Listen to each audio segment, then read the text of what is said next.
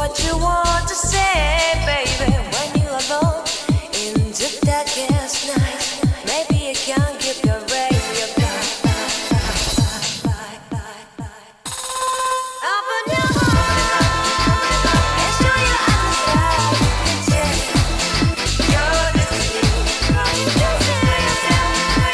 And cry your love, baby.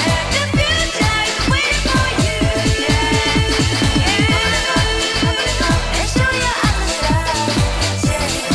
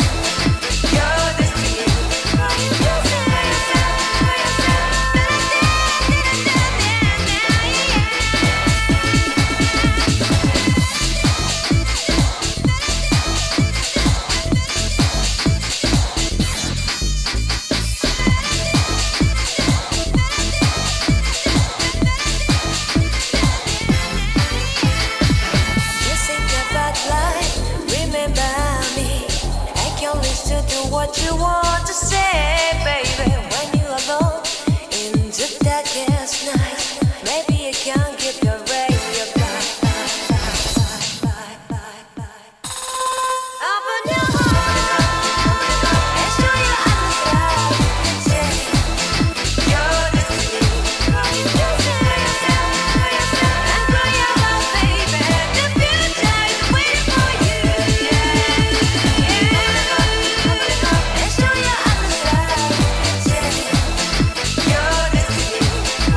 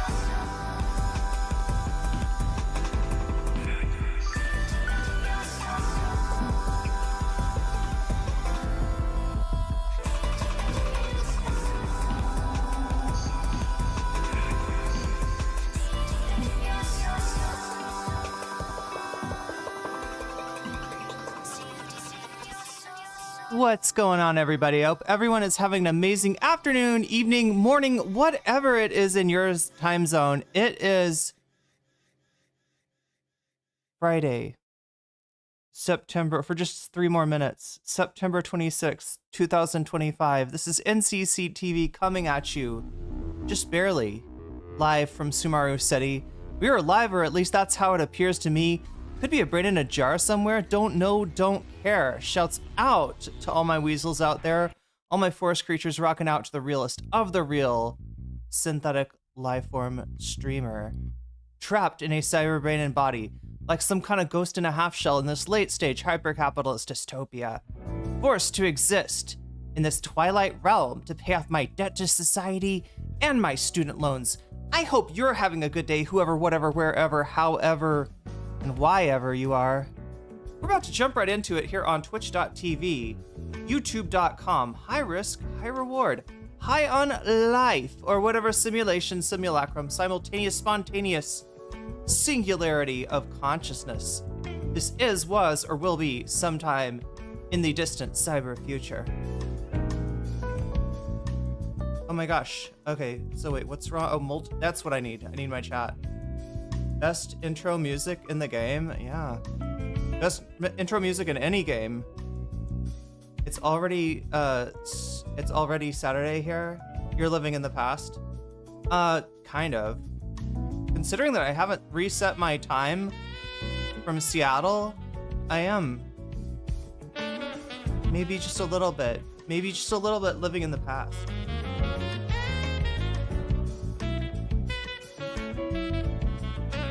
I guess it's a past I'd never had a real chance to mourn. But, yeah, time goes on. And it brings us together once again. Sorry about the intermission. Yeah, it was a little longer than I meant. Wow, this is kind of good music. Does this have, like... I want to say 80s Saturday Night Live vibes, but I wasn't around for that, so... Anybody can confirm to me? Does this feel like 80s Saturday Night Live vibes? Was that the good Saturday Night Live?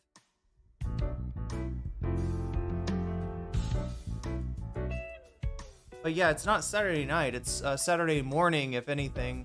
So I guess I'm your Saturday morning cartoons. But yeah, good to be back. Thank you for reaching out to me. Everybody that did and said they were worried. We are back indeed. And sorry to worry you also. 90s was the good one? Does this feel like 90s though? Like maybe early 90s. It's giving 80s, yeah, 80s smooth jazz and also like just that kind of feel, like, right? Like a almost like an 80s movie.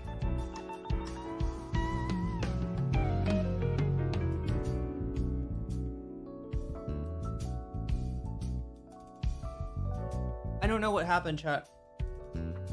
My best lead is that I went under some kind of withdrawal from the Vietnamese coffee. Because I swear to God, there's nothing like that. Oh my gosh. Nothing like that exists here. Or anywhere else probably. It's like it's a totally I owe you a video game stream too. But I got so much to make up for. I got so much to cover.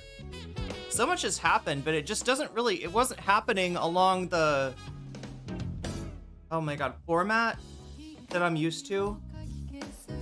Does the lighting seem a little weak today, chat?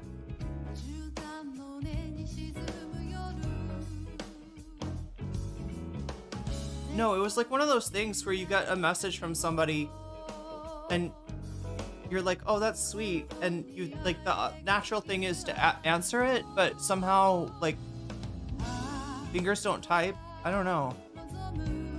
It's not a good way to be.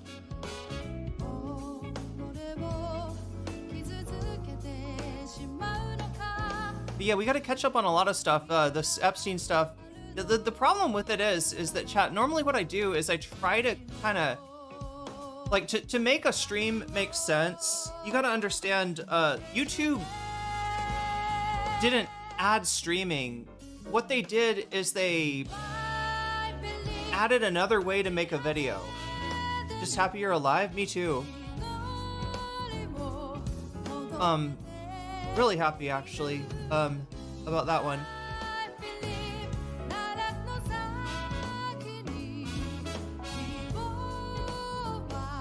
But yeah, the you know, so the YouTube stream format really what it does is invites you to make a video live, which I do usually 5 days a week, not more. And yeah, kind of a break from that, not because I needed a break or anything like that, just because, well, the format that I'd figured out was like, all right, so if it's about one video, like if it's one thumbnail, one topic, one video, right, then you should have a big topic. Davy Cliff super chatted $9.99. Did you find the real John McCain in Vietnam instead of that communist spy sent to destroy the USA with the help of Henry Kissinger? That's right. The real John McCain. Less pink in the background? Really? I mean, things did get moved around a little bit. Wait, what's going on here? Members only live stream. Chat, it's inviting me to schedule your live to switch to members only. Okay, look, I'm not doing that to you today, but we do need to figure out, I need to figure out, I mean, if you have ideas, I'm all ears. Because yeah, my problem with the format is that, like, it's sort of dependent on like one big story, right? Or one big ribbon to sort of tie everything together with, like one big thumbnail to rule them all. And the news has just not been coming like that. It's been coming in drips and drops and little trickles. And speaking of trickles, we got a trickle today from the Democratic Oversight Committee in Congress. Yes, they are doing something. The Democrats are doing something, even though it's not nearly enough. You don't hear from the Democrats when, you know, about any of this shit, like hardly. But yeah, we did get to hear about what's going on with the Oversight Committee. And so basically we are, oh my God, what would you call it, chat? It's a tipping point. I think we're at a tipping point, right?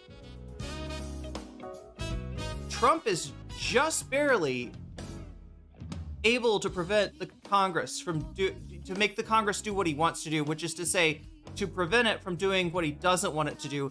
And what he doesn't want the Congress to do is to, you know, is, yeah, tipping point USA, exactly. We kind of are tipping point USA right now. Less pink in the background. Yeah, why is that?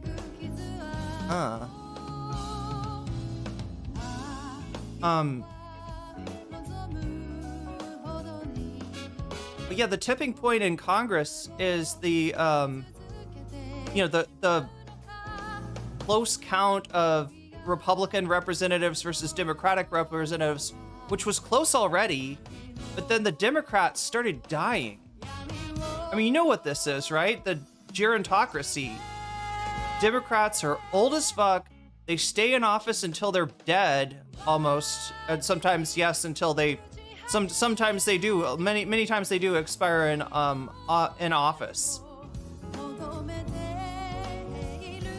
And a few of them did that, right? So you had Democrats, like, lose a few numbers, right? And it was just enough so that the Republicans that there's like 3 Republicans, chat. We're down to like 3 congressional Republicans that are actually willing to stand up and call for the release, full release of the Epstein files, of course, minus the names of the innocent, the names of the victim. Of course, those are going to be, you know, held back. Don't let them gaslight you that that's what Donald Trump is worried about. He's not worried about, you know, his victims maybe even being mentioned in the files. He's worried about, because they aren't going to do that. That's not on the table. That's just that's a red herring is what that is, right?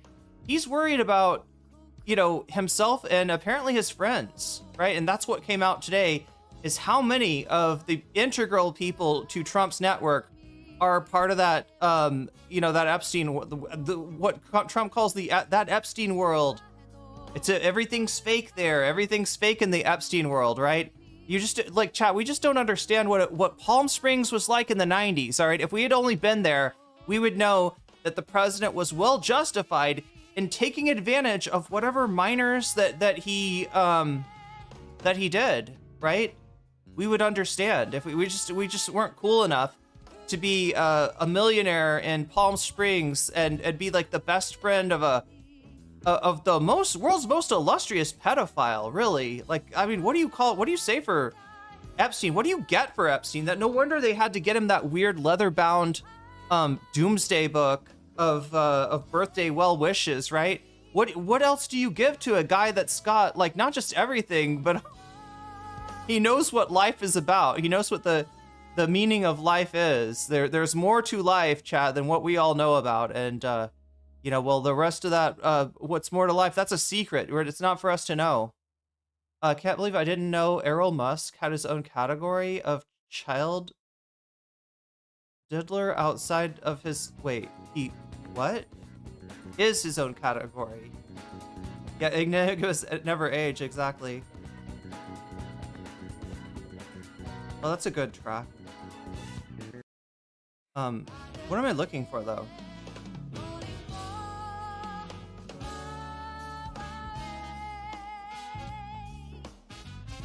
Yeah, I mean, like, we had a Rapture come and go and really not go much of anywhere. Had so many things happen. Apparently, there's a fight between Anna Kasparian and, oh my god, speaking of which, that's what I forgot to do. Start a poll. Bonus content. We also have an apology from Ethan Klein. Don't get too excited, though, about that one. Again, like, this is all stuff that I deemed just not worthy, like, right? Like, I know people think that I'm just ready to make another Ethan Klein thumbnail anytime. And, I have gotten quite good at it, but no, I don't know. I felt like this is, a 2-minute TikTok is not something to make a stream about, right? It's just Ethan trying to, I don't know, pretend to be more reasonable to an audience that doesn't know him as well. He's trying, because since he gets roasted on TikTok constantly, he's trying to kind of show up there and be like, hey, everybody, I'm that guy that everybody says is, like, really bad, but actually, I'm really nice. Look at this. I'll even apologize for saying that Israel is a multicultural wonderland while Israel was enacting a fucking genocide, right? So, I mean, I guess it's a start, but Hakeem Jeffries has confirmed that Luffy would be moderate Democrat. Wait, would be moderate Democrat, wait, one? What am I missing here? Luffy would be a moderate Democrat, and that One Piece is responsible budget neutral reform. I mean, I don't know what the Democrats or the Republicans would do if Zoomers started flying One Piece flags over here. Apparently, the new worst generation is not fucking around. Yeah, we've had, like, one successful revolution, although I've heard different things about that. And I gotta admit, chat, I don't know the most about Nepalese politics. All right, here's your bonus content for the day, all right? Boom.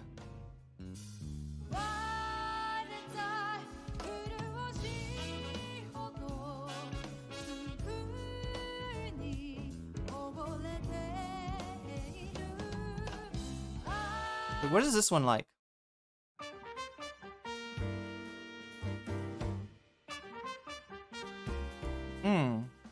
Kind of bebop-y?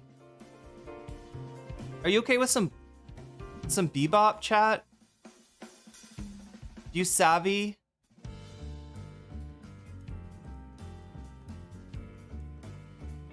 Start singing the theme song We Are. Yeah, that'll scare the fuck out of them. Yeah, so diverse they don't allow gay marriage, true. Well, you gotta go to Cyprus for your gay marriage, apparently. Wait, part of Cyprus, right?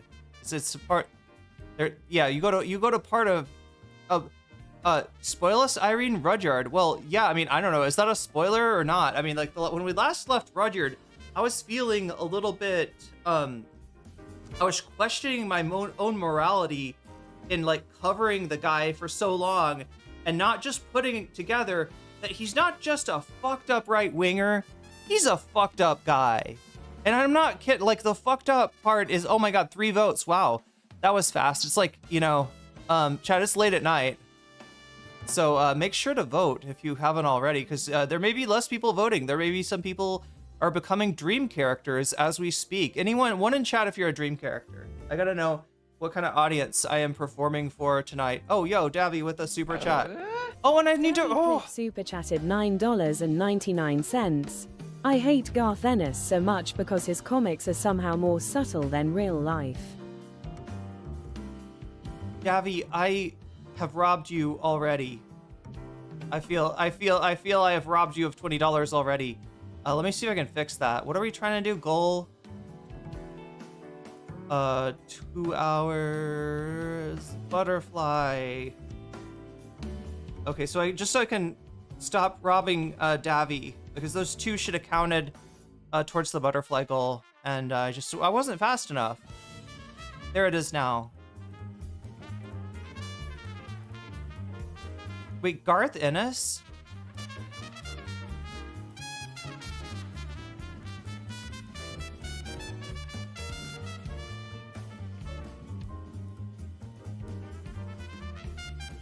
Okay, so he did Preacher. I've heard of that one. I haven't read it. Oh wait, what? Wait, he did The Boys? What is he mainly known for? Is he mainly known for Hellblazer?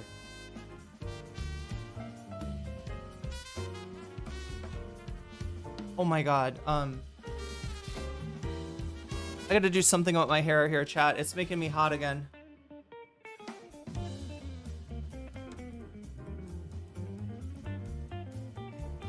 Okay, like, he was on The Boys, right? But it doesn't seem like he's, like, super known for that. He wasn't, like, the main... Oh no, my hair is, like, wet. That's not good.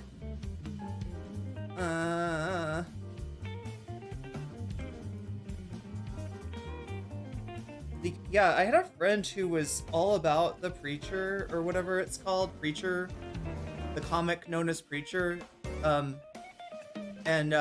he was annoying, right? So I never listened. You know, like when somebody's annoying, and you don't like listen to what they have to say because of it. That was what this guy was like. He was just like that. Do you know what I mean, though, chat? Like, I'm sure this happens with JoJo a lot, right? Because there's just not. There's a lot of JoJo fans that are annoying. Like, they're just annoying people. And they're also really adamant that you gotta see JoJo. And they're probably right about that. You probably do gotta see JoJo. But I don't think that, you know, shoving the anime/manga in people's face is exactly the way to communicate that. And yeah, it would be nice if they were less annoying. He's known for the most blatant and politically offensive political commentary in his... Oh, wait. Like McDonald's on the US dollar, McDonald's on the US dollar kind of stuff. Are you telling me, Davy, that this man is the, oh my god, Ben Garrison of like lefties? Is it kind of like that? He can't be as bad as Ben Garrison, can he? So please tell me, Davy, you know Ben Garrison. I know you know Ben Garrison.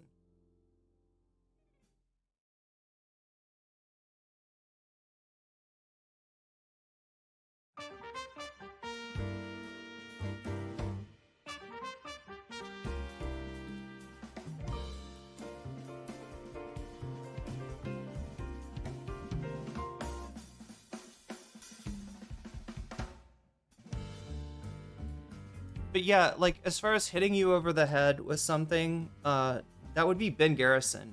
And usually it is a It's something like a bike lock marked violence, right? It's on the Ben Garrison level? That's wild. There's a new video about Ben Garrison. For those of you who don't know Ben Garrison is a artiste, and I do, I do mean the East part.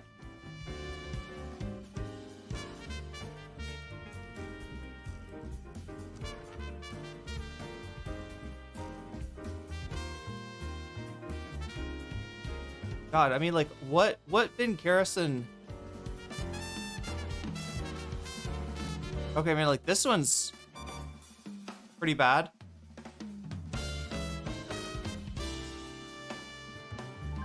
But a great example, nonetheless. Copy image, and then can I just paste it here, maybe? Will it work? No, it won't work. Nothing works.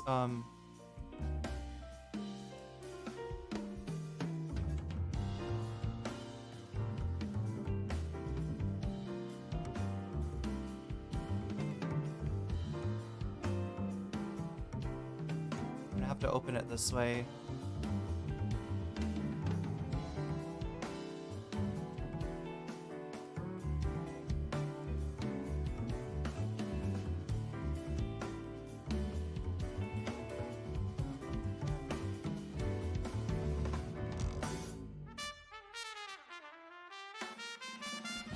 All right, so this is what we're dealing with here with, oh my God.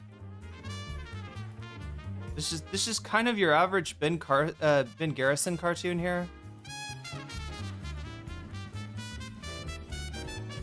So yeah, this was wait, Kramer, is that Jim Kramer? But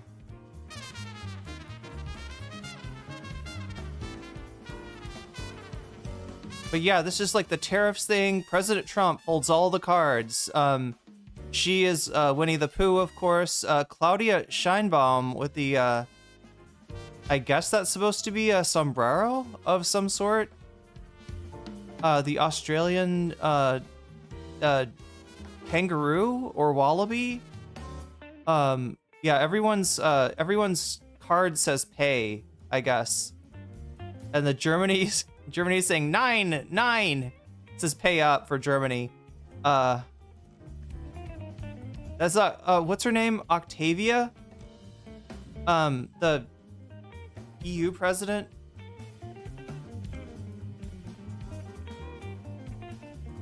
Was there really a link? No, there was a link. Wait, what Sun Dumb Beats? What do you think? We're in the very beginning of the stream here. I wouldn't clickbait something like a leak, okay? The only thing about the leak is that it's 4 pages. Or 4 pages are what I've seen so far. So we'll look at those 4 pages along with various interpretations of what's in those 4 pages. But you already know from the thumbnail, which does not lie, that yes, in mentioned are Elon Musk, Peter Thiel, and Steve Bannon, aka Trump's network. We're seeing more and more of the people that put Trump. So like there's some kind of redneck Hegseth is involved. You're leaking now, yeah, you are. Look, I bet like there's some kind of old Southern I don't know, what is this thing? Like a Southern Aesop's fable or something, and it's like there's a turtle on a fence post, and you know the question that you ask is like, how did it get there, right? And the joke is supposed to be that somebody put it there, right? The turtle, Trump, does not get on top of the fence post the presidency of the United States on his own power, with his own, right? It's somebody put him there. He's doing something, he's useful. He is he's definitely not holding the cards, chat. He is the card, and he's being played against all of us by people like Peter Thiel, Steve Bannon, and Elon Musk. All right, that's if you want me to be a little bit more like forthright with the content instead of just talking about everything, anything. And hey, look, some dumb beats. At least I'm not moist critical. All right, you'd have to listen to 30 minutes about my butthole if I was Charlie. That would be unfortunate, right? Unless you're just here for the butthole, in which case, I don't know what to tell you. Charlie's not streaming tonight. Do you think that's the deal with, yeah, it is rich people. Powerful people, yeah. Do you think that's the deal with Charlie, with Moist Critical viewers? They're just like, they want a butthole update.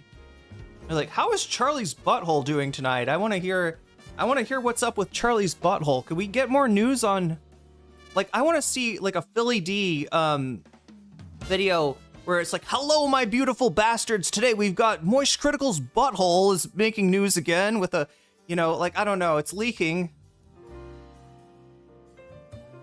It's leaking. That's great. That's great. I don't want to, yeah, I'm not a fan of butthole leaking combo. It's a bad combo. Yeah, if you're going to leak, the butthole is probably not the best place to leak from. But you know what it is? Okay, it's not as bad, but does anybody else have this? Like, I don't know what does it. This is embarrassing, by the way, so get ready. I like woke up one morning recently and there was fucking drool on my pillow. Where does that come from? Wait, is Charlie bad? No, he just talks about his butthole a lot. Have you not noticed? Every reference is like with Moist Critical is a but. I mean, Charlie's neither good nor bad, right? Charlie's Charlie. He's more of a fence rider maybe even than Philly D. I hope Charlie keeps his fixation into his later years to make sure there's an early detection for prostate issues. Yeah, nobody likes the squirts. Well, yeah, I'm not the squirts, but the drips on my pillow. Like, I woke up and seriously, mouth open, wetness on the pillow. What does that fucking mean? Was I dreaming about something delicious? Drool typically comes from the mouth? Typically, yeah. That's true, random 3PO. But yeah, I'm just like, wait, what? Like, is there a way to not do that? It must be because my nose, yeah, I know what it was. I bet it's like that if your nose is stuffed, and sometimes my nose gets stuffed, I haven't figured out what, but maybe I'm slightly allergic to something here, but only slightly. But if your nose is becomes stuffed, then you don't breathe out of your nose, so you gotta open your mouth, and if you're laying on your side, like, what's gonna happen? It's not acid reflux, I don't know. Acid reflux is with your esophagus, right? Isn't it that when you get like a burning sensation, sometimes it feels like your heart is burning, but in actuality, it's like your esophagus is down here, and it's burning because there's a pyloric sphincter. That's right, Chad. I said sphincter.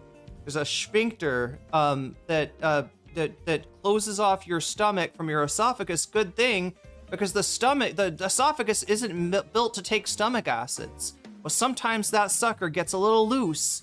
It's a little loosey-goosey, and well, bad things happen, right? For some people, it can be like, what you're eating that causes it, and for some people, it is a serious problem that you gotta see your doctor about, and because you don't want that shit progressing. It can progress all the way to like Barrett's esophagus and even worse, right?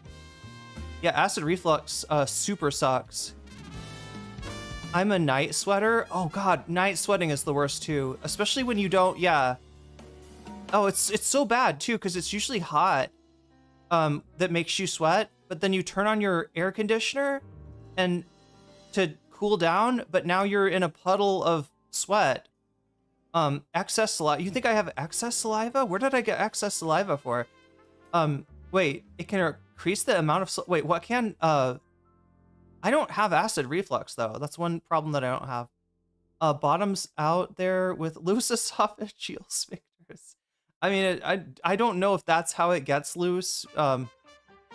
If there's anything about a connection between your gag reflex or lack thereof and the relative tightness of one's pyloric sphincter. I think it's the pyloric sphincter, right? Because yeah, your esophagus is just like, your stomach has got a special lining on it that's made for an acidic environment. It's also, musculature. It's got several layers of muscles for like kind of squeezing and grinding. Yeah, there's like mechanical digestion that goes on in the stomach in case you didn't chew your food very well. There's also, you know, chemical digestion, obviously, from the acid.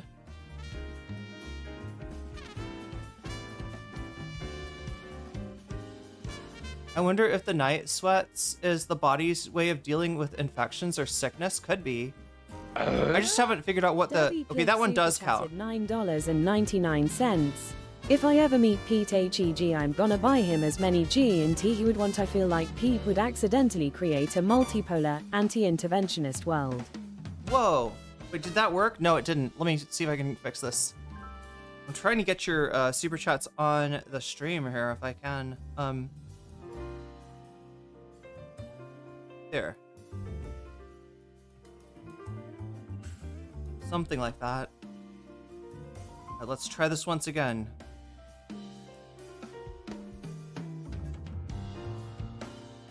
There it is, yes. If you meet Pete Hegseth, you're gonna buy him as many... Wait, is that a cigar? G&T, as he would want. I feel like Pete would accidentally create a multipolar anti-interventionist world. I mean, yeah, in the same way that Jackson Pollock, you know, creates works of arts by spraying paint out of his ass. Yeah, I suppose so. Right, with the equal intentionality too, right? Gin and tonic. Okay, that's what it is. Oh, because he's a big prolific drinker. It is a gin and tonic. Indeed. Thank you, Narwhal. Thank you, Davy, for explaining.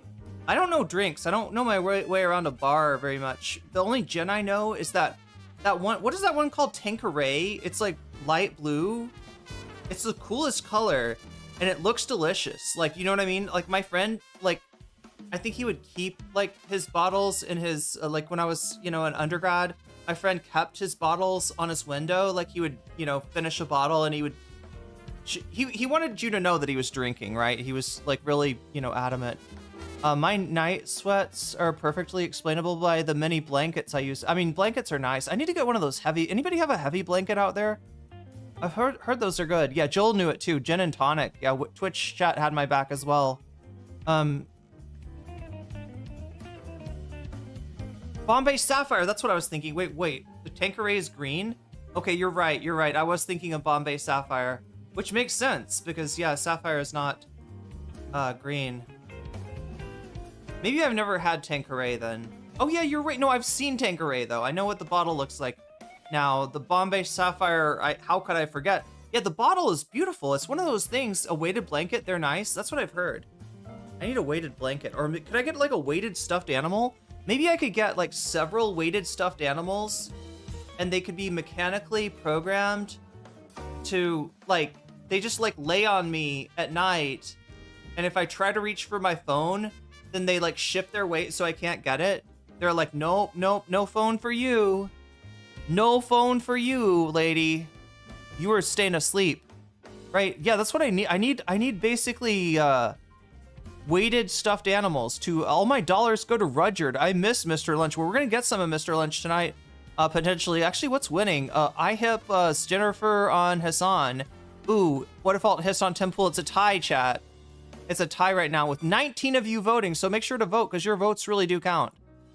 Believe it or not, your votes especially count tonight, as do donos or anything else, because there's not a lot of people here. I started streaming way too late. It's a whole ass story. I probably owe you somewhat more of an explanation about where I've been, but it's just so embarrassing that there's no good reason for me not to be on stream. The only explanation I have is ennui. Which, you know, that's not a real explanation. Ennui and like this format thing, right? That I think what it means is that I need to reformat my stream. I need to put it together and like I've become an autistic Andrea, which is not super surprising. Seeing how my mom had a Tylenol addiction, she's just popping those Tylenols. Chat. You know the Tylenol that's really yummy? Do you know the one I'm talking about? I kind of don't blame her, but yeah, I'm autistic as fuck but as a result. And so like I need to do things in the same way, even when I don't really need to do things in the same way. There's some kind of weird like stimulation or comfort that I get out of doing it that way, and making a stream that is like suited to YouTube, and the way that it is like one thumbnail, one title, rather than, I don't know, whatever else it might be. And it's not necessarily, chat, like this isn't actually, the way I stream isn't normal. Everybody else like is like, they put a massive drama, that's their title, and they got a thumbnail of them being like, whoa, doing soy face, right? That's all it is. That's all it is. Everybody else, Chud Logic, right? He doesn't do a special thumbnail when, I don't know, Dark Viper AU has responded to him. He doesn't have like, he doesn't, you know, he doesn't sit there with DK and painstakingly be like, I want the more shadow on Dark Viper's face, right? Chud just puts it out there. And there's something commendable about that, I guess.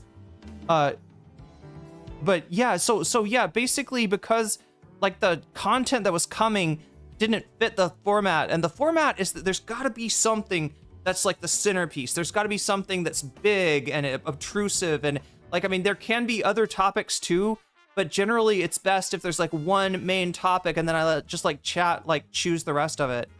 I see. So the French colonizers in Vietnam stopped you from streaming. I have been back from France, Vietnam, French Indochina. Oh no, chat. Yeah, I mean, I don't know. So, oh yeah, so that's what you're talking about. Wait, Davy, you're not a Twitch person though, are you? So for Twitch, yeah, while I was in Vietnam, I was fully stopped from being able to stream at all, right? There's something between Vietnam and Twitch, and it's not good, I guess. Maybe somebody call Dan Saltman and tell him that it's not just Israel that had problems with Twitch. Apparently it's Vietnam as well.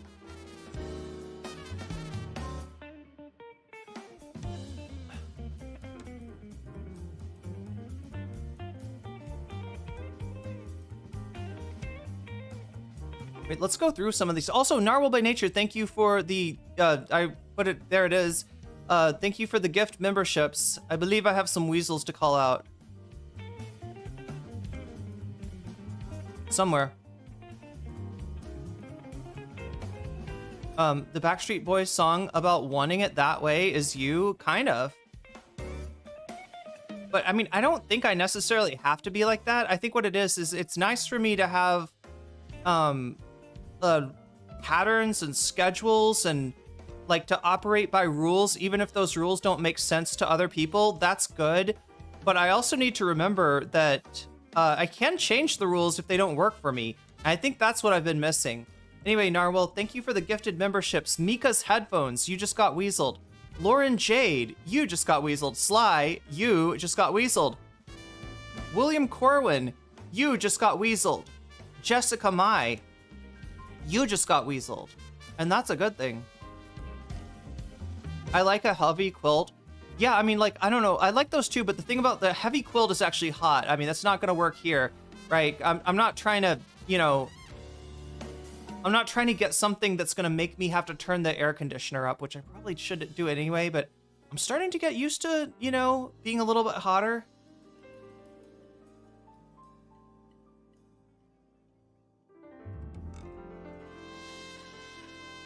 I had part of my kidney and a bit of liver removed, so I'm not medically supposed to take a Panadol or Tylenol. They prescribe weed as a replacement. You know, it's strange. Weed is actually very good for nausea. Narwhal_by super chatted $10. By the way, Microsoft was made to stop doing surveillance for Riz and doesn't allow him to store their data in Azure anymore. Yay, F Bezos for storing their data instead. Wait a minute. Yeah. Oh no, Amazon took over the contract. God damn. Oh, speaking of weasels and jellyfish, right? All right, so yeah, here, let me move this Ben Garrison nonsense off. Oh my god, chat, I can't say nonsense anymore without thinking of nonces. Thanks to Trump. Thanks a lot, Trump. All right, so wait, we should be at like 45 as far as the goal goes. And then on top of the 45, so 45 is the goal, and then on top of the 45 we got 70. But wait, is that right? 6 times 5 is 30. Yeah, 75. So we're actually at 75. There we go. I got some jellyfish to call out as well. Thank you for the gift. Gifted subs, Joel. Valorant. Wait, you just gifted a game? No, sorry. Wait, what? Oh, what the fuck is going on? Oh, I get it. I get it. I get it. Whoa, whoa, whoa. Okay, so Joel just gave out 5 gifted subs, and Valorant, like, there's some kind of promotion where the game actually does every time you, what is it? Every time you gift 5 subs, the game gifts a certain amount. It's like random, I think.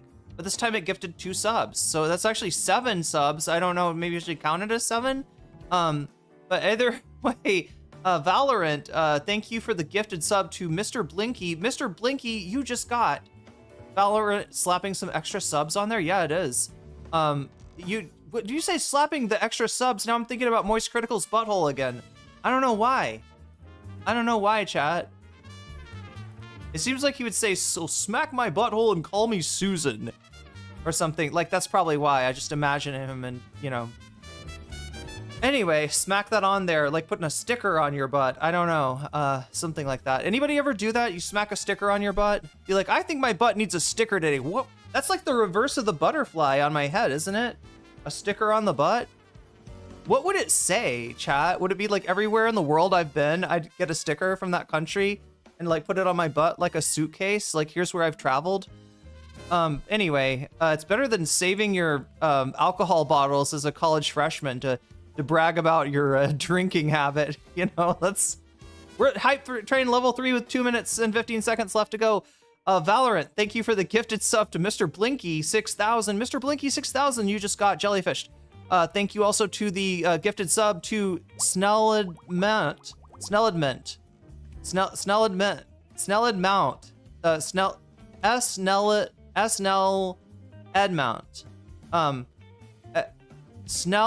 Edmonton. Yeah, Snell Edmonton. I think you're a German person from Edmonton. And that's why you're called Snell Edmonton, because you're fast.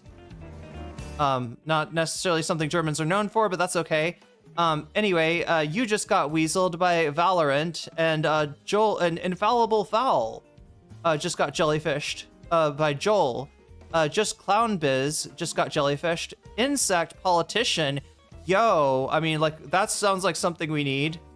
Look for Insect Politician in 2028. You just got jellyfished. Path Test, you just got jellyfished. Bean Transfer. Bean Transfer. Does it sound like a coffee thing to anybody? Or like, I don't even know. Is it like when a weasel eats too many coffee beans and it's overly full and they have to do a bean transfer? Super chatted $9.99. Oh yeah, the is now denying a ton of any mental health services besides combat-related ones. I had to learn a ton about this to help my friends, so that's def gonna help the American years of lead.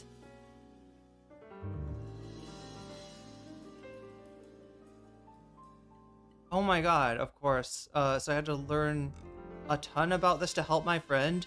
So that's definitely gonna help the American years of lead. Oh my god. America's pretty much cooked at this point, I think it's safe to say.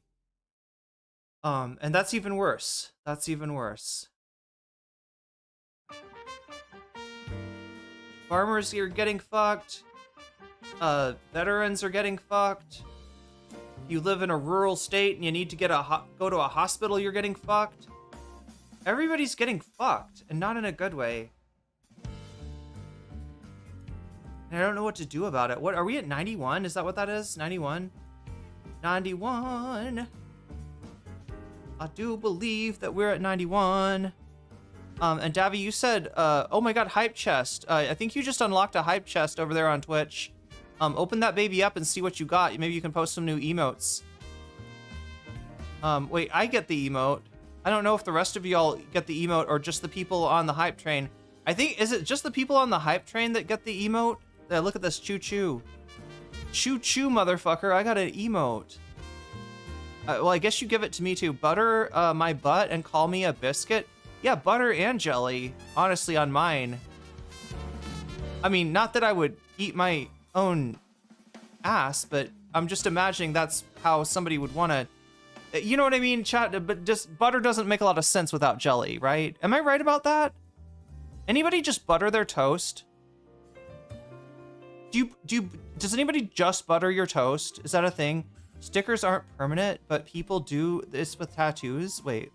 Oh, yeah, that's true. I mean, that's what tattoos are for. Y'all are making me hungry. I mean, that's what happens.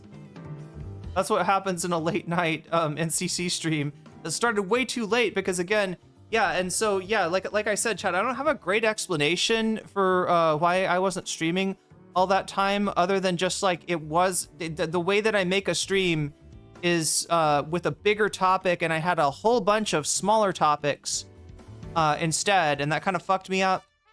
But then as far as, like, being late to stream tonight, my OBS actually fucked me. Butter my ads, Vegemite my ass? Oh, butter my ass. No one eats buttered toast. Does anybody out there eat buttered toast? I feel like I always need some jelly. Because it's like, it's the thing of, like, yeah, and you got to do it right, too. Like, you can't put the jelly and butter at the same time. You got to put the butter first, wait for it to melt, then you put the jelly on top of the butter. And the jelly, like, holds the butter in. I don't even eat toast. I actually don't either. I don't really eat anything. No, I do eat. I don't know. Lately I've been feeling, yeah, not like... You started your Thai school too. I did. Well, yeah, I did, and I've been showing up on time and everything. So it's not like I've completely gone to shit where I'm just not keeping. I mean, like, I do hate, like, especially when people reach out to me and I somehow don't have the energy to answer them. That's pretty, like, inexcusable. But yeah, I did make it to the, you know, Thai class. I almost missed it though. Like yesterday, I almost forgot. Like, it was like 4 o'clock in the afternoon and I was just zoning out. And I was like, wait a minute, you've got a class at 6. I made it. I'll have buttered bread if I make a loaf and it's still warm. I mean, I guess it's better than just bread or just toast by itself. Although just toast can kind of be good. Depends on the type of toast, right? Like, what do you think about, like, rye toast? I think rye toast can kind of stand alone, right? Everyone is saying they eat buttered toast is just lying or being a contrarian. So people are claiming that they eat buttered toast, but we don't exactly believe them. Yeah, on time. That's right. Oh, also, Uzoops just resubscribed with a Prime membership. So thank you for resubscribing with your Prime. And yeah, that brings us up to 91. So like I said, chat, we're gonna go over what the Democratic Oversight Committee has just dropped, which is not fossilized weasel poop, but is rather some tasty treats in terms of names on the Epstein list, right? I'm British. We put weird things on toast. Marmite?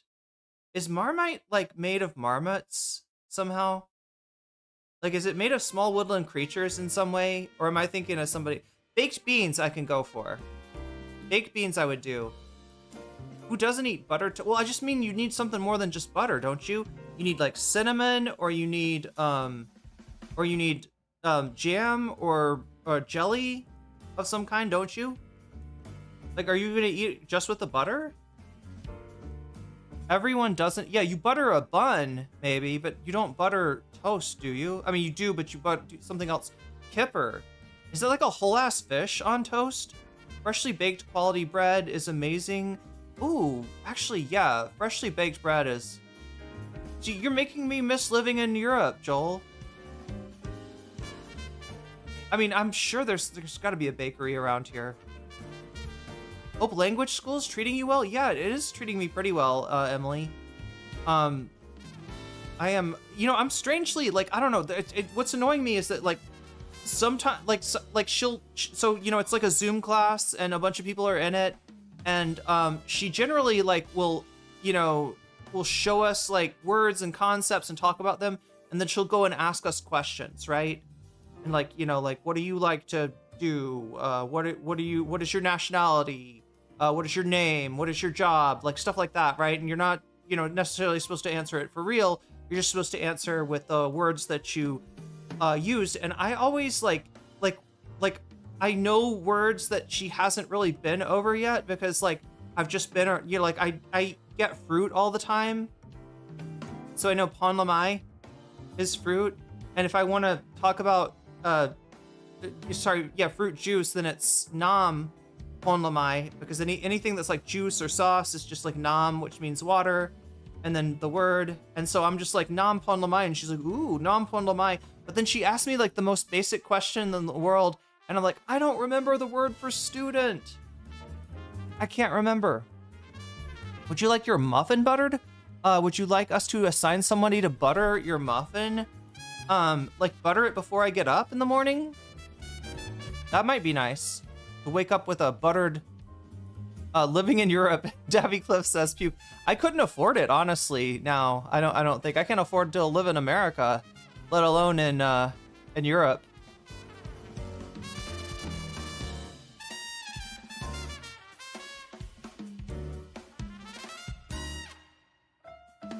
Just like a whole ass fish on toast. Wait. You're kidding me, aren't you? What do you like with scales and everything? Like, is it it's your muffin, yeah. I mean, that it is.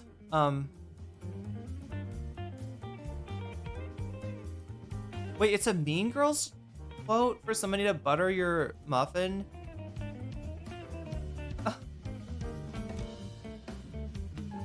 I didn't realize what's her fuck was getting her muffin buttered.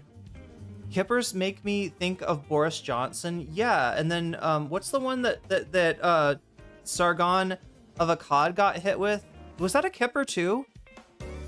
Anybody remember? What was the fish that Sargon got smacked with? So wait, sardines you can just eat whole, right? Kippers is a very... But wait, do you just... Like, it's not even...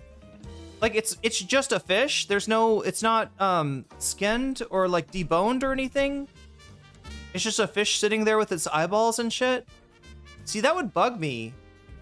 I know it's very precious of me not to want, like, eyeballs to pop out when I crunch down on something, but...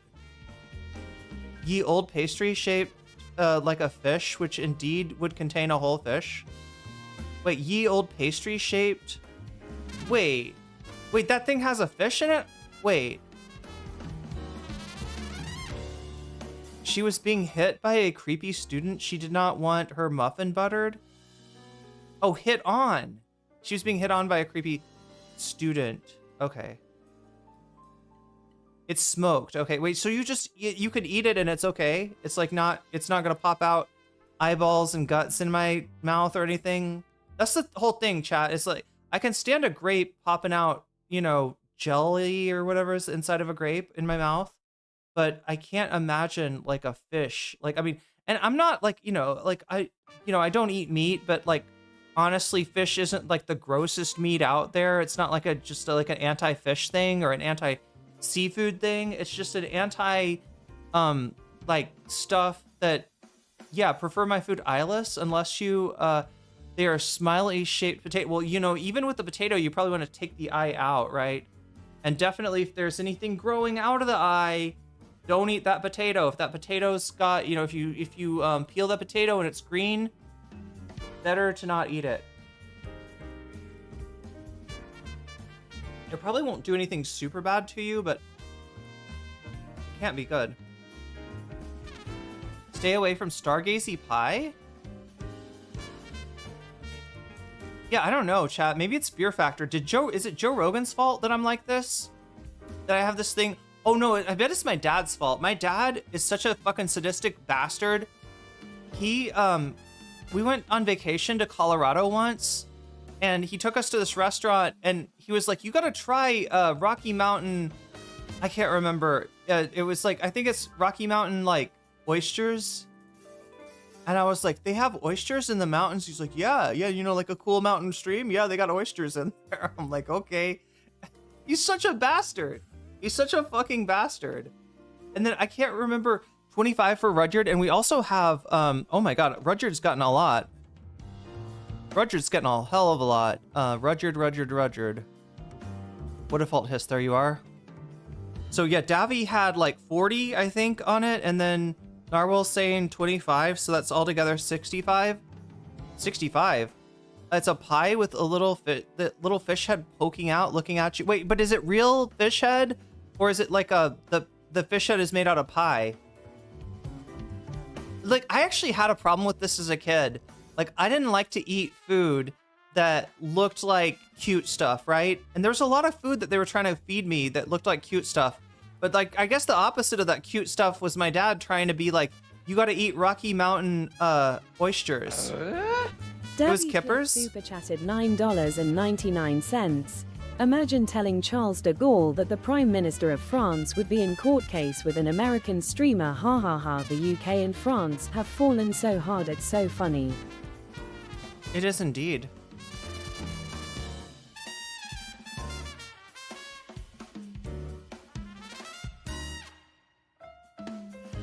Davy, yeah, thanks for reminding me. There is a lot to cover tonight. Aside from, like, I feel bad for giving you, you know, this 4 pages of leaks essentially, but we'll go over a little bit of the discussion on it as well. But this is Davy's reminding me of the Brigitte Macron Candace Owens story, in which case, chat, did you know, were you aware, Brigitte Macron has submitted as evidence photographic evidence.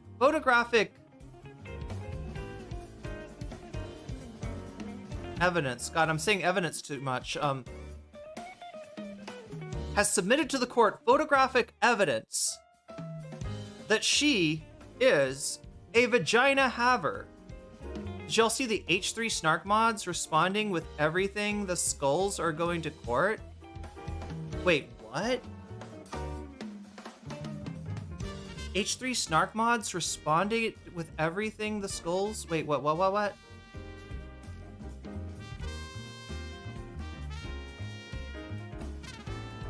Had to search out the stream. It wasn't showing up in my recommendation. Well, thank you for doing that, Legala. I'm wondering if I'm getting hit by, there's been a thing in YouTube where, what is it? Like, they've set everybody's settings to oh my God, what is it? It's like there's like videos that it doesn't show you unless you have the setting. What are the poll options? Oh, it doesn't show up on YouTube, chat. Let me get that for you. Let me make that happen. Whoa, hi there. Huh. There they are, the poll options. There they are indeed. Truly living in hell, honestly, get the Rapture people. It does feel like, oh, you get the Rapture people because it does feel, she essayed her hubs.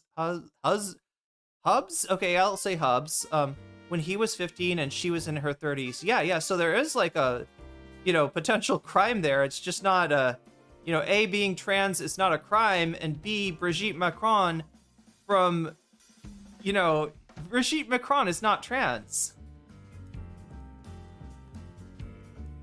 But I don't know, maybe Trandis Owens is. Anybody gonna transvestigate her? It's right there in her name. No, I'm sure she's just Trandis Owens because she's obsessed with trans people, not because she herself is trans.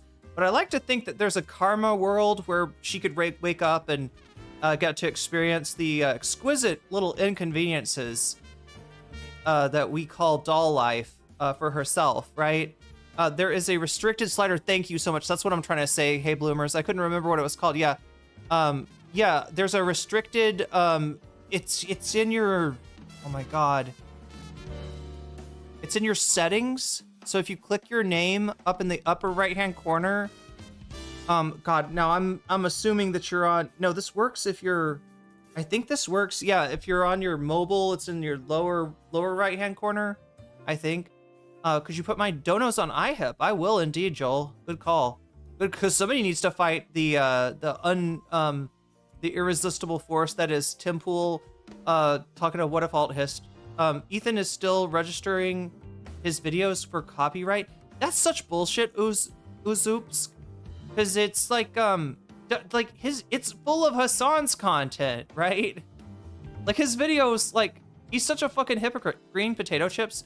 Oh my god, there was a whole episode of Arthur about that. I used to love the fuck out of green. Like the long story short, chat. My dad tricked us into eating buffalo testicles, okay? And they did kind of make a popping sound, they felt like they popped in your mouth, and like that's one kind of. Do you know what I'm talking about, chat? I don't want a nut busting in my mouth.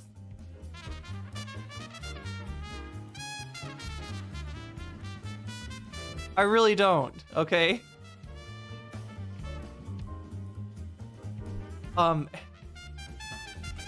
Erica is much older. Oh my god, are we gonna start a thing where Charlie Kirk's wife, like, diddled him? Like, do we know when they were... No, they met when Charlie was much older. I'm sure it's not a thing. Yeah, YouTube, it's called there's a restricted slider. Yeah, mine has was off. Yeah, mine was off too, but some people's it gets auto-oned. Okay, so check it out, especially if you're not getting my videos. My donations to iHip. Let me actually make sure that I do that so that you see it on there. It is gonna, and I'm gonna give you credit for the Valorant as well. So yeah, 42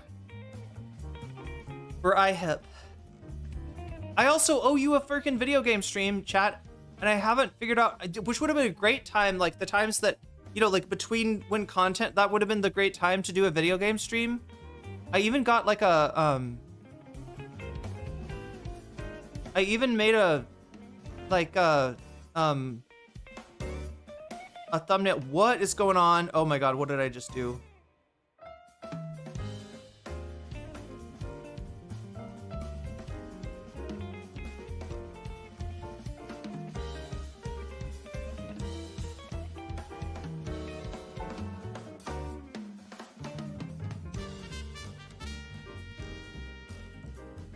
Okay, I just fucked up my OBS when I was trying to show you this, but...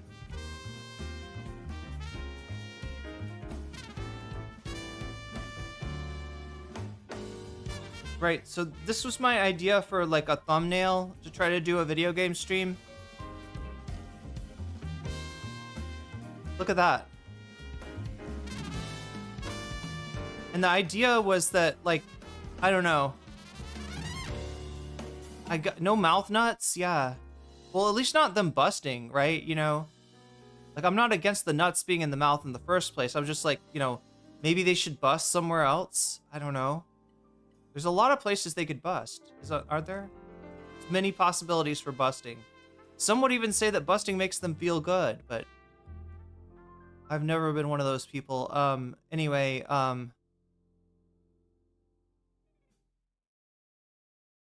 so yeah, this was the idea, like, right, to cover the Rapture TikToks in between playing some Soul Hackers, which looks pretty apocalyptic, if I do say so myself. But yeah, I just didn't have the confidence, right?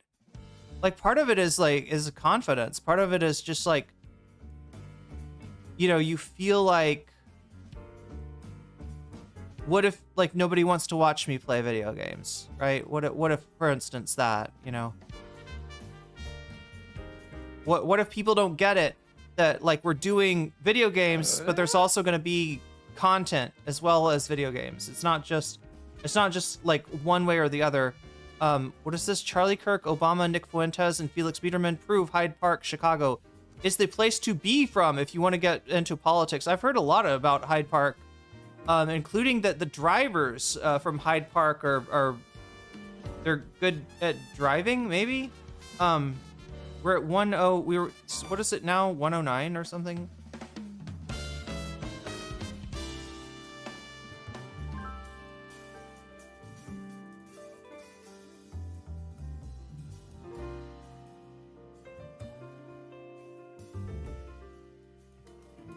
think we should be at 109.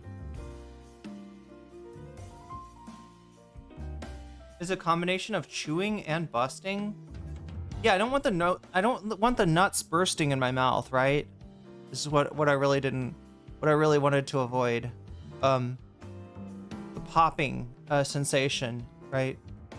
No, I used to think some really strange. I don't even want to get into how I thought that sex worked, because like my parents, they always tried to have the talk with me, and they'd be like, "All right, we're gonna explain to you like, you know, basically birds and bees stuff, right?" But then they would get nervous and they would not like really explain it, or they would give me some kind of half-assed explanation. In some cases, a literal half-assed explanation. Like I was convinced that because my dad didn't want, like they didn't want to explain to me like, vajayjays, right? And so they were like the bottom, like instead of a JJ, they said bottom, like, right? And so I was thinking anal sex was what made babies for the longest time. And the other thing I thought was that like when a guy came, I thought that the testicle somehow got sucked out of the sac and it went up the urethra and got passed out like a kidney stone. And that's what I literally thought, that like, like the J.K. Rowling thing about large gametes and small gametes would have confused the fuck out of me, because I would have thought that like, well, yeah, the testicle is the large gamete, right? And then I thought it grew back. Right? I thought that like every time like a penis cummed, that it would lose one nut and that it would eventually grow back. Yeah, I really thought, because my parents didn't explain shit to me, right? I literally had to wait until sex ed in order to know like how does a baby really get made, right? I thought I had to fill in the gaps. Like they didn't explain to me. They were like, the man and the woman lie very close together. The man puts the penis in the woman's bottom. And a baby! And she poops out a baby! 9 months later. 9 months later, a baby is pooped. Right? That's some alien type shit, isn't it? Yeah, I thought they were like little face huggers. I don't know. That's true. The true refractory period. Yeah, you gotta regrow the large gamete, which I thought was the ball. I thought the nut was the large gamete, and I don't know, what does it go in like Pac-Man and eat the ovum? Is that what I thought? What did I think that the ball did when it was inside? Yeah, I kind of like Alien, I guess. Like it just like attached, it just slimed the epithelium on the, on the, it just and stuck to the side like an alien. But yeah, how does it, like, I don't know, like it goes into the uterus and it cruises down the fallopian tubes, chat, and there's like ghost monsters chasing it, right? It's Pac-Man. That's how babies are made. It's like Pac-Man. The ball gets extruded through the penis. It goes up into the uterus, and then the little Pac-Man ball is like chomp, chomp, chomp, and it's got to get to the ovary to chomp the power pellet so it can eat the ghost monsters, right? That's what I thought. I thought it was like Pac-Man, kind of. Somehow have the visual of the belly button robot probe from the Matrix. Wait, what? Oh shit, that thing is scary. That thing is really scary.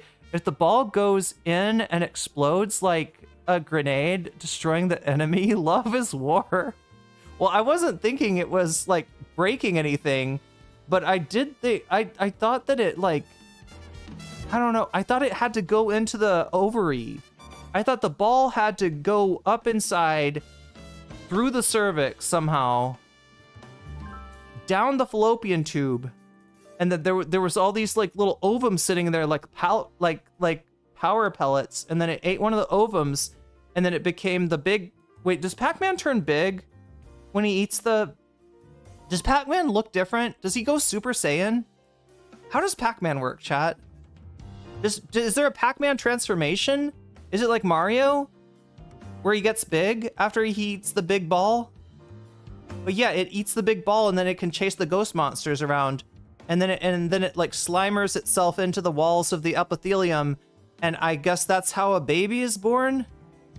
Sure, my fallopian tubes are less Pac-Man and more Scary Boat Ride from Willy Wonka. Although uterus is actually kind of a giant pinball machine, yeah. I also thought that I thought that the ovaries and fallopian tubes could like spin. I thought that maybe during like sexual excitement, you know, right? That maybe the whole apparatus just kind of like spins, like it gets the uterus gets excited, was what I thought, and it spins around because it's like we're gonna get some, we're gonna get that little Pac-Man deposited. Sounds like fun, like a washing machine. Yeah, like it would just spin, right? Like during intercourse, right? And I don't know. Does David Pac-Man get faster too? I don't know, chat. I've just painted myself into the weirdest corner ever. You can level up with the fruit thingies? Do they, wait, they level you up? I thought they just gave you points. He gets faster, okay. He doesn't get bigger though? He doesn't turn into a... Isn't there a Super Pac-Man though? Am I tripping, chat? What? Because there's Super Mario Brothers, right? Regular Mario Brothers, they're just plumbers. They're in the sewer. All right, that's not very super. But Super Mario, he eats a mushroom and he gets big. And he can break blocks, right? Twins happen when you get a combo in the pinball machine. Yeah, it spins so fast that the ovaries knock together like clacker balls, and that's where the twins come from, right? Now you got one twin in each ovary, which would be bad if true, because you know what happened. You know what, like, I mean, if you know anything about conception and anatomy and all that stuff, you know that like having conception occur in the fallopian tubes, let alone in the ovaries, is not a good thing. That is not the prognosis for that pregnancy is not great. But yeah, you get special Mario powers. They've upgraded it since the Atari. I mean, that's what I was waiting for, right? I want Pac-Man where you can like level him up. I want Pac-Man where he collects a party of like different demons and gods from mythology all around the world, and they fight along with Pac-Man in a turn-based type system, right? Yeah, mandatory abortion, pretty much, yeah. Ovaries are like clacker balls, sounds more like period. That does sound like period cramps, yeah. No, I mean, like, I had to figure it out with my imagination, because my parents wouldn't tell me shit. But you know what else I'm not doing, chat? I'm not telling you shit about the fact that we've got a stream now. I've been jibber-jabbering at you for almost 2 hours here, and we gotta get going. So, like I said, we're gonna be covering the latest goings-on in Trump world, in Epstein world, which is one world, and it's also a world that contains Elon Musk, Peter Thiel, all the baddies actually were together in a strange social arrangement that is called Palm Springs. Was it Palm Springs? Am I mixing it up, chat? Is it? Am I thinking Palm Springs? I always get, there's a place in Palm Springs is Florida, right? That's the Trump place. That's the Mar-a-Lago place, right? There's another place in like California that I always get it mixed up with. Wait, Elon in Hebrew, it means oak tree. Musk in Sanskrit means testicle. His name is Acorn Testicle? Or like oak testicle? Jibber jabberin' jizzer jazzering. Yeah. I enjoyed the pre-news chatter. It reminds me a bit of the bit before the D&D session. Yeah, it's the douchebag buffer, chat, where we make sure that nobody in the chat is a douchebag. Because if they come in here in the Palm Springs in California, Okay, so they're both called Palm Beach. Is that the one? Is Trump's place called Palm Beach, or the Mar-a-Lago place? Is Palm Beach? Yeah. We just don't understand Palm Beach in the 90s, I guess. But yeah, just setting you up to, get ready to see what's going on with the latest leaks from the Epstein files. So what I was trying to tell you earlier was that we're at a tipping point, right? And that tipping point has to do with the Congress, and it has to do with the balance of power. Now, the balance of power was really close, right? The Republicans won the House of Representatives. They didn't win it by much. But the Democrats, being the gerontocracy that they are, like, some of them died. I think 3 of them died. 3 of the Democrats, including the one that they placed as, they gave the job that AOC should have had. I can't even remember this dude's name. Right, but they, the Democrats have died, and so it makes it easier for the Republicans to do things like, keep this vote from going through, right? Because if you have, I think, 218 votes in the House, you can just straight up bring something to the floor, and what they would bring is the bill that would release the Epstein files, right? The thing that we all want, whether you're a Republican or whether you're a Democrat, you kind of want to see what's in those Epstein files. And I'm convinced that even the people that say that they don't want to see what's in the Epstein files actually do. Wait, should I do this goal? All right, so what is this? The butterfly goal? We're at 5 out of 10, but really, we're going to say we're at 7 out of 10, all right? So we're 3 super chats away from the butterfly goal.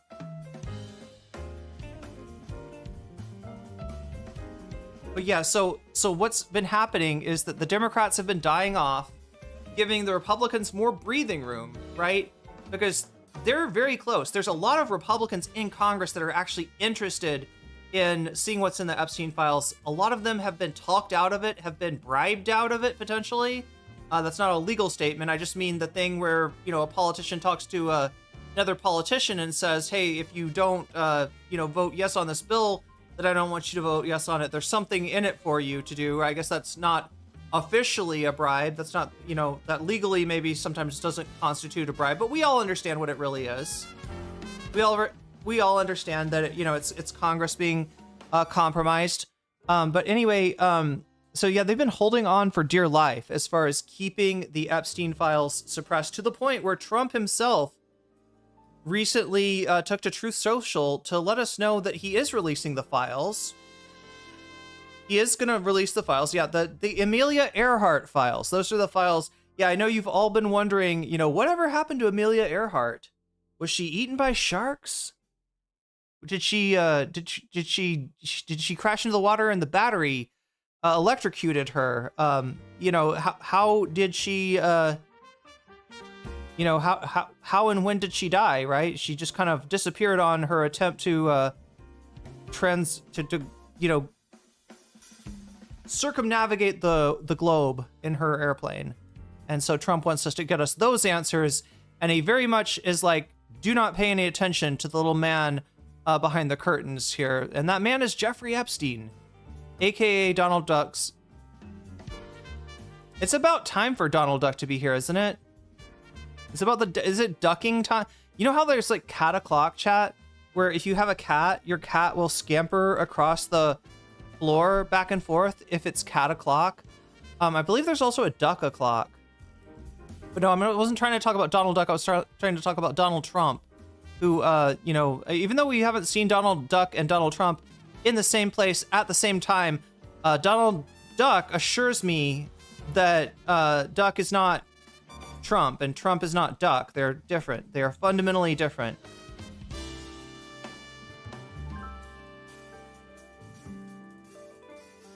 Was the true mastermind of OceanGate? It's what the cat owners call zoomies. It often happens after they poop. I mean, that's what I'm like after I poop too. No, just kidding. Wow. No, too much information, chat. Too much information. Can you imagine though? You're just so happy. You're just so relieved to have pooped that you start running back and forth across the house. Be like, wee, I feel so much lighter. You know, Narwhal, you're embarrassed about calling her Amelia instead of Amelia. I started typing in her name today, and I was thinking Earhart, Aerhardt or something. Yeah, no, it's Earhart. I want her to be Earhart. I thought that her name was like weirdly coincidental with the fact that she's an aviator, but it turns out I was wrong. So, oh well. Didn't they say there was no list, right? Well, you know, technically, Robert Geller, no relation. Technically, they said that, yeah, they said that the list was on, first of all, the list was on Pam Bonnie's desk. Then there was no list. And then there was a list, but Obama had gotten to it first. Obama snuck back in the White House and scratched out Bill Clinton's name and wrote, you know, Donald Trump all over there. Glad you're back. I'm glad I'm back too. People get poop highs from the vagus nerve stimulation. That vagus nerve, it's doing a lot. Chat, do we know about the vagus? The vagus is pretty amazing.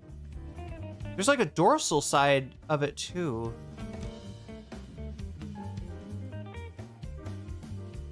But anyway, this is what's going on, and the balance of power is so close. Not that the Democrats are gonna kick out Magic Mike or anything like that. Sorry, I shouldn't call him Magic Mike. I forget. Isn't Magic Mike like a porn thing? Chat, is there a porn called Magic Mike or something? Am I tripping? Good to see you too, Buffy Geek. What am I thinking of, chat? Magic Mike. I think that's a name of a porn, right?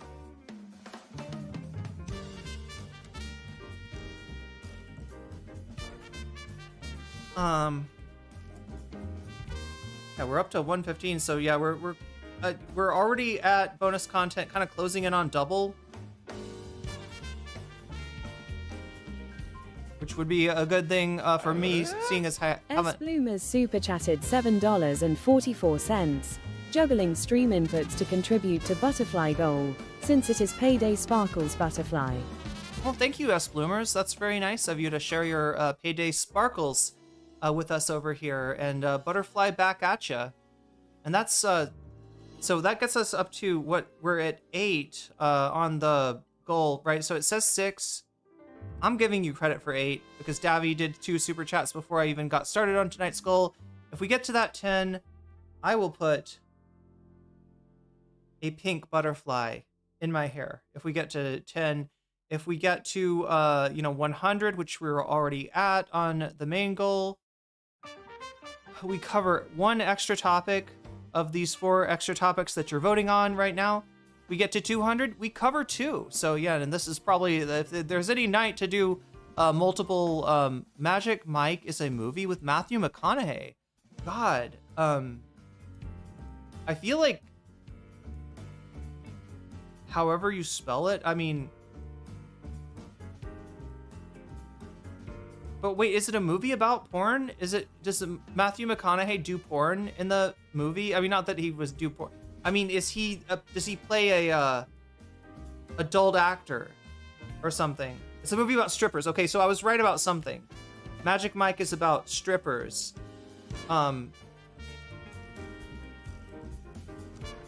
Wait.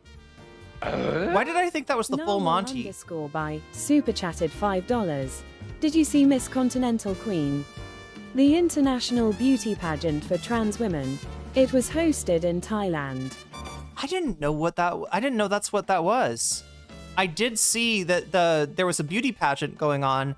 I didn't realize that it was a beauty pageant for trans women. That's yeah. I didn't know that's what it was. 128 Narwhal is telling me.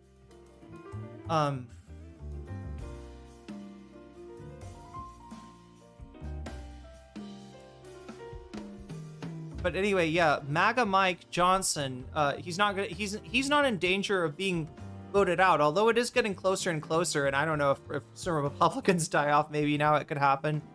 Channing Tatum is in it as Mike. Okay, so Matthew McConaughey's not Mike.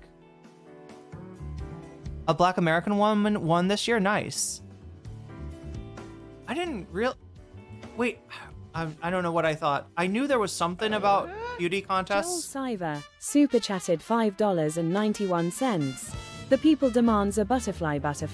The people demands a butterfly, and I think you have achieved it. Now, if you want to achieve the sparkles, or the, what do you call them? If you want to achieve the confetti, that's what it is. That happens when you get to 10. We still need 2 more for that, but I'm going to say that is 10, since Davy has already done, already hit 2 before I even got started with the goal. I think the butterfly was there. 134 says Narwhal. Okay. So anyway, we're gonna get into this whole Epstein thing, and the balance of power, and how that is changing things, and how what it means, chat, is we might very soon get more. In fact, the Republicans are holding this off. MAGA Mike has done some potentially illegal moves. I don't know if they're illegal. Nothing's illegal when the Supreme Court lets you get away with it, I guess. But he's doing some iffy moves, right? In order to keep the Epstein file vote from coming to the floor. Which now that Grijalva has been elected, yeah, I think it was actually her confirmation that he was postponing, right? To try to deny. So yeah, the Republicans are living in denial. Denial is no longer a river in Egypt. It is now a river in the United States House of Representatives. And right now, Magic Mike, MAGA Mike, is up that river with no paddle. Right? So he's kind of fucked. Full Monty is about dad bod stripping and going totally nude. I went to one of those shows with my mom. It was fun. Huh.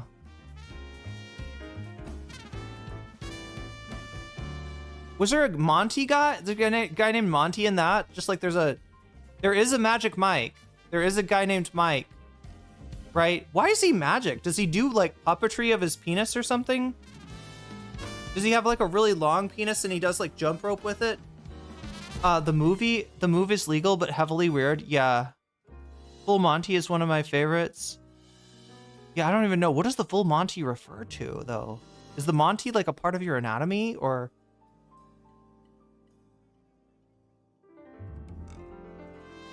Or is there a guy named Monty? There's probably a guy named Monty, and you're seeing all of him. So that's why it's is that what it is?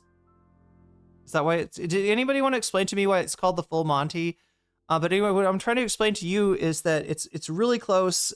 MAGA is just barely holding this off, and we very likely may see that vote go through.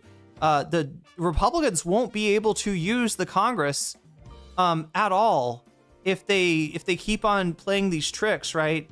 And they're just not, I mean, they like, I know at least the Senate needs to meet to vote on the, it's not the debt ceiling this time. What the fuck is it? I think it's even worse than the debt ceiling. The magic is the spells he casts with his magic wand. It's like saying the full show. Okay, so the full enchilada. Enchilada, kind of a phallic shaped object with a creamy sauce on the inside. I don't know. Kind of, squirts when you bite into it, much like a gooey duck. I don't know, chat. Am I thinking? I'm digging too deep into this. I'm thinking too hard. Anyway, we got to get going, and that means that I got to explain to you not just what we're going to be talking about today, but what we could be talking about after.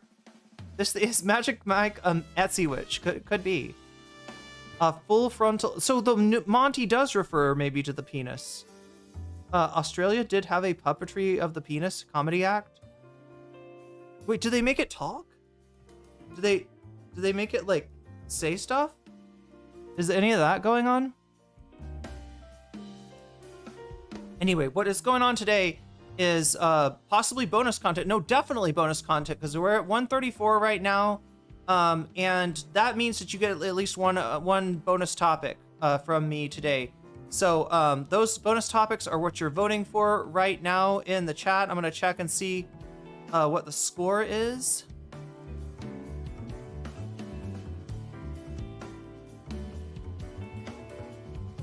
But yeah, 46 minutes left if you want to get the confetti. I guess that would be the full Monty of... Anyway, what is winning right now? iHip's Jennifer. That is I've Had It podcast. Jennifer talking to Hassan Piker. Second place, What If Alt Hist talking about Tim Pool, talking to Tim Pool, on Tim Pool, right? On Tim Pool. Isn't there also... There's an Adam Friedland on Piers Morgan that I believe we've missed, but then Her Take Explodes. Anna versus Jillian. There's a lot going on here. There's a lot of moving parts, so hold on tight for this. Make sure to vote if you haven't already, because that's how we decide. And only 44 of you had, chat.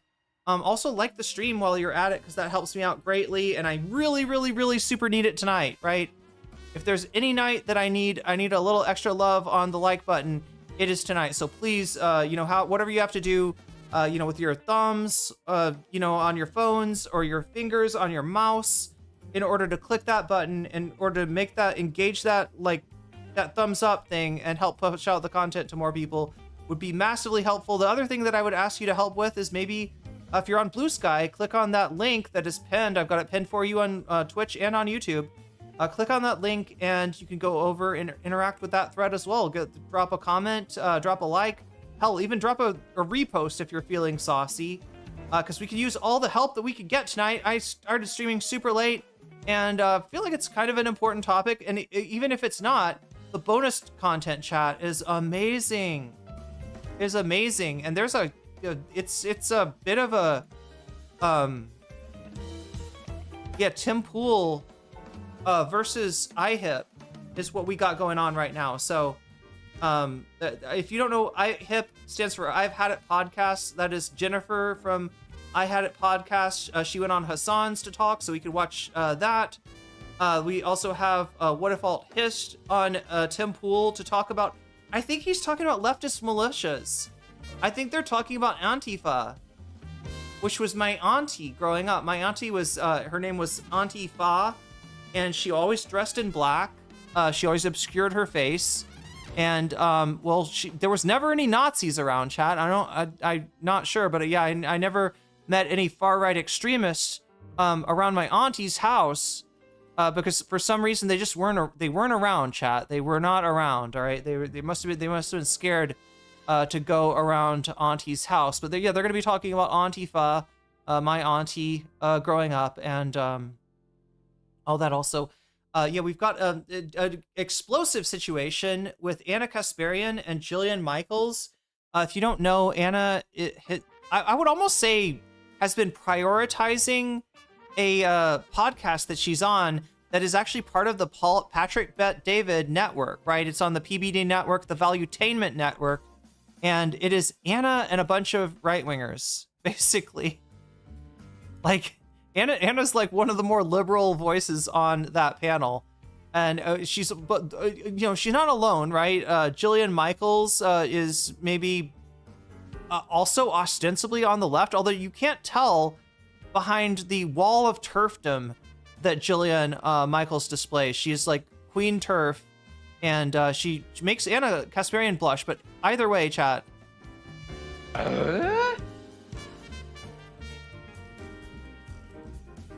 I like how the Gen Z kids yearn for Islam. I yearn for Rudyard.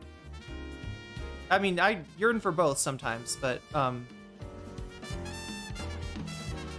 does the butterfly goal money also get assigned? Oh, yeah. No, it doesn't get, super chats count for both. And you can use, Jillian is no longer on the panel. Yeah, Jillian huffed off in the middle of the panel. And it sounds like what's left is not exactly people that are getting along either. I don't know. I think we might be seeing the end of Her Take is what I'm saying, chat. And it ends not with a whimper, but with a bang. Is she doing a me or Anna thing? Maybe. We'll have to look at it. I honestly haven't. That will be abundance of. Oh God, abundance. Oh my God, Ezra Klein. There's Ezra Klein shit too, chat. We got to get going. We have Rud Tint, Inshallah. Yes, we do. And possibly even more, because look at that, 139. That means we're approaching double content, right? So look, some people, they see two nice things on the bonus content menu and they say, ¿Por qué no los dos? And, you know, good point. ¿Por qué no los dos, right? If we hit 200, then we'll get the top 2 items, which right now look like they would be, in fact, Jennifer on Hassan from I've Had It podcast and What a Fault Hist on Tim Pool, right? We got her take in 3rd place. If we hit 300, we get the top 3. So that's kind of how it goes. And anyway, the things that make this number go up is, let me just go over all of them as quickly as I can. This number right here is what determines the bonus content we do or don't get. Right now it's leaning towards do, and it's just a question of how much do we get, right? Yeah, this is the number for that. If it goes up to 100, I do 1 bonus topic. If it goes up to 200, I do 2. If it goes up to 300, I do 3. If it does 400, I do everything. I do all the content. Seriously convinced Dune has helped Zoran get elected? I think so too. I think it's like it incepted the people of New York City that might have had some reservations, right? When they realized that Zoran has desert power. So, I guess. And, you know, it's just like the prophecy. Ezra's throwing uteruses under the bus. Yes, he is. And for no reason either. This is the whole thing. He's claiming it's practical. He's claiming that it's this fucking brainworm where people are like, ooh, didn't win your election? Well, maybe if you were more moderate, then more people would vote for you. And you realize you're playing a fucking dangerous game there. The game is that you're assuming that moderating your opinion, and in this case, that is like, you know, hey, let's like elect a Congress that's gonna promote more restrictions on abortions, right? That's gonna fight less hard against what the Supreme Court and Donald Trump have done to, you know, all kinds of birthing persons. Speaking of Anna Kasparian, right? Like you're playing a dangerous game. It's the same game that Kamala played and lost, right? She took the pro-Palestinian vote for granted when they already had serious reservations. And what they needed to hear was some indication that she was breaking with Biden and that she would, you know, be different. And she didn't give them that. And that blew up in her face, and it allowed Trump to go into Dearborn and would ask for the butterfly money I did across YouTube to go towards Vox Populi. Okay, okay. I think, wait, let me, if I can figure out. Yes, I think 7. I think, yeah, so 7 towards Vox Populi. So, yeah, anyway, the things that make this number go up: super chats, super stickers. If you get yourself a membership, if you gift memberships, this is all on YouTube that I'm talking about right here. If you support me on Throne, which I've still got the Vietnam trip up there, we didn't quite finish that out. So if you want to, you know, send some money my way without having, you know, YouTube or Twitch get its scrubby little hands on it, or even Patreon, you can do it through Throne, right? And I will get something else on there soon. Joel says mine to hip. Okay, there's I thought I did. But yeah, super chat, super stickers, getting yourself a membership, gifting a membership, supporting me on Throne, or signing up for the super chat. Thank you, God. The signing up for my Patreon also makes this number go up, as does supporting me on Twitch, which, did you know, you can do for free with a Twitch Prime sub. If you got sub, I got sub. I don't know about you, I got sub. If you got Prime, then basically you can hook it up to Twitch, and it gives you a free, what's called a Twitch Prime sub, right? That is a free sub for you to use at no cost to yourself. You've already paid for Prime, you don't need to pay anymore, right? You get a free sub to use on the channel of your choice, and if that happens to be nocommentchick CC, you will get all of the emotes and all of the benefits of being a sub, just as if you had paid. But guess what? Without paying, you don't pay anything, no money out of your pocket, and it supports the stream, and it's a great thing to do. It's a beautiful thing to do. Joe, okay, so 6 more for iHip. Davy Cliff super chatted $9.99. As a gay man, I agree with Kamala when I think of a flamboyant fruit. Pete is the top of my list. Pete is definitely a fellow with way too much humanity and personality. JK.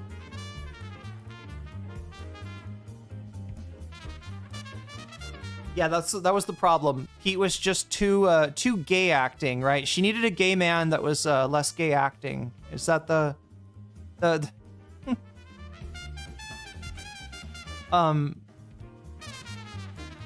no, it does suck, the dance that you got to do as a marginalized person wanting to participate as a politician, as an elected official in our political system, and it's never fair. He's such a theater gay. Yeah, he really singeing my eyebrows with his flamboyance. But thank you for the super chat, Davi.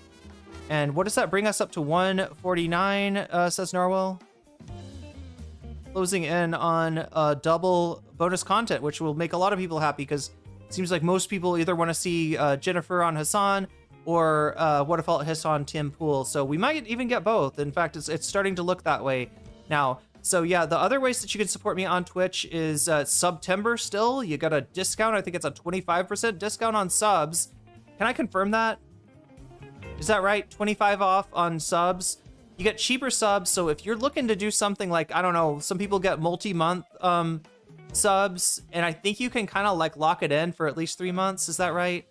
You can get like a 3-month sub at the September price if you lock it in right now. So that's a possibility too, as well as gifting subs, which is extremely generous. And look at this, we got the counter up here that shows that both of these numbers have taken a hit with my hiatus. I will try to make sure my anus is not as high in the future. I don't know, I have a hiatus somehow, Chad. It just, no, hiatus, I think is the word I'm looking for there, not a, hiatus would be a completely different thing, an issue of other sphincters in the body, perhaps. What is that, like when it puckers? Does it kind of go up into you, or I don't know, chat. These are questions. We're running into questions I can't answer, but one question I can answer is that the gifting subs is very generous, and although you don't get the September discount, am I right about that? Have I got that correct? I don't think you get the discount for. I don't think the gifting subs is cheaper, but it is very generous, and it is a way to make the number go up. And if the number goes up enough, we get bonus material, bonus content. Let us get to what we are trying to do here today, chat, which is not listening to smoky jazz. Is this smoky jazz? It's a little bit smoky, right? Little Smoky. Speaking of Little Smoky, anybody know what This had me laughing. Anybody know what the IHEP girls refer to JD Vance as? JD Vance is being called Little Smoky because he's got a bit of a smoky eye. Which is funny because to me it just makes me think of those little tiny sausages.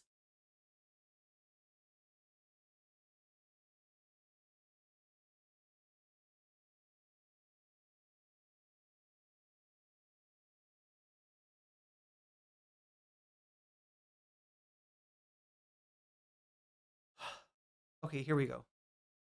Hello, everyone. This is JV. We're gonna watch The Bulwark a little bit. I hope you don't mind, but they've got this story, and boofing these RSO capsules has got me in an indefinite hiatus. Yeah, Little Smoky. We got Little Smokies and we got Kanks. Kanks is Trump. Kanks. What is it? Kanks McTaco Tits. So much Kaya in the Hassan video. Wait, which Hassan video? Oh, the one with Jennifer. That's good. I bet. Yeah, I'm guessing Kaya's also an IHEP fan. Too upbeat to be Smokey. Smokey has to. Yeah, it's a little too. Yeah, you're right. Yeah, it's more cool and less bebop, I would say. And also that. I mean that. Let's be real. Like that track was kind of blowing hot. And like you say, Miles, especially in an album like Kinda Blue, Miles blows cool, not hot. Let us get started. I can figure out how to make that happen.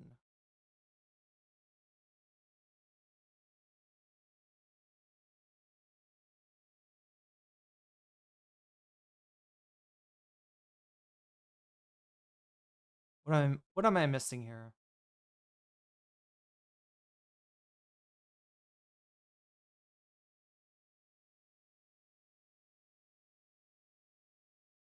All right, let's do that magical woo transition. Wait, BJ Vance, little lispy voice on South Park. What's wrong, Thayton? Yeah, we'll probably watch a little bit about the South Park episode too. Getting the link is expired uh from Twitch chat. Okay. So the Twitch chat one has expired. God damn it, things are always expiring. I'll see if I can fix it behind the scenes. Maybe when we get to Kyle. All right, let's see what's going on with this Epstein thing. L here with my Bulwark colleague, Joe Perticone, and we... So if you don't know, the Bulwark are like never Trump Republicans who maybe don't consider themselves, at least some of them do not consider themselves Republicans anymore. But they all were Republicans at one time before they got left absolutely auraless by Donald Trump's takeover of the Republican Party. So yeah, they're they're anti-Trump, and it's a huge YouTube channel, which often gets the scoop on things. This is just one example where they've got the scoop.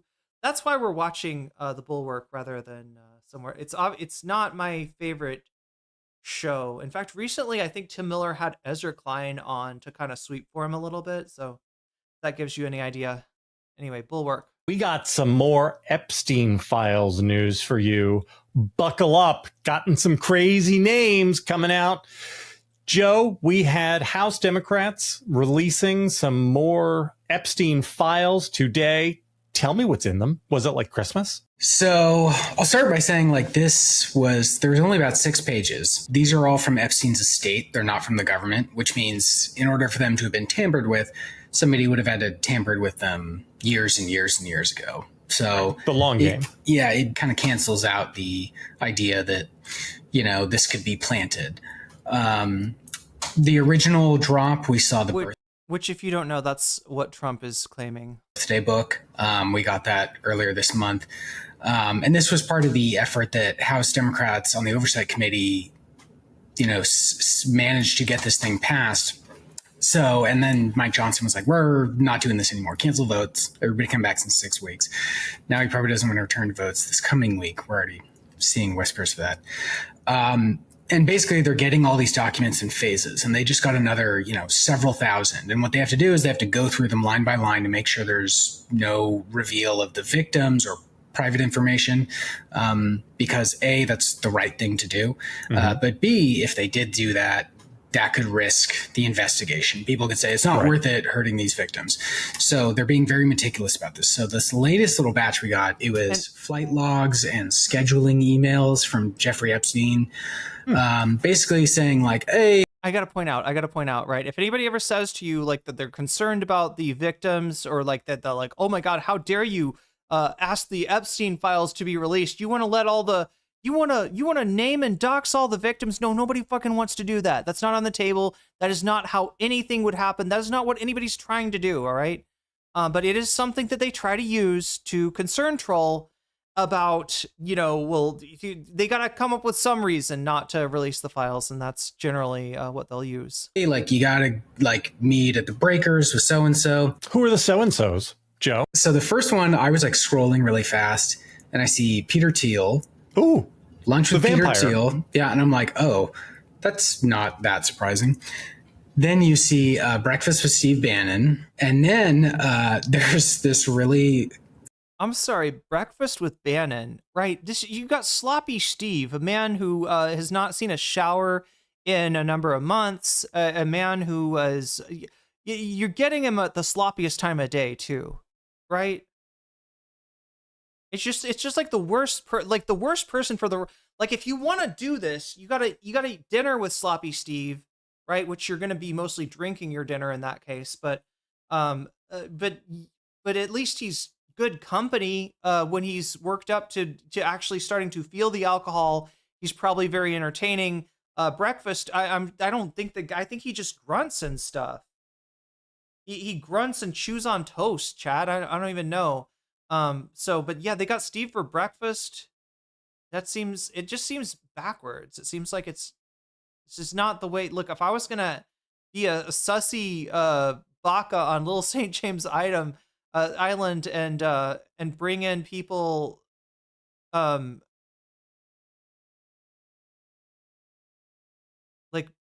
bring in people that are to, I don't know, whatever Epstein was doing, getting dirt on people or whatever. I still would not have breakfast with Steve Bannon. I guess that's what I'm trying to say. All right, I'm trying to also get this. People are saying the timer for Discord is giving you a link that is not fresh. So I'm going to try to freshen that link up right now. Discord.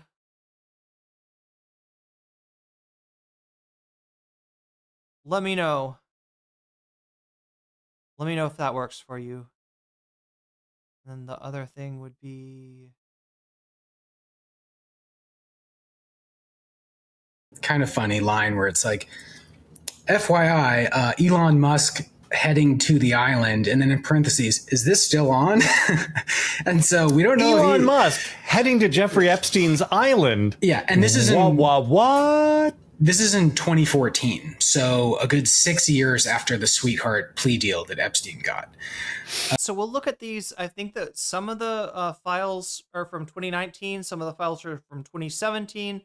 The Epstein or the Elon Musk thing is from 2014. So, some of them more recent, some of them less recent. But in fact, that's the whole thing that's weird is Bannon. I think the Bannon one was the one that was 2019, right?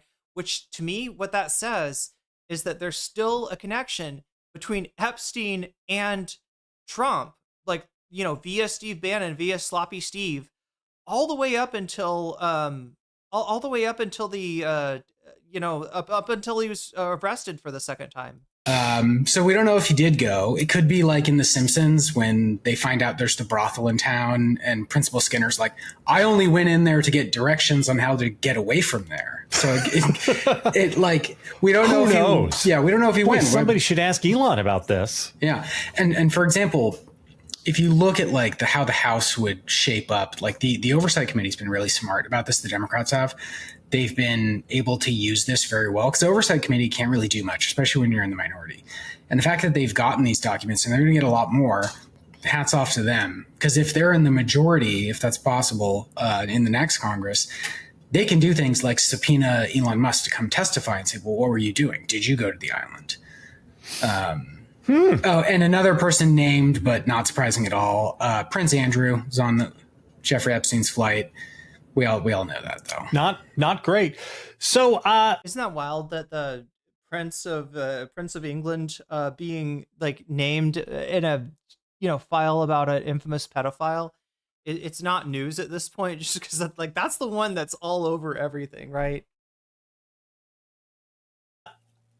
I'm sort of curious as to where MAGA would be on this, because 2014, Elon is still very much a liberal Democrat. And so the idea that 2014 Elon Musk... Yeah, I mean, the Elon thing is kind of surprising, and especially since Elon, has tried to deny a connection. Or remember that famous picture of Elon with Ghislaine, and his excuse was that she photobombed. Ghislaine Maxwell randomly came by and photobombed him, right? But I think we all know that there's probably more than that to it. Now we've got at least a tentative plan to have Elon on Little St. James Island, right? So that's kind of new, and like they say, this was a long time ago, well before the second arrest, and he had. Now, saying he had liberal democratic politics, I don't know. I almost feel like I have to I know that he was considered. Look, Elon sold was mainly known for selling electric cars at the time, right? That was his main claim to fame. I don't know how far SpaceX had gotten. It was, a lot earlier, but yeah, Tesla's, there were people before electric cars were invented that wanted to buy electric cars and that would, I think, sign up, ahead of them coming out for production to be the very first ones to get a Tesla, right? And yeah, these people tended to be liberal. Now, they may have been, very wealthy liberals. They may have been Anna-Kasparian liberals, but liberals nonetheless. And that's where my question comes is like, A, how much was Elon just matching the politics of his board at Tesla? How much was he just playing to that crowd? And B, you can be a fucking Democrat and and be pretty far to the right. So yeah, I don't know. X'd it out, I guess. Musk would have been cozy with Jeffrey Epstein and going to the island actually fits with the MAGA view? Does Elon get saved by the fact that 6 years later, 7 or 8 years later, he leaves the Democratic Party and becomes a Trump supporter for 14 months before falling out with Trump? Do you think that gets him immunity? Ooh, Is that nice. like getting vaccinated? Wait, pause. Maybe. I think because the names are Bannon, Thiel, Musk, and it's only Wait, what the fuck was that vaccinate? Here, I'm gonna have to rewind this to. But wait, somebody just said something. Joel, I believe Vivian's account of this. He was never a liberal. I mean, there's some insider information. Like, I was just speculating, right? I was just kind of like, it doesn't pass the smell test. I'm not sure I believe that, right? But if Vivian said it, then that's a little bit more. Like, I mean, that's an eyewitness, potentially not a big eyewitness, because from what I understand, Elon just has never really contributed much to the lives of his children. Maybe X would be the exception. The little demon kid, chat, the Damien from the Omen, his kid X, right? Which if you do gematria on it, it codes to 666 actually. But why are folks surprised Elon has always lived in a glass mansion?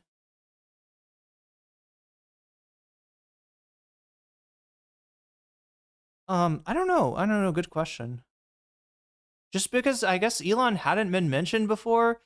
He was also, he's the one who said Trump won't release the Epstein files because his name is in them, right? So, it doesn't seem like a smart thing for somebody who is also mentioned in the Epstein files to say, but who knows, chat? Who knows? And we'll only know when we get the full release of the files. Remember, these are just 6 documents laying around in the Epstein estate that the oversight committee was able to subpoena. So we'll take a look at the documents themselves, as well as more commentary on this, and as well as Trump's reaction, which is to tweet about Amelia Earhart to try to change the subject.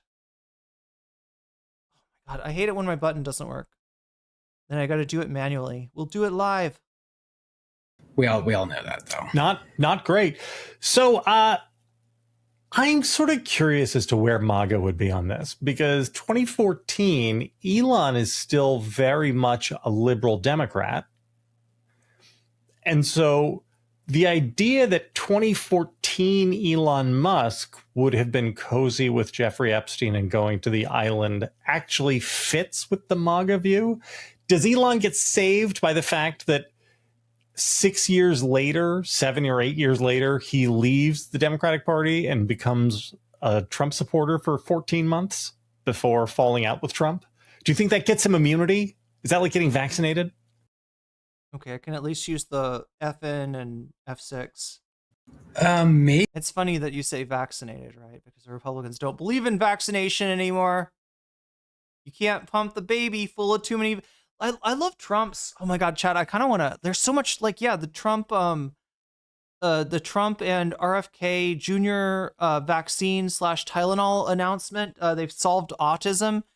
Who knew? It was just that, if you've got autism, it's because your mom was a Tylenol addict, apparently. And then what else? My God, there's so much. There's so much.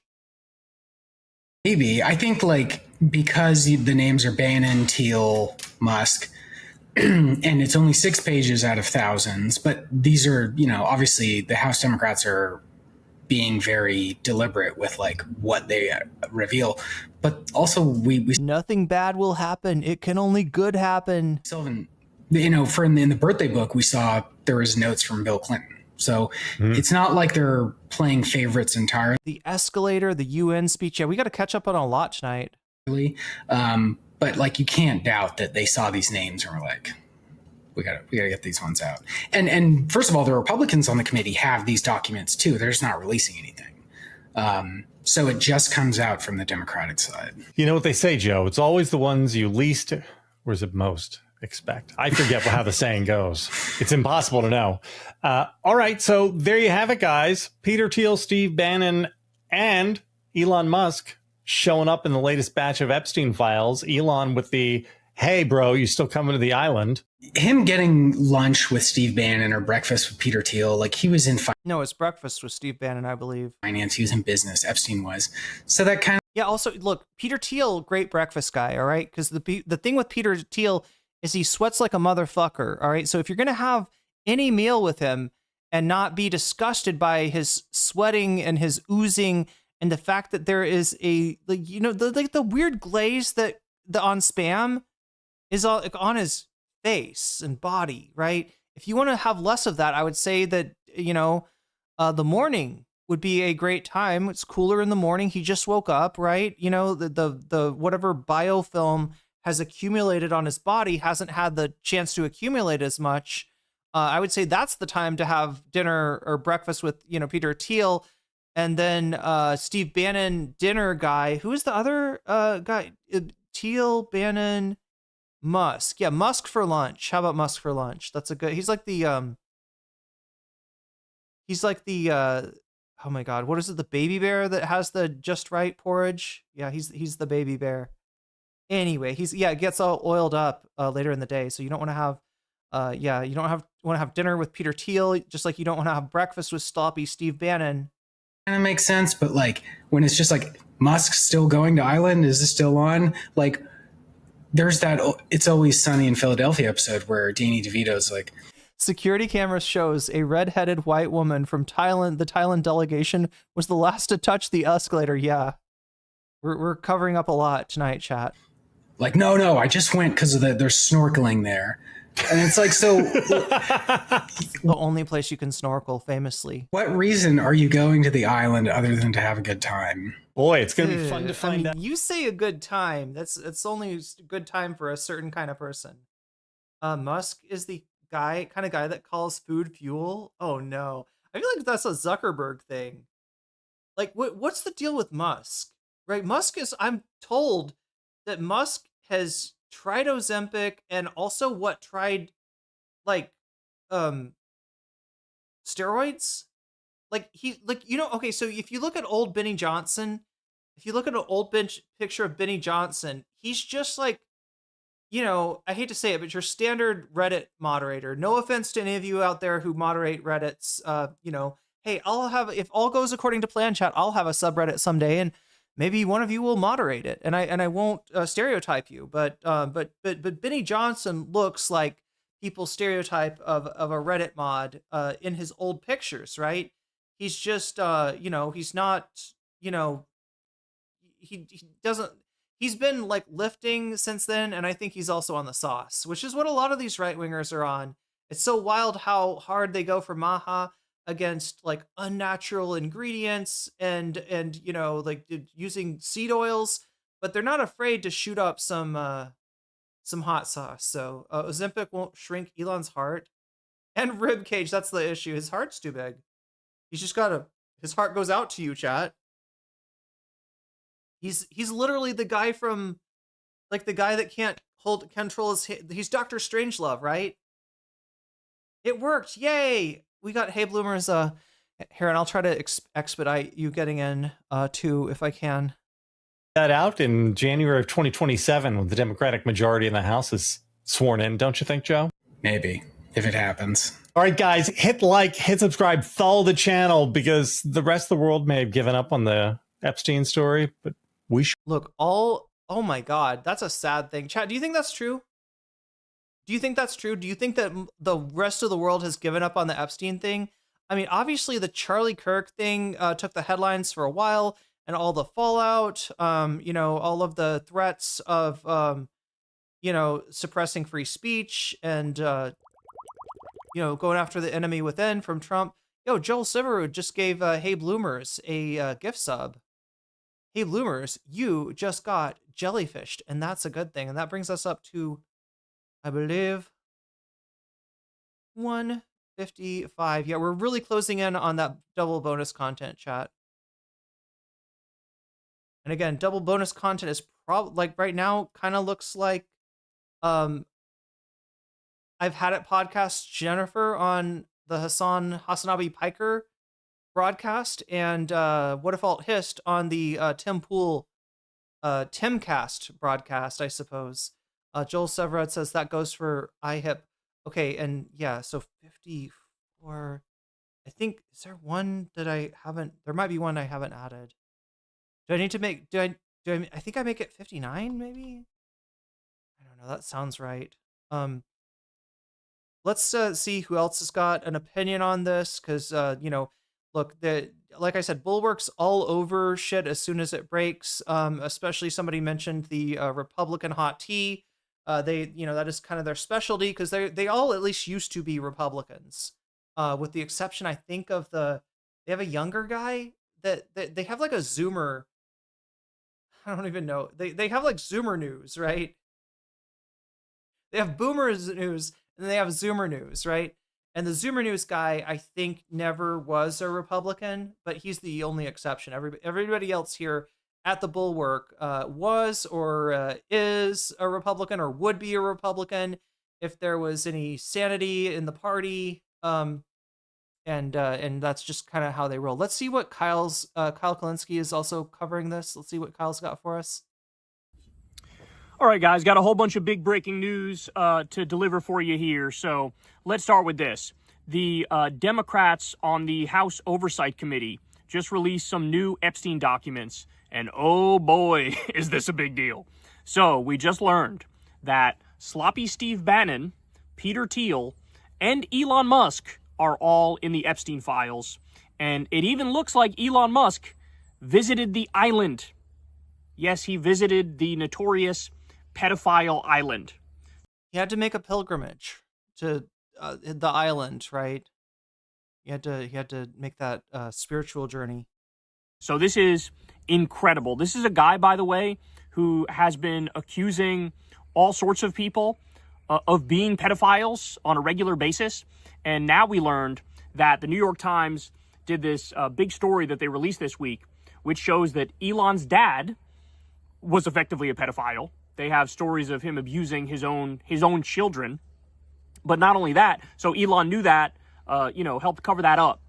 And then now we're learning that he was on Epstein's island and he was in the Epstein files. Sloppy Steve Bannon, of course, making a big deal about the Epstein files, saying release the Epstein files and things of that nature. And then come to find out he's in the Epstein files. And Peter Thiel, this is a guy who's going around the country right now, giving lectures about the Antichrist. Very bizarre, very weird guy. Like, he seemingly can't put a sentence together without falling all over himself. There's also some sketchy stuff in his background in terms of one of his lovers who wound up dead. Very, very strange. Apparently he's in the Epstein files as well. So we need every single Epstein file released, because this is wild. I mean, imagine what else they're sitting on. They were sitting on this for years. And this is only like a little taste. So I see what Mehdi Hassan said here on Twitter. He said, such a bad week for Musk. He spends years obsessing over pedophiles, only for the New York Times to accuse his dad of being one, and him knowing about it. And now Epstein asking in a file if Musk was coming to visit him on the island. Sheesh. Wow. So that's how casual the relationship was between Elon Musk and Jeffrey Epstein. Is Jeffrey Epstein would say, hey, bro, you coming to visit me on the island? Wow. That's incredible. That's absolutely crazy. So, again, release every single Epstein file. Now, by the way, a few days back, This was breaking news at the time that the White House was working behind the scenes to prevent a vote on the Thomas Massie, Ro Khanna, Epstein motion, and they were pressuring Republicans to flip. So there were a bunch of Republicans who signed on to this. Like, every Democrat supports it, and a bunch of Republicans were signing on to it. Trump is so panicked by this, he was trying to call up Republicans and get them to flip. And in fact, there was some quote of his that was released the other day where he said, "Why don't people understand that Palm Beach in the 1990s was a totally different time?" In other words, that seems like sort of like a low-key admission. Like, yeah, we were doing some freaky ass shit, bro. We were doing some freaky shit. And so they're working on it. Now, by the way, I should also point out, and I'll get a little bit more on this later for you guys, but we have the 218th vote, which basically guarantees the release of the Epstein files. It guarantees the passage of this Massie-Khanna motion. So this is what I was talking about, the special election in Arizona to replace Representative Grijalva with the new Representative Grijalva, I believe, granddaughter of the late the late congressman.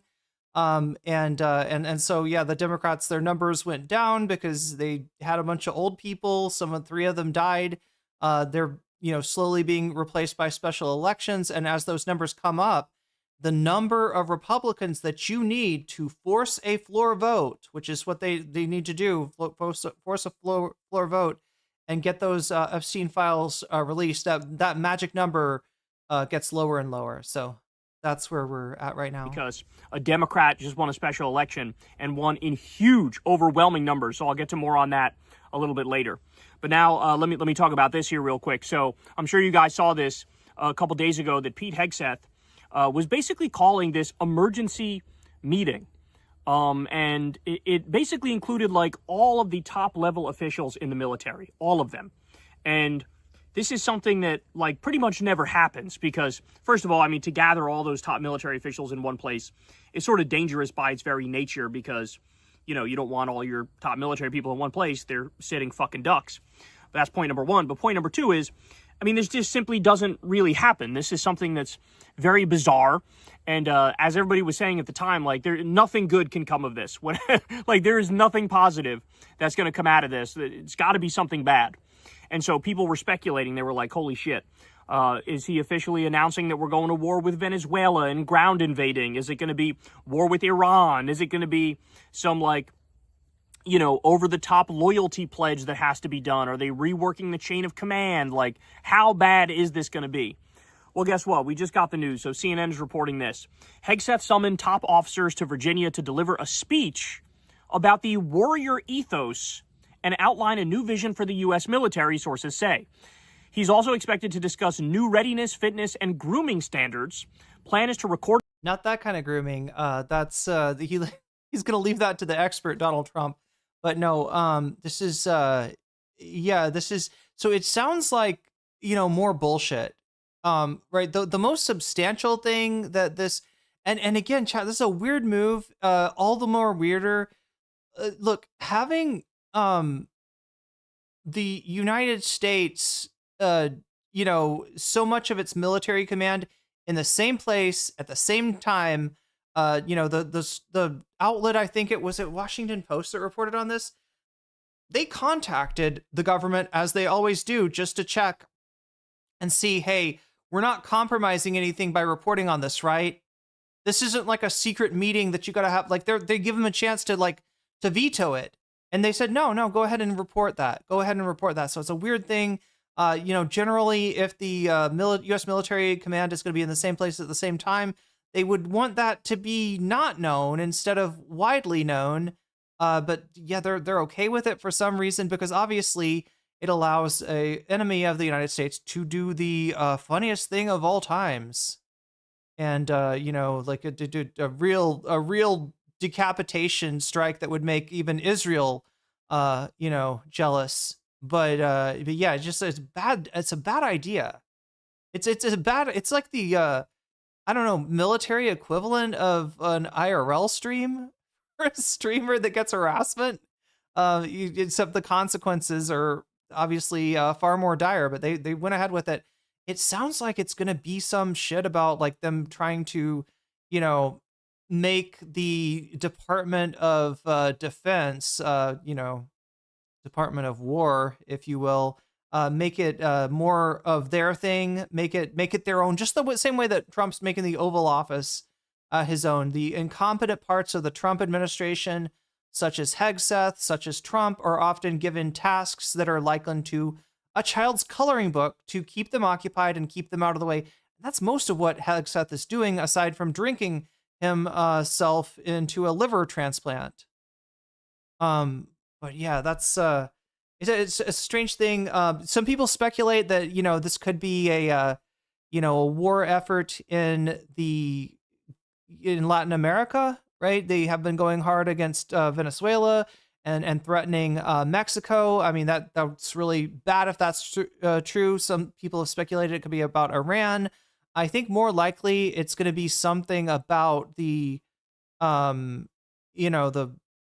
rearranging the seats on the Titanic. They're not charting a new course. It's from what I can figure out, right? This seems to be, but there might be something substantive in it. Trump's always trying to eliminate people who aren't absolutely loyal to him, and they might be consolidating the military in a way that would make something like using the military against United States citizens a lot more doable. Because chat, in the event that an American president orders a military action against American civilians in the country, the general assumption is that most military officers would not follow what they would consider an illegal order. But the more of Trump sycophants he can get in place of people that would actually that care about the institution, the more plausible something like that is. So yeah, maybe nothing seems to be going on big right now with that, but it could portend much worse things down the line. And post it on his socials later on. Oh my God. When Crystal saw this, she immediately texted me and said, no more influencers in government, man. Like, we can't do this. I mean, this is crazy. You're trying to fucking flex for the gram. So you're like fucking up the timeline and the schedules of every single top military official in the country. What are you, mental? What is this? What a fucking childish way to act. They say, quote, "It's about getting the horses into the stable and whipping them into shape," said a defense official familiar with the planning. "And the guys with the stars on their shoulders make for a better audience from an optics standpoint." Oh my God. This is a showcase for Hegseth to tell them, get on board or potentially have your career shortened. Jesus fucking Christ. Jesus fucking Christ. So, I mean, that's low. That's just so low. Now, I will say, though, that honestly would be a best case scenario if that's all that happened. But I'm a little skeptical because somebody tweeted the following. Ready? July 1935, German generals were called to a surprise assembly in Berlin and informed that their previous oath to the Weimar Constitution was void and that they would be required to swear a personal oath to the Fuhrer. Most generals took the new oath to keep their positions. So somebody tweeted that, and Pete Hegseth quote tweets it and says, "Cool story, General." So, in other words... Wait, I'm sorry. In other words... I'm sorry, wait. He didn't show that, did he? This is the one time that I would... No. And Pete Hegseth quote tweets it and says, and that they would be required to swear a Ready? July 1935, German generals were called to a surprise assembly. I would love to see... Oh my God, chat. I almost got to bring this up on screen. In Berlin and informed that their previous oath to the Weimar Constitution was void and that they would be required to swear a personal oath to the Fuhrer. Most generals took the new oath to keep their positions. So somebody tweeted that, and Pete Hegseth quote tweets it and says, "Cool story, General." So, in other words, yes, it does kind of look like, I'm sure he was trying to get some pictures for the gram or some fucking TikTok bullshit or some YouTube bullshit or Twitter bullshit or whatever. But my fear is, no, they're actually trying to do some loyalty shit. He was actually trying to do some. Interesting. All right, so here's the tweet in question. July 1935. This was yesterday at what 2:35 a.m. So about 24 hours ago, General Ben Hodges made this. Let's make sure we know who this guy is. Former commanding general, is that what CG stands for? Is U.S. Army Europe, loves the Army team. Oh my God. And the Atlanta Braves. Wow.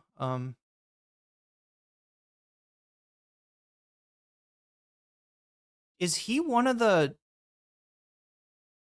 is he somebody that got put, did anybody know Ben Hodges, did he get pushed out of his position by Hegseth? Wait, Kegseth? Shocking that Kegseth was hung over and missed history class.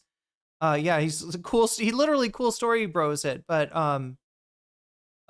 this is disturbing. Obviously.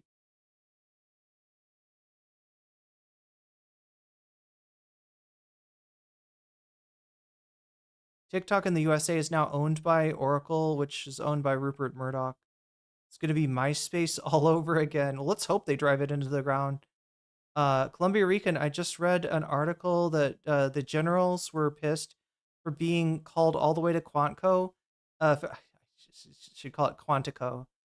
Chad, I am not military myself. I'm not allowed to call it Quantico. For this short speech, one even said this could have been an email. It could have been an email. It could have been a Zoom meeting.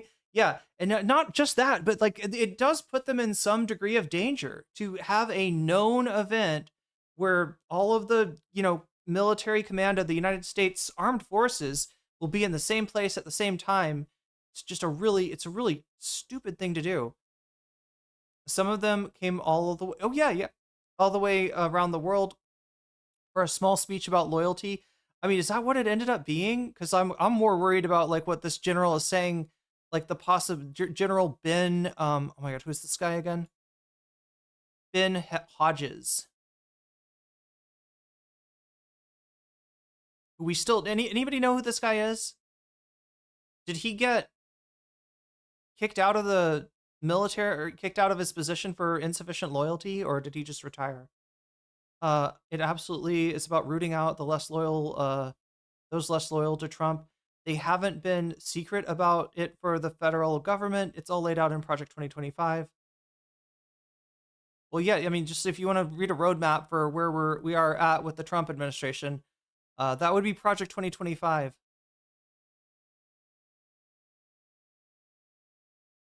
Yeah, does anybody know about this guy? Ben Hodges, General Ben Hodges. CG stands for Commanding General. That's what I thought. It looks like a job a general can have in the art. Yeah, he was a pretty big official. I'm just wondering how exactly he left because given this response, Cool Story General.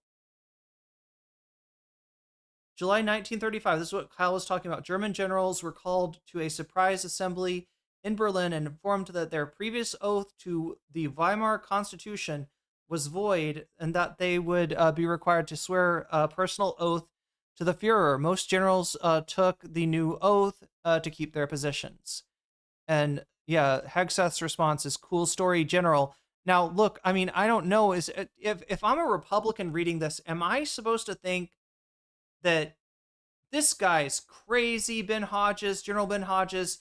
He's got Trump derangement, syndrome, and Pete Hegseth just owned him with a cool story, General. Like the subtext here, if I'm a Republican, I'm guessing, is like, this guy's crazy. This guy's yapping. Like, right? This guy, he's an old man yapping at clouds, right?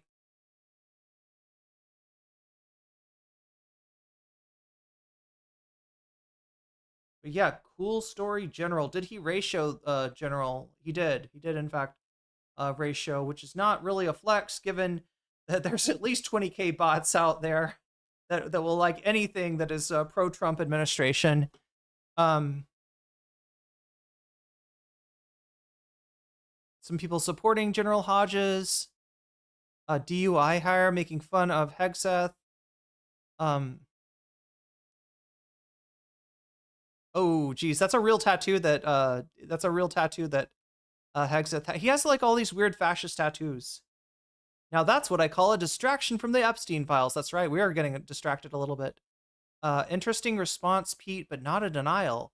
Are you following the Nazi? See, that's the thing. That's the thing. For the Republican that thinks there's nothing to see here, right? That thinks that Pete Hegseth just really cares about our war fighters and wants to have a strong military, and that we were a joke under Biden, and Trump's putting us back. You know, we're much more respected on the world stage now. We'll get to that in a minute with the whole elevator gate at the UN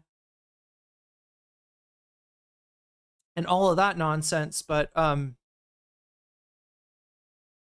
if I'm a Republican, I'm just wondering, am I supposed to think that Pete Hegseth is just rolling his eyes? Is there an implied eye roll here? Because the other option is that Pete Hegseth is sharpening a long knife, chat.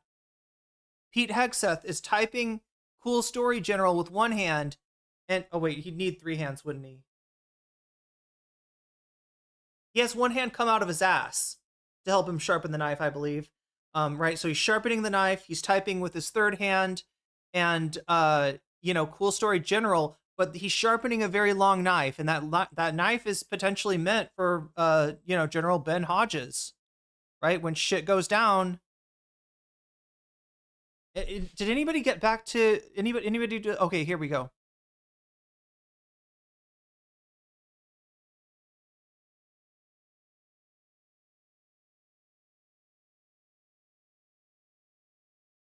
Anyone who's a general had to be approved by Congress, I think. So the fact that he was there says something about how he left.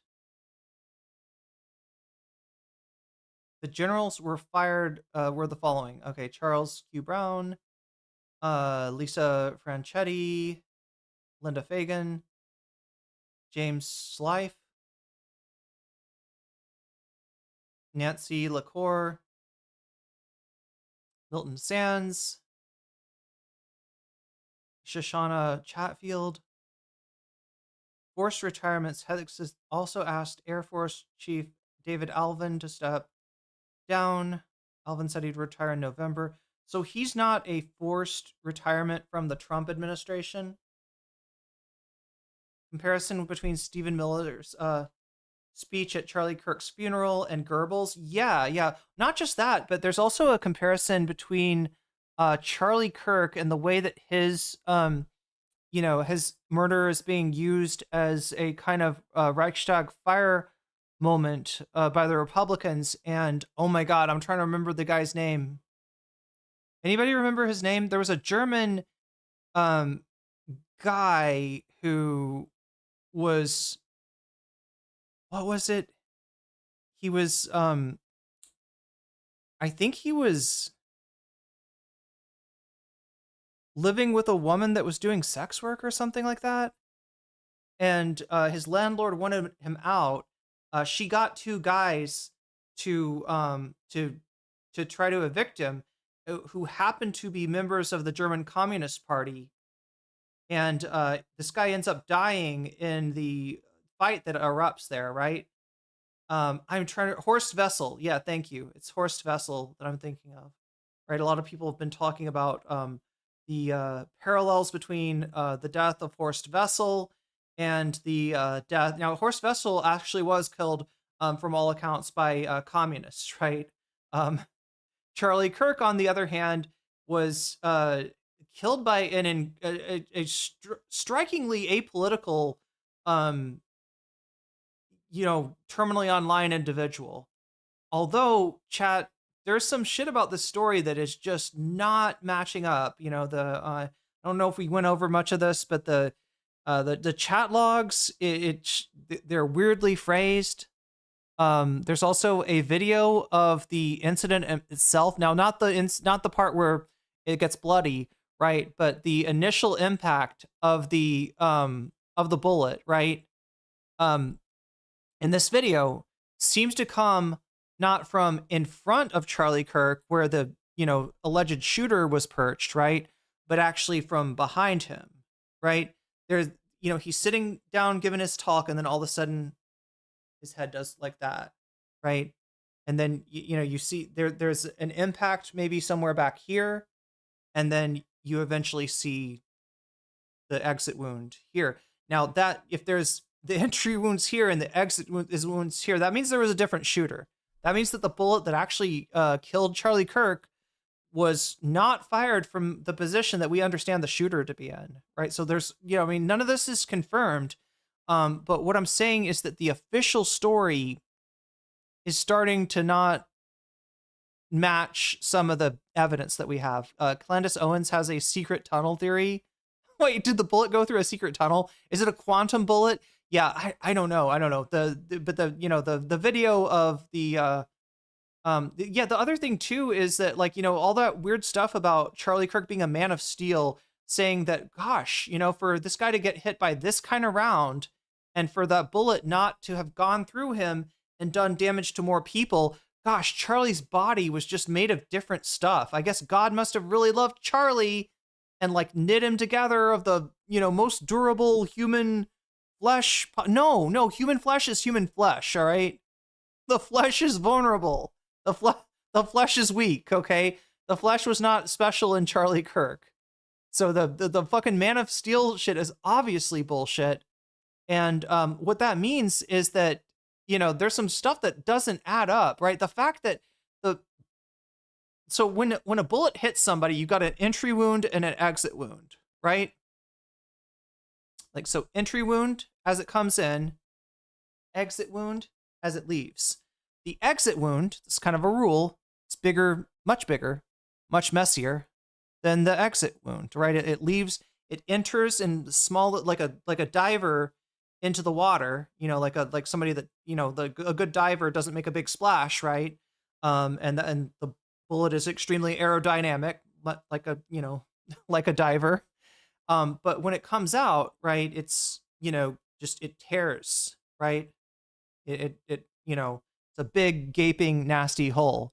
And the big gaping nasty hole on Charlie Kirk isn't, let's see if the entry wound here, it isn't here, right?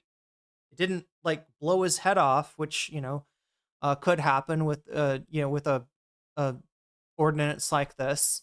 But the big gaping wound is actually here, right? Which implies that there's another, there's an entry wound on the other side of him, right? Which doesn't support the theory that the bullet came from where the alleged shooter was perched. My assumption was that the bullet went in the hole, the blood came out, his head snapped towards the direction the bullet came from. Yeah, I don't know. I mean, I definitely don't have an answer for you on this.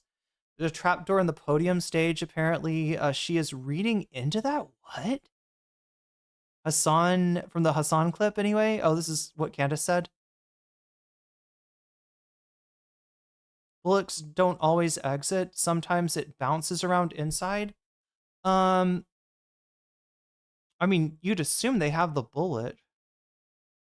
But maybe they haven't given the, The other thing about Charlie Kirk is apparently his body did not undergo a autopsy. Again, like with deaths of famous people, of politically significant people, why is there always all this weirdness, right? Kennedy, well, actually, no, there was an autopsy on Kennedy, but like Epstein, there was an autopsy on Epstein. It just, cleansed some kind of ridiculous stuff. But yeah, with Kirk, they didn't do an autopsy.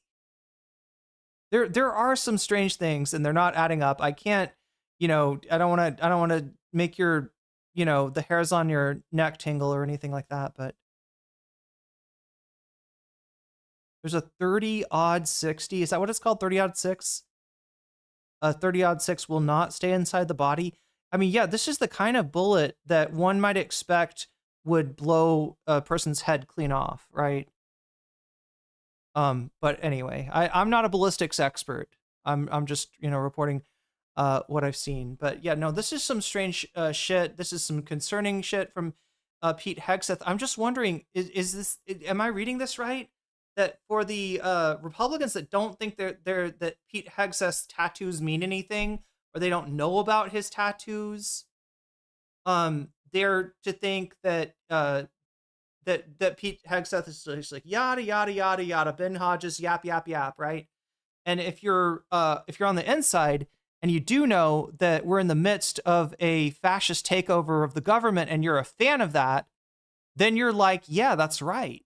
That's right. That's right. You're gaslighting this general, right? That's right, general. That's exactly what we're doing. We're doing a loyalty pledge. We're making sure that the people, that the war fighters in our army are not loyal to, the nation or the Constitution or the people or any of that shit that they're supposed to be loyal to, but are rather loyal to Führer Trump. I don't know. I'm imagining this probably, has at least two audiences, even just on the right. But yeah, I don't see anything except for him getting he's throwing up because he's drinking too much. God damn. Releasing the Epstein files causes autism, claims Trump. Yeah, I believe it. So here's his tattoos. Definitely nothing sus about that. Anyway, back to Kyle. Some loyalty type shit for Trump. And this is at the same time that we're attacking Venezuela. They're threatening to attack Mexico. We're on the verge of attacking Iran again. We're attacking Yemen and Somalia. I mean, not good, y'all. Really, really not good.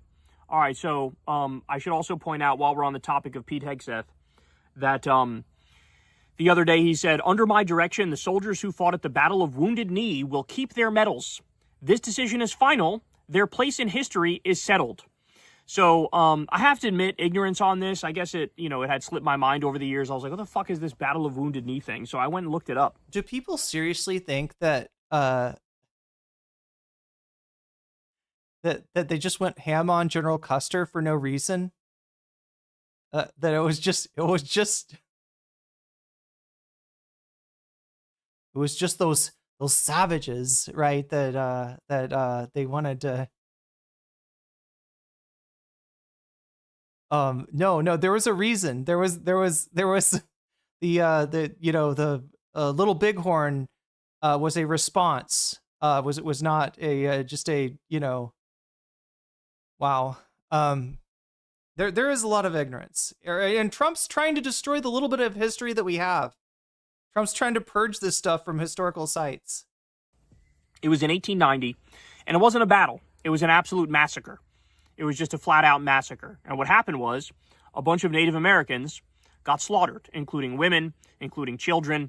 And it's kind of... I do have to admit, chat, that there was a lot more emphasis, even, in my high school, which, not the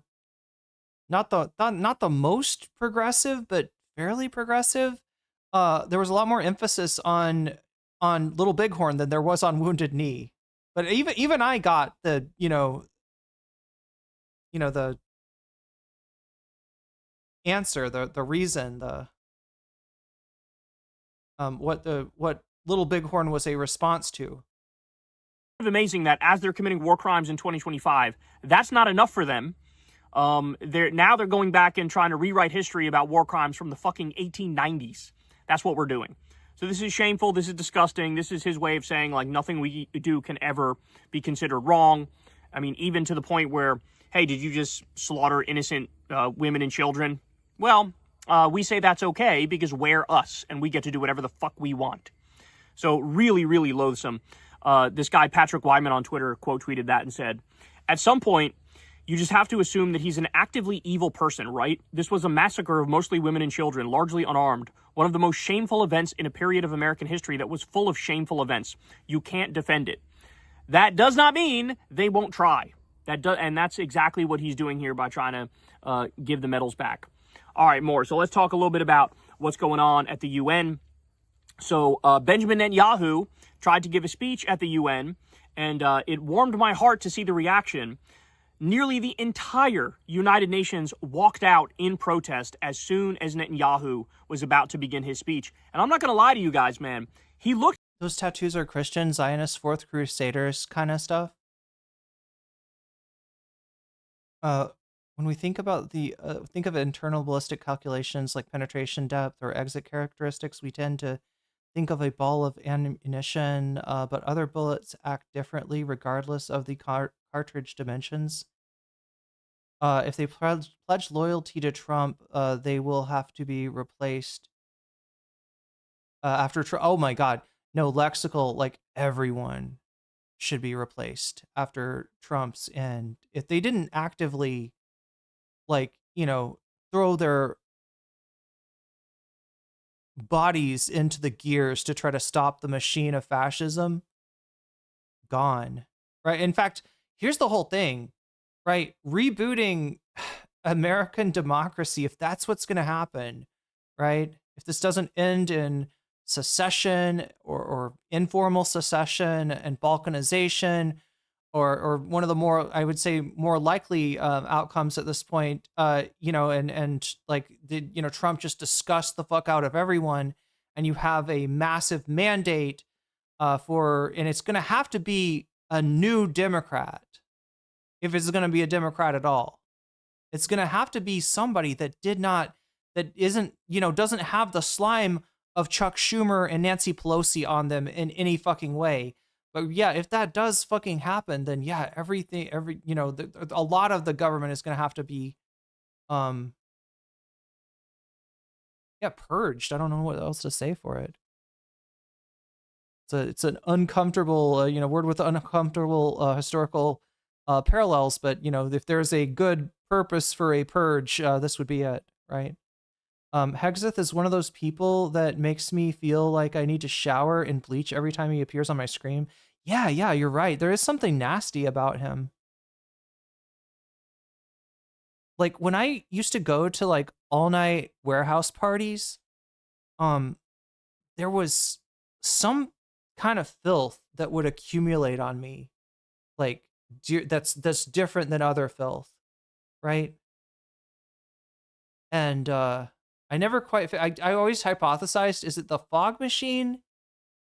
Maybe somebody needs to clean the fog machine? AOC is already there. Yeah, I mean, it would have to be. God, I don't know. Oh, come on! You don't believe that there's special rave filth that's above and beyond other filth, Blue Magician Man?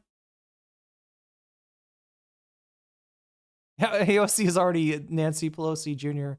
status.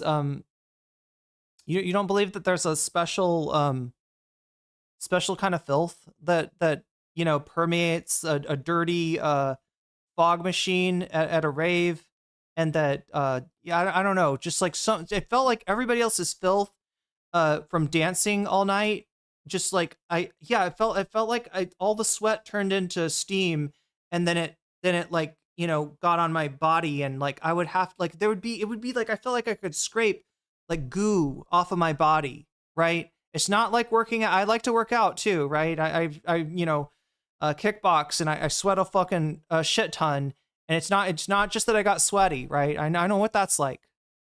You think it's cigarette smoke? Okay, well, I mean, it could be cigarette smoke.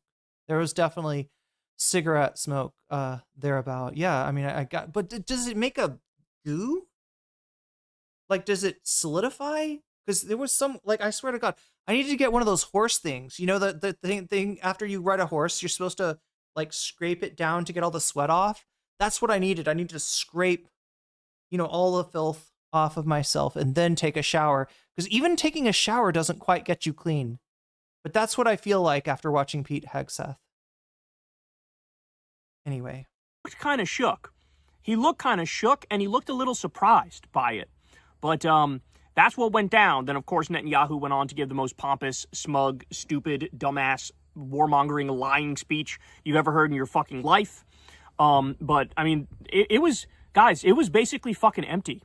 It was like 90% empty when he actually went on. So Danny's saying when it mixes with the sweat, it makes goo. That when the nicotine, when the cigarette smoke mixes, nicotine-based smoke leaves layer of yuck.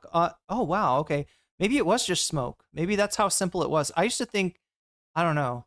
What did I think? You know how like Sartre said hell is other people? I think I felt like I got other people's consciousness on me. You know what I mean? A warehouse full of 20 somethings doing psychedelic drugs all night. I felt like I just got like I took like a consciousness cum shot or something. I don't know. I just felt whatever it was. To give his speech. So massive protest at the UN. We love to see that. Now, want to hear something incredibly fucking dystopian?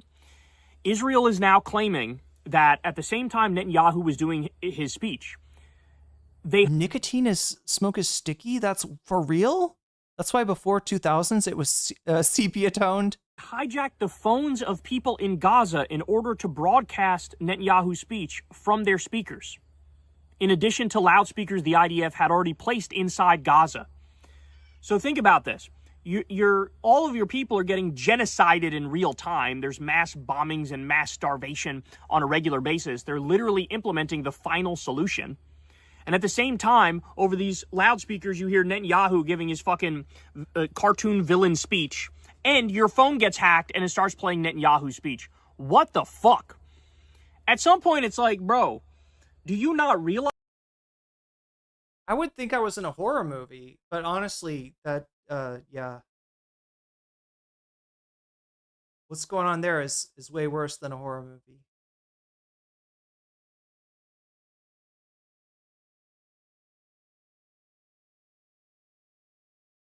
Go to the Marxist book club and get, yeah, if it was only working class, if it was only like working class goo rather than I don't know, rich kid goo. But I guess that's what made the that's what made the finances make sense in that scene. There were some people dropping quite a lot of money on a night's entertainment, and the rest of us would just have to try to pick up the scraps. But you could. There was lots of scraps. You know, if you were in the right place at the right time, you could get some scraps. Literally, the tar. Think of smoking the dregs of shatter.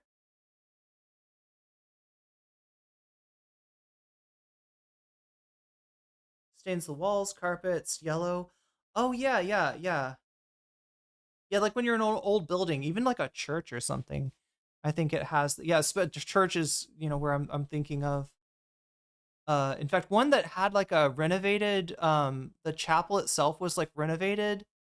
It was like a Catholic church, but when you went to Sunday school classes, it was like I don't know, like the classrooms felt like they were out of old movie or something. And it had a smell to it, right?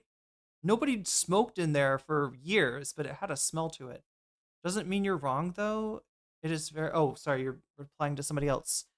Anyway, chat, let's see what else we got here. I think I got a few more videos on this subject to go over.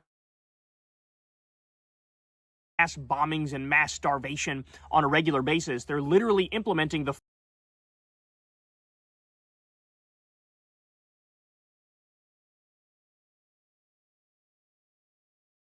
Okay, A stunning new set of details have emerged. Tell us about it, Beasley. And before I even give you any details, it has to do with Elon Musk and some other folks. Let me just remind you of this little clip during a Tucker Carlson interview back during the campaign between Kamala and Donald. I think part of why Kamala is getting so much support is that if Trump wins, that Epstein client list is going to become public. Yes. And some of those billionaires behind Kamala are terrified of that outcome. Yeah. Yeah. Yes. Hey, what happened to that? They use that as a political tool so much. And now they're going, how dare you? Not Elon so much, because I know he said that thing about Trump, but now he's besties with Trump again. But you have so many defenders of Trump going, I want Epstein information to be released, but I just don't like that Democrats are using this as a political tool. It's like Elon randomly tried to connect Kamala in a weird transitive property sort of way. Look, the only thing that made this a political tool was when the Republicans campaigned on this shit.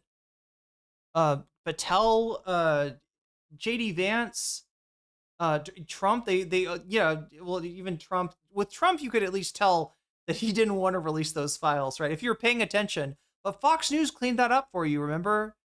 Oh no, I'm gonna find this again, don't I? Trump, Fox, Epstein. Will that find me what I'm looking for? Let's try that. Trump, Fox, Epstein.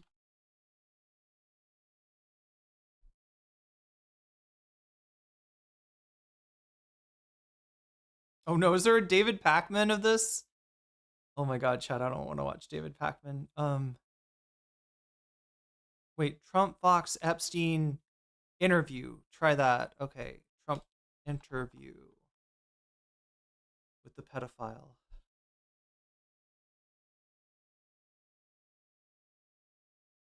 Did Fox News well, here's the I'm not seeing the original clip, by the way. It does. I don't know if Fox scrubbed this from the internet, but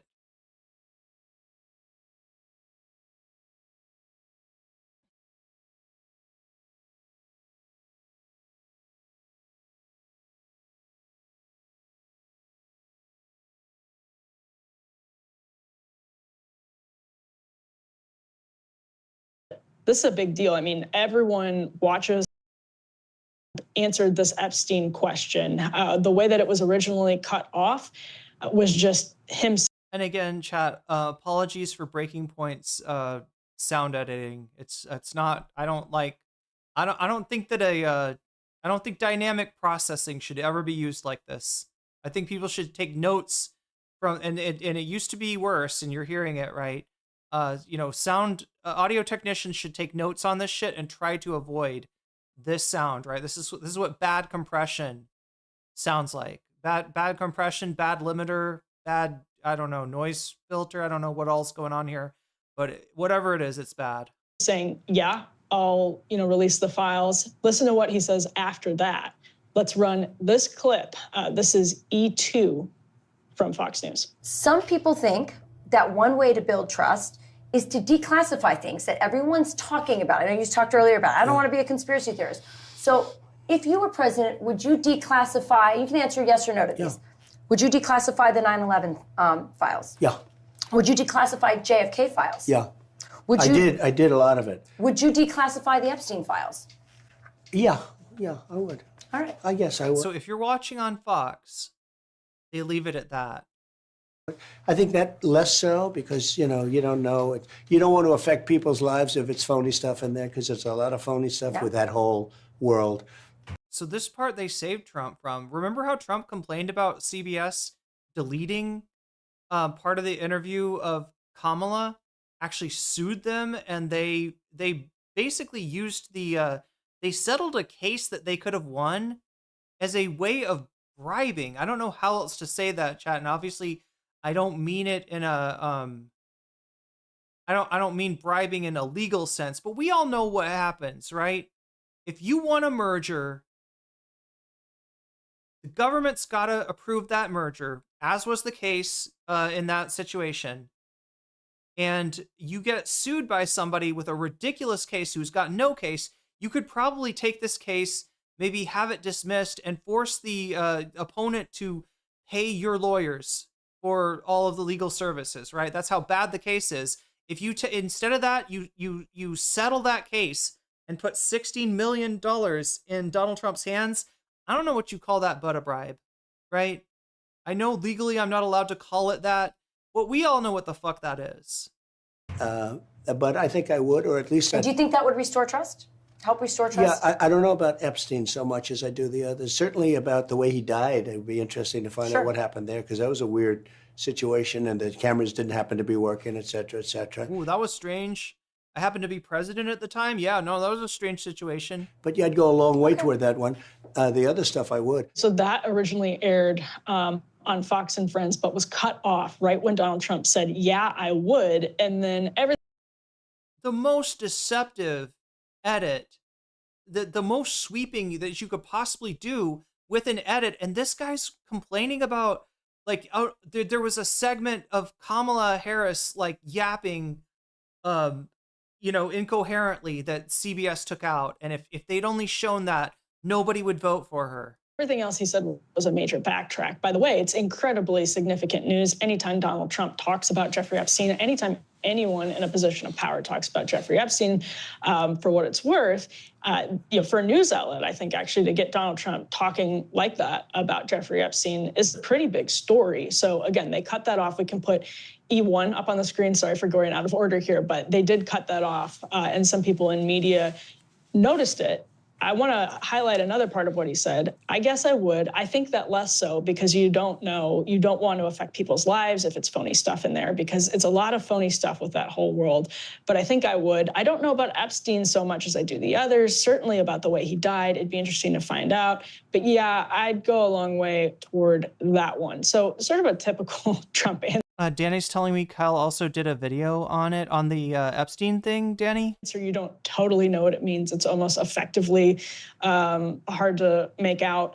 But the editing, I think, where you're just going rapid fire through JFK, yeah, I already did a lot of it. And you get to Epstein, yeah, I would. And immediately, well, there's a lot of phony stuff, less so with Epstein than others. Ryan, obviously Epstein was sort of in that Palm Beach world. Obviously, there's that famous footage of him with Donald Trump kind of partying at Mar-a-Lago. Some people have claimed that there was recruitment happening at Mar-a-Lago of girls who were sex trafficked, essentially. So I think it's fairly significant. I think it was a great question from Rachel Campos-Duffy. What happened here? Is this in a way, is this a defense of Fox saying we ended up putting up the whole thing, there was nothing to hide? Or is it them sort of being caught editing it by later uploading the whole thing, maybe not realizing that people would notice the discrepancy? I mean, I think they got caught. But I think different people made different decisions. I don't think it was, from the top. Okay, what we're going to do is we're going to edit this to make it palatable for our seniors who watch on Fox, and then we're going to let the whole part go out on Will Kane's podcast. I don't think they exactly did it that way, but a system is what it does. And the interests of the producers that cut that clip are clear. Like they wanted, like Trump says yes, but he, I think you could even just, if it's, you can't say it's a time question, because you just say, right, but less so on that one. Like at least if you put the but less so on that one, you've at least let the viewers know, and you've let them see the. You're talking about the video clip from Fox. So are you saying that Kyle shows it like he's like, all right, this is what Fox News showed, and this is the entire thing. This is the rest of it. Beginning of the backtracking, and you can see where it's going from there. Because whenever if you know what Trump's going to do. In other words, he's not going to do anything, and that was clear. You didn't need the other minute of rambling excuses about why he's not going to do anything. He's not. But yeah, so I think they wanted to. I wouldn't think they wanted to keep that from the audience. There's no other way of understanding that. But I think there must be different kind of editorial processes that play out at different levels. Like you can't completely keep an interview out from, say, a podcast or whatever. And then to your point, right, there's that great quote from, great isn't the word, there's a quote from Trump in the Vanity Fair article that people can find where he's asked about Jeffrey Epstein. He says, Jeffrey likes him young, likes him pretty and likes him young, or something like that.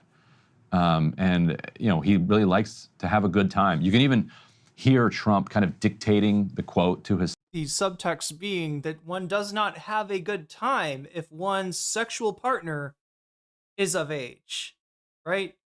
It's a very telling quote from Trump, right?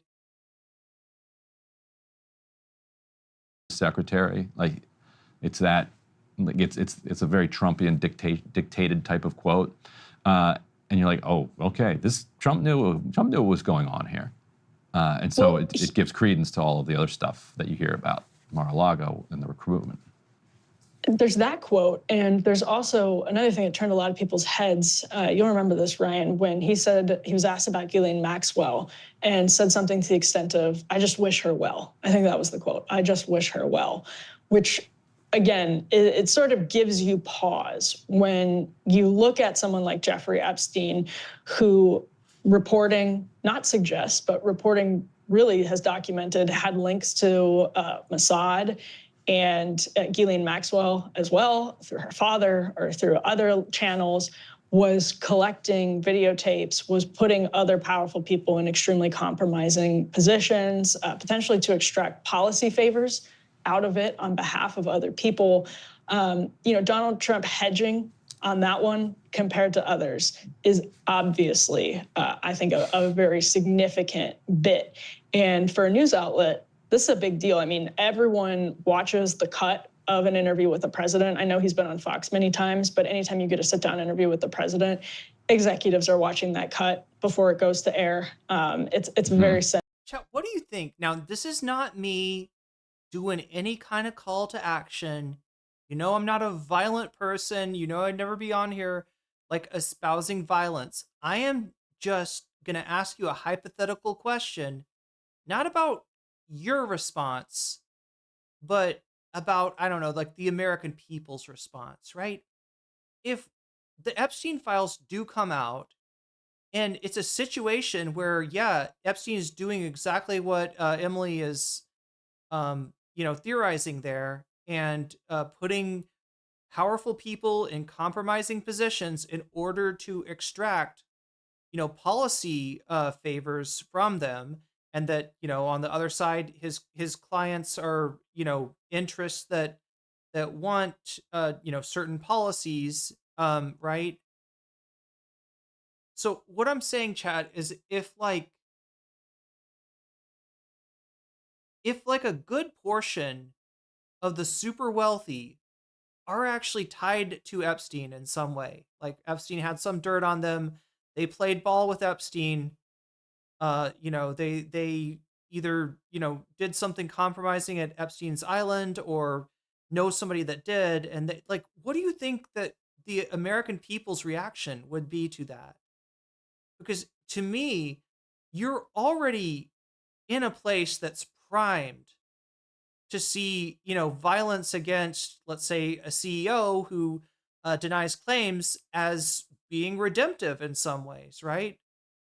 In other words, you're already in somewhat of a revolutionary atmosphere, and it's not, I'm not just talking about one side of the political spectrum. I'm talking about everybody. Everybody's got smoke for the super wealthy. If this shit portrayed a sizable portion of the super wealthy in an absurdly horrifying light, would there be calls for a mass culling of the super wealthy? Like, what kind of reaction could, because like the way the way that they're afraid of this shit, it really makes you think, right? They're not afraid of this stuff in the way that, like, okay, well, we really like Bill Clinton, and it would be a shame if his legacy was ruined, right? I don't think they'd be reacting like this if it was just about like Bill Clinton's good name or Alan Dershowitz's good name or something. You know what I mean? Like, a lot of these people don't have good names to begin with, right? What would make people so, what would make people, I mean, why is there so much Streisand effect here? You know what I'm saying? Why are they doing things that promote the Streisand effect, that are making more people more, the cover up, chat, is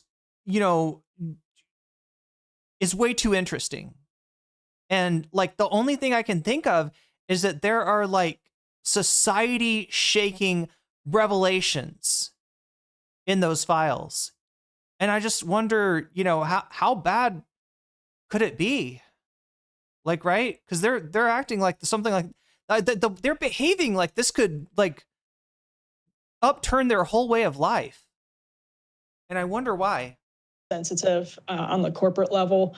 So yeah, I agree with you. I think people made different editorial decisions. The Will Cain radio show aired the whole thing, and good for them for airing the whole thing without cutting it up. But obviously more eyeballs were on the Fox and Friends sit down. All right, chat. Will Cain in the membrane. Will Cain in the brain. No, that's Tim Kaine, right? Right. You know, when it originally aired. So it does seem like there was something intentional. Yep, I think so. And so I think, in other words, neither candidate running for president now is going to give us anything more.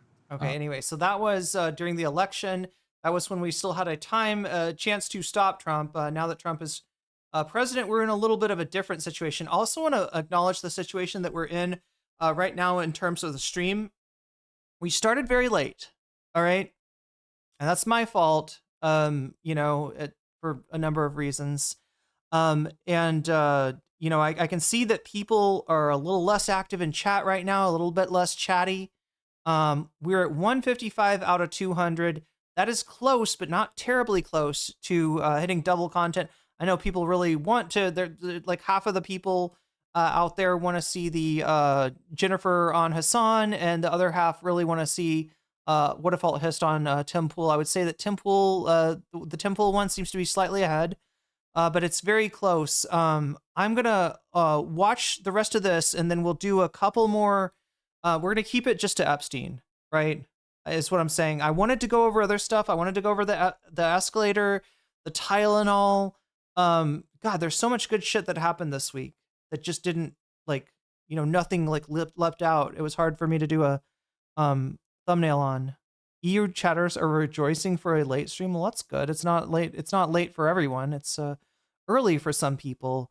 But nonetheless, I just want to make us aware of that. We've got you know, a limited amount of time, and then I'm gonna pivot to the bonus content. So if you want to get that double content, it's still up there. There's still every chance of getting it, but I'm not gonna do. I was thinking about, you know, going over like the news, and oh my God.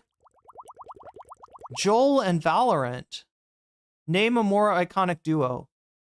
You can't. You literally can't. There is no more iconic duo than when Joel Silverwood teams up with Valorant in order to give not 5 community subs, but 6 community subs. Yeah, the RNG. RNG didn't treat you quite as well on that one, but still pretty impressive. NSC 333, you just got jellyfish. Derpa Derper, you just got jelly. Look at all those emotes. These are all emotes that you'll get if your name is on this list. If you just got jellyfished, right? You're gonna get all these emotes and more. Ibagazare, I hope I'm pronouncing your name correctly. Either way, you just got jellyfished. Snotch Pocket? Snotch Pocket. Is that like Notch from Minecraft, but with snot? Maybe? I don't know. Snotch Pocket, is that where it's a pocket for snot, maybe? Is that what it is? Like a special pocket that you can blow your snot into? And there's little microorganisms that eat it? I don't know, just to keep it clean. You just got jellyfished. Girly Sound, you just got jellyfished. And MKI Train Girl, sorry. MKI Train Girl 24, you just got jellyfished by Valorant. You just got that Valorant gift sub that, you know, was not even expected. Not the Notch. He is not a good human. That's what I've heard. I've heard he's a bit of a Nazi. But anyway, shout out Minecraft. God, I still owe you a streaming. Perfect for Hutch. Oh my God, that's what Hutch needs. That is exactly. No, Hutch needs a little gremlin that just goes on his face and like just eats the boogers straight up. Like, right? Hutch needs a booger eating gremlin just to live in his nose, right? Because otherwise he's just going to pick it constantly. And if he ever picks it, if his finger ends up there, the little gremlin bites his finger. I was like, no. Not for you, Hutch. Not for you. No boogers for you. These are mine. I got dibs. But anyway, like I said, chat, oh my gosh. So I got to add this up now. 36 to 155 is 191, I think. So we're approaching double content. which does make the math a bit easier for me. Anyway, like I said, we're going to finish the Luke Beasley. Really need an app for this? Wait, I need an app for, for the bonus content thing? Yeah, it's frustrating how it's like, I never feel like I do a good job of explaining it. And that means that, yeah, for the calculations, yeah. No, I mean, if something exists, if anybody's got an idea, I'm all ears. Well, I'm all ears and headphones too, but you know, mostly ears. Anyway, chat, let's finish this Luke Beasley thing up, and we'll see what else we got, and then we'll go on to the bonus content since I started so late. To Epstein. That's how they would use it. And it's, if Kamala loses, then the Epstein client list will be revealed. He's such a weirdo. That's why I kind of like him, despite the fact that whenever I watch him and encounter like his audience in the comments, right? I mean, look, Luke Beasley's just a liberal dude. Okay, he's a young liberal guy. Was he in? We don't know. I guess if he was in chorus or not. He was noticeably not around when the whole chorus thing was going down. So I don't know. I don't know what side he was on in that whole thing. But yeah, he, like, you know, it's like a lot of stuff, you know, I can watch him for it, and he's covering a lot of this stuff, and he's a weird little dude, which I appreciate. As a weird little chick myself, I appreciate his weird little dudeness, but yeah, sometimes the audience and their thought pattern and their you know, it's just very akin to the idea that this like moderate liberal consensus kind of thing. And when I hear them talking about the kinds of political candidates that they'd like to see for 2028, it gives me great pause, right? The rest of us, we're pilled. We know that the Democratic establishment has got to be done away with. All right. And I'm not saying like, you know, pushing them off into the tar pits, like in that dinosaur puppet show, or, you know, the puppet show with the dino. What was it called, chat? It's like a puppet show with dinosaurs. It was like a Jim Henson thing with dinosaurs. Anyway, I'm not saying push them, you know, into the, you know, put them on a wheelchair and push them into the La Brea tar pits. But I am saying that these people have no future. And anybody whose politics resembles the politics of the current gerontocracy, same thing. And it doesn't matter if you are a fucking Zoomer, if you are on the other side of the age scale, if that's your politics, you need to be nowhere near the levers of power, especially when it comes to things like primaries. But so that's my only cringe factor in watching Luke Beasley and reading his that dinosaur show scared me as a kid. Yeah, I mean, it's scarier than it's definitely scarier than the Muppets. Not as scary as Dark Crystal though. It's the conversation that they were having. Well, as we get more information, kudos, oversight Democrats have made this public.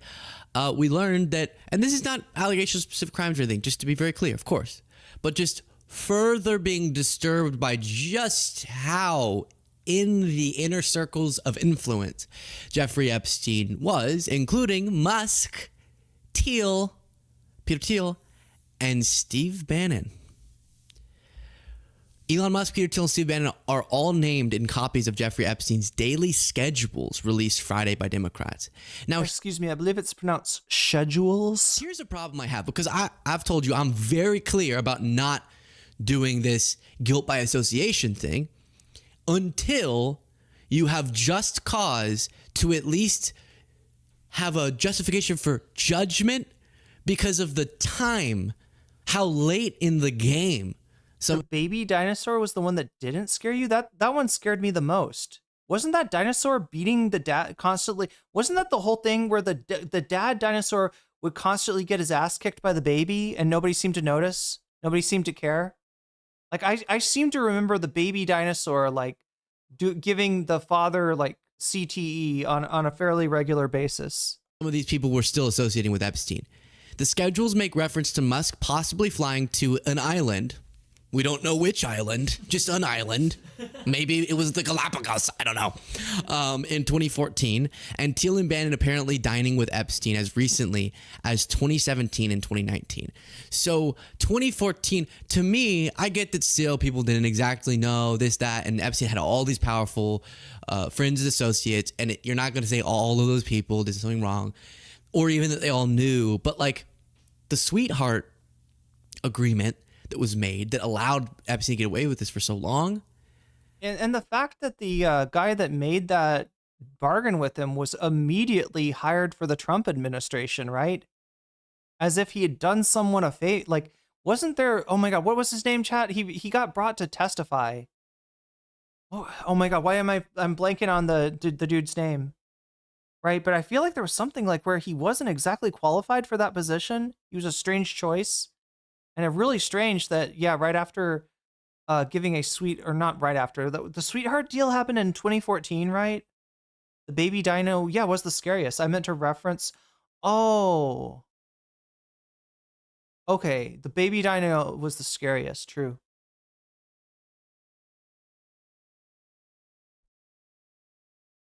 Although, honestly, when you get, so that show was following the Flintstones formula, which is actually the Honeymooners formula. And the fucking joke with the Honeymooners, I believe, was that sometime, that Jackie Gleason was going to beat his wife up, right? That was like an underlining, just like one of these days, right to the moon. He's going to punch her so hard she gets launched into the moon. And that's not a funny joke. And all of these characters, Fred Flintstone, the dad dinosaur, and even Homer Simpson or Peter Griffin, all of them have got some of that Jackie Gleason DNA in them, unfortunately. At least I can't imagine Peter. Yeah, I can. Fuck. Echo Bass says, if I recall correctly, Jose covered the dinosaur show. The head. Oh, wow. Wait, the head of the show was based and the show was secretly super progressive. Oh, yeah. Didn't they have like anti-war messaging? Didn't they have a thing where they were going to fight the armored dinosaurs? And they're like, why are we fighting the armored dinosaurs? Well, the armored dinosaurs have a bunch of oil on their land and we'd really like that oil for ourselves. And, it's like basically Iraq. But not the Iraq War, the Gulf War, the 90s version of the Iraq War. Thus, the first time prosecution or the potential of it was brought against him was 2006. And so 2014, they're saying, is the Musk Epstein island or an island trip still happening? Which was the specific notes here. And again, the biggest takeaway is, from all you can tell here, nobody knows this, but Ghislaine Maxwell was actually in the back of the picture in the Sgt. Pepper's Lonely Hearts Club Band photo. That was her costume from that. She goes way back, chat. She may also be, much like myself, an Umbran witch. Oh, yet another reminder of how the percentage of powerful people who had some association, friendship with him, met with him. Very strong anti-climate change message. Yeah, well, I mean, that's, the dinosaurs would know that the importance of climate better than anyone. He really was running in all the most powerful circles. And that's why it's so important to get clarity on who just, I didn't take it seriously enough. The allegations I'd heard swirling and I just was trying to do a business deal. Decipher those people from anyone who could have been involved. That's why full transparency is necessary that the Trump White House is currently blocking. So this is the schedule, daily schedule. This is Monday, November 20th. Okay, so this is the part I haven't showed you yet, right? But yeah, I mean, this is basically what this is. Some kind of a schedule. 27th, 2017, that's where Reed Weingarten, breakfast, Peter Thiel, lunch, different things, no other names on that sheet. And then this is Saturday, February 16th, 2019, 7 a.m. breakfast with Steve Bannon. Or 2019. That's what I was saying, right? This is Trump 1. In fact, I would say that this is, let's see, about 2 years into, wait, yes, 2017, 2018, we're at 1 year. Yeah, 2019. Yeah, we're at a little over 2 years into the presidency. And who are we meeting with for breakfast? Sloppy Steve. Sloppy Steve. 2019. Steve Bannon, breakfast. Again, chat, if you want any more, I don't know what more evidence you could want that Epstein still had a connection to Trump world at this point, right? Trump's official story is that he cuts. When does he say? Was it 2014? No, it was before the first arrest, right? So, what is Donald Trump's official line? Where was it? It's sometime in the late 2000s or early 2010s, I believe, is when Trump claims to have cut ties. But the fact that he's got, you got Steve Bannon.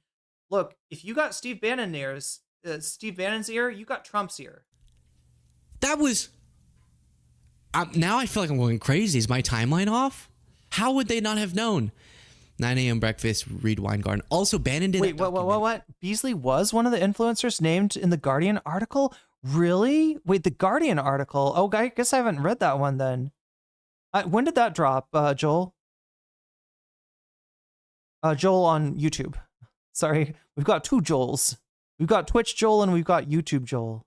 And sometimes Twitch Joel is on YouTube, so I should say Joel Dot versus Joel S. But I'm talking to Joel Dot here. Well, yeah, this is the thing. I never said that, the chorus people are like corrupt scumbags and like you can't. The thing is they're compromised, right? Whether they realize it or not. But he was mentioned in the Guardian article. The Taylor Lorenz article was actually in Wired. Is that what you mean? The other Joel just showed up. Oh no, we got double Joel. Look, both Joels claim that they didn't start the fire, but they will sing you a song at the piano. My neighbors are starting their after footy match orgy. Oh my God! Wait, I didn't guess where that was going. At first, I thought you were gonna say footsie match, and I was like, "That's an interesting game to play competitively." But no, footy match, not a footsie match. Orgy. But then the orgy, that's what threw me. It's like wow. So like you watch the footy, I'm guessing on TV. Okay, you do mean Wired magazine. Okay. So yeah, for sure Beasley was mentioned because I thought I would have noticed that. Maybe I just didn't cover it because Beasley was like, I think Beasley was like in Ukraine or something. At least it's not MC versus M space C. Oh my God, that was even more double MC all over again. Double rainbow. And you remember he was doing documentary with Epstein, never released the footage. Weird. Then this is the one with Elon Musk. This is 2014, Saturday, December 6th, 2014. Yeah, can you look up when Epstein was prosecuted the second time? Reminder, it's written in this schedule. Elon Musk to Island, December 6th. The footy match. Watch the footy match, then the rape music starts, and then woos and oohs and wait, they go woo while they're fucking? They're doing football cheering when they're cheering for themselves in the sex? Wow. Also, the rave music is supposed to mean that you can't hear them. That's what they think, right? They're like, no, we got to put the rave music on the neighbors will have no idea what we're doing, right? Every time we bang the headboard, they'll just, as long as we do it in rhythm to the bass, like they won't notice. It'll just sound like, yeah, they're just listening to some EDM. That's all. No, I don't think it's weird to hear dubstep in 2025. It's totally normal. Always wondered about these high production values and full staffs. Yeah, that's a good. I mean, yeah. I don't want to sound jealous here, chat. as somebody that could really use a staff and a production team, I don't want to sound jealous, right? I want to just imagine, I don't know. Yeah, it's their house music. They call it housework, and it's light work. They call it housework. Wait, what is that song? Do you remember? Anybody remember this? An American Rave was different? Wait. I thought European raves all happened at a club. Am I wrong? Yeah, I don't know, like, because it'd be really easy for me to, yeah, these fucking production staff and everything, they got an editor, ooh, fancy schmancy with an editor. Ooh, you mean you do live streams and then you put out a video? Oh gosh, they're so fancy. Here's Seabat. Wait, I gotta do this, chat. I gotta show you this. Seabat, what is this called?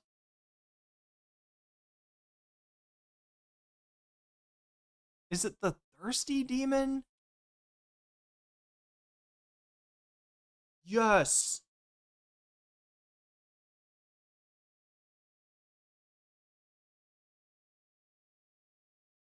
What is that?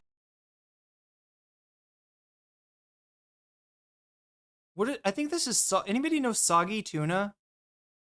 I think the creator that made this, oh. What is that noise outside?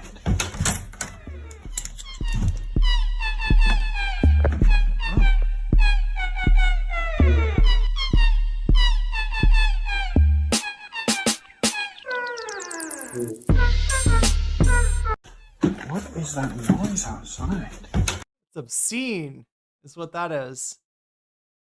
But yeah, like the Thirsty Demon is got like a whole ass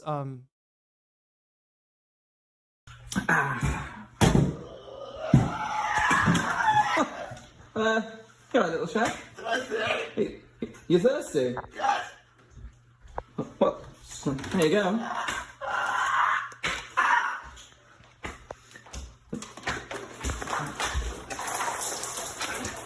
That's it. Get it down here.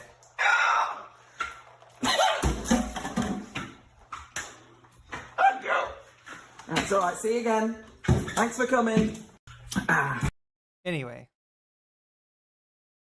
Is this still happening?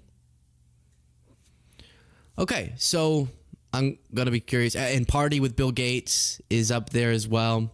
Warehouse raves, beach raves, raves out the fuck in the woods. Those are the best.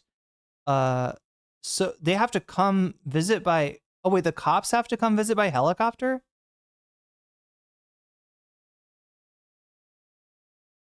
Yeah, 7 in the morning is the appropriate time.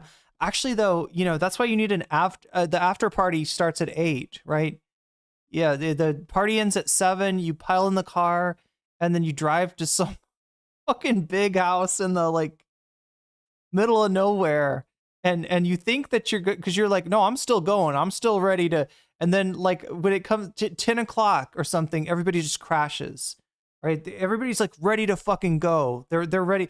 They're ready to you know, go, like, you know, let's just shut the shades, pretend it's still nighttime, and then 10 o'clock comes around and everybody, like, falls asleep or leaves or whatever. And then the person who threw the after party realizes that they've now got a bunch of people passed out on their floor. And I do, Cole, Bill Gates, do we have anything on that? Well, he's dead, so. He's dead. Why are we talking about him? You know, it's weird. And then something else here, passenger manifest, Prince Andrew on this passenger manifest. So this was released. You can see here, oversight Democrats are fighting for transparency. The Epstein files, no matter who's involved, Democrat or Republican. As we continue to go through the 8,500 documents we received, here are pages naming Bill Clinton and Larry. Chad, do you think I'll get copyright claimed for CBAT? Larry Summers. The Clinton document was already public. So again, we know about those associations. Shouldn't there be like a rule that you can't get copyright claimed from CBAT because it's not a real song? Shouldn't there just be a rule? And we'll just look here. Scroll down, Larry Summers. I'm not seeing, it must be on the other page, but I really credit them with saying, and among the names of people he's meeting with and friendly with, you have a Democrats on that list as well, and they're not making any qualms about being transparent about that as well, which, as we heard the DOJ official accidentally say to someone when he thought he was on a hinge date, the Trump administration was specifically trying to protect Republican names but leave more liberal names. Jeffrey Epstein was prosecuted. I'm sorry, you gotta put an asterisk by that, because that is information we got from James O'Keefe, right? And I'll be real, James O'Keefe has not established any credibility whatsoever. The only thing that might make you think that it's credible is that, like, he is attacking his own side on this one, but he kind of got pushed out. So there's even a rationale for him to play up, distort, deceptively clip, etc. what the Trump Justice Department official said. So I'm not saying that's not true, right? But I am saying that James O'Keefe's word is not worth a damn. By federal authorities in New York for sex trafficking. Do you think you could sell the rave goo though?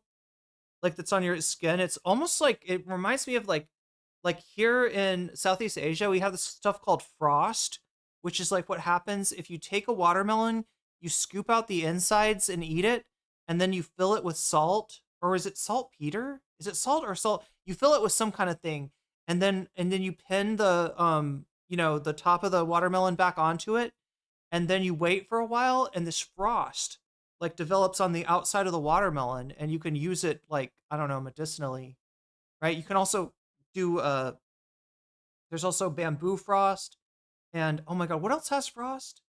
There's a lot of frost, chat. People do amazing things with fruits and vegetables out here. I feel like we're centuries behind in the United States. We don't have frost technology. What's up with that? Minors in July 2019. His second major prosecution. He was arrested July 6th, 2019. So that's 2019. This one was 2019. Is Beasley using ChatGPT? That looks like ChatGPT. That's ChatGPT. God damn it. Oh, speaking of ChatGPT, ChatGPT makes a cameo on Her Take, because one of the women on that show really likes to use ChatGPT, and they're like, "Now I know you're all gonna make fun of me for using ChatGPT, but honestly, it's actually pretty good."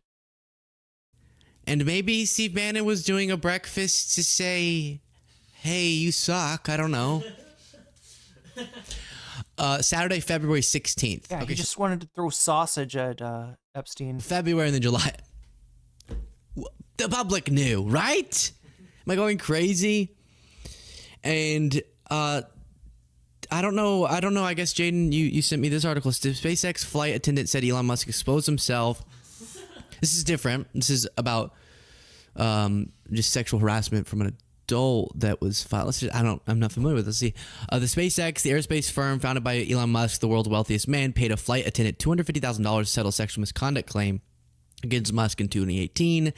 The attendant worked as a member of the cabin crew on a contract base for SpaceX's corporate jet flight. She accused Musk of exposing his erect penis to her, rubbing her leg without consent, and offering to buy her a horse in exchange for an erotic massage. So I did remember that story, because he should have just offered her a horse. Like, right? You rubbed your freaking cock on, somebody, even if that was an accident. I feel like, I don't know. I think this is fair to say, there's no allegations of misconduct in these Epstein documents that I've seen thus far. Wait, what is this? Which lady? Joel, is it Pumps or is it Jennifer? Does Jennifer say she uses ChatGPT? I mean, there are probably some use cases for it, but I feel like nobody really uses it right. The use cases would be like, if you want to like think outside the box, right?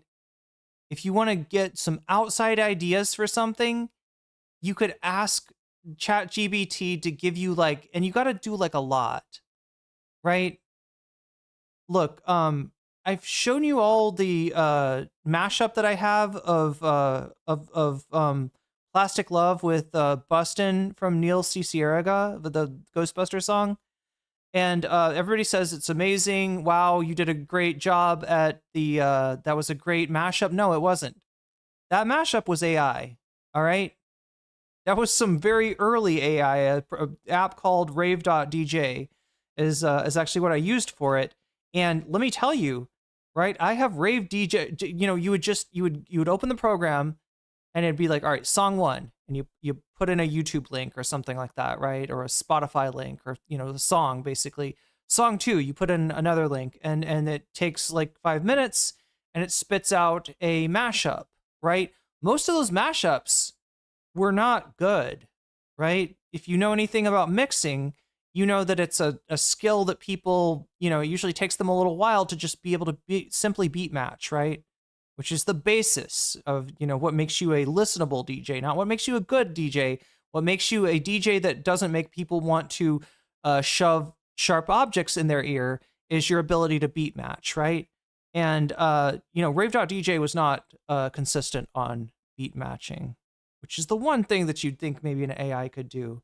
But yeah, what you do is you literally have to put in like more than 100 song combinations, and then maybe 1 or 2 of those would yield a good result, right? So that's what I'm saying is that, if you want to just come up with a wild ass idea, like for, I don't know, a video title or something like that, or then maybe you could tell ChatGPT, if you give it the right prompt, give me 100 possible titles for this video about XYZ, whatever other prompting, then, maybe, but I don't think you'd even find, like, I don't think it would spit out a title that's usable. I think what it would do is it would have one title that's like, ooh, that's a good idea, right? But I don't like the rest of it. And then another title idea that, ooh, that's a good idea. And you could kind of combine these, or you could edit them. It could jog your creativity, I think, in the right situation, right? That's me acknowledging a creative use for AI, which, obviously I got a million problems with, beyond even if it's like, dubious creativity. Only ask AI specific questions that would be otherwise annoying to Google. Yeah, I guess that could be a use case. But yeah, when you're having ChatGPT, I don't know, like write a script for you or something like that, I don't know what people are thinking. Start coming up with new ideas. You can juggle the topic with, that kind of thing. Yeah, as long as you're not, as long as you don't expect ChatGPT to do the thing for you, right? That's not what it's good at. It will come up with some wild shit, though. And maybe you could edit that wild shit into something usable. So, yeah, maybe. I don't know. Jennifer is the one who uses ChatGPT and talks about her son saying, stop using fucking ChatGPT. Is this the thing? Is it always, like, younger people yelling at older people for not noticing the shortcomings of AI? Because that's what I've seen, which is wild, because the rap is that Gen Z is using ChatGPT to do their homework for them. Against Elon. But if we're trying to understand, does he have any track record? There is a story of sexual harassment and, I guess, yeah, is that what we call that? Misconduct of some kind. And I don't know how to say this in a way that doesn't seem insensitive, because it sounds very gross and bad what he is alleged to have done, and he paid the person $250,000. Maybe he didn't do it. But if he were to sexually harass somebody, does anything sound more like Elon Musk than saying, I'll buy you a horse if you'll give me an erotic massage? Sounds kind of Vosh to me, but... I will buy you a horse if you'll give it. I will buy you a horse if you'll ignore the erection. I'm just saying, I mean, I don't know. We don't know. Just pay $250,000. So that's just something that Jaden sent, but unrelated to this story. And we always try to see ways to. Would the horse's name be something like "Sorry about the erection"? Is it like what is like the horse has got to have a name, right? Are we talking about a racehorse? Is he buying this lady a racehorse so that she can make the money from it? May have like what are the taxes like with that? I don't even know if that's a good thing, right? Chat, wouldn't there? There's so many things. Vosh pays extra for that feature. There, but it's very serious, and I'm not just throwing around guilt by association. I'm really not. This is the call for transparency to clarify, because it seems everyone and their dog was friends with Epstein in the world, in the powerful world. Hey, don't bring the dogs into this, okay? Far too late than I'm comfortable with. Although some of those Klein family dogs, I will admit, seem a little sketchy. It wasn't way a long time ago. Really, right before he was arrested again. And so I think the only way we can get clarity on who just turned a blind eye, which you can judge them for, and who participated. And that is a big distinction. But a part of the reason, and this is the other really important point, when we go, why is the White House trying to get Republicans to block the release? Well, as Tara Palmieri here outlined with one example, for a lot of them, it's that they feel like their name coming up, that they did this business deal, or they worked on this venture, or they flew on this flight. Even if nothing criminal took place in their case, they still seem, many of these senators and stuff, either they themselves or they know someone that had some association, and they feel like it's in their interest to block the release instead of just full transparency that you would imagine for any that didn't do something overtly criminal would be exculpatory. These photos change everything we know about why the Epstein files were not released a few weeks ago when there was a vote in the Senate. It shows Senator Lisa Murkowski, a Republican from Alaska. No, that's a mannequin. That's not Lisa Murkowski. That's a mannequin. Chat. That's a plastic. That's not a person.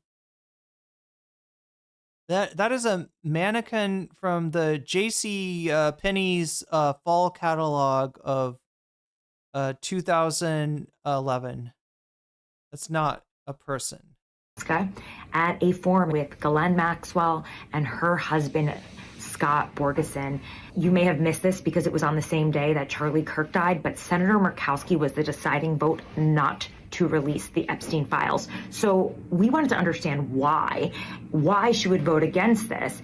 And we spent weeks finding out exactly what her connections were to Jeffrey Epstein. And what we found was a tangled web of connections in Alaska, the senator's home state. In fact, it all comes down to power and a series of meetings and events where they talked about the Arctic Circle and they lobbied and tried to expand it, which would obviously help Alaska and Ghislaine Maxwell's husband, who was doing a lot of business, maritime business in the Arctic Circle. There's also a connection to a... Oh yeah, you're right. The horse would get lonely. And yeah, a lonely horse. That's what I felt like this week, Chad. I felt like a lonely horse.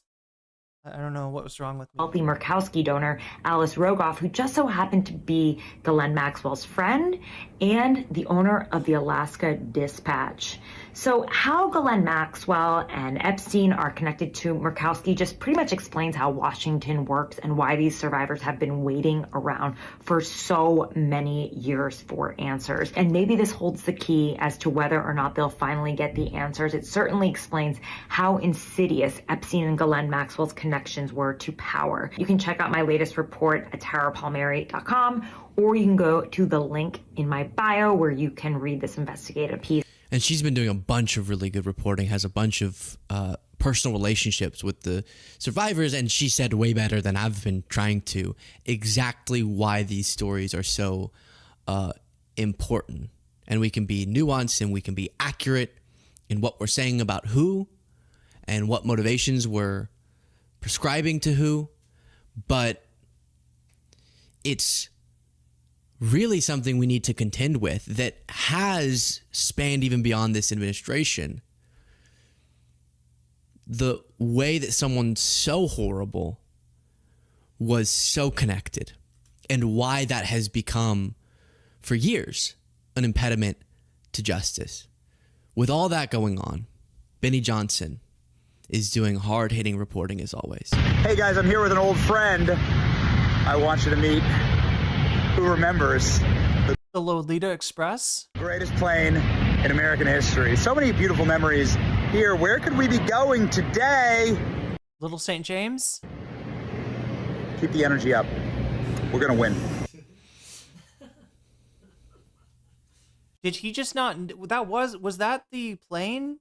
There was a moment in the campaign where Trump's, I don't remember what happened to the plane that he was using, but he ends up renting another plane, and it was, yes, indeed, the Epstein plane. Was that it?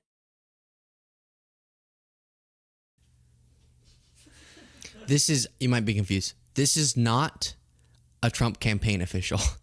This is an independent creator. What's up, guys? Funny. And as all of this is going on, he's like, hey, what's up, guys? Who remembers the sexiest plane in the world? It's like, what do you mean who remembers? Like, we forgot what Trump's plane looks like? Which, by the way, this whole plane obsession, it's a nice plane. Okay, it's a nice plane. But I have been at rallies. Is it? I mean, it's probably nice on the inside, but like, it looks like a normal plane. With people before. I think we've all experienced this when we've gone to Trump rallies and Trump's coming in, he'll like fly onto the tarmac. Is it kind of a cool aesthetic? Yeah. Would I like to go to a rally, fly in on my private jet, land, and just get off and then I'm on the stage? Yeah, I would. But it was so annoying watching these Trump supporters like really have a moment, like an orgasmic moment. Wait, I'm sorry. Trump's plane come in, and I really thought that they were going to connect. I thought we were going to connect this to the Lolita Express somehow. Otherwise, what the fuck is this segment doing in this video? Don't tell me that we've got a clickbait title with not a lot of substance, and we're just going to pad it out with like extra stuff to get it up to 10 minutes. Is that what we're doing here? Like, oh my gosh, look, it's so big. Look at his plane. It's weird, though. It's very culty, their obsession with Trump's plane. Benjamin Netanyahu. Oh my God. Addressing the UN. This is coming at a time. Inexplicable, Luke. Inexplicable. Anyway, let's see if I've got anything more for you today on Benjamin Netanyahu addressed. You need to cover that.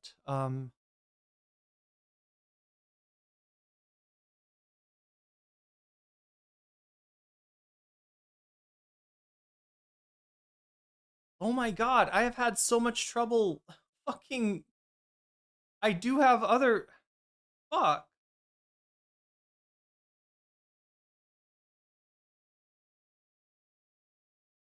Time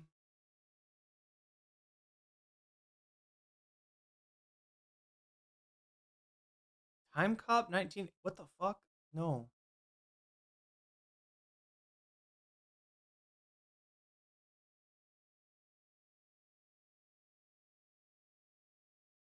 Don't understand.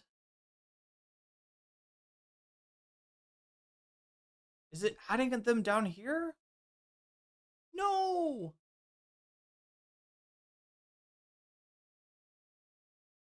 I have more stuff for you. We are also almost at 200, and if we hit 200, that means you get not just one bonus topic, but you get 2 bonus topics. That's really annoying.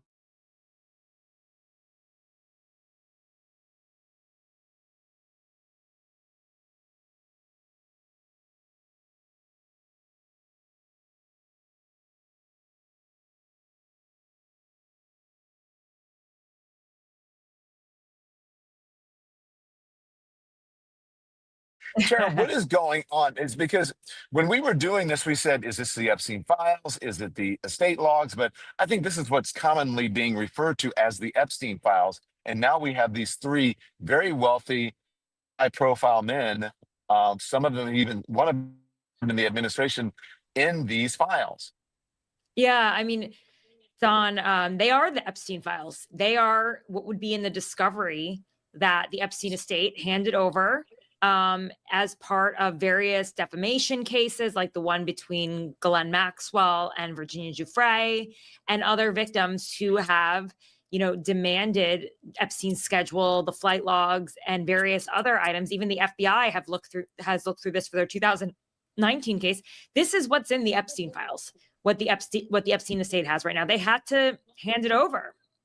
And as you saw, I mean, you have at least 3 names. You have 3 very prominent people in President Trump's world. Steve Bannon, who just a year earlier. So chat, for anybody who's worried, Don Lemon is not in the driver's seat here unless he's driving in Thailand. He's in the passenger seat, so don't worry about him. He's safe. His car is fine. He's doing so on the cash, right? He's literally calling in to his own show, from his phone, which is going underneath bridges and shit and cutting out, right? But he's just so cash about it, right? And then Tara, is this Tara Palmer? Oh, come on, who are we with?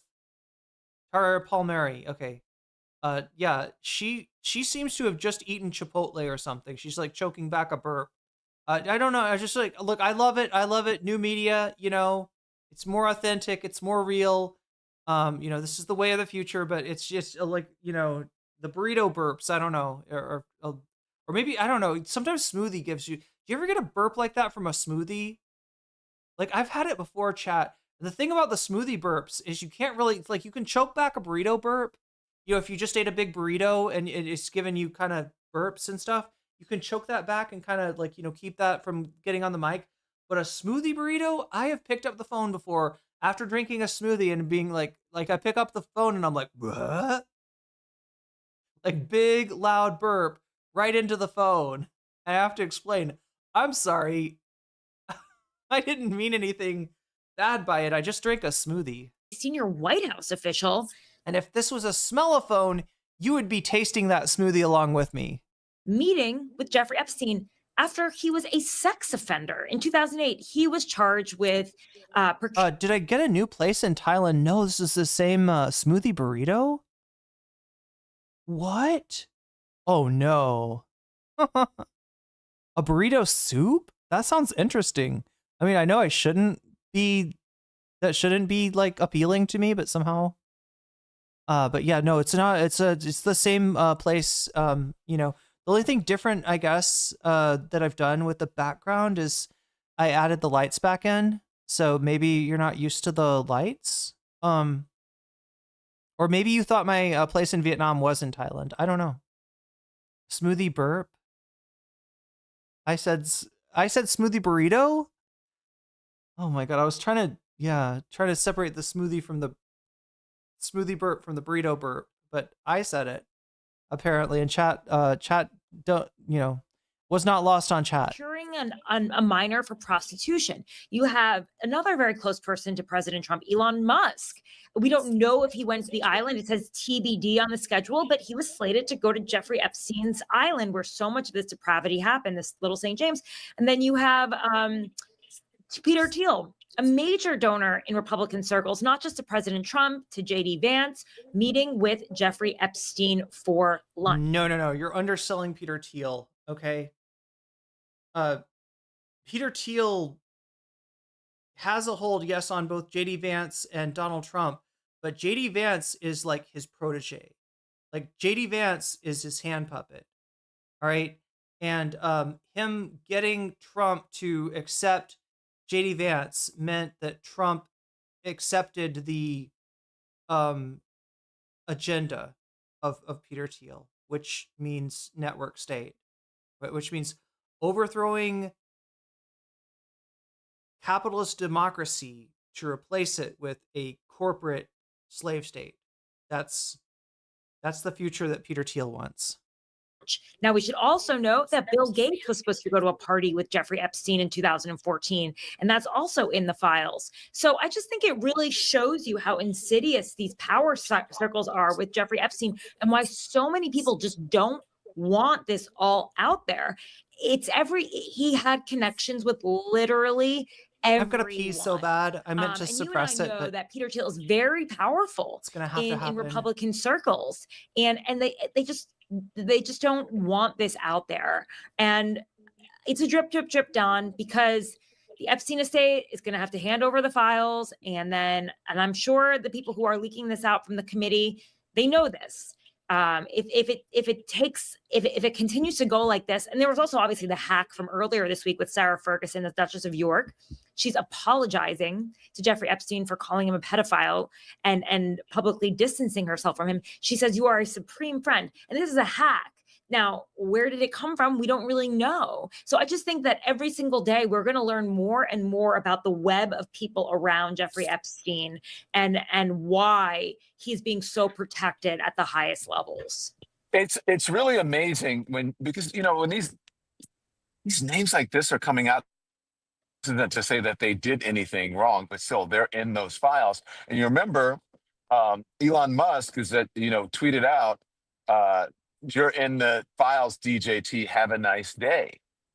And I don't think Donald Trump responded in kind today. I mean, he could have responded, "You're in the files, Elon. Have a nice day." But when you hear just names of folks who are like this, and the number of people who are in there, and that Donald Trump's name has been redacted according to the reports by the FBI, I mean, one wonders they've got to be protecting something. Are they just protecting rich, powerful men? And that the fallout from this, the number of people who are going to be revealed will just be astounding. Is that what they're holding on to? Is that why they're hiding these files?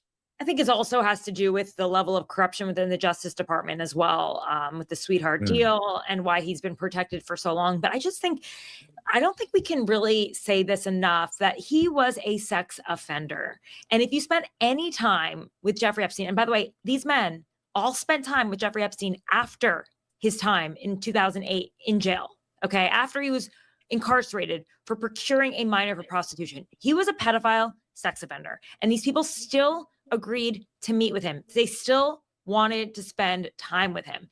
I don't know. Where I'm from, people don't hang out with pedophiles, okay? People who have spent time in prison for this.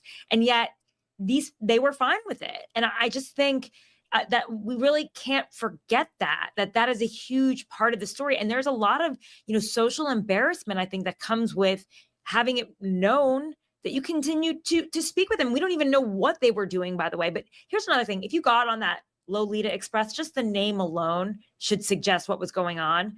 But if you got on that plane, you saw these flight attendants dressed very scantily. There was no secret that Jeffrey Epstein liked to be around young girls, even in President Trump's own words. This was not something he was hiding. When the police, when they went to his home in Palm Beach and they did a raid, they found pictures of girls lining the walls, just pictures of young girls all over the place. Yeah. So, go on. Sorry. It's so obvious. So it was like hiding in plain sight. There was no hiding, actually. It was just out there. And he had this reputation. So I don't know. I don't buy this whole, we didn't know who he was. Everybody knew who Jeffrey Epstein was. Yeah, but Tara, I mean, it's even beyond that. I mean, look at the birthday book and look at, what folks said and the pictures that were in there. It was like an open secret. It's not even a secret. They made fun of it. They thought it was mean. Did they not? You saw the drawings and people were, made reference to him liking young girls. Yeah. I don't know. It would be impossible to be friends with Jeffrey Epstein and not know that this was a crucial part of his life. The guy openly bragged about wanting 3 orgasms a day. Okay. This was something I come back to Epstein's regiment. Wait, is this Epstein that we're talking about? Steve Bannon? Is it Epstein or Let me rewind it. Who had the 3 orgasm a day regiment? I'm guessing it was Epstein. It would be impossible to be friends with Jeffrey Epstein and not know that this was a crucial part of his life. The guy openly bragged about wanting 3 orgasms a day. Okay. This was something he bragged about. He actually saw this. Yeah, looks like you're right, ATR 011. It was Epstein. As almost like a godlike quality that he had, that he was almost immune, untouchable. He could commit one of the worst sins, going after children, and still it's indefensible, and still have all of these people still wanting to be around him. I mean, he bragged about it. And in a lot of ways, they sort of groomed the elites into thinking that this was permissible, that this was normal behavior. And so, I don't think there was any hiding. There was no hiding who Jeffrey Epstein was. There are girls on the flight logs, including Virginia Giuffre, and she was 16, 15 at the time, 17. And I'm sorry, but like when you're sitting next to a 16-year-old, you have to be thinking to yourself, this is somebody else's kid. And if you're not, I don't know what's wrong with you. Like, this is depravity. And this was happening. This is who Jeffrey Epstein was. Like, this was what he was about. It's like, this was Jeffrey Epstein's MO. So that's his thing. Yeah, that's his thing. That was his thing. I want to, because people are dropping in and tuning in because we're live. I want to play this so that folks will know what we're talking about and what just happened. The report, it is from Sky News, and it's a couple minutes long, and it's going to explain to you where we are right now. And then we're back with Tara for a reaction. Here it is. Oh God, we're getting Sky News. Elon Musk's name has appeared in files relating to Jeffrey Epstein, with reference to him potentially visiting the island that Epstein owned. The files have just been released by Democrats in Washington, and they also show Prince Andrew was listed as a passenger on the pedophile's private plane. Let's bring in our U.S. correspondent, David Blevins. David, what else do we know about this mention of Elon Musk in these files? ATR 011, you just got jellyfished, and that's a good thing. Well, the Epstein estate has been gradually handing over documents to an oversight committee on Capitol Hill, and it is the latest batch of those documents that appear to suggest Elon Musk may have been a visitor to Epstein Island on December 6, 2014. An entry in what appears to be Epstein's daily schedule reads, "Reminder, Elon Musk to island, December 6. Is this still happening?" December 6, 2014, of course, is 6 years after Jeffrey Epstein was listed as a sex offender. We've reached out to Elon Musk for comment. He's not just the world's most wealthy man. He was, of course, a very prominent player in the early days of the Trump administration, leading the so-called Department of Government Efficiency, until the two men had a very public falling out in June, when you may recall Elon Musk alleged online that the administration was concealing the files and that Donald Trump was named in them. And they're back. IHIP has taken the lead, but also, or maybe you taken the lead? Yeah, I added those both to...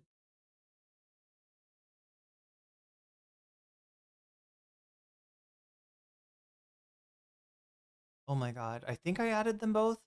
It may not matter, chat, because it looks like we're at over 200 now, so we're going to get them both. But let me just do the adding. 110... here, and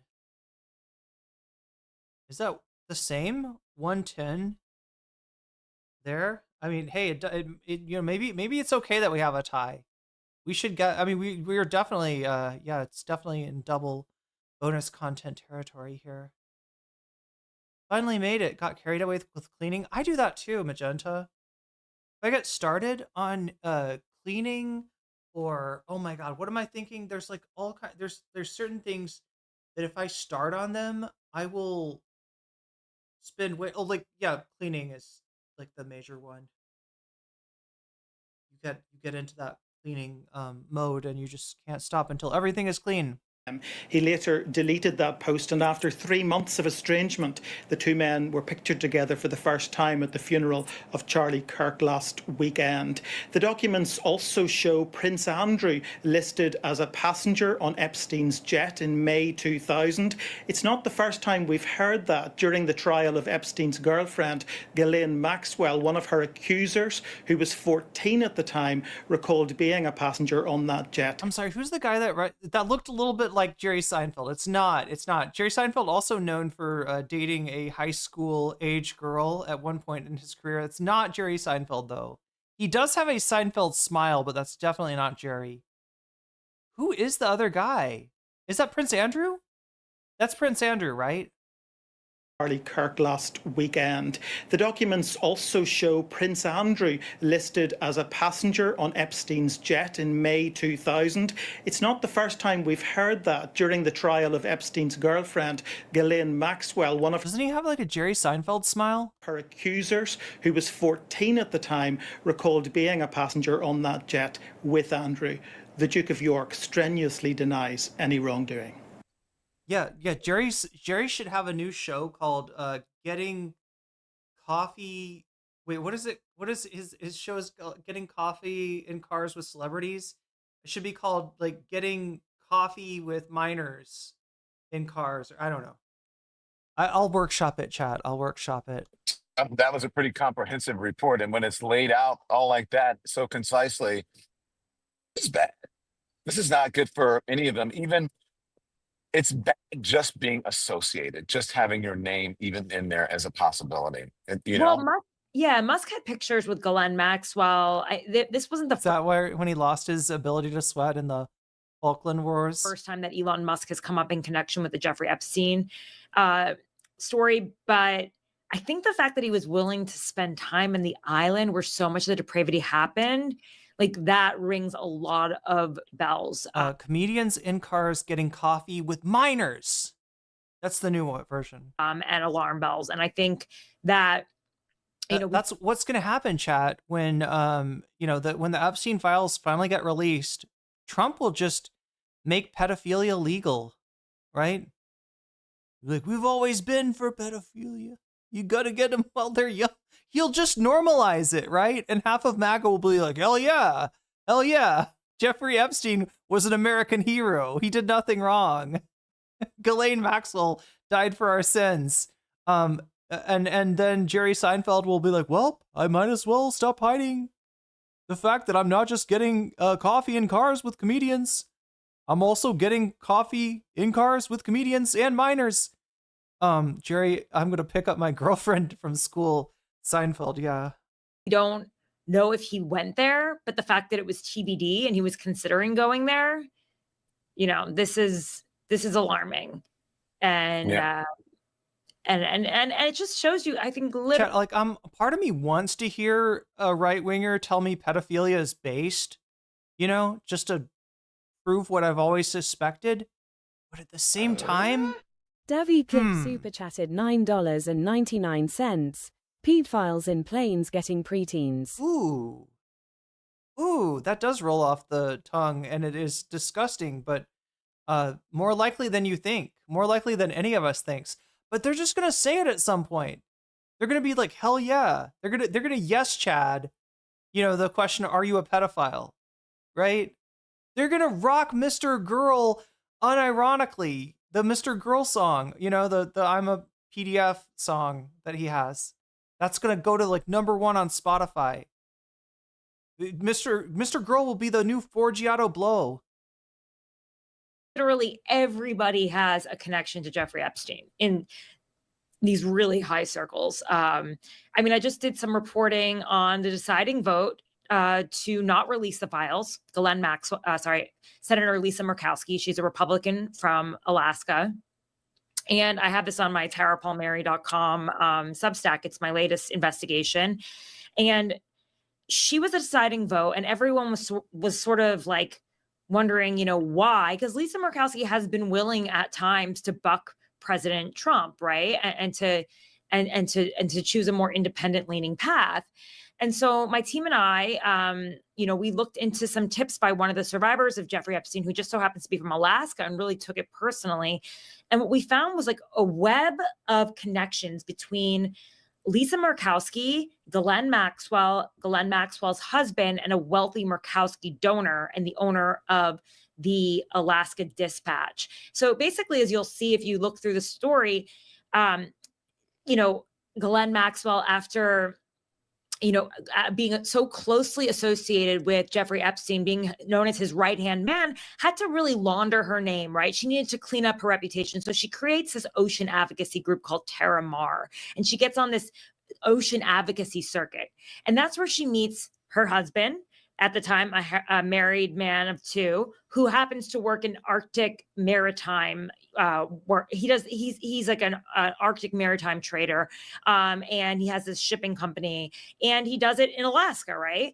And so she meets Scott Borgeson there. That's her husband.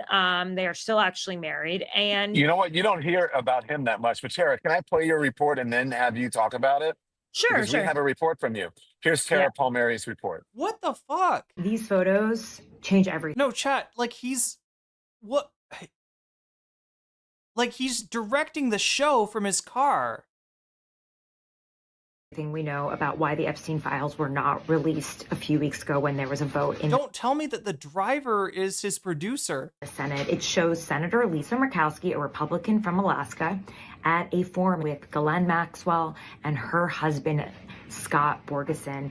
You may have missed this because it was on the same day that Charlie Kirk died, but Senator Murkowski was the deciding vote not to release the Epstein files. So we wanted to understand why she would vote against this. And we spent weeks finding out exactly what her connections were to Jeffrey Epstein. And what we found was a tangled web of connections in Alaska, the senator's home state. In fact, it all comes down to power and a series of meetings and events where they talked about the Arctic Circle and they lobbied and tried to expand it, which would obviously help Alaska and Ghislaine Maxwell. That's expanding the Arctic Circle. Maxwell's husband, who was... Wait, what does that do? Like they're not obviously expanding the realm in which the sun causes, the what is it, like the endless days in the summer, and then there's like, I don't know, 3 days with no daylight in the winter. That's not what I'm still confused about them trying to move the Arctic Circle. Yeah, it seems like they'd have to stretch that thing out like if they got like a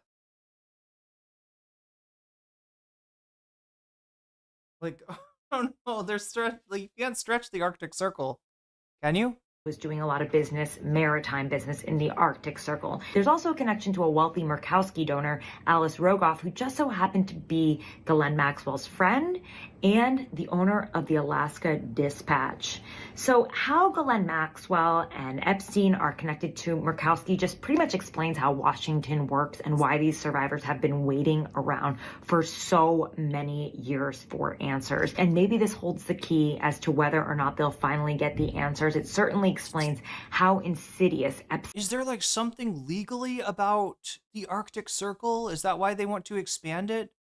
I don't even understand. Is there something about drilling maybe that you can do more drilling? And I'm trying to imagine what the policy advantage would be. Epstein and Ghislaine Maxwell's connections were to power.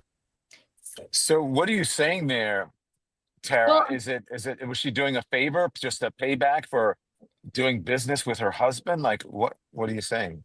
Well, here's what we know. They were on the stage for these. Maxwell's husband and Lisa Murkowski have shared the stage multiple times together at various events promoting expanding the Arctic, right? Ghislaine Maxwell also shared the stage with Lisa Murkowski at one of these events. And this goes all the way to 2018. And so Ghislaine Maxwell is also very good friends with this Murkowski donor who, her name is Alice Rogoff.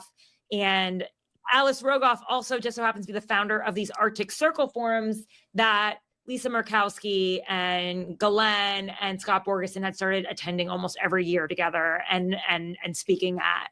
And so, I can't say for certain why she wouldn't want this out there, but obviously it would be exposing to her friend, Alice Rogoff, if it was exposed how close she is to Ghislaine Maxwell. An influential donor, an influential person in Alaska. It may reveal, Ghislaine Maxwell's connections to Lisa Murkowski. And also, this man, Scott Borgeson, was doing a lot of business in her state.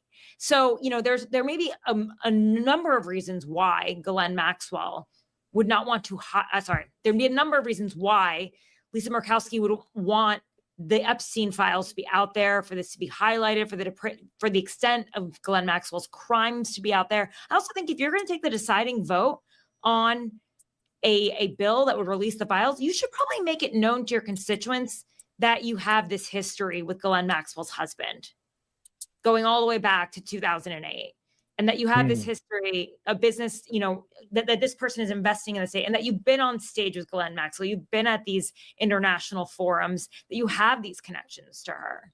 Thanks everyone for watching. Thanks indeed. All right, so that is our Epstein coverage for today. And I can see that really clearly we got two leaders in terms of donos and in terms of votes, and they're the same ones. What if Alt Hist on Tim Pool, and I've Had It podcast Jennifer on Hasanabi broadcast. So we're gonna watch those. It looks like slightly more points for the Tim Pool one. And people have been, look, I used to cover What If Alt Hist all the fucking time. Rudyard would break my brain regularly. Then we got what seemed like a feast, but ultimately ended my coverage of Rudyard, which was his, I don't know, like bro put out, I don't know, like 12 videos, some ridiculous number of videos with, like, altogether, I think there was like 12 hours of Rudyard just telling you the story of his life. Kind of, on a high from Trump winning the election, and, just wanting to vent, really, at his audience. And there was a little bit more going on with his life than I think any of us realized. And, he's just talking about experiencing, trauma and abuse, and it was actually pretty rough. So we sort of put a little pin in Rudyard at that point. Especially considering I just didn't realize like how we got like an edited version of the Rudyard videos, because I just couldn't watch it all. But some of the stuff that got left out was just like truly horrible. So I was just like, you know what? This guy is a very troubled person. Let's leave him alone for now. But he's just gotten platformed by none other than Timothy P. Pool. Timothy J. Pool. Timothy G. Pool. I don't know. What is his middle initial, chat? Do we have some Tim Pool here? There's the Jennifer Welch on. Here we go. You have this sort of like shadow that's. And just note, chat. I haven't pre-watched any of this. That's Rudyard on the right. That is, I don't know who the fuck on the left. This is the Tim Pool channel. So this is the one that he's trying to use more to try to retake his SEO, which Sam basically ripped away from him. It's really funny. We watched this a while ago, the Tim Pool complaining about the fact that if he types in his name, like, he's got to scroll way down until he finds a video about him. Sorry, a video by him, right? Most of those top search results are videos about him, and a disturbing number of those videos are by none other than Sam Cedar. So Tim Pool started to try to take back, although I see he's not putting his name in his title anymore, so I don't know. Building up under America, where we are an utterly insane people. I mean, if you talk to Please tell me that Tim didn't take a day off for Rudyard. enough foreigners, you'll come to realize Americans are kind of nuts in a very positive way. Americans are kind of, wow. Of all the people to talk about kind of nuts. Way. Right. And so we have this built up tension. A relaxing little conversation with What If Alt Hist and whoever. Who is this guy, chat? Who is this? Tim Pool's understudy? This looks like a Twitch poll weirdo. But we don't really know how to release. This is from Not the Bee, which at this point is like one of the more reputable outlets. These journos are getting a little out of control. Leftist gun group uses note written on bullets that killed Charlie Kirk to recruit students at Georgetown University. You guys probably saw this. Hey, fascist, catch. At Georgetown. At a university. Which people are the evil fascists? Sorry, correct me if I'm wrong, chat, but is this Babylon B? Very salient question. It was the John Brown Gun Club at Georgetown University in Washington, D.C. is advertising for new members by using one of the phrases written on Charlie Kirk's assassin's bullet casing and proclaiming that they celebrate the death of Nazis.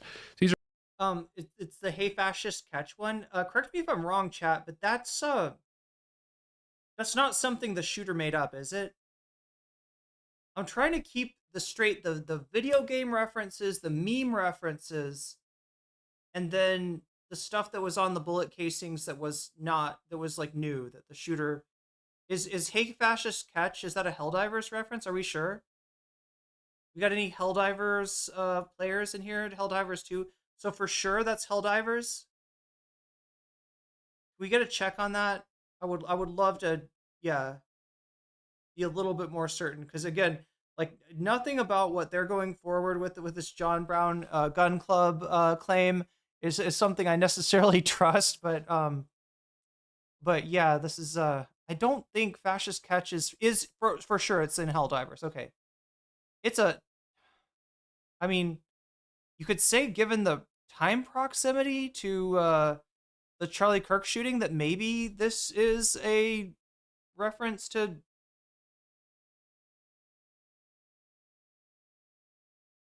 uses note written on the bullet. So yeah, they're using "Hey Fascist Catch," the only political group that celebrates when Nazis die. You guys probably saw this "Hey Fascist" catch at Georgetown, at a university. Which people are the evil fascists? Yeah, very salient question. It was the John Brown Gun Club at Georgetown University in Washington, D.C. is advertising for new members by using one of the phrases written on Charlie Kirk's assassin's bullet casing and proclaiming that they celebrate the death of Nazis. These are profoundly, profoundly evil people. I will say it does sound like a reference to Charlie Kirk, but Chad, I do want to remind us that John Brown is a complicated historical figure who did nothing wrong. Well, if you know anything about the John Brown Gun Club, they are this, like, yeah, basically If you know about the John Brown Gun Club, you're probably a fascist, right? If you're a right winger who's had dealings with the John Brown Gun Club, it's probably because you tried to disrupt somebody's pride, or you did I don't know, you know what I mean? This is where they show up, right? Like, they show up primarily to protect, people, often protesters, without any guns, from people that might show up with guns, right? And the John Brown Gun Club will show up with their guns. And Chad, I've had a situation where I swear to God, I assume it was some people from the John Brown Gun Club that showed up, but I probably would have gotten beaten up if it wasn't for them, right? I was at a Pride where, I volunteered as security, not really knowing what I got myself into. It turns out we were only security for the inner perimeter because the event was threatened by very real Proud Boys. And those Proud Boys were kept out of the event by some people that showed up with guns, right? And if I had to deal, I had to deal with, some weird homophobes, some people trying to dox, people had sign up lists for emails and stuff, and there was one woman with 1 million cameras attached to her trying to dox people from that. We had to deal with that kind of shit. We had to try to figure out who was trying to disrupt versus who just didn't maybe match the vibe of the Pride event, which is fine. They should be able to enjoy you don't have to come in special clothes. You don't have to there's not a minimum requirement of rainbows that you got to be wearing to show up at Pride, right? But we got to sort of figure out this person doesn't look kind of looks like they might be a chud. Are they suspicious or not? We had to deal with stuff like that. But outside of the perimeter, right, there were actual violent, brown shirt, the modern day equivalent of brown shirts out there that had really bad intentions for all of us. And given that I was tasked with security, if nobody had shown up that day, Like, I would have had to deal with those Proud Boys, and we were in no way equipped to do that. Like, so yeah. And they need to be cracked down on with the full force of the American government. But we're gonna get Rudyard in. We're gonna get him to talk about this, and it's gonna be a beautiful. Why is there a picture of Morrissey in the background? I don't know. Beautiful thing. Let's see if he's in here. Hey, Rudyard, can you hear me? I can hear you. Can you hear me? Yes, sir. Yes, sir. I think we're in business. Well, I imagine everyone knows you that's watching. I'm a little You're bit. obviously a friend of the show, but maybe Anybody else slightly disappointed that Tim Pool's not going to be involved in this conversation? for a few people that don't, could you give a quick introduction who you are and what you do? Hi, everybody. It's a real pleasure to be here, and thanks for having me. And I'm Rudyard Lynch. I run the YouTube channel What If Altist, which looks at the patterns in history to try to predict the future. I'm well known for my bet when I came on earlier here that America's on the verge of a new civil war. Mm-hmm. Yeah, well, it's a good bet looking at the direction we're heading in right now. I was leading into this interview with an article. Wasn't really an article. Yeah, Tim Pool probably chickened out. Yeah, he was. He couldn't take I think Rudyard's aura was just too much for him. It was a tweet from Andrew Colvett. I don't know if you saw it at Georgetown University. There was a flyer that said, "Hey, fascist, catch," and it was an advertisement for the John Brown Gun Club at Georgetown University. So you're seeing like open pamphleting on universities for recruitment for these leftist paramilitaries, because that's really what the John Brown Gun Club is.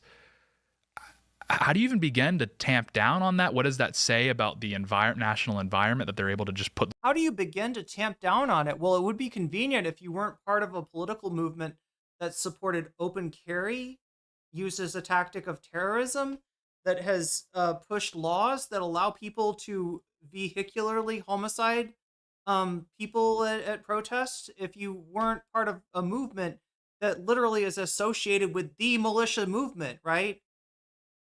If those weren't your guys, it'd be a lot easier, right? You'd look like a lot less of hypocrites. There's literally nothing. They want to make it like this thing, like it's a paramilitary organization. Okay, let's say it is. What about your paramilitary organizations? Second Amendment. Oh, but the Second Amendment doesn't count for the John Brown people because they said something mean about Charlie. Oh my God, Chad, if the right wing can't handle, John Brown Gun Club making a, joke like this, what are they going to do when the Charlie Kirk, Benny Johnson sex tape comes out? How are they going to handle that? These posters up on universities, and supposedly Catholic University, Georgetown University. I mean, what's your take on all this? This has been a long-standing thing we've seen gradually grow on the left, where it was really bad last spring, especially with people attacking Teslas and threats on Elon Musk. And that was my big tipping point. Well, when I saw that, because a lot of that leftist terrorism was very directly pushed on places like Reddit or left-wing blogs, where the left is fairly overt about this stuff. And they've been so for at least a year, where last winter, there was a social media trend of young women saying they're going to wear cute little winter boots to cause terrorism. You need to buy your cute winter boots so that you can go out in the winter to cause terrorism. I've also got this poster from a left-wing organization. It says, "Be gay, do crimes." They're advocating crime. Wow. So this has been a long-standing leftist issue, and it's just gotten worse, and it'll continue to get worse until you put another variable to stop. Again, you can't say this without being massive fucking hypocrites, right? When are you going to disarm your militias? When are you going to, give the 3%ers the order to fucking stand down? Zodiac killer vibes. This trajectory. Mm-hmm. Well, I mean, yeah, because we saw in the 70s or the 60s and 70s where you had, Weather Underground, you had like the Black Liberation Front, whatever. You had a few of these leftist organizations, and they kind of operated with impunity to a large degree because a lot of those people are still out and about today and they're walking free. So the precedent thus far for leftist violence has actually been, you can kind of get away with it. Maybe you spend a few years in jail, but there hasn't been a serious push from the government against it. And if anything, the intelligence agencies and the IC in general has been oriented towards right-wingers for the longest time. Yeah. So now Trump is reorienting back to the left, as he should. So the degree of like right-wing violence versus left-wing violence since I think, what is it, 2002? I'm trying to remember. No, was it, if it's 2002, it's even wilder, right? Because you're talking about everything post 9/11. You know, like any kind of violence coming, and they classify it, you know, with terms like right-wing, left-wing, or Islamic, right? Those are the three, I guess, main categories. And yeah, the right wing has outstripped the left wing for the longest time.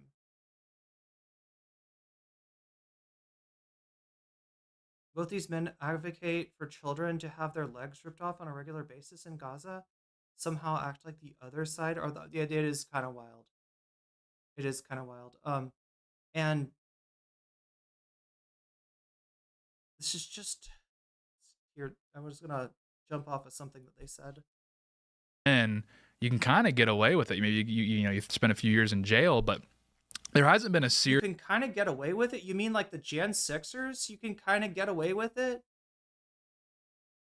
You mean like people literally convicted of like didn't they, wasn't like one of the 3%ers or the Oath Keepers like convicted of something like treason? You want to talk about people getting away with shit? Your president is a criminal. All right? And everybody knows it. Nobody thinks that Donald Trump is the fucking world's most targeted individual who, for some reason, the deep state just has a hate boner for. Everybody knows that he's fucking targeted because he's committed multiple crimes and he's gotten away with most of these crimes. But a few of the crimes, they actually got him on, and these people can't fucking stand it. Your whole movement is criminal. Your whole movement is violent. But you're gonna fucking, oh my God. Serious push from the. And look at how they talk out of both sides of their mouth, right? On one hand, they are harmless, helpless college kids. On the other hand, you know, we need to abandon the Constitution and the First Amendment in order to deal with the anti-fascist menace. Government against it. And if anything, the intelligence agencies and the the IC in general has been oriented towards right wingers for the longest time. So now Trump is reorienting back to the left. It's never been oriented to the point where it's actually treating terrorism in accordance with where the majority of it comes from, right? Because otherwise there would have been a much bigger concentration on the right wing. Anytime this happens, Republicans bitch and moan and cry, and they say First Amendment, Second Amendment, right of association, right of right to bear arms, right? And then when the shoe's on the other foot, they got a completely different standard. Like no fair, you arming yourselves. Left as you should. It's a bit slow. I mean, if we can't reorient this quickly, I mean, where are they going to stop? Like, it just seems like you're waking up every day now and there's another example of leftist violence. Yeah, you're going to wake up tomorrow, there's going to be a horse head in your bed. That's right. Leftists are doing the Godfather. One of the core issues I've seen in like the last year is the boomer cons have not woken up to how dangerous the left is. And most of the conservative facilities of power are still controlled by boomer cons, although Trump has shoved in a lot of millennials and Gen X's and some Gen Z. Mm-hmm. And waking up the boomer con of leftist terrorism seems very difficult. And one of the points James Burnham made in the 60s, which I thought was brilliant, he wrote a book that was prophetic called The Suicide of the West in 1961. And at the time, liberals believed in stuff like free speech or tolerance and all of these more freedom-oriented things. And it's interesting to read that as a Gen Z, because in the 21st century, that's just all gone. But the point the author makes is that every time the liberals or like the normie left-wingers make a gain, they've enabled it for Marxism because they're totally incapable of pushing back against Marxism. They just go to the right. So everything the right loses will ultimately end up in the Marxist camp because the normie liberals are not organized or tough enough to really push back against the Marxists. So we've seen this creeping takeover of all of the West by Marxists due to this mechanism. I mean, look, obviously this kind of activation is gonna no doubt cause a lot of pain and suffering, probably even take some life. So I don't want to laugh at it too hard, but I'm having to suppress my laughter at these guys pissing and shitting themselves over Marxists, right? Over armed Marxists. So yeah, the guy that he mentions, James Burnham, this guy used to be a trot back in the 30s. At some point, he rejected communism, joined the National Review. Oh, he didn't. Yeah, this guy was so radical. He rejected containment of the Soviet Union, right? So what that meant was things like Vietnam, right? If there's a chance of, of communism spreading, the United States will be there to stop it. Will be there to intervene, right? That's containment strategy, right? Similar to what the United States is doing to China right now. That's a containment strategy. The United States is not trying to start a war with China, knock on wood. But they are, they've got 2 island chains preventing China from projecting any sort of military power. And China really does now have, especially some naval power to project. If they, they would be able to have, I don't know if it would be on par with the United States' Navy, but I think it would be a blue water Navy if they could get into the blue water. But the United States controls, the first island chain, and that's the one with, Taiwan in it. And then the second island chain, and then there's even theoretically like a third island chain that's like Hawaii and Midway Island that would be like a fallback position. But anyway, the American strategy is oriented towards containment of China. Not that China's like has made any moves trying to take anything over. I mean, there is the one China policy, which implies that China might have some interest in asserting its power in Taiwan. Taiwan also very strategic due to the amount of microchips that are made there. But yeah, the United States has that policy. That's the containment policy, right? That is a Cold War policy. That is similar. That is the policy that the United States did enact against the Soviet Union. There were some people that were more radical than that and said containment's not enough. This guy, James Burnham, is one of them, that called for a rollback of communism worldwide. That is calling for the United States to invade Warsaw Pact countries, right? And maybe eventually declare war on the Soviet Union itself. That is fucking madness. That is Bircher shit. In fact, chat, I gotta know, does this guy have any Birch? No. Not seeing Birch come up. But that does sound like.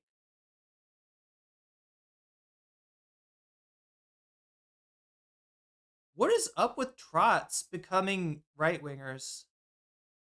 Anybody? The people for the New American Century, the group that wrote the document that was basically added. You could look at it as a Project 2025 for 9/11. They were basically waiting for an event like 9/11 in order to enact this kind of like, the war on terror plan, which would have, expanded from successes that they thought they'd have in places like Iraq and Afghanistan, didn't end up being successes. But had they been successes, they had Iran and maybe even North Korea on the future aspirations list.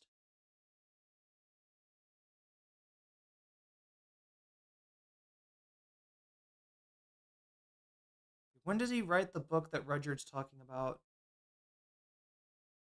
Suicide of the West, yeah. In 1964.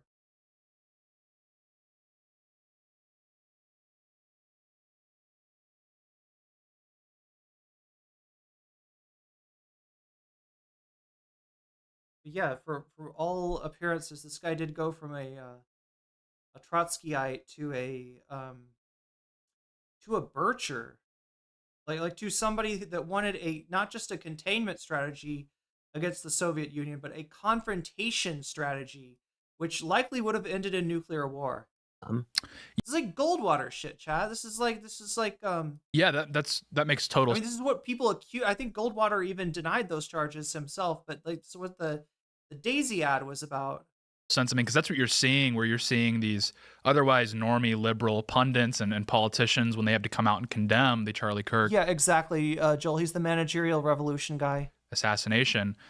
To whatever the level of sincerity is not what I'm really discussing. I'm discussing the fact that every single time they will say political violence is wrong, this is sad that he died, and then they put a bunch of qualifiers under it. But they're saying, but as you know, whatever his politics were, politics aside, like they're still cracking the door to the fact that like, no, your politics can actually get you hurt, and that's the way it should be. And that just shows that they're incapable of regulating everyone. The people that you're describing there, I would say, are like veering a little bit on the side of cowardice, right? You don't have to what is the thing with Hamas, chat?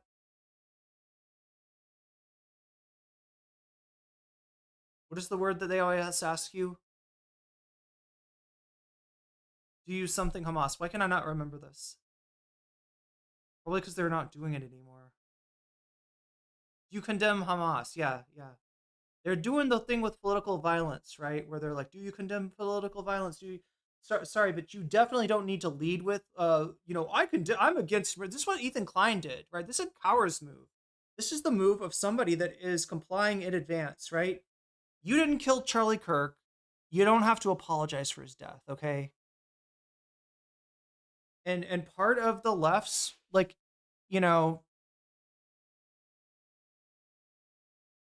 part of the left's like lack of efficacy is that a lot of people on the left, especially liberals, do feel like they have to apologize, do feel like they have to condemn and disavow anything and everything. But like what he's describing somebody that's like going out of their way to be like, yo, no, I don't endorse this at all, and then saying, but because they said that Charlie Kirk's not great, because they might have even quoted some of his words that weren't great, they really do believe in violence. They really do blame him for his the biggest straw man that I've seen is people taking somebody quoting Charlie's opinion about the Second Amendment, which he said something to the effect that the like gun deaths, right, are the price that we pay for the Second Amendment, which we need. Right? And they'll take that as, oh, so you're saying he deserved it. No. I'm not saying he deserves it. I'm saying no one deserves to be fucking gunned down. This country has entirely too many guns, and one day they're going to get us all killed. Anyway. One's to the left of them. We're on the right. I mean, for better or for worse, it's actually quite easy for the normie, the like sort of center right to regulate and sort of finger wag at the right. They do it quite frequently. Oh yeah, I was especially impressed about their condemnation of January 6th that lasted for about 2 weeks before they decided it was all an Antifa plot. Yeah, no, definitely. They're less so able to impose their will. Is he scratching his balls? Did you see that? Was that a ball? Chat, ball havers in the chat, let me know. Is that a ball scratching maneuver? I feel like he's like the hutch of testicles. He's like the hutch of scrotums. Does this guy just scratch his balls? Like sort of center right. Are they getting a little sweaty? To regulate and sort of finger wag at the right. They do it quite frequently, although it's, they're less. Do you see that shit? Goes down across. Left hand goes across. As if to pull up a sweaty scrotum. Chad, I think at the very least he's adjusting himself here. Less so able this man has sweaty balls. Impose their will as the Republican Party shifts more to Trumpism. But still, the left, the normie liberals, like you're saying, they're just incapable of wrangling in the Marxists. They're terrified of them. And you're seeing this in their condemnations. They have the left has a staggering absence of leadership. And when you see stuff like this, how about this? The left's love the liberals love capitalism more than you do. Where just the mob psychology takes over. I wish that the liberals were cowed by the actual left. Right? That is not the case. The left is absolutely shut out of any institutional power. And whenever that happens, you get the worst possible outcome because mobs are several million years less advanced than individuals evolutionarily. Oh my God, shut up. Are we going to get Evo Psych? And one of the benefits the right has over the left is that we can develop leaders a lot more easily, where Trump isn't the easiest example, but people are generally respective of Vance, and Kirk had a tremendous amount of respect when he was still alive. God bless. Ball scratching? Well, yeah, there's nothing wrong with ball scratching, but you exactly, Joel. You got to do it on the, you got to be more, less obvious about it. Like if the dude is just like literally like, you know what I mean? He's like, it's like a Shrek scratch. Even Shrek had more tact than to just like go down there and go to town on his sack in front of, like, Donkey would have been like, what the fuck, Shrek? But with the right's ability to have leadership, it means we can control our own sort of mob psychology so we don't end up with the worst possible outcomes. Like Heather Heyer or January 6th or the day of the rope, which you literally lust for, or Tim Pool, whose broadcast you're on right now, his constant penchant for the country to do a civil war. Yeah. Happens on. Yeah, we got our id well under control. And we're hearing this from the literal id of the right. That's Rudyard. That's Rudyard Lynch. All right. He is their fucking sweaty tooth madman. The right, it doesn't happen. It happens like 5x as much on the left. And because the left can't have leadership, because they're so envious and so sort of crabs in the bucket, they just devolve into the worst aspects of mob think. Because you can't think of a single person who rose to real leadership on the left, where the reason they're putting up Biden, who was born during World War II and the British Empire was the biggest nation on earth, is because you have British Empire on your bingo card. You should probably take a drink. And that's to be fair, Donkey would have been a lot more obvious with ball scratching, like kicking with his back. Wait, if Donkey was gonna ball scratch, no, Donkey is Donkey's got manners, right? He's the one that he's like he's Shrek's super ego, right? Kind of. Because they cannot generate leadership younger than him. Mm. Yeah, that makes. Oh, I mean, there's a lot of would-be leadership younger than him. It just doesn't have the institutional power. You like act like there's some way that like a millennial or a Zoomer could have, I don't know, garnered. You understand that with Biden, he's a creature of the Senate. People are in the Senate for like hundreds of years, right? Their evolution goes on in the Senate. That's how long a Senate career usually is that like they're, they evolve during the course of their career in the Senate. It's but like, so the idea that like somebody from somebody under 40 would have that kind of institutional power to match Biden's Senate connections, that's Matt. It's an issue with the party. It's not an issue with the they're just not being strong leadership or good ideas coming from younger members of that party. It's total sense. I mean, I think also is just because right-wing philosophy is just kind of naturally hierarchical, and then like you pointed out, left-wing is just crabs in a pot. It's just equality for equality's sake. It makes it impossible for like a strong leader to get up there and really rally the troops. Something that has been concerning to see with mask slip with these shooters is how like atomized and how they're basically just freaks. And you're seeing with a lot of these social trends among Zoomers, it's almost like American society is just like a repository for these types of figures. It's like it regularly produces these types of people, and then it really just comes down to a matter of like when, how, or why do they snap. That's really what it feels like. Yeah. Part of the reason America has school shooters, and this is a multifaceted thing, I'm not going to say this is the only reason, is the ancestors of the school shooters were like the greatest conquerors. Let's talk about why we have school shooters why we have vastly more gun violence than any other country out there, other than, I don't know, Somalia maybe, right? Let's talk about that, but whatever you do, don't mention the crazy gun laws. Don't mention the lobbying by the gun industry, and for whatever you do, don't mention the fact that there's more guns than human beings in the United States, because that, I'm sure that couldn't have anything to do with it. No, tell us what the real reason for school shooters is. In history. So you're taking the ancestors of school shooters were Tim Pool's family. That's why he became friends with school shooters. The most successful conquerors in history, shoving them into a highly stable, highly bureaucratized, feminized society overnight.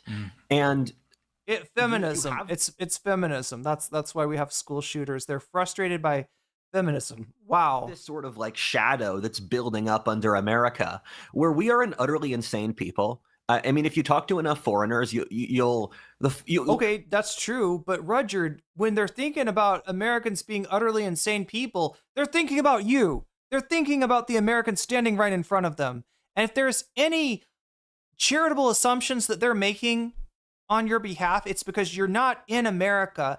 And so they think that, well, maybe you're different, right? They know that most Americans don't even get passports, let alone travel internationally, because we think that America is the center of the world and every other country is a shithole nation.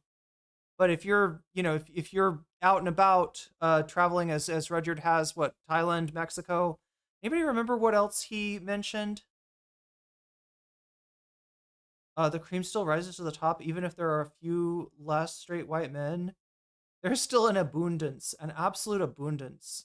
Yeah, I think we've got to debunk the claim that there is not an abundance.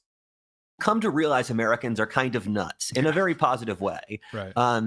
And so we have. Oh yeah, definitely. He knows foreigners, chat. They think of us as being nuts, but in a positive way, in a very positive way. Tension that we don't really know how to release, and I definitely agree with you. It's before I came on in this show, I was thinking to myself, what does the recent Charlie Kirk and assassinations tell me I didn't know before? And it speaks to a certain trend where I predicted America would have a civil war like 5 years ago. I thought it would be like a normal historic civil war, like the Spanish, where you have the Marxists fighting the conservatives. But there's just the extra layer of mad.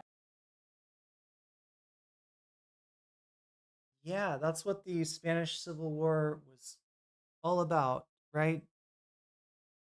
How could you look at the Spanish Civil War and somehow reduce it to Marxists fighting conservatives? That is fucking wild. No, there's nothing clean or simple about that war. And also, oh my God, he thinks Francesco, he thinks Franco, sorry, he thinks Franco was a Spanish resident in chat. I am amused by this take. Yeah, Franco was just a conservative. He just wanted low taxes, right? Isn't that what he was on about? Yeah. He just held the country under his authoritarian sway for years and years and years because he wanted, he thought the school was too woke. Here. And that's just an unquantifiable thing where people have just gone utterly crazy. And the line is still. Did he admit that Franco was on the same side as him? He is reclaiming Franco. Or maybe he never disavowed him. Yeah, 36 years of sweet, sweet dictatorship. Yeah. Right and left. But there's also the sanity-insanity line. And sadly, there's more insane than sane. Yeah, 36 years where Spain definitely prospered, right? Yeah, you just get this general feeling, and it wasn't like this growing up. I don't know if you felt this way, but you get this general, and we're both young. I mean, like I'm 24, but you get this general feeling of instability when you walk around, especially in cities, but even like a Walmart in a rural area, you get this feeling of like instability, and you get this feeling off of people of like kind of desperation and like in a way that they've given up. And that wasn't always that way. And that's just so un-American, because Americans fundamentally, I love this description of Americans as they're temporarily embarrassed millionaires, where now it's like oh my God, he thinks that's a good thing. Pure Horatio Alger, chat. Could you be more naive than this guy? Could you be more naive? That's what I love about Americans. We all think we're temporarily embarrassed millionaires. Yeah, sure, buddy. Sure, buddy. Your ship will come in one of these days. Wow. Does he not understand the fucking point of that? That there's no social mobility? And if it's, wow. Country of just people that really feel like we're swirling the drain. And that's when people snap. It's a really horrifying thing. So I totally agree with your dichotomy. It's like, okay, it's still right and left in the classical sense, but yeah, you have the extra axis now of insane versus not insane, and it really makes it tough to sort of project what a civil strife could really look like. Yeah.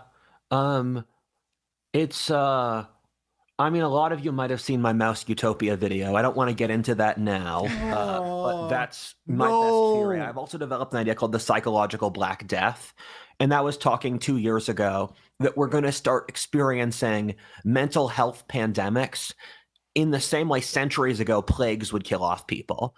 But it's gonna get very strange. American politics might start looking like. I mean, the only pandemics I'm seeing right now are like Chat GPT psychosis, sort of drug-induced fever dream. And the thing we have to keep in mind is that we know what truth and good is because the ancients had it for thousands of years. And so we can choose to develop our society. That's what typifies ancient society. Sure, truth and good. Yeah, not rape and squalor. Pestilence? No, definitely. To ignore the insanity and sort of build a front against it rather than having it tear us apart. I mean, that's the tough thing is it's even if you're talking about like the Roman Empire or something, those aqueducts had lead in them. All right, the lead that was making people fucking insane, right? Even their like advancements were. Had some real serious drawbacks.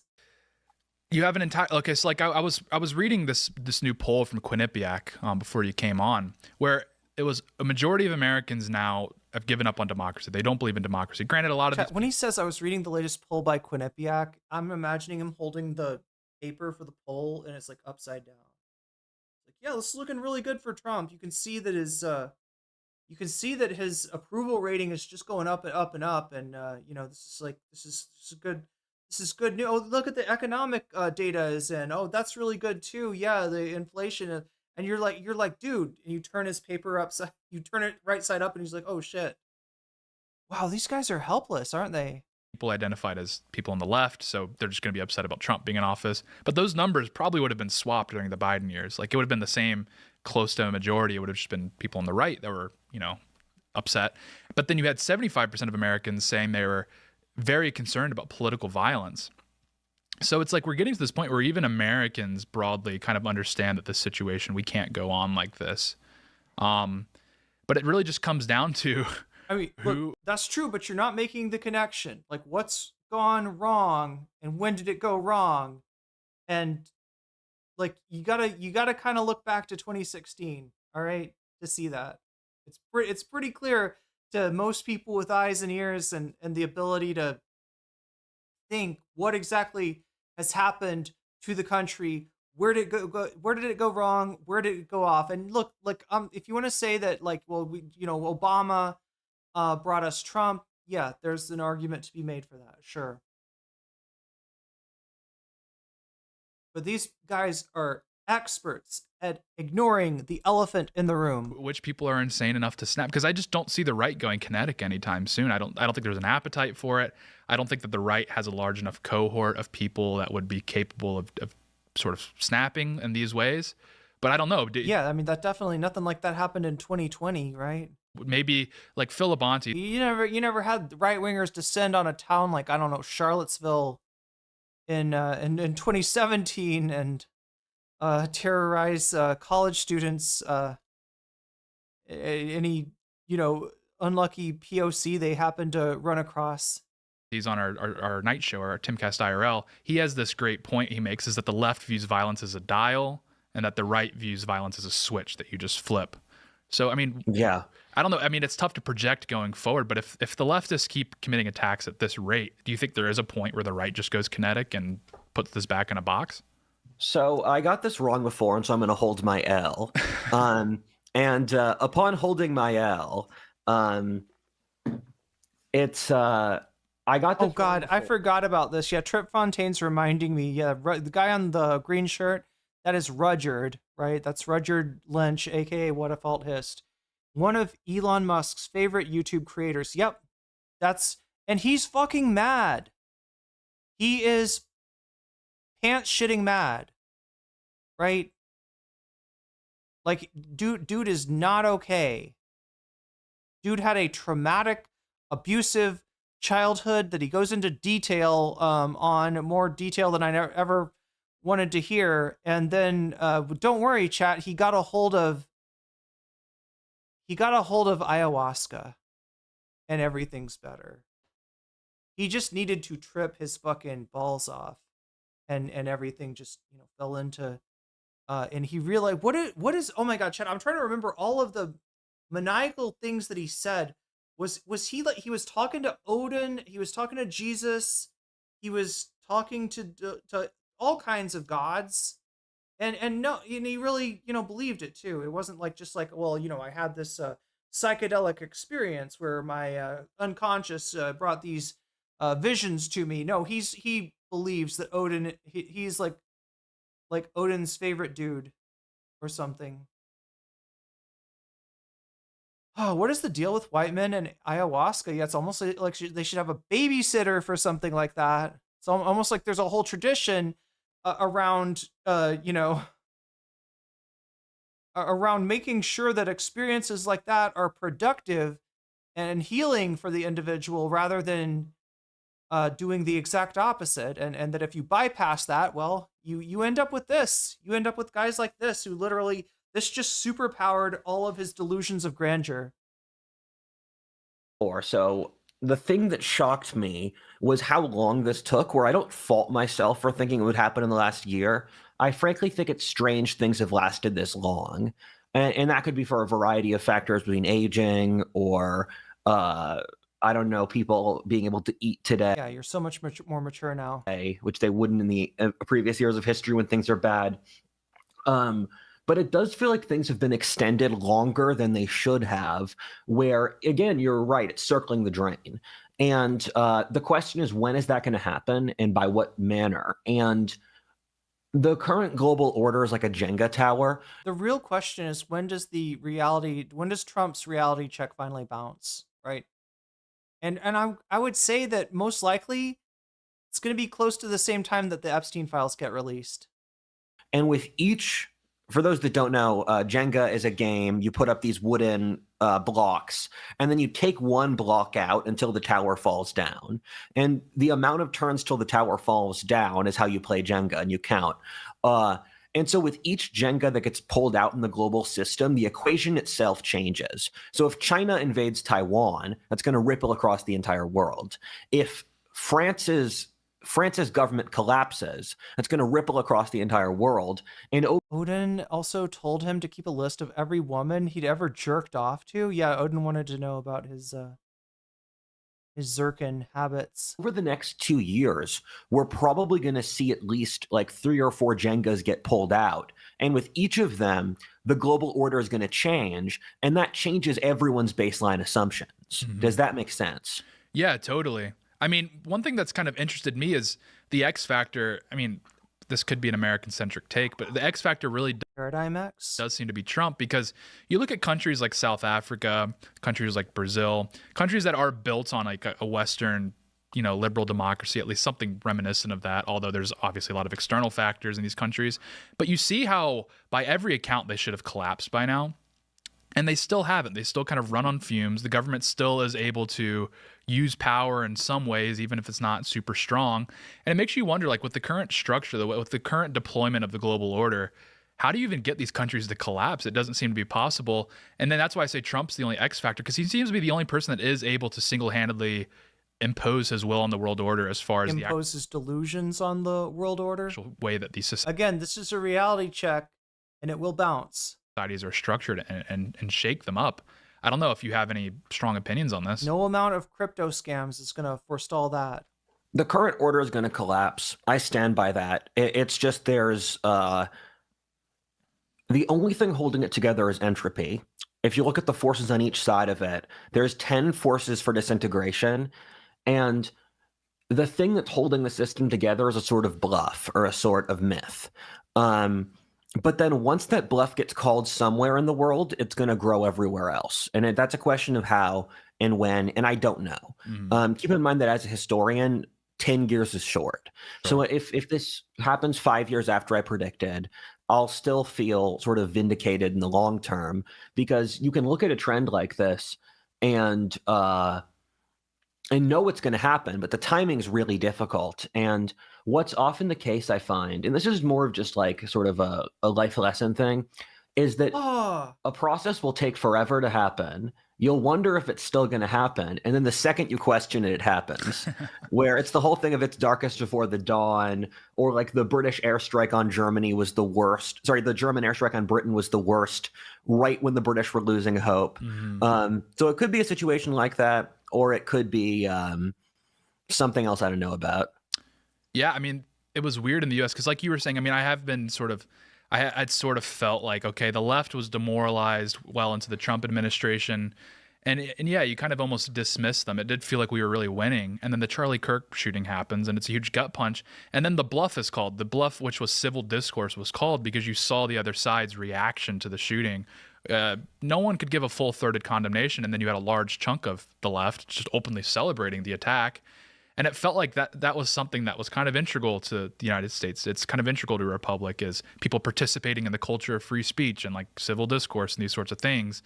And that was shattered overnight. And a lot of these... Chat, imagine these guys talking about civil discourse, and their fingers are red with blood. All right?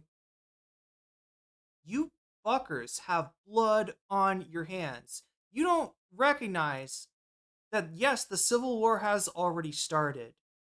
And there have already been casualties, right? Like, Heather Heyer was killed, yes, by one fascist with his car, but in a group event of, tens of thousands, if not more, fascists, right? Feeding off of that egregore.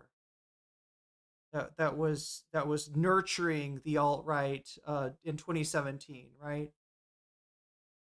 And you don't attribute that to the right. That was a lone wolf. That was a strange thing. Maybe actually Heather Heyer didn't die from the attack. Maybe she was overweight and had a heart condition, right? As normally, 20-something, 30-somethings, and again, chat. I think I'm. I'm voicing like how they would say this, but I believe Heather Heyer, they, them pronouns, I think is the correct pronouns. So just so I'm not missing a chance to remind people about that. But yeah, this is like these dudes literally have blood on their hands and they don't see it. They're sitting in a pile of bones. And they're like, yeah, geez, the left is starting to get kind of violent. Oh, it really makes you wonder where civil discourse went. Yeah, that's too bad. No, free speech was shattered overnight when Charlie Kirk was shot. Although the class had been hammered on and weakened by Republicans for a while, the Democrats never did anything to even approach. But I mean, this is not a leftist that shot Charlie Kirk. If indeed the suspect is, is actually the perpetrator, right? This is not even a liberal that shot Charlie Kirk. This is an apolitical person that,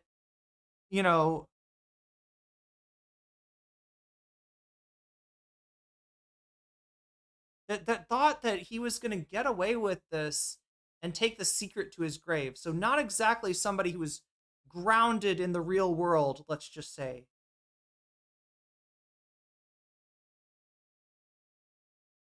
normies, boomers that you're referring to. I think even a lot of Heather Heyer actually Robloxed themselves after the attack as a false flag operation to frame the right. I mean, but these are the things that they these are their responses, right? And what the fuck, even if that was true, if the heart attack thing, which is obviously just like, God, there's so much wrong with it, right? Like, we're calling a lot of people fat when they are actually a pretty healthy weight. B, we're overemphasizing the the health risk caused by being overweight, and B and C, yeah, I mean, that's just a fucking mean thing to be like. That's just a gaslighty thing. Nobody should take it serious any more than you take serious the idea that Paul Pelosi was actually having a gay lover spat with his alt-right Pepe posting boyfriend. It's madness to even say that. But even if they were right about that, right? Even if the car impact did not cause Heather Heyer's death, there's still the fact that a dude rammed his car into a bunch of people with the intention of killing one or more of them. And that guy was on your side. That guy was mad about Civil War monuments of Confederate ghouls being taken down, and was so mad that he was willing to kill. That's your side. And that's been your side even before Trump. Your side's been so hard for Civil War that you take a military exercise like Jade Helm and turn it into Obama's trying to enact martial law in Texas? No, he's not.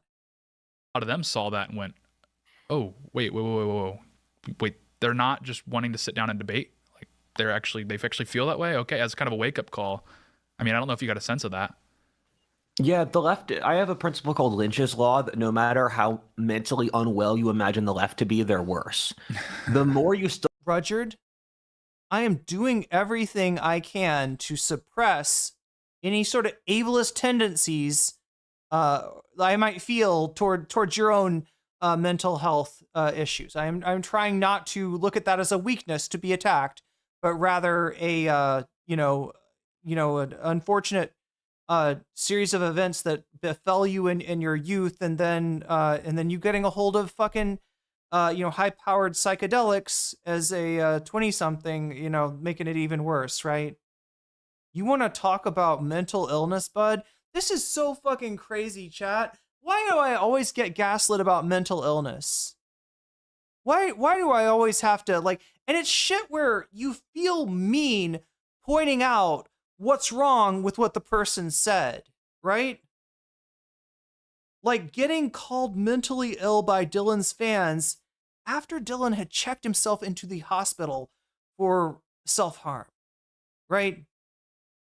And, I didn't dare say that when it happened, even though I had to put up with all the fucking, she's crazy, she's lost it, she's mentally ill. Yeah, I think we're all a little mentally ill. Ever experienced anxiety? That's mental illness. Ever experienced depression? That's also mentally illness. You are unwell when you are experiencing depression, even low-grade depression, even a little bit of social anxiety. That's mental illness. We all fucking, what is the purpose of going after somebody? But even beyond that, it's like your fucking favorite content creator just had a serious, life-threatening mental illness episode, and you are still have the lack of awareness to to try to leverage that as some kind of a own at me. What the fuck? What the fuck? What is it about mental illness that people don't understand? People that should understand, people that have obviously experienced mental illness, do not call their own experience of mental illness, because to be mentally ill is to be defective, to be bad, to be not a person that anyone should hang out with, except that we're all fucking mentally ill and we all hang out with each other. All right? It's maddening, chat. It is absolutely maddening. Green Polo Guy has a leather phone holster on his belt. I didn't notice that. Study into their psychology, the more you see of their behavior, you will consistently realize their mental health is worse than you thought. And so I'm sorry, but oh, this is driving me insane. Wait, is he a boomer? Wait, because of the way he talks about mental health? Or in my opinion, Rudyard's autobiography was entirely fictitious, but the fact he made it, plus what he says normally, indicate, yeah, this is like the last person in the world that I want to hear about fucking mental illness as a way of fucking owning the left. This is what he's doing. No leather, the leather holster. Yeah, I don't think I've even seen boomers rock that. I don't think I'm trying to think of, like, have I ever seen a leather, maybe fashion joke on the fashy? I knew that going in, and the scary thing is that, I mean, the left operates within sort of like a degree of plausible deniability at all times, but Hassan and Destiny were not fully dismissive of the death of Charlie Kirk, which should have been the easiest thing ever. It's a layup. And that's just deeply concerning because they're two of the biggest leftist accounts. And it speaks to something I think a lot of normies liked the left, because the left came across as peaceful and nice and trying to fix things in the safest way. And then you see what's underneath that, and it's utter bloodlust, way worse. The left is easily more bloodthirsty than the ideology that perpetrated the Holocaust, than the ideology that right now is perpetrating another Holocaust in Gaza, than Pol Pot, who some people would like to imagine as a Marxist-Leninist, but who never even understood the basic precepts and instead enacted a revolution against people wearing glasses, living in cities, driving taxis. Chat, to me, that reads a lot more like a lot more like a a rural versus urban type of movement, right? Every single, you want to talk about mass fucking blood, you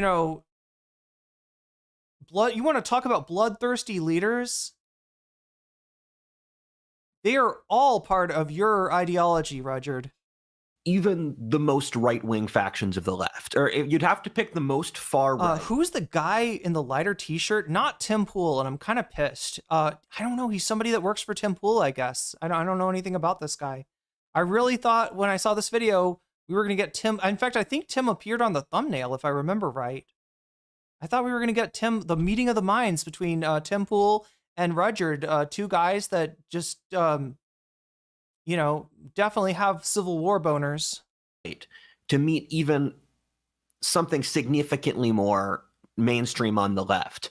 And that's a huge collapse of illusions, because on top of it, the left runs all the institutions. So, or the vast majority of them.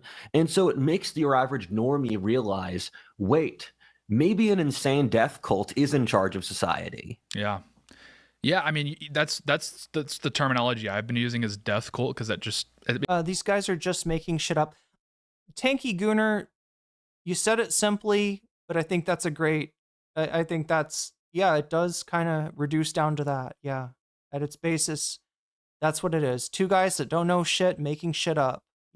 With Rudyard, he's at least heard and read some, some literature where he can sort of form his bullshit thought patterns into something that sounds like it might be cogent.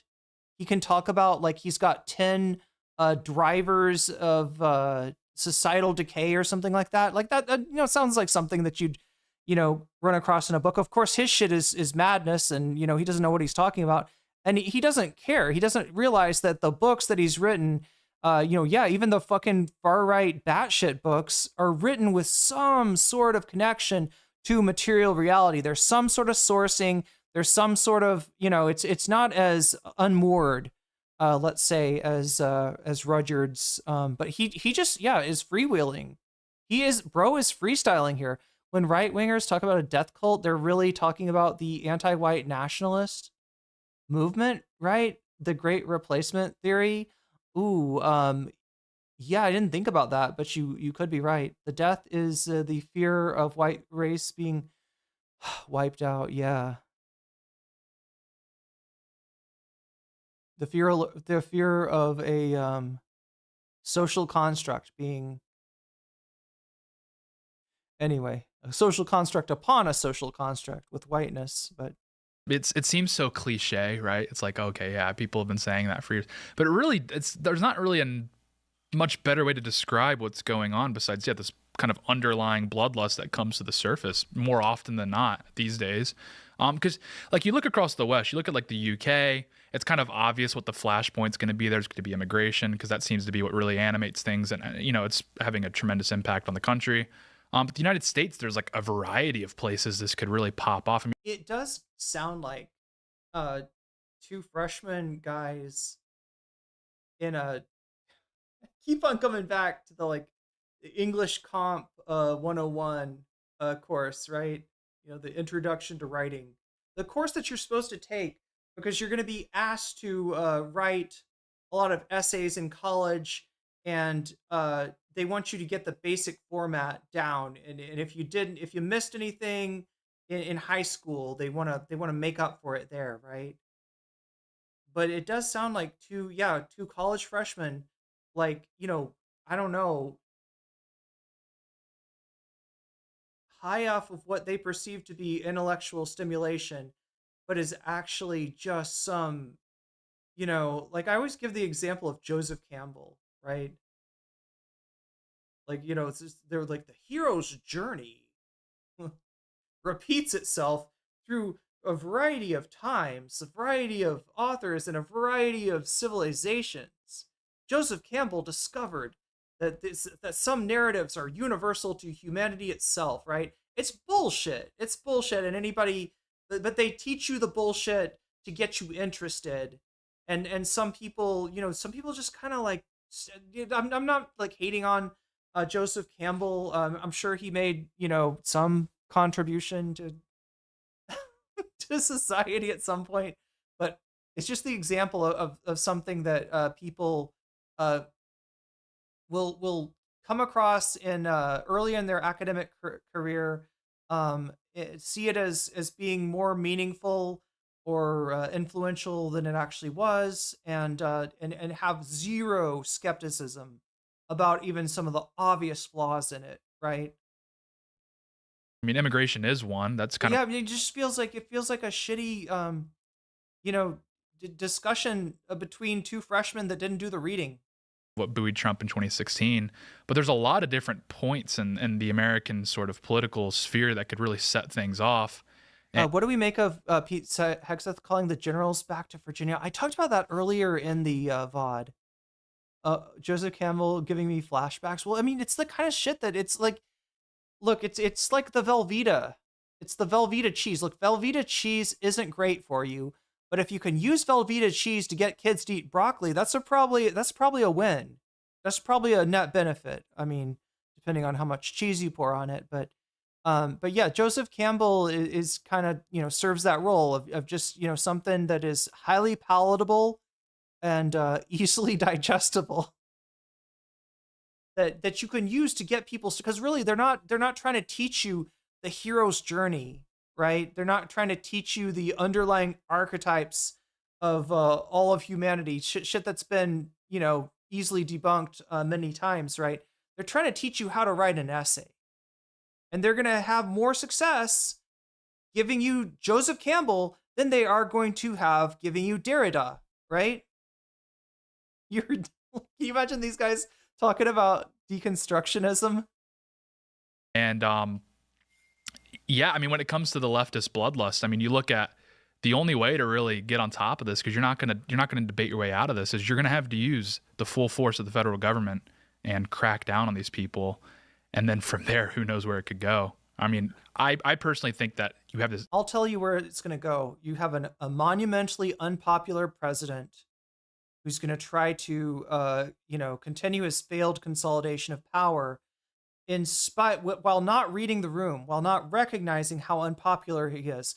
Your movement's going to get smaller, but you're not going to realize it because you're in an echo chamber.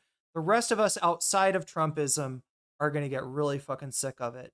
And when he tries to fucking lower the hammer, that hammer is going to fracture into 1,000 pieces.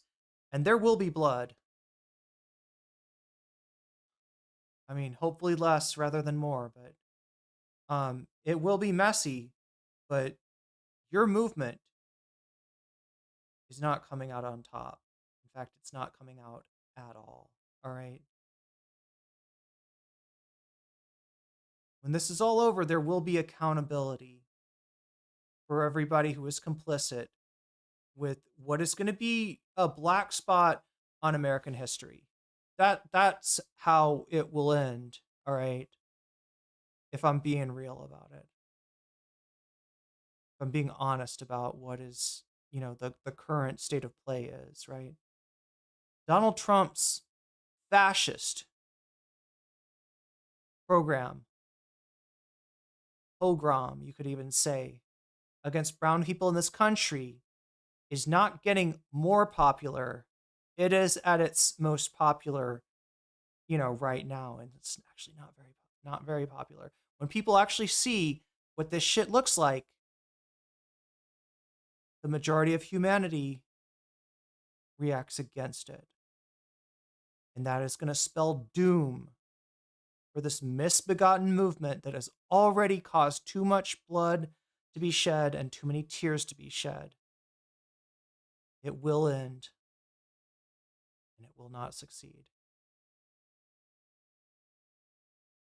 You have to act as soon as possible to get a lid on this. But I don't know. It seems like no matter what, they accuse the Trump administration of being this like fascist authoritarian government. And so, of course, they're going to react as if they're fighting a fascist authoritarian government because that's what they genuinely believe. Yeah, actually, exactly, Broccoli Bunny. It's very, everyone will have always been against this stuff. Yeah. I mean, not everyone, but most people. Genuinely believe these things. It's pretty horrifying that the mainstream leftist media, no, I like the live stream better. The left stream media, they've been calling Trump a Nazi for years, and that he's going to take over authoritarian. And they were right. You can't call it Trump derangement disorder. Sorry for essaying. Wait, did your essay disappear?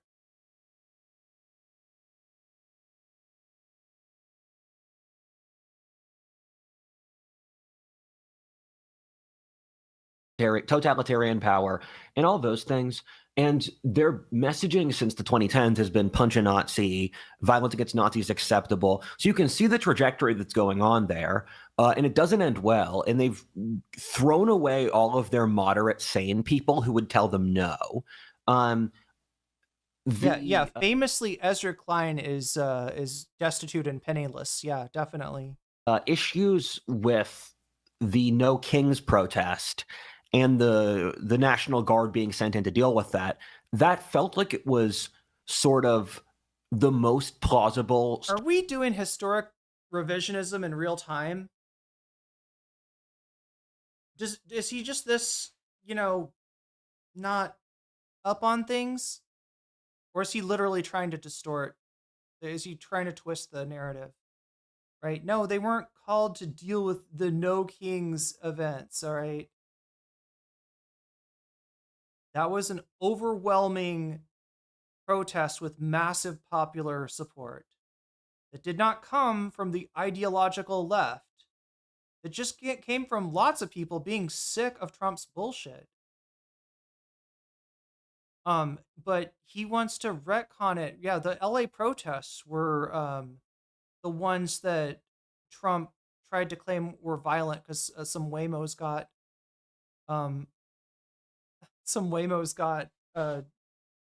destroyed. Start to a war.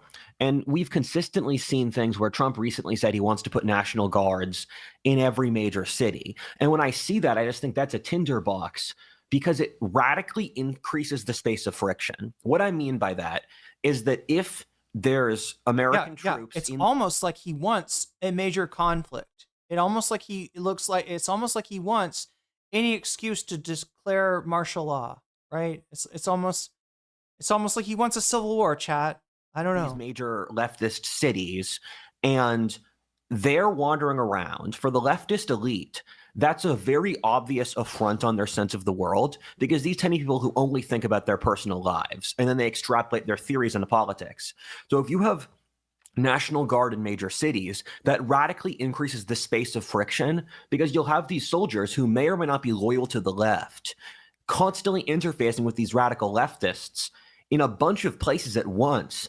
And that's just these really wealthy radical leftists, George Soroses and millionaires and billionaires that are leftist and are members of the John Brown Society. It's definitely this guy's got a good head on his shoulders.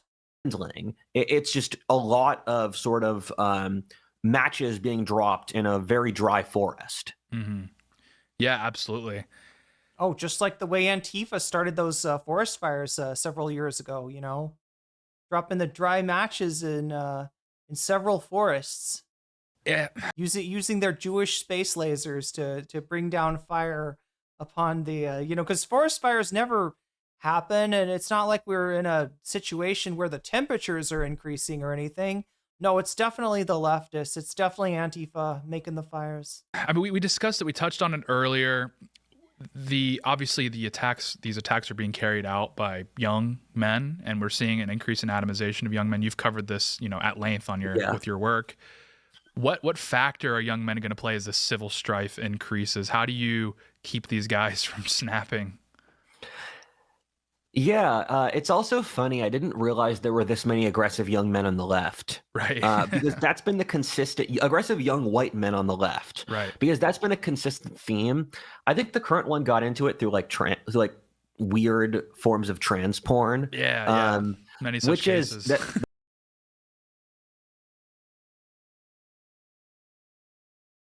Where did I see? Oh God, it's on Her Take, chat.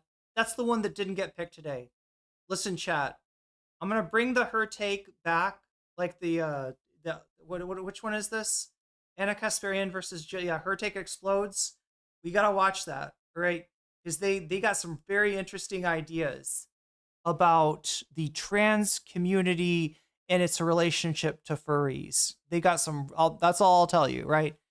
Her Take has got some really interesting ideas. Highest consumers of trans porns are. Yeah, trans porn are conservatives. Yeah, that's where most trans porn is watched in red states. That's a meme. Right. That's a meme. Sure. And I do not mean to speak lightly of a tragedy, but the ridiculous and the reality are merging together because our lives are the internet. Yeah. So as the internet becomes more ridiculous, reality gets more ridiculous. But it's weird to see these young men fighting for the left, because I don't know, young white men, I don't know what incentive you'd have to do that. Roger, but I mean, oh my God, it's almost like media narratives oversimplify the fuck out of everything. It's almost like you're not getting the whole story from some shithead talking about election exit polls, that show that young men swung heavily for Trump, and and Roger sees that and he's like, oh yeah, all young men, they're Trump fans now, right? And therefore Trump fans, they must remain. If you looked at some of those same polls right now, they are showing a huge drop in support amongst a bunch of demographics that swung, either slightly or heavily towards Trump, and perhaps the biggest one is young men. When young men who might have voted on making life in America more affordable, because despite the fact that they, had a easier time getting a job, the job didn't pay shit, and their apartment was insanely expensive, their groceries are insanely expensive. It's almost like those guys get a little disappointed if they're not from fucking money like this shithead Rudyard over here. He's so detached. He's not touching grass. He's not touching reality. I mean, if the only thing that he's touching is his sweaty member. If the left is already cultivating mental illness as a coalition strategy, I guess that's a good one in the current society. Yeah. Or it's a profitable one. Right, yeah. And so for young men, every time he says young men, the fucking YMCA goes through my head. If there's going to be a war or civil strife, that would sort of radically increase their social value, because both the right and the left would have to pander to young men to give them an incentive to fight. And that might create weird social effects, because you've moved from an ecosystem where the society gives young men no status to one where both sides have to pander to young men. And I can't see, if there's a civil war, that there wouldn't be some variety of draft, either Look, by the chat, right. I don't want a civil war. I don't want violence. Okay. But if it happens and either of these two are involved, the way that they're talking right now about young men being this fucking, commodity that all of a sudden the right and the left care about and cater to, it's fucking wish casting here, right? I hope that they get an experience in the war that makes them aware that it doesn't take any particular gender identification, any particular biology to pull the trigger on a gun. Okay? And that the John Brown Club is not a men's only type of organization. That's all I'll say, chat. That's all I will say, okay? I shall say no more. Because like I said, I don't want violence to befall anyone. But if it does, at least their last minutes could be spent learning something. Like that, having a Y chromosome or whatever the fuck they think the magic is does not protect you from having your life ended by somebody without one. I don't know. This is like, wow. Right or the left. I think you could draft Americans to fight each other. Thank you for the super, what am I saying? Thank you for the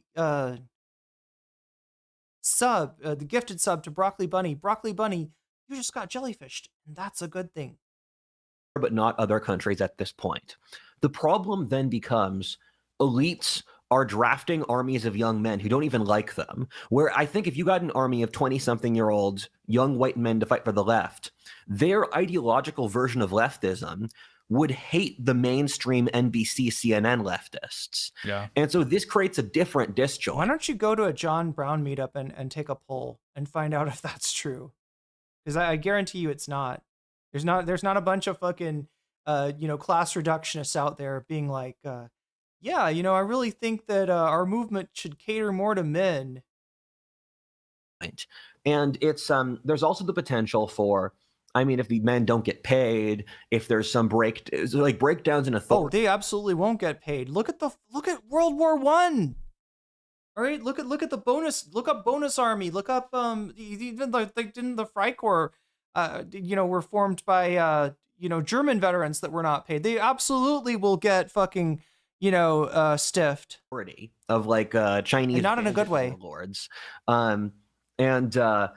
it's just lots of man. The story's getting so strange. I don't know what else to say. You're we're strange. Just here. Yeah. Well, you're seeing this dichotomy with young women. Not all men are able to be soldiers. Only some people are. It's just that group is very large and includes most types of people.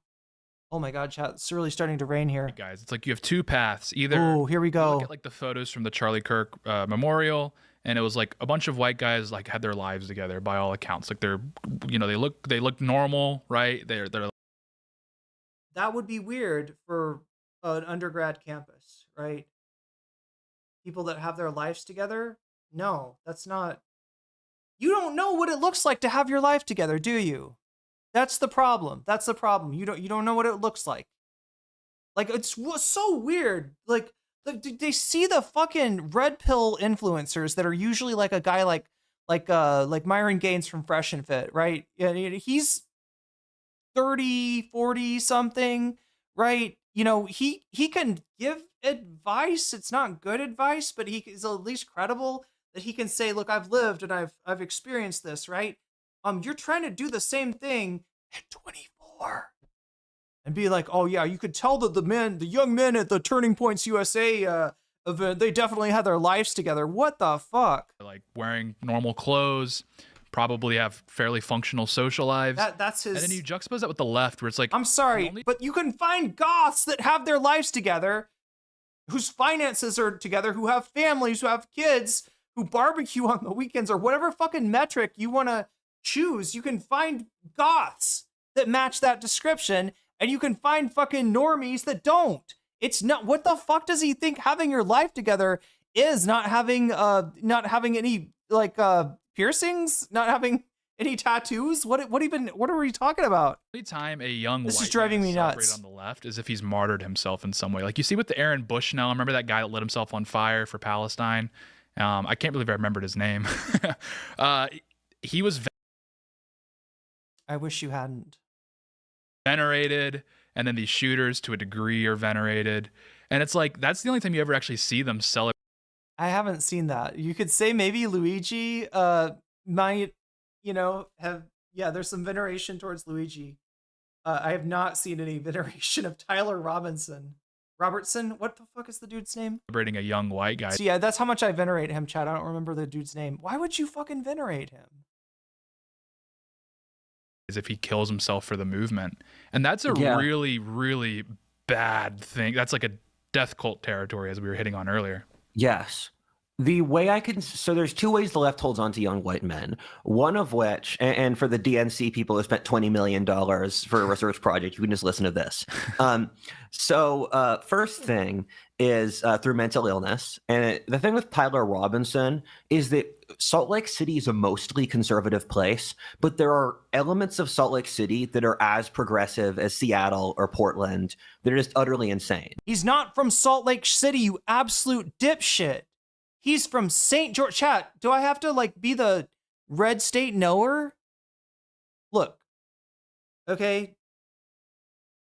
This is Utah. Wait, what is it There's like Idaho up here, and then you go down, I don't know, 100 miles, you reach Salt Lake City. It's kind of in the north. St. George is fairly far to the south, right? Where the shooter lived is fairly far towards the south. UVU, I think, is towards the south. We're not talking about BYU, shithead, which is in Provo. Fairly close to Salt Lake City. We're talking about fucking St. George. Come on. And so he was part of that subculture, or at least adjacent to it. And then on top of it, so mental illness is the first way, and the left predates on mental illness. They find you for they'll pick one of your mental health vulnerability points and then sucker you in to greater degrees of paranoia. And then the second one is through people who I call ethnically leftist, where in the Middle East you'll have, if you're born in Egypt, you're going to be Sunni. If you're born in Persia, you're going to be Shia. And then if you're born in Boston, even if you're dispositionally conservative, if you have more masculine character traits, you're more responsible, you can still be a leftist, because if you're born into Boston, it's just, you will never hear a conservative argument. True. And so these are the two demographics. Go to Worcester, you piece of shit. Go to fucking Worcester if you want to hear some conservative viewpoints, right? You can find them in New York City. Go to Staten Island. Fuck's sake. This guy doesn't know anything about what he's taught you. Ethnically leftist. Yeah, and at first I thought he was going to say that, I don't know, if you're Arab, if you're Latino, if you're, at first I thought it was going to be something like, or if you're black, I thought he was going to go no, he's talking about if you're from Boston. If you're from Boston, you're ethnically liberal. Not in Worcester. Of young white men, I think the left can hold on to. And on top of the people who are ethnically leftist, what happens if you work at a major hospital in Washington, D.C., and all of your coworkers are left-wing? It's just a lot easier to be left-wing, where we've hit a threshold where the right and left are different societies and different civilizations that work under their own rules. Absolutely. Yeah. It's very petrifying. Yeah. I have one. I'm not gonna put you on the spot and make you give a prediction, but maybe a projection through the next 6 months of what to look out for. I think that gives a lot of breathing room of just what should we be looking at. They've watched news. They know how, the format goes, right? Like, I mean, they're you know what I'm saying? It's not like, I mean, I compared them earlier to like two college freshmen talking about Joseph Campbell after class, but this guy's, he works for Tim Pool. This is on Tim Pool's channel. Rudyard, reads books. Like they do know like the format of news or the format of analysis, right? But it's just like that they're not the rationality aspect is just not very strong. Anyway, chat, we're almost done with this. We're almost done. This is driving me nuts, though. For what would be some bad indicators, or what would be some good indicators? So let me make up something good. There's several variables that should happen at some point, and I don't know when they should. China's angling after Taiwan. There's the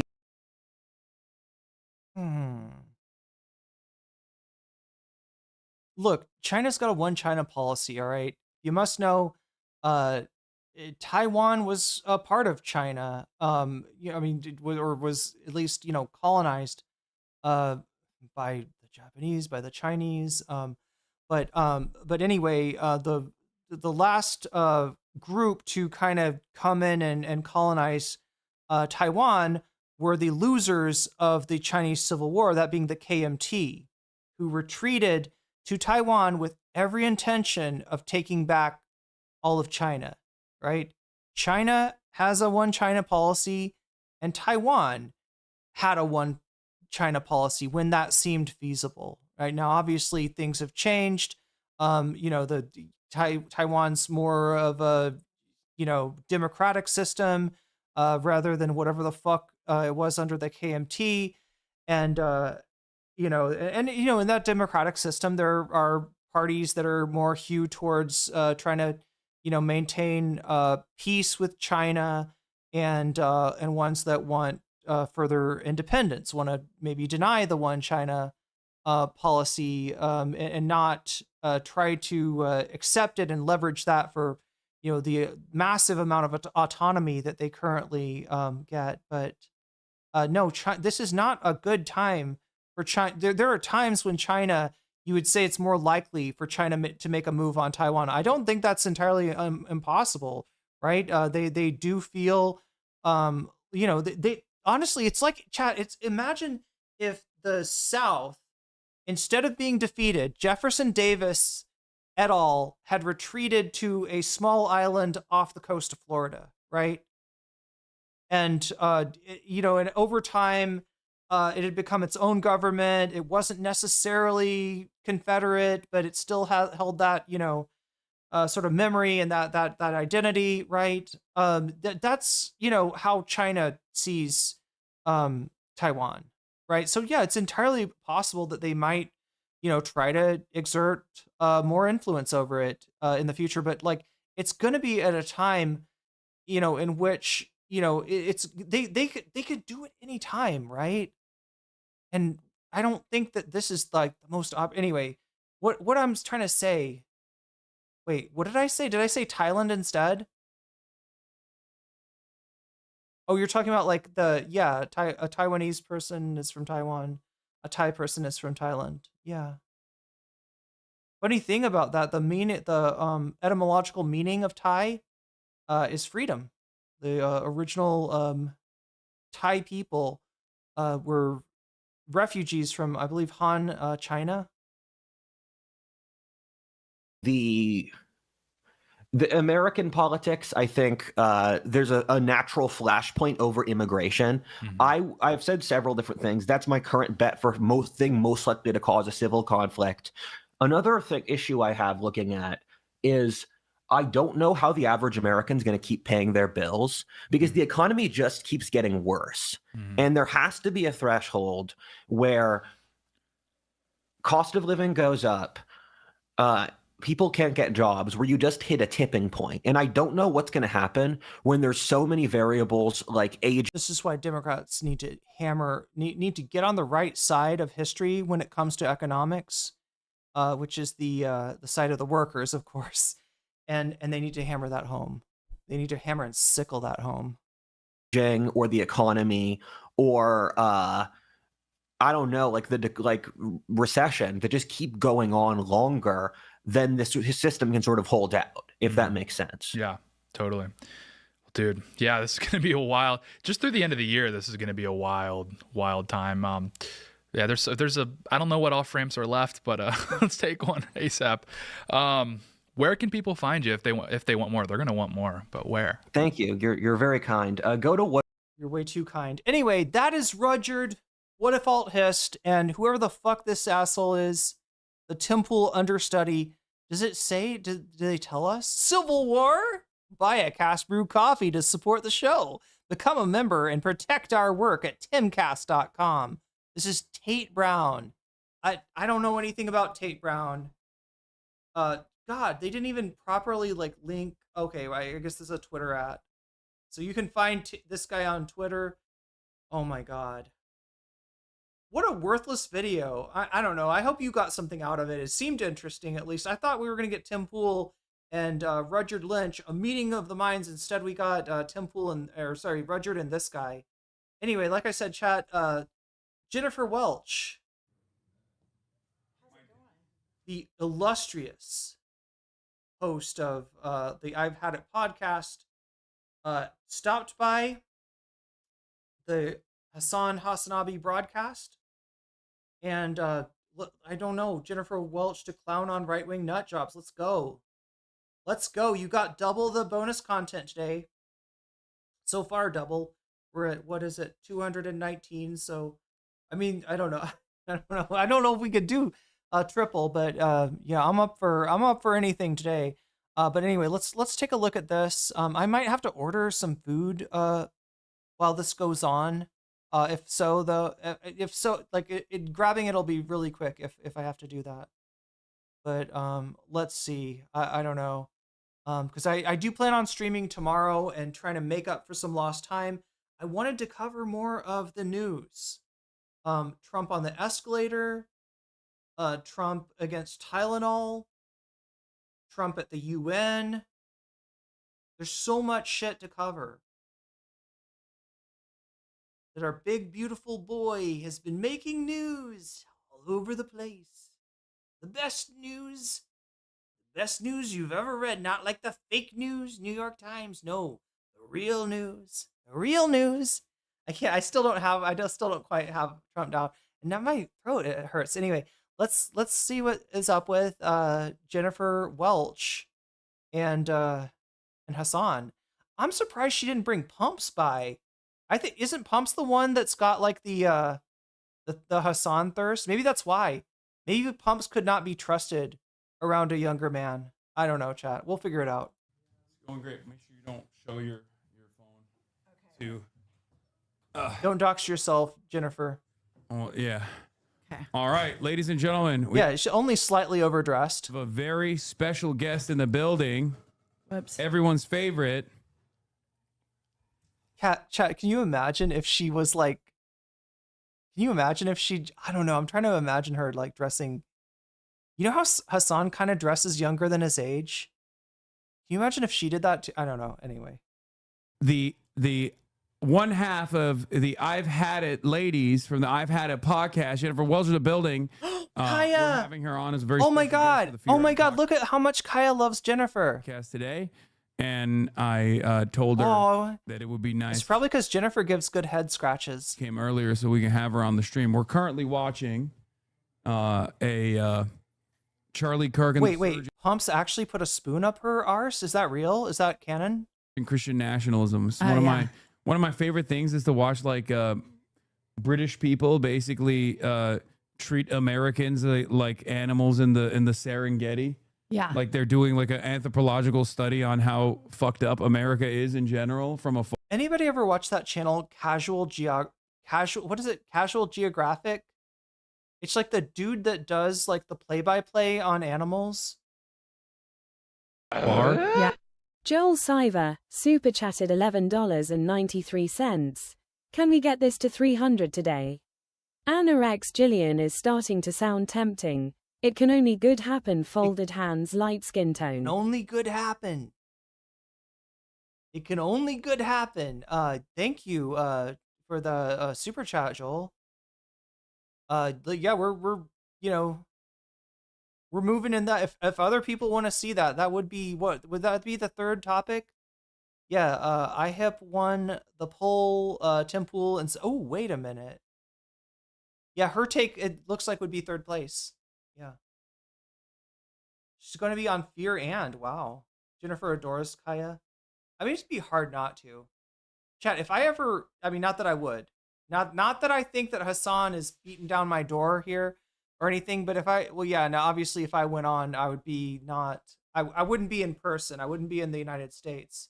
The only time I'd ever appear on stream with Hassan in person would be if, I don't know, if Hassan came to Thailand would be probably the way that would happen. But in that case, I wouldn't have to deal with like this. But if I ever were to be in that room, it would be so hard, so fucking hard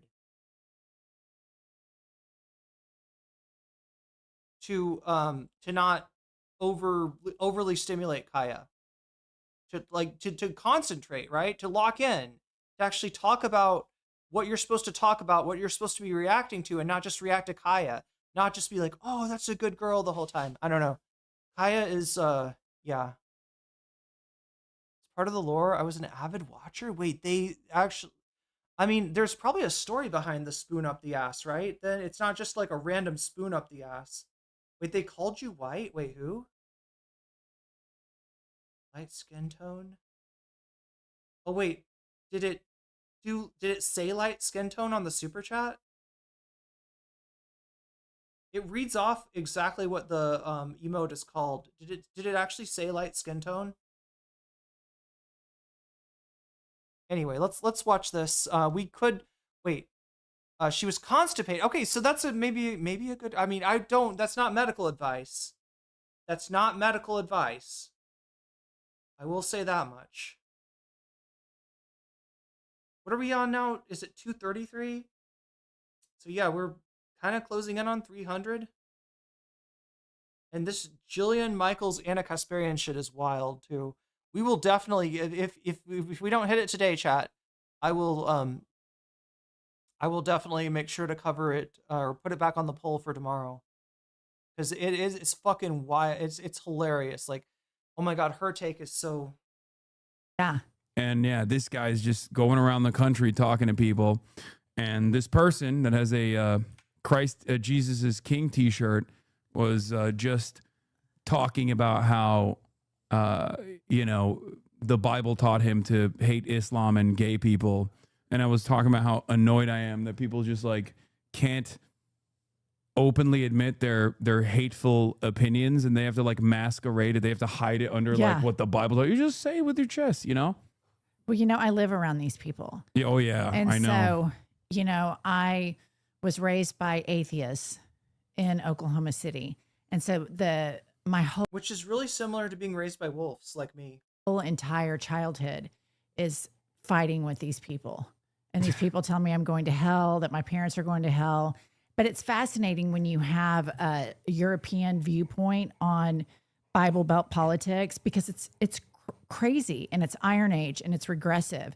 And what's so terrifying for me, Hassan, is what I lived around. The federal government, I thought, would always kind of protect, and now it's mainstream. I love her. I think her collar's too tight. Yeah, well, it's here we can. You have to be able to get 2 fingers, and I couldn't even get one. I think you're choking her. She's like, yo, oh my god, called out. Yeah, I mean, she's right. You are supposed to have 2 fingers, otherwise it's probably too tight. I mean, is Kaya one of these dogs that tries to do this number? Anybody, one in chat, if you got a dog that does this shit, you know what I'm talking about? Like, if you leave them alone and they got a collar on, they'll go like I did it basically. Like, they'll they'll basically try to pull it off like that. You know what I'm saying? They try to scratch their collar off, right? Kaya may be one of those dogs, and maybe it's hard to get her to keep the collar on. But I've never seen her try to get out of it, so I don't know. It's she has a lot of neck meat. That's what it is. A lot of fur, a lot of neck meat. She loves me. But no, I let's watch him. The other thing that I wanted to say, and you're absolutely correct, is that like empathy, like basic empathy, and not just like automatically demonstrating cruelty to like something that you don't understand. I feel like that was not a political concept. But now, because that's become like the guiding principle of republicanism in modern day, that it's almost made it into a version of like what people ascribe to like liberal values and liberal politics. Well, yeah, now the right is making a concerted effort to brand empathy as a toxic trait. Yeah. Because they Well, have Charlie Kirk did it too. Yeah, they have a big problem because we just had on the podcast, it'll come out next week, John Fugelsang. Do you know him? Mm-hmm. He's like a comedian, and he wrote a book called Separation of Church and Hate. And he's religious, I'm not, but he talks about how Jesus, the central character of the Bible, was just this radical empath. Jesus is actually not the central character of the Bible, okay? If you had to say that there's one, it would probably be Moses. Jesus only exists in the last little bit of the Bible, right? He's the main character in that, but this is like watching JoJo and being like, JoJo's Bizarre Adventures main character is Jodio, right? And it's like, yeah, Jodio is the main character of part 9. That's true. Jodio and lest we forget Dragona. And we shall not. I haven't been keeping up with JoJo Lands, to be honest. I gotta do that. Some point I gotta get manga decks and read through that. But yeah, this is like Joseph Joestar, would be if you were gonna say a main character, but even then, that's like it's a bunch of books, it's a bunch of stories. They don't have the same character. It goes throughout different generations. There's not really a main character to the Bible, is what I'm saying. But yeah, no, definitely Jesus only appears in the latter half, and for a lot of that he's a ghost, right? A Force ghost, actually, that gives Paul and the gives him advice from time to time. I don't know. Does he listen? To every extent. And the people that I live around that are evangelicals in Oklahoma City. I thought God was the main character. Honestly, I feel like man is the main character that's what as a kid, I thought it was not God, but man, right? For man was so wicked in that day that God saw fit to rain down a mighty flood so that the land might be washed of his sin. Man was so wicked in his, right? It's always bitching about man. And as a little kid hearing Bible stories from my parents, I thought man was like a giant dude. Right? I thought there was this giant dude. I don't know why, but they were just constantly talking about man. And man was wicked in those days, and God saw that was sin. Yeah, right? You know what I'm talking about? So I thought that man was like a giant human. I was like, they got this giant. He seems pretty bad. Right? He's always doing what God doesn't want him to do. He's never, it seems pretty simple. Don't eat the fruit. Okay, got it. Simple enough. But no, man was wicked in his ways. Decided to eat the fruit anyway. Man was wicked in his ways and fucked up the bag with the covenant. You had a covenant, man. You had a covenant. God damn it. They do not have empathy. Only until it affects them personally. They're completely void of empathy. And that's not even, I guess that's not even empathy in that situation, right? It's just like self-preservation. The only thing that they care about is like they're just selfish. It's very only facts. I thought God was a giant man with a white beard. I didn't grow up Christian, Trinitarian. I thought God was made of clouds and sky, right? God is used for cheap Deus Ex Machina resolutions. Definitely needs a better editor, right? Yeah, Moses, get on that. Get on that. The canonical editor for the first few books. Although if you know, you know. The Bible actually had a number of authors in the first few books, even between one chapter and another. I'd like to introduce you to my friend, the Yahwist. It's all about Yahweh. To operate. I'm sorry, I shouldn't say it like that. He's all about Y-W-H. Yeah, we don't know how it's pronounced. That's the point. That's the point of the Bible, Chad. Is you can't call God up on the phone. You can't can't send him a letter like Santa Claus, right? Because you don't know what's in between the H, the W, and the H, the Y, the H, the W, and the H. Anyway, that's why you say G-D. She's gonna try and get on your lap, even though she's a monster. So she's a good girl. You're gonna get hair all over your jacket. That's all right.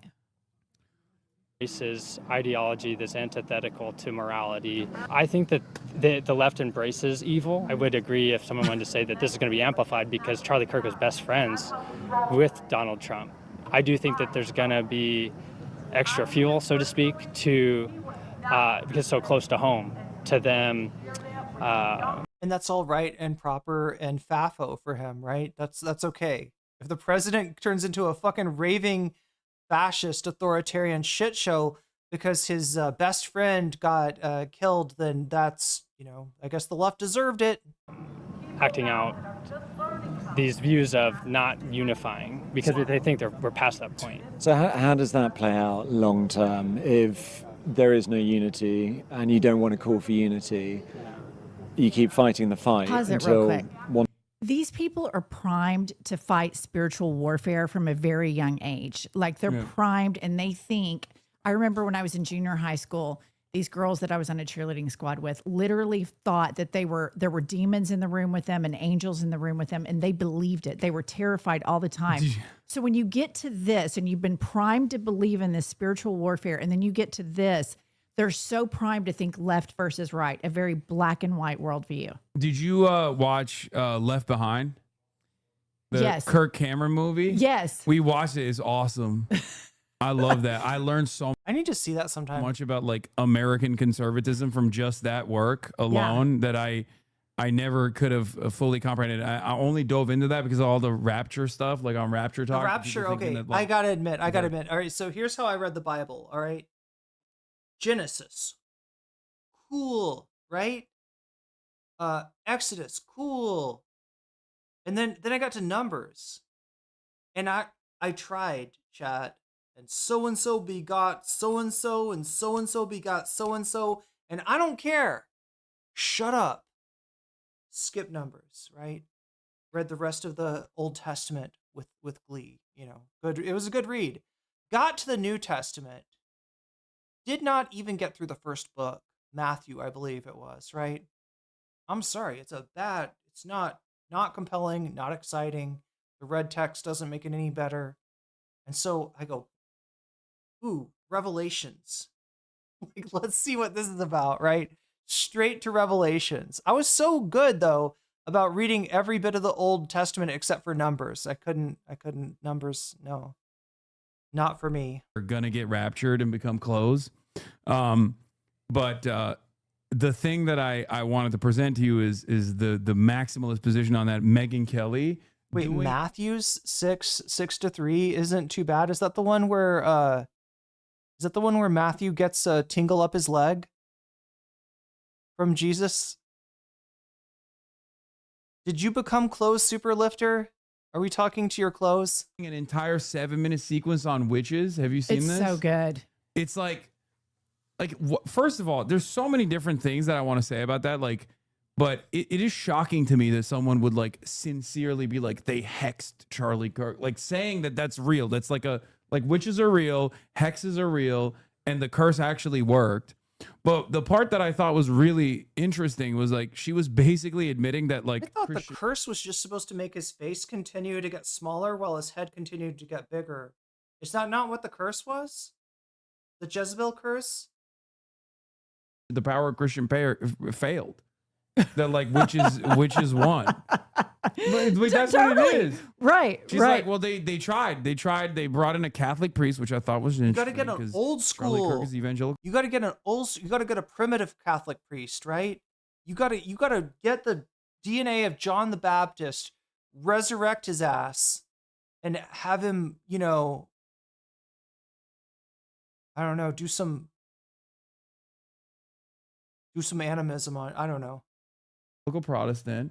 But have you There's seen one- the rumors? I've been spending some time on watching right-wing commentators melt down over the Charlie Kirk murder. And you have some of them that think it's Israel. You have some of them think that Erica Kirk is involved in it and it was CPAC. Yeah. There's all of this fracturing that goes on in it. But yeah, I'm taking a let him fight position on it. totally. It's awesome. Totally. No, the thing about like Megyn Kelly and then what's her name? Candace Owens, you'll listen to them for about 45 seconds. And then I was listening to Candace Owens try to make this case. I was like, okay. And then all of a sudden she links in Bridget McCrone out of nowhere. I mean, out of nowhere, she's all of a sudden talking about Bridget McCrone. And then if you look at the comments, I think that what the country's having a hard time reconciling is this world, like streaming. Like I had to call my son after it happened. And I'm like, what is a groiper? What is a cat boy? He had to explain all of it to me. All of those things. Right. Because that's kind of the rabbit hole that I went down with it. Yeah. That this guy's MAGA, steeped in gun culture. And then the fact that if he had a trans boyfriend, to me, that makes it, or girlfriend, that makes it even more that he's MAGA. Like he had this secret Groypers life. do have like that. I low-key hate how we've gotten into this person's life to the point where it's like, whether they were, like like chat, if the roommate was trans, the roommate was not out as trans, and yet this is this is something that the law enforcement thinks is an important fact, right? Is an important thing for us to know, right? Is the if the roommate was was thinking about their gender identity, right? It's like, yeah, always, Sarah. Hey, like she left pumps behind though.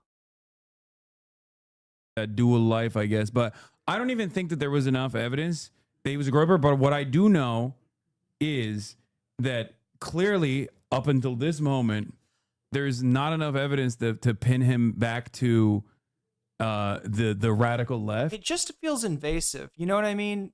Just some advice, chat. If your friend is trans but isn't out as trans, like, don't talk to other people about it. Right? If they're close enough to you where they want to talk to you about their gender identity, that's awesome. You got a real friend, right? Because that's a lot of trust that they're placing in you to have that conversation with you. But yeah, just don't assume that it's okay. If they're not out, there's a reason, right? It could be family, it could be school, it could be work. There's something that they're not ready for, and you pushing them is not actually going to be helpful. Anyway. Because I feel like they would have been parading that around 100%. By now. Like here's what the happened? thing. I don't trust anything coming out of that FBI. Anything. I don't trust, like when I saw the bullet the other day that said anti-ICE, I'm just, in my mind, I envisioned Kash Patel writing that on there and then taking a photograph of it and putting it out. I just don't trust anything because the narratives are immediately fitting what the administration wants. Yeah. And also in a very dumb way. Like that's like Kash Patel wrote that like really quickly. Right. Like, and he couldn't come up with like something better as fuck a message. ICE. Yeah, he couldn't even say fuck ICE. He was like, gotta write something anti-ICE. Oh, okay, we got it. We nailed it. I don't think it's hyperbolic to think that we can't trust the information coming out of this administration. I can't trust anything Kash Patel says. No. Kash Patel could be telling me something that I want to hear, and I still will be like, I don't know if I agree with that. It's like Israel and Kash Patel have no credibility in my eyes. I agree. They just, if I hear even something I want to hear from either of these parties, I'd be like, I don't know if maybe I should reconsider. Maybe I should reconsider everything. But all of this Christian stuff is so terrifying to me because I grew up around people that really believe in this very simple spiritual warfare world. They think that it is very real, heaven, earth, good, bad. And if you think about Donald Trump, he's an evangelical preacher. He looks like an evangelical preacher. He grifts like an evangelical preacher. He talks like an evangelical preacher. The only thing is he that fucks he doesn't around know like an evangelical scripture. preacher. He just doesn't have any Right. command over that. Right. But it doesn't matter. No. Because as long as he is calculating the petty grievances of like the average American that's in his... Yo, Joel, making a move. I see. Twitch making a move. Chat, look at this. 121 Twitch subscribers, 137 YouTube members. That is as close as it's ever been. There's a mere 16 subs separating. So, but yeah, it's 10 gift subs, and then Valorant. Yeah, Valorant only added 2. The RNG is not in your favor, Joel. The RNG should be treating you better. Somebody tell this Valorant thing to get some better RNG. I mean, that's... Oh, anyway, let me read out the new subs. Who do we have here? Firebird710. You just got jellyfish. TS11 Luna. You just got jellyfish. Caveman01G. You just got jellyfish. Stevie Nicks. Dirty Straw? Oh, I thought you were going to say Dirty Strat. Like she had a Dirty Stratocaster. No, Dirty Straw. You just got jellyfish. Dimmy Hugh 829. You just got jellyfish. Zazadoodle. You just got jellyfish. OMA. Wait. OMA. FGC. You just got jellyfish. Satetic 6. You just got jellyfish. Onanus, 2024, you just got jellyfish. Kara Shinobi, you just got jellyfish. Cozy Gaming, 33, you just got jellyfish. And Snowhank, 04, you just got jellyfish. 3 on a 5. Yeah, I know, the other day, so it's probably... Probability being... Well, do you know that winning a slot machine does not make it less likely for you to win the next slot machine you play? It doesn't change the odds, but it feels like it does, right? Like, oh yeah, that slot machine's paid out. It's not gonna.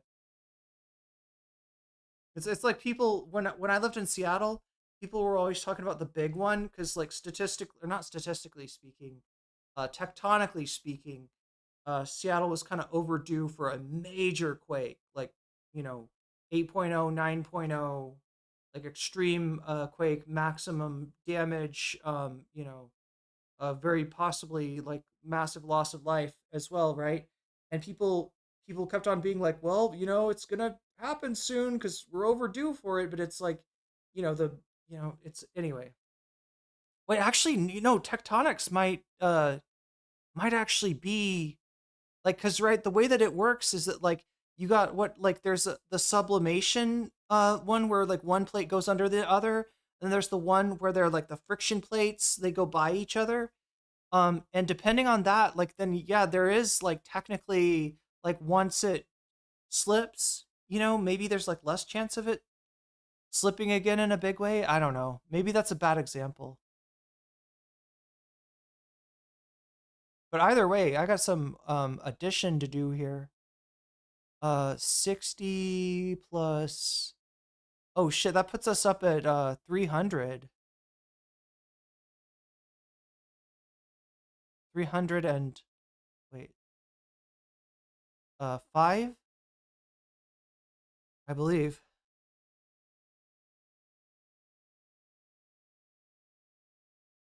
Thank you again for the gift subs, Joel. So yeah, we're gonna have to buckle in and do her take as well somehow. His base of support, and he's just like really hitting those notes. Clearly, that's all that matters for a lot of these people. But I think this kind of stuff is not really working in their favor right now because his approval rating has been low. Right. But it was basically stuck. And only after the Charlie Kirk shooting did it actually go down. And it made me feel like the way he has behaved, because a lot of Americans, like, they abhor any sort of violence that's like, especially political violence, right? And instead of like maybe using this as an opportunity to lower the temperature, the fact that he just immediately went, it's the Antifa, it's the radical left, we got to do something about it, and also fuck Jimmy Kimmel, we're gonna fire him. That I think pissed people off, and even like lowered the approval rating from his base as well to a certain degree. And I think the way they rolled out the funeral was a huge misfire on their part, because you have the base that is in the cult that is all in on this Christian nationalism. And then you have the what I call country club Republicans that are rich white people that make up a big part of the Republican base that are probably like Episcopalian or Methodist that look down on Christians like this. And I know a lot of people in Oklahoma City that are like Methodist or Episcopalian, like, oh, those Bible thumpers are the worst. Everybody saw the shooting. It's traumatizing to see that. So they could have rolled out the funeral in a different way, but they went full blown, tongue talking, hands waving, rattlesnake waving around, Christian nationalists. And I think that I'm ordering some food. We got to buckle in here. I don't know. I'm kind of staying up past my bedtime too, but I want to do this.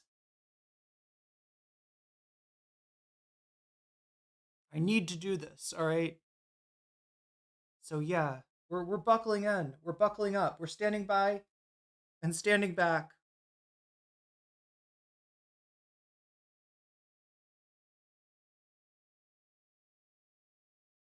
And deciding if I need water, which I think I do.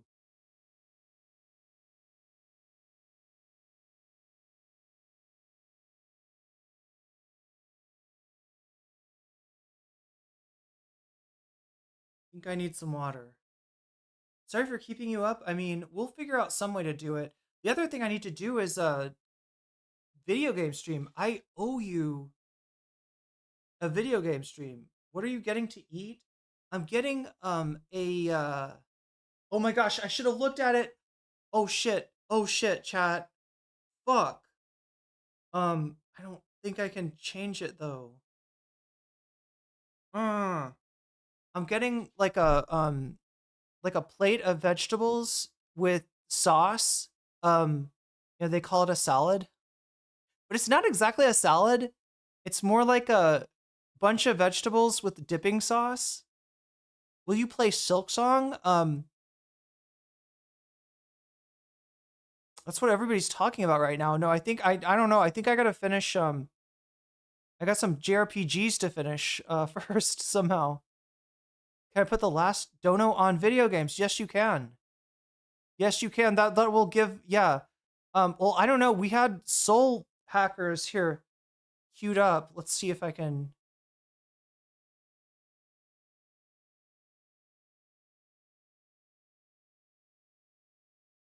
We had this game queued up, and it was gonna be for the what do you call it? It was gonna be for the Rapture, yeah. Like that was gonna, the idea was gonna be like, watch Rapture talk and play Soul Hackers. Which seems pretty, it's very apocalyptic, right? And you even have Destiny there with his apocalyptic sign. I don't know. We'd actually get to, you'd actually be able to take you through the Amami airport instead of just talking about it. Vegetable with dipping sauce? Yeah, that's what I'm getting, but I didn't look at it, and I should have, because like chat, you can get different dipping sauces, and I think I got one that it's not like, I don't know. I got it. I think I got the one that I got before, and it's like it's not like it's not great. Jameson Reginald Pierce Gertrude, inventor of the JRPG.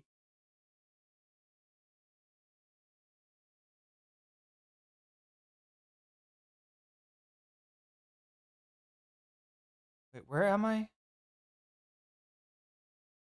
Scene 2.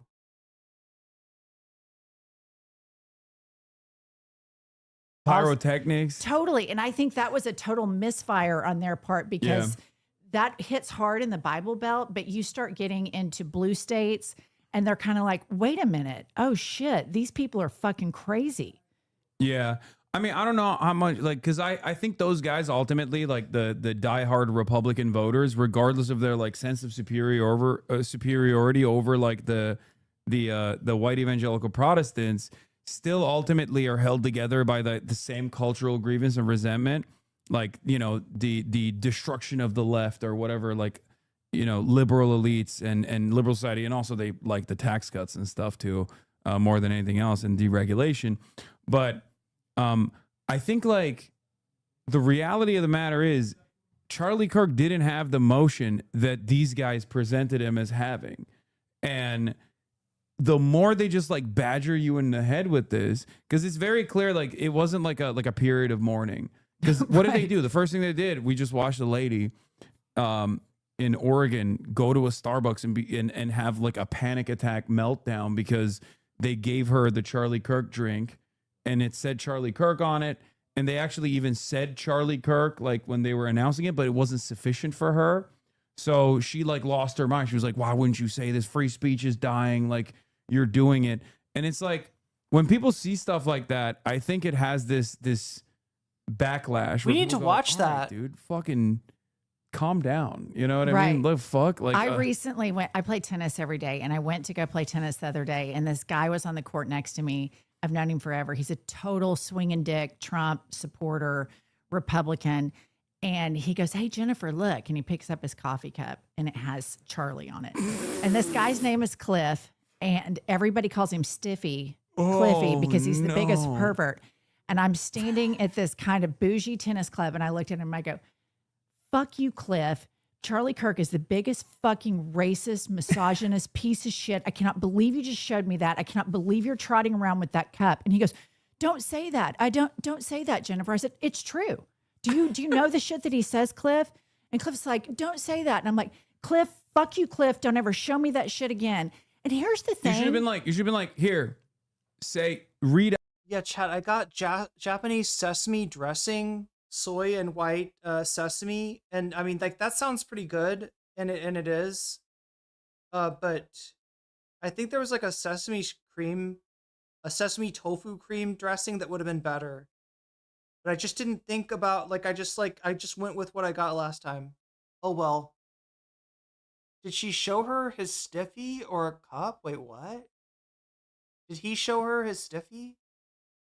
Coffee cup. Oh my god.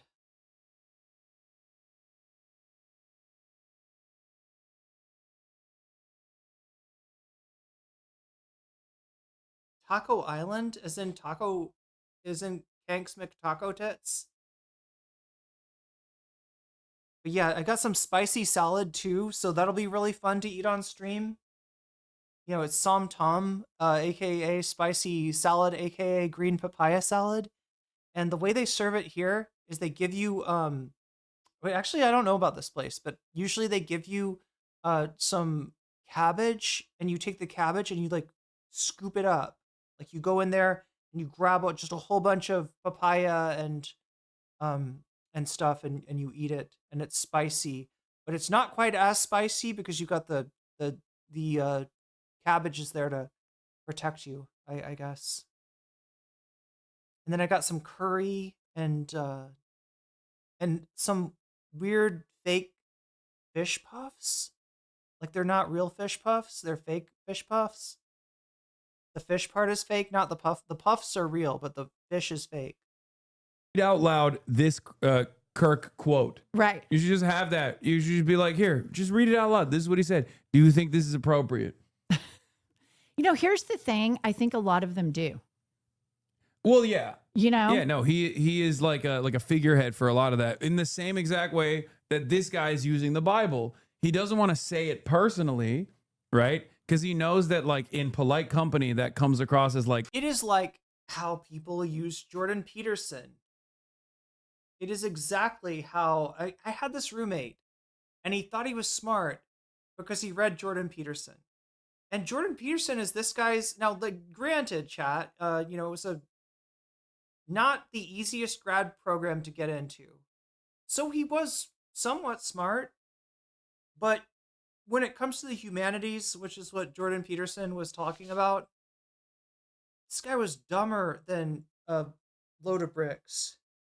And he would constantly just be like, well, yeah, like when Jordan Peterson, like, he would just kind of throw that out there as like, he didn't want to say like transphobic shit to me, but he kind of knew that he could communicate that to me by just saying Jordan Peterson, and that the rest of the class didn't really know what Jordan Peterson talked about. Like the rest of the, I think the rest of the dorm just did not know about Jordan Peterson that much. It sounded like he exposed himself to, the way he was talking. kind of rude, maybe a little hateful. You don't know exactly what the room is going to respond to it, but they can use like a deified figure to be like, well, he was saying it for me. Right. Yeah. And that's what they've done with Trump too. Like, I remember when Trump first came about, I have some wealthy interior design clients, and these were like hardcore Republicans. They're like, oh God, no, would never vote for Trump in the primary. And then they would say after a couple glasses of wine, but he sure does say what everybody else is thinking. Yeah. And I remember when I heard them say that, I thought, oh, he's giving everybody permission to be upset about Obama, which brings me back to Megyn Kelly, where she just openly admitted that Obama broke them. Did you see that tweet where she... I don't think I've seen that, It's but a video. I know that this It's like, a video where she says... I know that that's like a big cultural mover and shaker for a lot of people that they but were she like... actually finally admitted it. She said, we haven't felt like ourselves since Obama won. And I thought, finally you admitted it. Yeah. That he broke you that much. Oh, no, for sure. They could not... I guess they just could not deal with the fact that like a black man was running the country. That's what it is at its most at its most base. Like, yeah, that is unironically the cultural grievance. I do think that like there was always going to be people like that, but I think like if at least if there was more amenities that were offered in the process, like if the 2008 economic recovery looked different, if the healthcare initiatives were more expansive and it wasn't just like another shitty patch-up job to offer subsidies to private healthcare. If those things happen, I think that there would have been more of a conciliatory tone, right, to the white supremacist attitudes that many Americans still have and just never let go of. But it's just, it was. It was bad on both ends for that reason. $10. Yo, Cloudy XX, thank you for the $10. And thank you for the super chat too. Aw, chat.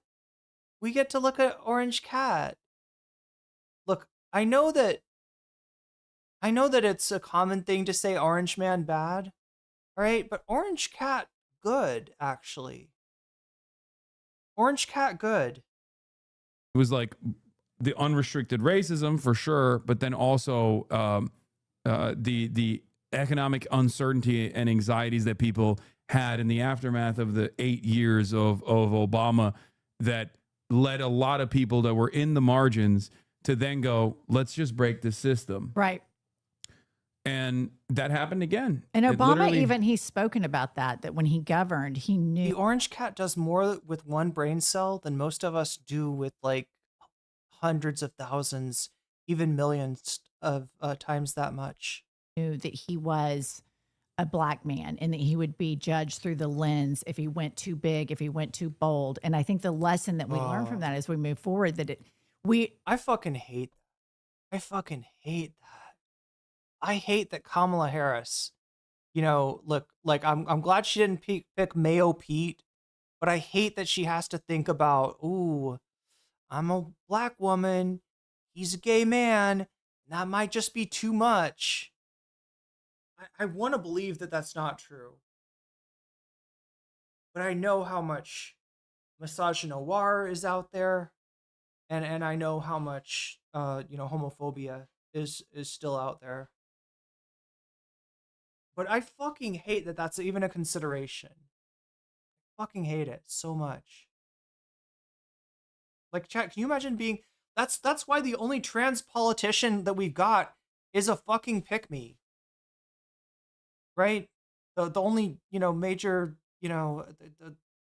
it's as much as it would be, I would, if I had to choose trans representation for the House, I would probably choose someone else. It's not really that surprising that would be, what's really scary, chat, is that the first elected trans person could have been Brianna Wu, right? Like, and it would have made sense. It would have made sense for the pick-me of pick-me's to be the, or even like a Republican, even like Caitlyn Jenner or somebody to get in. We are playing two different games. Look at how big and bold Trump is going right now. This dipshit moron. They don't give a fuck. And they're playing this game. And we're playing the game that, oh, we need to be tempered. And, we're going to appoint Merrick Garland because it makes us feel good because Obama, he got dicked over by Mitch McConnell. We're playing integrity politics and they're playing fuck you politics. Integrity politics? We're playing virtue signal politics. And the Democrats still, like Hakeem Jeffries, Schumer, Booker, they're still playing integrity politics or just MAGA light politics. And so it's like, it's so depressing right now when we've had a bunch of these people on and, I get kind of confrontational with them, but it just seems like they don't give a shit. Like they're still going to play the centrist thing and they just are so divorced. All right, here's the deal. I am going to go out and have a smoke. And grab some water. I'm going to be listening on my phone while I'm out there, so I'm not going to miss anything. I'll figure out how to get through, the fact that it is technically bedtime for me, but we hit 300 on the bonus meter, and I want to respect that. I still have the food coming, so it's not like I was going to go to sleep super. It's not like I was gonna, you know what I mean? Like I gotta eat regardless, so I'm gonna be up for at least like another hour. So we'll figure out how to make this work somehow. But yeah, too much of a good thing in this case is still a good thing. I don't want anybody to get that twisted. But yeah, I'm gonna listen. I'm gonna put this on, and gonna listen while I'm outside smoking and. Oh no, chat. Cursed AI. How come I can't get away from cursed AI? Everywhere I go, chat, there's cursed AI. But yeah, we're gonna keep going. We're gonna keep going. We're gonna make the most of this. Here, I'm gonna put it, and I'm gonna leave you in the capable hands of one Waluigi. From where the base is. And I'll tell you, the base is moving further to the left because I have a bunch of friends in Oklahoma that were always apolitical because it was too much to talk about. Now they're forced to talk about it because if their daughters get raped, there's a total abortion ban in Oklahoma. Yeah. And so, I went after him. So now they're talking about politics a lot more, and they've gotten super progressive. Really progressive. Yeah. And it does, I think, like, force people to open their eyes to the reality because, like, when there are significant legal setbacks being presented that actually impact their lives, they're like, okay, well, now I do have to take action. Because otherwise they're just like so busy with their day-to-day existence, trying to make ends meet, trying to make sure that their children have a better future, right? Whatever, right? That where a lot of Americans, I think, find themselves in this situation where they're like, neither party really represents my interests. I don't see anyone that is like a unique voice or presenting an alternative vision that I could agree with or offer me the things that I want. Right. And the Democrats certainly don't do that. So they just go, why do I care? You know, I'm in Oklahoma. It's going to go right wing anyway. Yeah. Might as well not fucking vote at all. Yeah. And that's what the big issue is. And that's what I was trying to tell every Democrat over and over again. You saw me at the DNC. I did. Anyone I could speak to, I was like, you guys are not seeing what these fucking dudes are doing. They keep talking about migrants as like rapists, drug dealer, criminals. They keep talking about doing mass deportations. Please address how violent that is going to look like. People will inevitably get mad at that if that happens in their neighborhoods. Right. Because there's no stability when you got masked, armed agents of the state coming out of unmarked vans and like kidnapping the dude that is the grocery store clerk. Yeah. That act doesn't make America more safe. That act doesn't make Americans feel more safe. As a matter of fact, it makes Americans feel less safe. And then for the heartless Americans that, like the country club Republicans that I'm talking about, when it's their housekeeper or somebody that works for them, then all of a sudden they give a shit because they are using that type of labor to exploit. Yeah. And it's consistent, good labor that they're like, oh, well, I can have these people do it for a lot less. And so I know this woman who I thought was for sure Republican. I know she was. And her housekeeper and the housekeeper's son got deported. And I've never really hung out with this woman much. Our kids went to school together. And I got a text from her 2 weeks ago that said, I started listening to your podcast. Some people I love were deported. Thank you for fighting for these people. So there's a change that's happening even in deep red states. And what pisses me off is these fucking Democrats are not messaging that. They're not capitalizing on that. They're nowhere to be found. It's milquetoast, limp dick politics. It drives me crazy. They all listen to fucking James Carville, who went on television a couple months ago and said, we're just not going to do anything. Everyone's going to get mad at the Republicans. And then, of course, we're the only other alternative, so they're going to vote for us.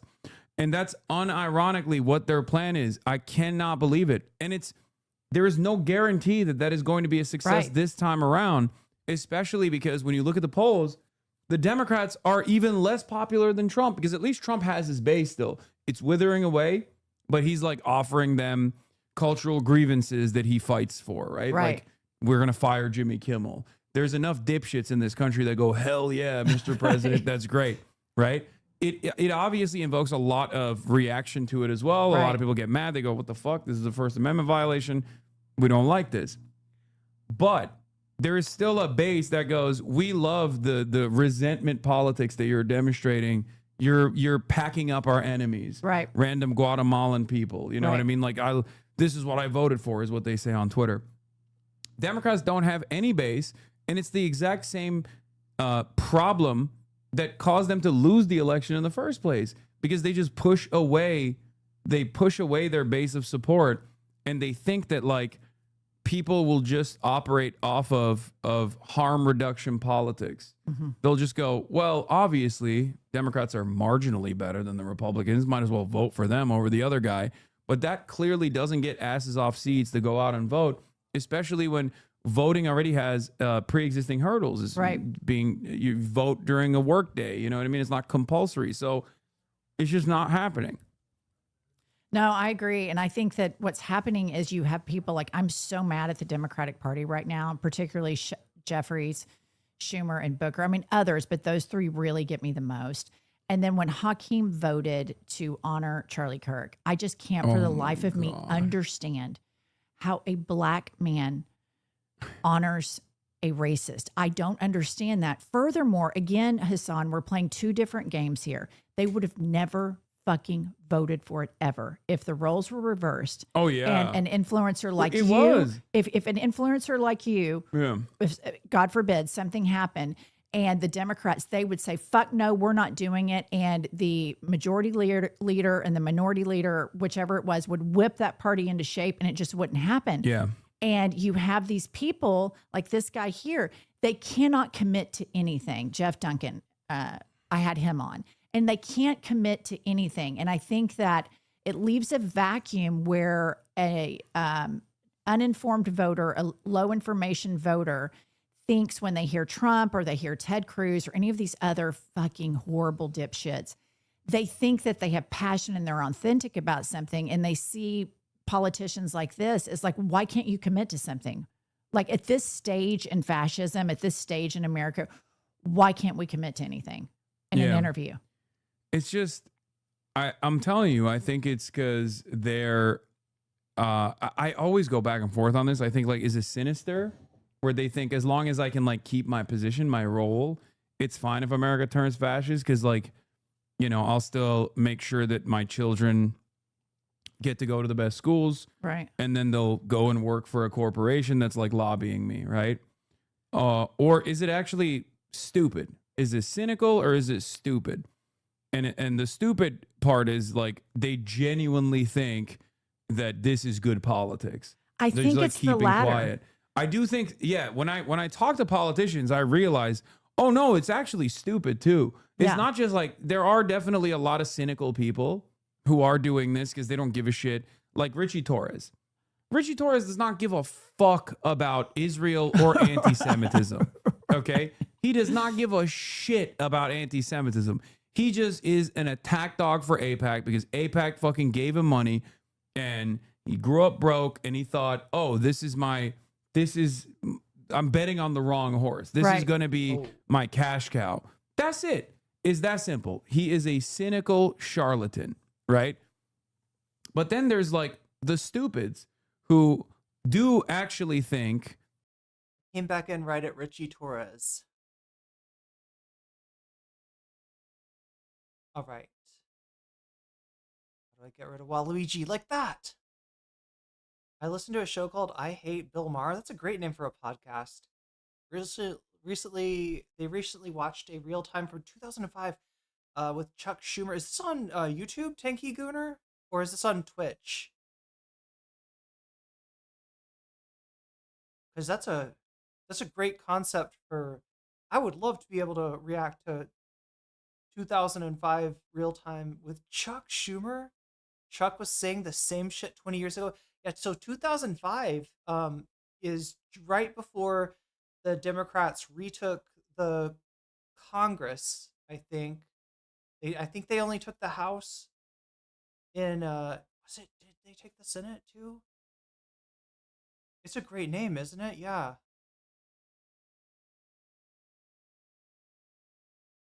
With Will Weldon. I'll have to look out for that. I listen on Spotify. Okay. Apparently, I don't know the prime spots for podcasts. I feel like the thing about podcasts is like everyone thinks that they could do one. Like, right, it's the kind of thing that, like, you know what I mean? If you go to a symphony and somebody plays like a nice piece of music, you don't immediately be like, oh yeah, I could do that. Yeah, no, that'd be easy. I could play just as good, you know. But like with the podcast, it kind of feels like you could, you know. You're like, yeah, you just crack some jokes, and all of a sudden, we're Cumtown. We're all rich, chat, just for talking about buttholes and making everything gay. Hi. Hi, I'm Waluigi, and I'm gay.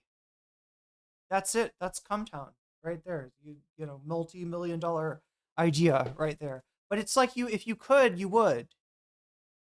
We all would, right? We all could have podcasts. You know, we would have podcasts. So obviously there's something more to the format. And it's not just like, you know, talking fancy. It's not just talking nice. It's its own thing, I'm pretty sure. Back in those days, I used to watch Jon Stewart. 2005, eventually transitioned to John Oliver as my info on American politics. Yes, libbed up the ass, I know. I wanted more, and it was suggested Bill Maher. Yeah, and honestly, like, I remember enjoying Bill Maher. I don't know how many years ago it was.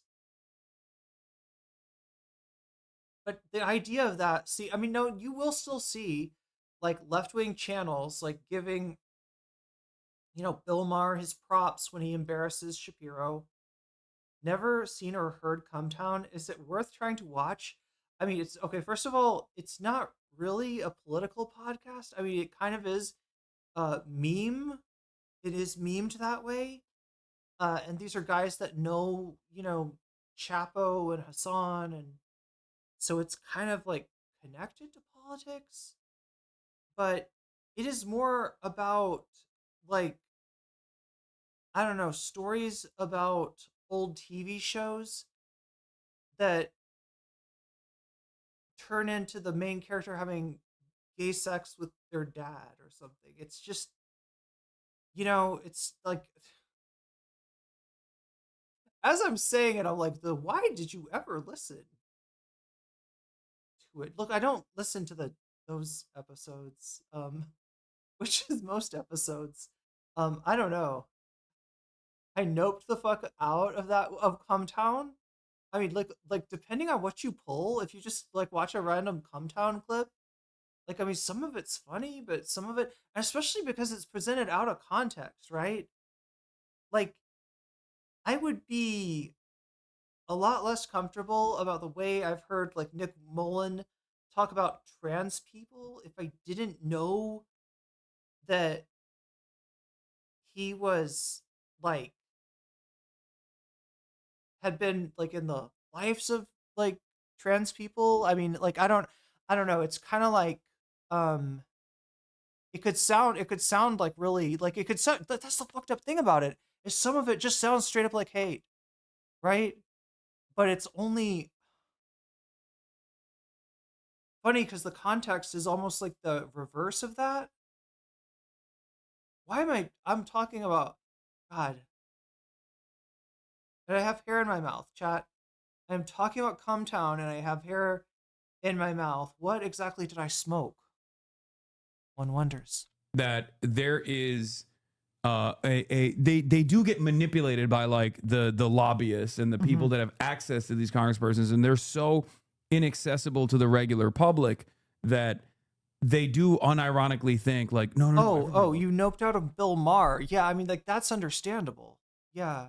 I mean, noping out of Cumtown is understandable as well. Noping out of Chapo. Like, can you imagine? There's like certain episodes of Chapo that, like, and also recognize that when you're talking about like the early years of Chapo, like the formative podcast, I suppose, you're talking about a situation in which Hillary Clinton is in the process of rat fucking Bernie Sanders in 2016, right? And so you're going to hear a lot of shit about Idpol, and you're not necessarily going to recognize, although I guess they talk about the election enough, so maybe you would. If they don't mention anything about the election, you're not going to see that as Idpol in the context of Hillary Clinton using like intersectional language as a cudgel against Bernie Sanders, and incredibly disingenuous. I mean, Hillary Clinton is not just conservative Democrat on economic issues, right? Hillary Clinton is a bit of a turf herself, so right, she had people believing that Bernie's base was a bunch of frat bros that were like, feminism, right? I mean, like, look, the magic of Bernie Sanders is there was a couple of those guys in there, right? There was some people that you never would expect that were like, yeah, I'm supporting Bernie, and they're definitely supporting Trump now, right? But the majority of Bernie, in fact, even saying that they're bros, right? Like, I don't even know if there's like, if there's data to support that it skews more male than like Hillary's voters. But it was just an easy thing to sell. Oh, they like Bernie because they don't want a woman. They're gamer gators. They're Like all of a sudden the Bernie coalition is Gamergators. Like what the fuck? I mean, okay, she didn't say Gamergators. Chelsea might have tried to feed her that, but if she did, Hillary never gave any indication she knew what was going on in politics and the younger generations, or that it mattered. But yeah, when the context is missing, right, it's kind of hard to tell what something is, especially humor. Which is probably why you have so many right wingers adopting like a George Carlin or a Bill Hicks as their personal saint of, what have you, conservative value. They're probably the same assholes that listen to Rage Against the Machine. Loves Israel. What the fuck are you guys talking about? This doesn't make any sense. Like, And they're I'm sorry. Now I sound like I'm insulting the fan base. I mean the same conservatives, right? That the you know the type. The conservative that listens to Rage is a dude that just doesn't get it and never is probably gonna get it. Never, never, never, right? You almost feel sorry for this dude, except that he is materially fucking your life up at every turn. They're shocked when they actually go and do a town hall, and like all of these 75-year-olds are like, why the hell are you giving so much money to Israel? Fuck you. And that's like a wake-up call for all of them. At least like that's what You listen to Kid Rock and your name is Tanky Gooner? You just blew my mind. What? Okay, I'm sorry. I didn't mean to out you like that. I mean, you're saying it in the chat. I'm not like telling your secret or anything, but and no, I'm sorry. Like that, I'm making it worse, aren't I? I feel shame. Yeah, I'm not. That's not my intention for you to feel shame. I had a boss that liked to listen to Kid Rock. The unfortunate thing was this boss was programming our set list for teaching exercise classes. And so not only did I get to deal with somebody which I would have been fine with. I mean, people like all kinds of music, and like I'm sure you're talking about like early Kid Rock, ball with a ball, dang a dang diggy, something up jump. Okay, I sound even worse than Kid Rock saying it, but I'm not a rapper.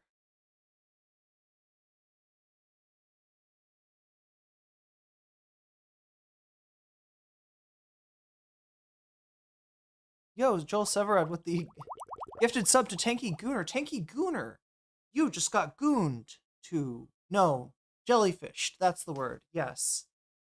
Yes, we are landing that. It's good for working. That's what my boss thought. Yeah, he thought it was really good for working out too.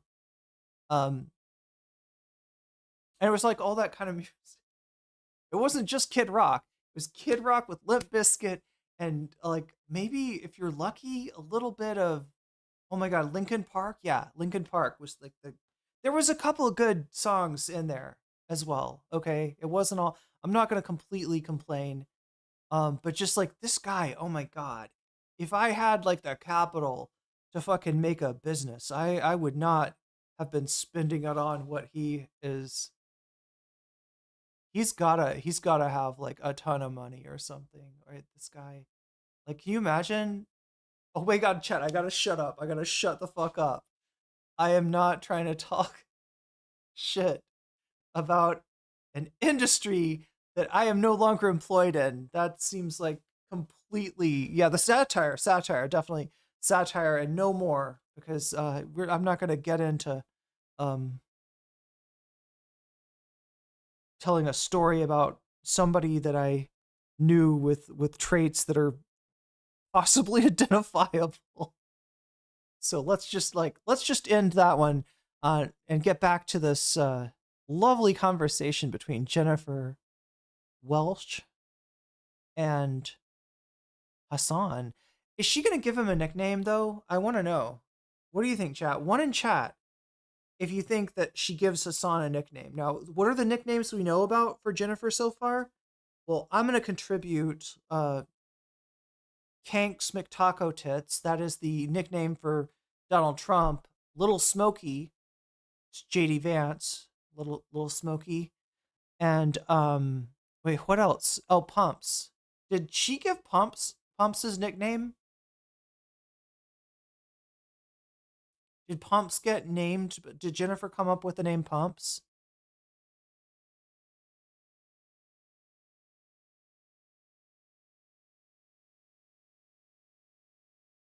But I mean, look, it's, music is very subjective. All right. So I would never, judge somebody by their musical taste, unless it's like it'd be a contrast, right? Like the Republican that's listening to Rage Against the Machine, I can't help but laugh at. But no, I would not compare somebody that works out to Kid Rock. I'm certain you mean the like 90s era Kid Rock? Is that what we're talking about? Because he did, like, I'm trying to think of like Kid Rock. There's the 90s Kid Rock that's like a little bit new metal, right? And then then he becomes, like, he tries to be country, doesn't he? Does he give up the rapping and just make a country album, or try to make a country album? Was Jennifer an actor before podcasting or stand-up? I mean, I could see either of those as being her prior career. Jennifer and her husband, it started with between Josh and Pumps when they worked together. Wait. Okay, Josh is her husband. They gave her the name Pumps. Okay, so she does give nicknames, is what I'm saying.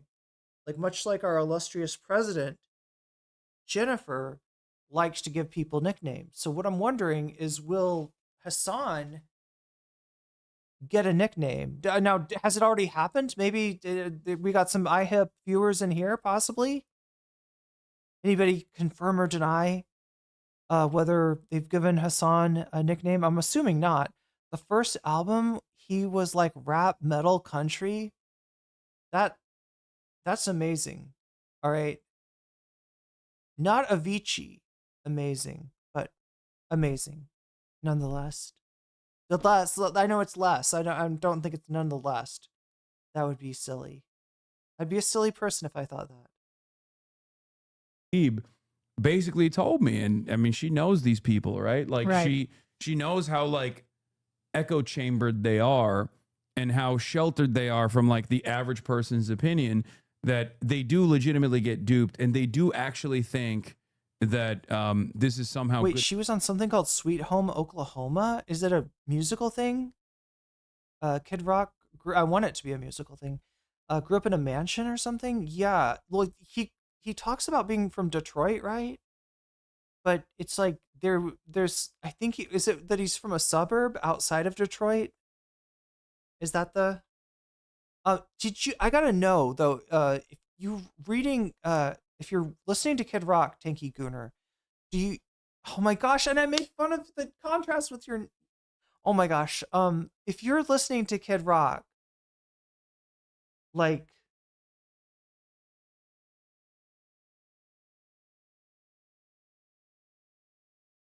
have you read the Rolling Stone? I guess it was an interview. Like, they did an interview with Kid Rock, and when it came out, I think he like went to Twitter, and he was like, "There's this hit piece coming out," and it's like, "No, dude, you got interviewed, and it's only a hit piece because you were a freak on the and like he had some Rolling Stone reporter hanging out with him, and he acted like a total freak. I mean, what he's like now, right? Although I don't know, it was hard to tell. I mean, it's not like we saw like the real Kid Rock, or anything, but it's in my workout mix. I don't know about him, and I'm not a fan. I'm giving this way too much credit. I'm spending way too much time. Just it's a thing. It's a beautiful thing that somebody named Tanky Gooner has Kid Rock on the workout rotation. That is, I couldn't have written it better myself, basically. Good politics. So there is that. Yeah, the Beltway brain damage, basically. No, it's still shameful. I'm not. I'm trying to see past the shame. So it's a bit of both, but I think when they're stupid, you can at least like. For years, my friend was convinced Kid Rock was Vanilla Ice. Wait, did your friend think that Vanilla Ice changed his name? Is that what they thought? Like that it was a rebrand? They start off as Vanilla Ice and they're like, yeah, that's, I'm going to change my name to Kid Rock. I think that would be better than, I don't need to be Vanilla Ice anymore. I'm going to be Kid Rock now. That is, strangely believable. Detroit Stolen Valor. Pumps is a divorce lawyer. Yeah, and one tough cookie.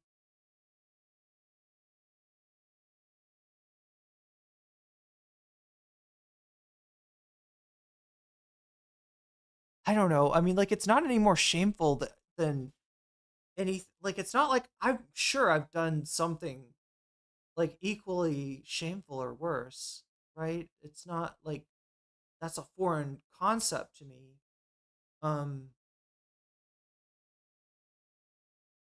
What do I like that's objectively the equivalent of Kid Rock? There's probably, you could say JoJo. Some people are it's got shitty animation and it's over the top muscle dudes pummeling each other while yelling aura aura. It's yeah, there's definitely some shame in that for sure. And the fact that I even talk about it, it's just kind of a typical, no, that's not ironic though. I'm looking for ironic. What would be something that I do that's ironic? It's uncanny. There's got to be something. I'm gonna think of it anyway, chat. I'm stun locking on this concept, but I feel like I need to own the my own shame so that I can sympathize with people in chat. I unintentionally spend 10 minutes talking about. Let's watch this thing. Let's do that. Convince them. If they're cynical, you can't really do anything about it. I also think there's this, as we've dove more and more into politics on the pod, I think that there is this consulting class in the Democratic Party. And they're so far out of America in the Beltway, and they are going after the elusive average American. And they've been so divorced from that idea for so long. And I remember when we had Rahm Emanuel on and I kind of got in a fight with him. Yeah. Oh, that was so good. Also, Straw Clap Kempo, Vanilla Ice is a stand user. Thank you for reminding me. He did a rebrand where he redid Ice Ice Baby in the style of Kid Rock.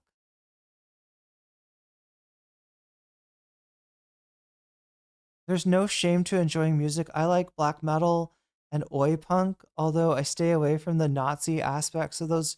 Oh no, there's Nazi oi punks. Damn.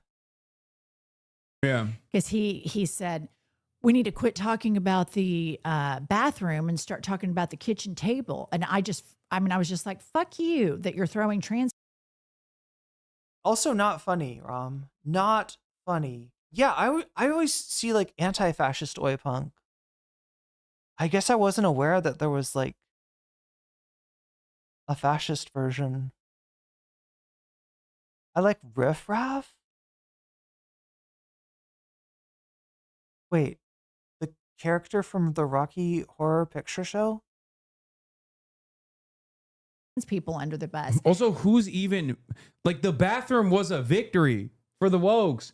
Donald Trump after. Oh shit. God damn, you're right about this. I got to read this out. I keep on. See, when a Twitch chatter makes a good point, it makes me stop the stream, even when I'm conscious of the fact that I've been stopping the stream, and not letting it run enough. Anyway, let me read this. I like JoJo's a lot, but a reason to feel ashamed of liking JoJo's is the animal injury and death, and like other anime, manga. And how do we explain that too? How do we explain that Araki is always featuring the most horrendous injuries and death of animals? How do we how do we explain that to ourselves, right? Like other anime and manga unsavory depictions of minors? Are you talking about the guy with the stand that makes you be like a kid version of yourself? That shit was creepy. Okay, anyway, goddamn. Presented, I think in North Carolina, there was so much backlash that Republicans had to be like, oh, fuck, we can't do this because this is cruelty for the sake of cruelty. America's a lot more woke than we thought it was, even on the trans issue. So they had to go back to the drawing board to figure out a different way to attack trans people. Well, and the Democrats don't Trump was message it pro-trans properly. in 2016. Well, he's best friends with Caitlyn Jenner. I mean, Yeah, she's well, trotting Caitlyn around Jenner's also Mar-a-Lago all the time. transphobic, but the trans issue, if they would just be better about saying, why do you care who goes where in the restroom? Why is everybody in MAGA constantly talking about trans people, gay people? Yeah. Why are y'all constantly talking about that? And they never flip it back. Democrats absorb the. Dr. Butler says, I like the JoJo game. Oh, the JoJo All-Star? Are you talking about the new one? Or are you talking about like the one that was on, what, like the PS3 or something? The Fightcade lobby is full of Nazis? Oh.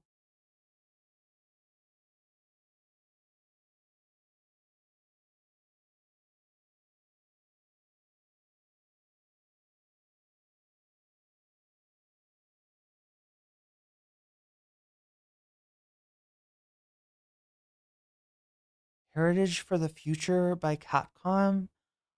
Ah? Is that like the really old school fighting game looking one? I think I've seen. Oh no! The explanation is Araki thought it showed a irredeemable evil in characters. Also, there's the power stand. That's wait. I thought the stand was the ship. The orangutan was the stand user. Power stand that is that orangutan. Wait, okay, so is it worse than the anime? Because the anime was actually pretty bad. Like, that was some fucked up shit.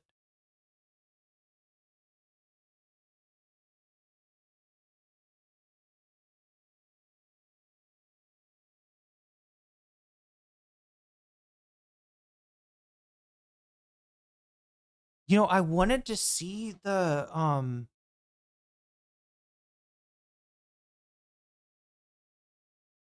like I was really hoping that the one that got released a couple of years ago, that used to, I think the original was on the PS3, and JoJo's All-Star Battle, right?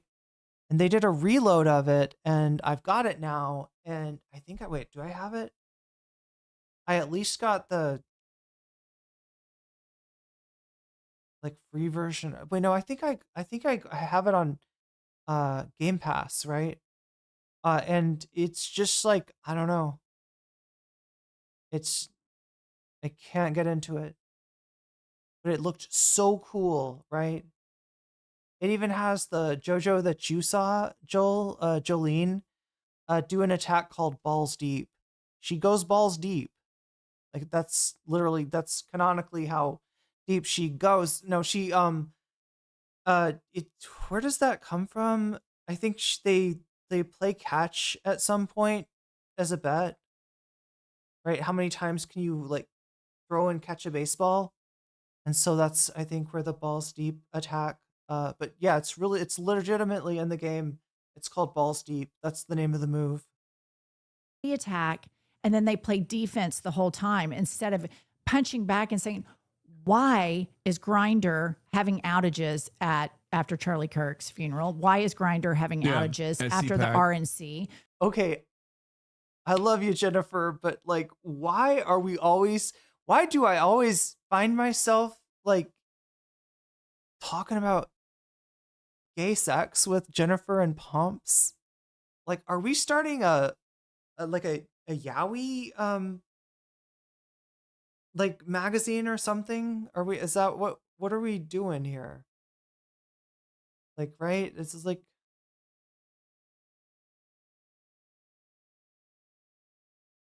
Like these ladies really missed out on the, DeviantArt scene.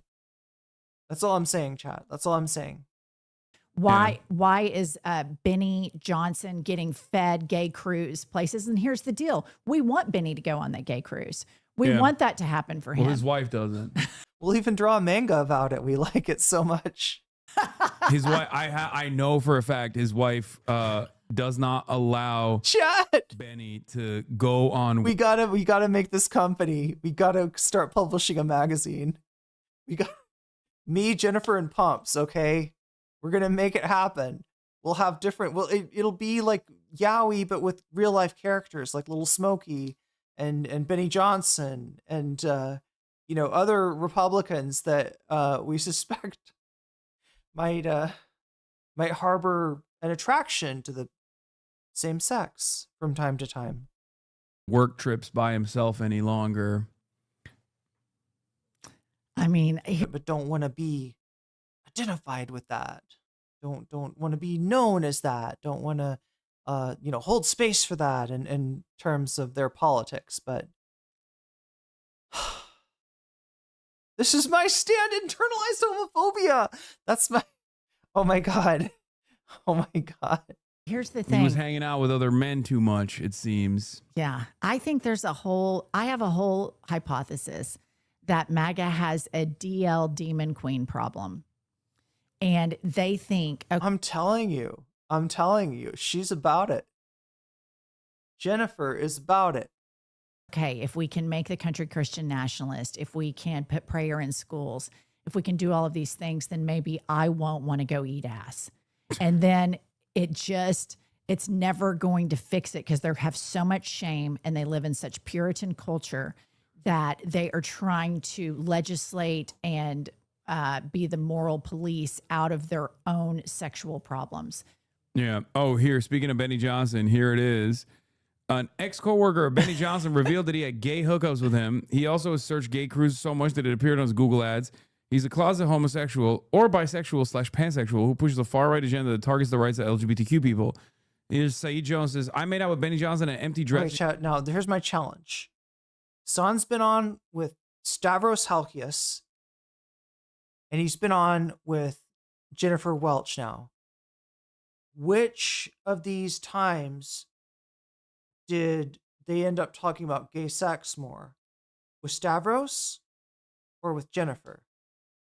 I'm kind of leaning towards Jennifer. I know there was a lot of discussion of like homosexuality throughout different cultures, how it differs between Greece and Turkey and other important concepts like that. But I don't think that they spent this much time on it. But we're going to spend this much time on it because that's what the bonus goal says.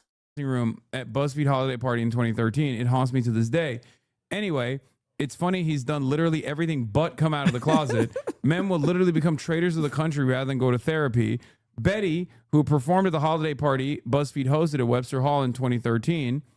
Betty, who performed at the holiday party. Everyone got sloshed because of the open bar. Benny and I went into the dressing room and started kissing. Would have gone further, but he said something cringe enough to snap me back to my senses. I rolled my eyes and left. Anyway, I'm definitely not the only guy. Kind of hate the narrative that homophobes are closeted because it kind of feels like they're passing the blame back to us for our own oppression.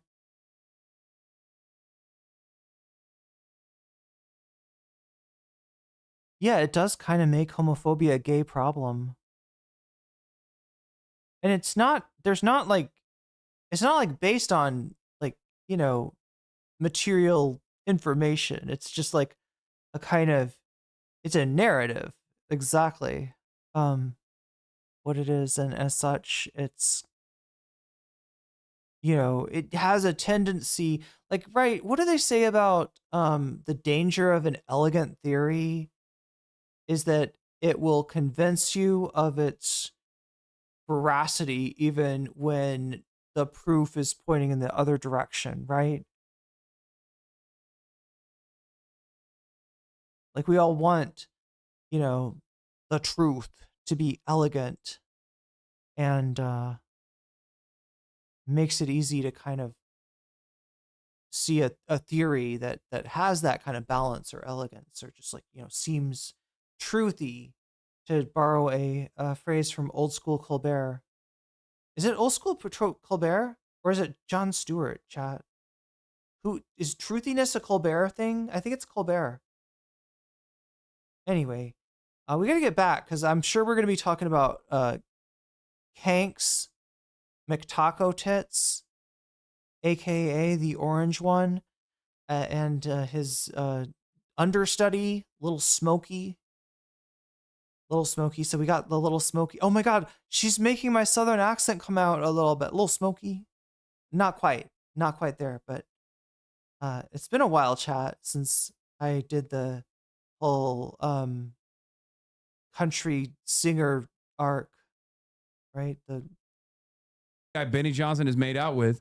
I've heard him and his wife are swingers. She's pregnant with her fourth child now, which LOL. Anyway, when I warn y'all about sleeper agents, I'm speaking from experience. Demons walk among us. I'm not naming names, but I was just informed I wasn't even the only guy Benny made out with that night.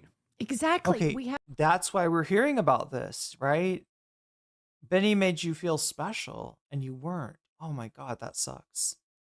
Have a DL demon queen group of men that are so emotionally stunted and broken, and that person says it right, they won't go to therapy, and we're all getting abused and traumatized by this complete psychosis. Yeah, no, I don't know. I don't know if they're all demon queens, but and I think that here's the deal. You were on our podcast and we talked about it. You think JD Vance is gay for pay.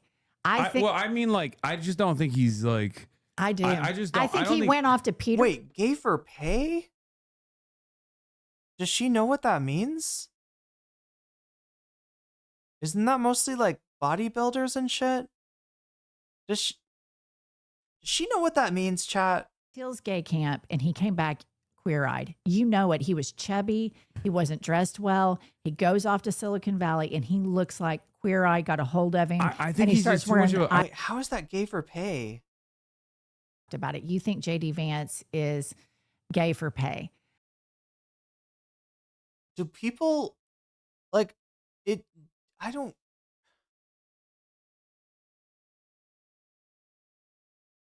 Like, am I understanding this phrase correctly? Like, guys that do flex shows, right? And they, a guy pays them to flex their shit, up close and personal, and they might not be gay themselves, but they, they would like the money, and the guy is willing to pay them the money because that's what gay for pay is, right? Am I understanding this? I mean, I may probably oversimplifying it. Gay for pay describes male or female actors, adult or NSFW stars, let's just say, and other sex workers who profess to be heterosexual but who are paid to act or perform as homosexual professionally. The term is also applied to professions and even companies that try to appeal for. So JD Vance being gay for pay would be that he is not gay, but he's pretending to be. I don't think that's what she means, is it? Oh, Peter Thiel? Wait, is she saying that JD Vance is like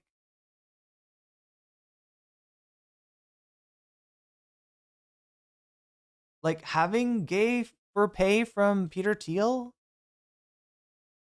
Like, or, doing stuff with Peter Thiel for money? Is that what she means? You don't think if Thiel offered, Vance wouldn't? What is he, fucking Griffith from Berserk? Sorry. It's like literally something that happened. Anyway. Wow.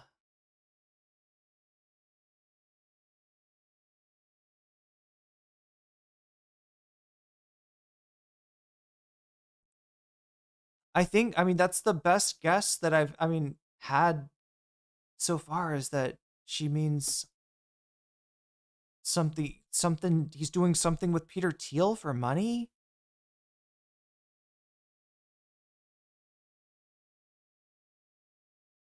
I think. Well, I mean, like, I just don't think he's like.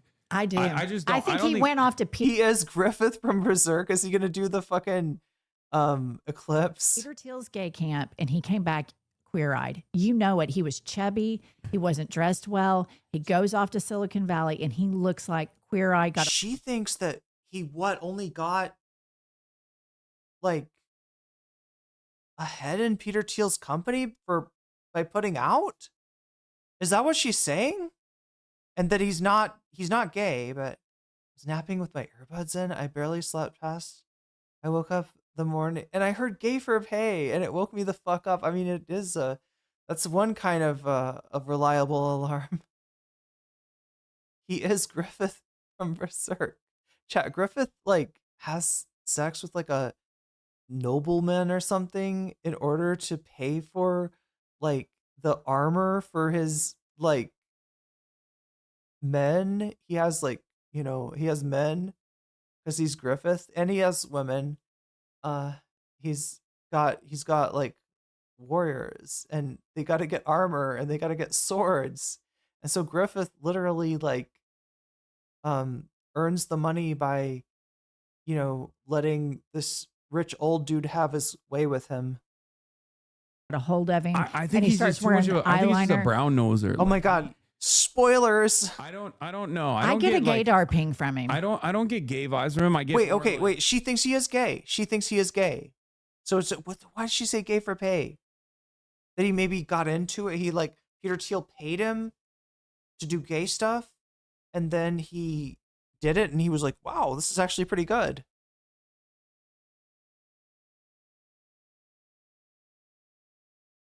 I mean, anything's possible. He will definitely suck it for enough money or power, but he's just not like everything about him Mike Johnson, is so fake. I think for sure is gay. We all know Lindsey Graham's gay. Yeah, obviously. Lindsey Graham's definitely gay. Yeah. Rick Perry, also another closeted there's rumors homosexual too man. about Marco Rubio. Oh, I've seen that. Which makes he was at a foam party. Yes. Marco Rubio. Pull up Marco Rubio foam party. Gay stuff. He was yeah, I mean sushi is really good. Like even just like without the fish, just with avocados and pickled radishes and shit like that. He was at a foam party in Florida. I saw a video the other day. If you want to know how much these motherfuckers are demons, 10 years ago. So we're saying the entire Republican Party is gay. Okay, so look, that is the mimetic version of a true statement, right? Obviously, everyone in the Republican Party is not gay, but strangely, when there's a gathering of Republicans, and the most recent time this happened was the funeral for Charlie Kirk in Arizona, giant gathering of hogs, giant outage on Grindr. Same thing for the Republican convention in 2024. This is a bit of a trend where large numbers of Republican men are, large numbers of Grindr, of cell phones visit Grindr, and you can make of that what you may. On the dot, the Pope came, the woke Pope, Pope Francis, came and delivered a speech in front of Congress. And he talked about the importance of treating immigrants with dignity. Okay? Marco Rubio was in attendance. The camera panned to him. He was crying. He had tears in his fucking eyes. Now he's the Secretary of State. Yeah, Lindsey Graham has been rumored for years and years and years. And, maybe the people do stereotype. I think what Cats Eating Birds is pointing to is that, like, Lindsey Graham's speech pattern and intonation would not be out of place for, like, a country lawyer, right? Is that kind of what you're saying? Like, he is a archetype in the South, and actually being gay is not necessarily a part of the archetype. Yeah, there are a lot of dudes like that in the South, and you know, I mean, like, I don't know. I don't know if you could tell who's gay and who's not gay in a repressive environment. It's a little bit harder, but it's yeah, gay country lawyer archetype. Yeah. He leads the State Department, and he is he leads the State Department. And he's deporting people for like hurting Israel's feelings. Yet columnist claims this might be a photo of Marco Rubio at a gay Miami foam party in the 90s. Now the thing is, I feel a little intrusive. Like, I don't know. Let him have his gay foam party in the 90s. But yeah, I mean, it sucks if the guy that was at the gay foam party in the 90s is you know, making things harder for LGBT people in the 2020s. it could be him. I mean, it does look like him. Oh my God, it's definitely him. But this could just be because he's from Florida. Because like he's just a Miami Cuban. You know what I mean? They do get up to some Here's gay the shit. thing. I think that there's a whole thing with these MAGA men, and they're either, you know, they're sexual abusers. There's some sort of sexual dysfunction that unites them in this cause. And then you have prediction. Hassan comes back with, yeah, you know, it's a strange thing about my haters. They all just happen to turn out to be pedophiles. It's the weirdest thing ever. It's like I have this anti-pedo aura around me, and anytime a pedo is in my periphery, they will become enraged with me, and that's how I know that all my ops are pedophiles. Do you think that Hassan throws that on her? Because that would be the Hassan equivalent. Like, well, actually, I have the women that they put up front to gender wash so that they can keep women voters voting along with it. Like the new attorney that is charged Comey. Have you seen her? Lindsay, the new the prosecutor. Oh, in Virginia, U.S. attorney in Virginia. Yeah, what the fuck? But that's gender. We had this NYU professor on the pod, and she said that authoritarians will put women in positions like that to gender wash to make it look like, oh, we're not anti-women. Look, we have this woman like Pam Bondi. Yeah. We have her in this power, and it's a ploy that they use. But I'm telling you, I think my hypothesis about the DL demon queens at the heart of MAGA, it's going to turn out being true. And I'm going to take a victory lap. I can see that.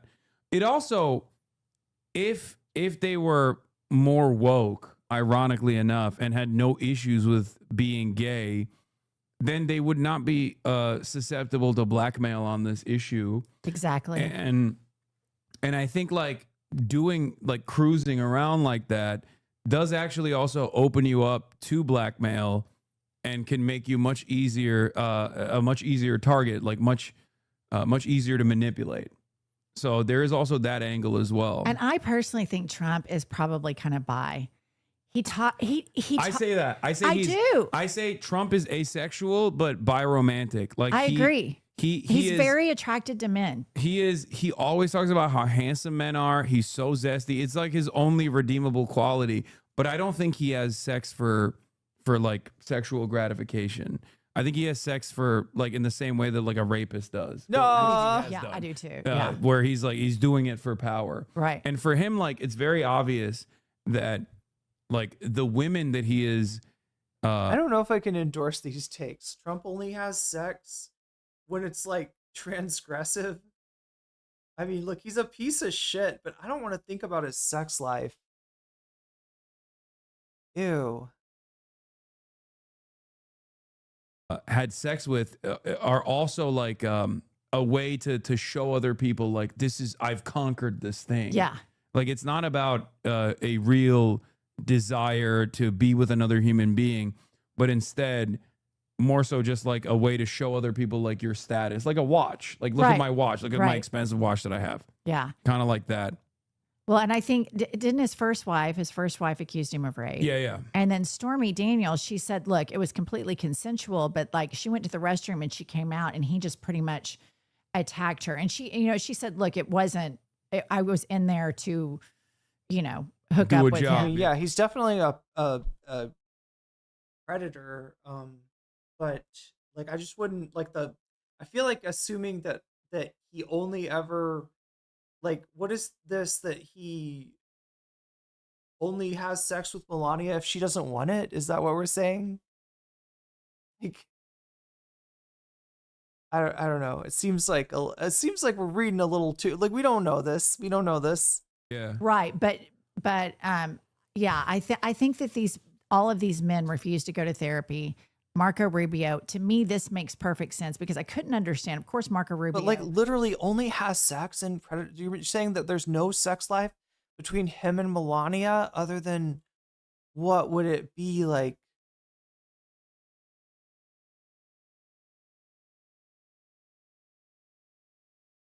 Yeah, why do we have to talk about Trump and sex? Good question.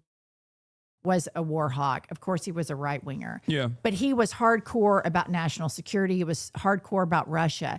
And then we all saw like the soul drain from his face. And I just have this idea. This is what goes on in my head, that together they can all be like Trump personifies like you can be in power and you can be that he doesn't think that Trump is sexually attracted to women, only enjoys sex for the sake of power.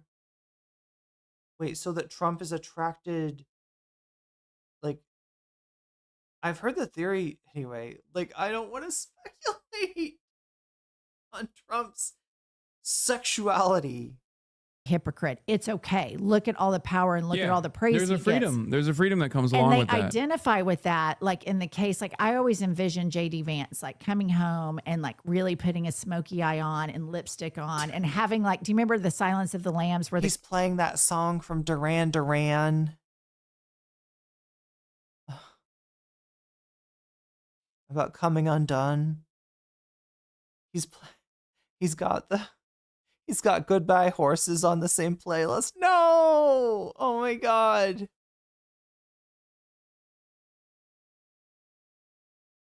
There has been speculation that Melania had been rather unusually by his side recently.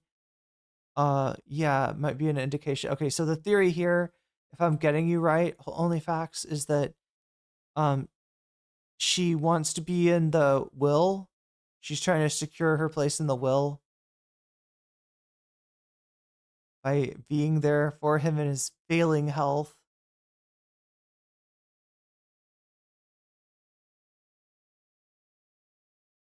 But yeah, people have noted that before, the way that she does not, so at times seems to recoil from his touch, honestly. But yeah, I guess it's I'd thank me hard. Wait, what? Guy like remember when he like sex when he tucks his penis? Yeah, I forget, Buffalo Bill. Are you literally? That's what she was talking about. She was literally talking about the silence of. Oh no, this is not good. This is not good.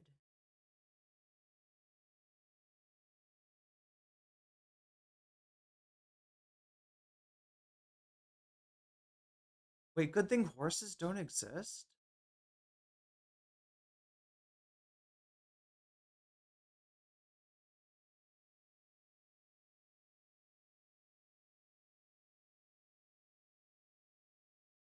I picture JD Vance. I call him Lil Smokey, short for Smokey Eye Sociopath.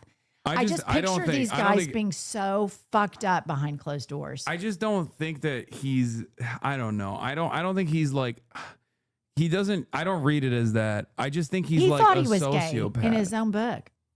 I think he's just a sociopath. Like, yeah, he was woke.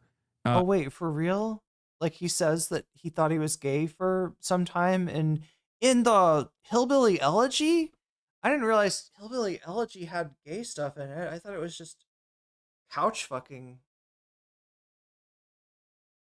The second Goodbye Horses reference in the last bit. No, I mean, like, I said it because, like, I thought, like, the way she was talking, it sounded like she was gonna, you know, I don't know. It sounded like, you know, I was like, oh, I know where this is gonna go. And then it actually went there.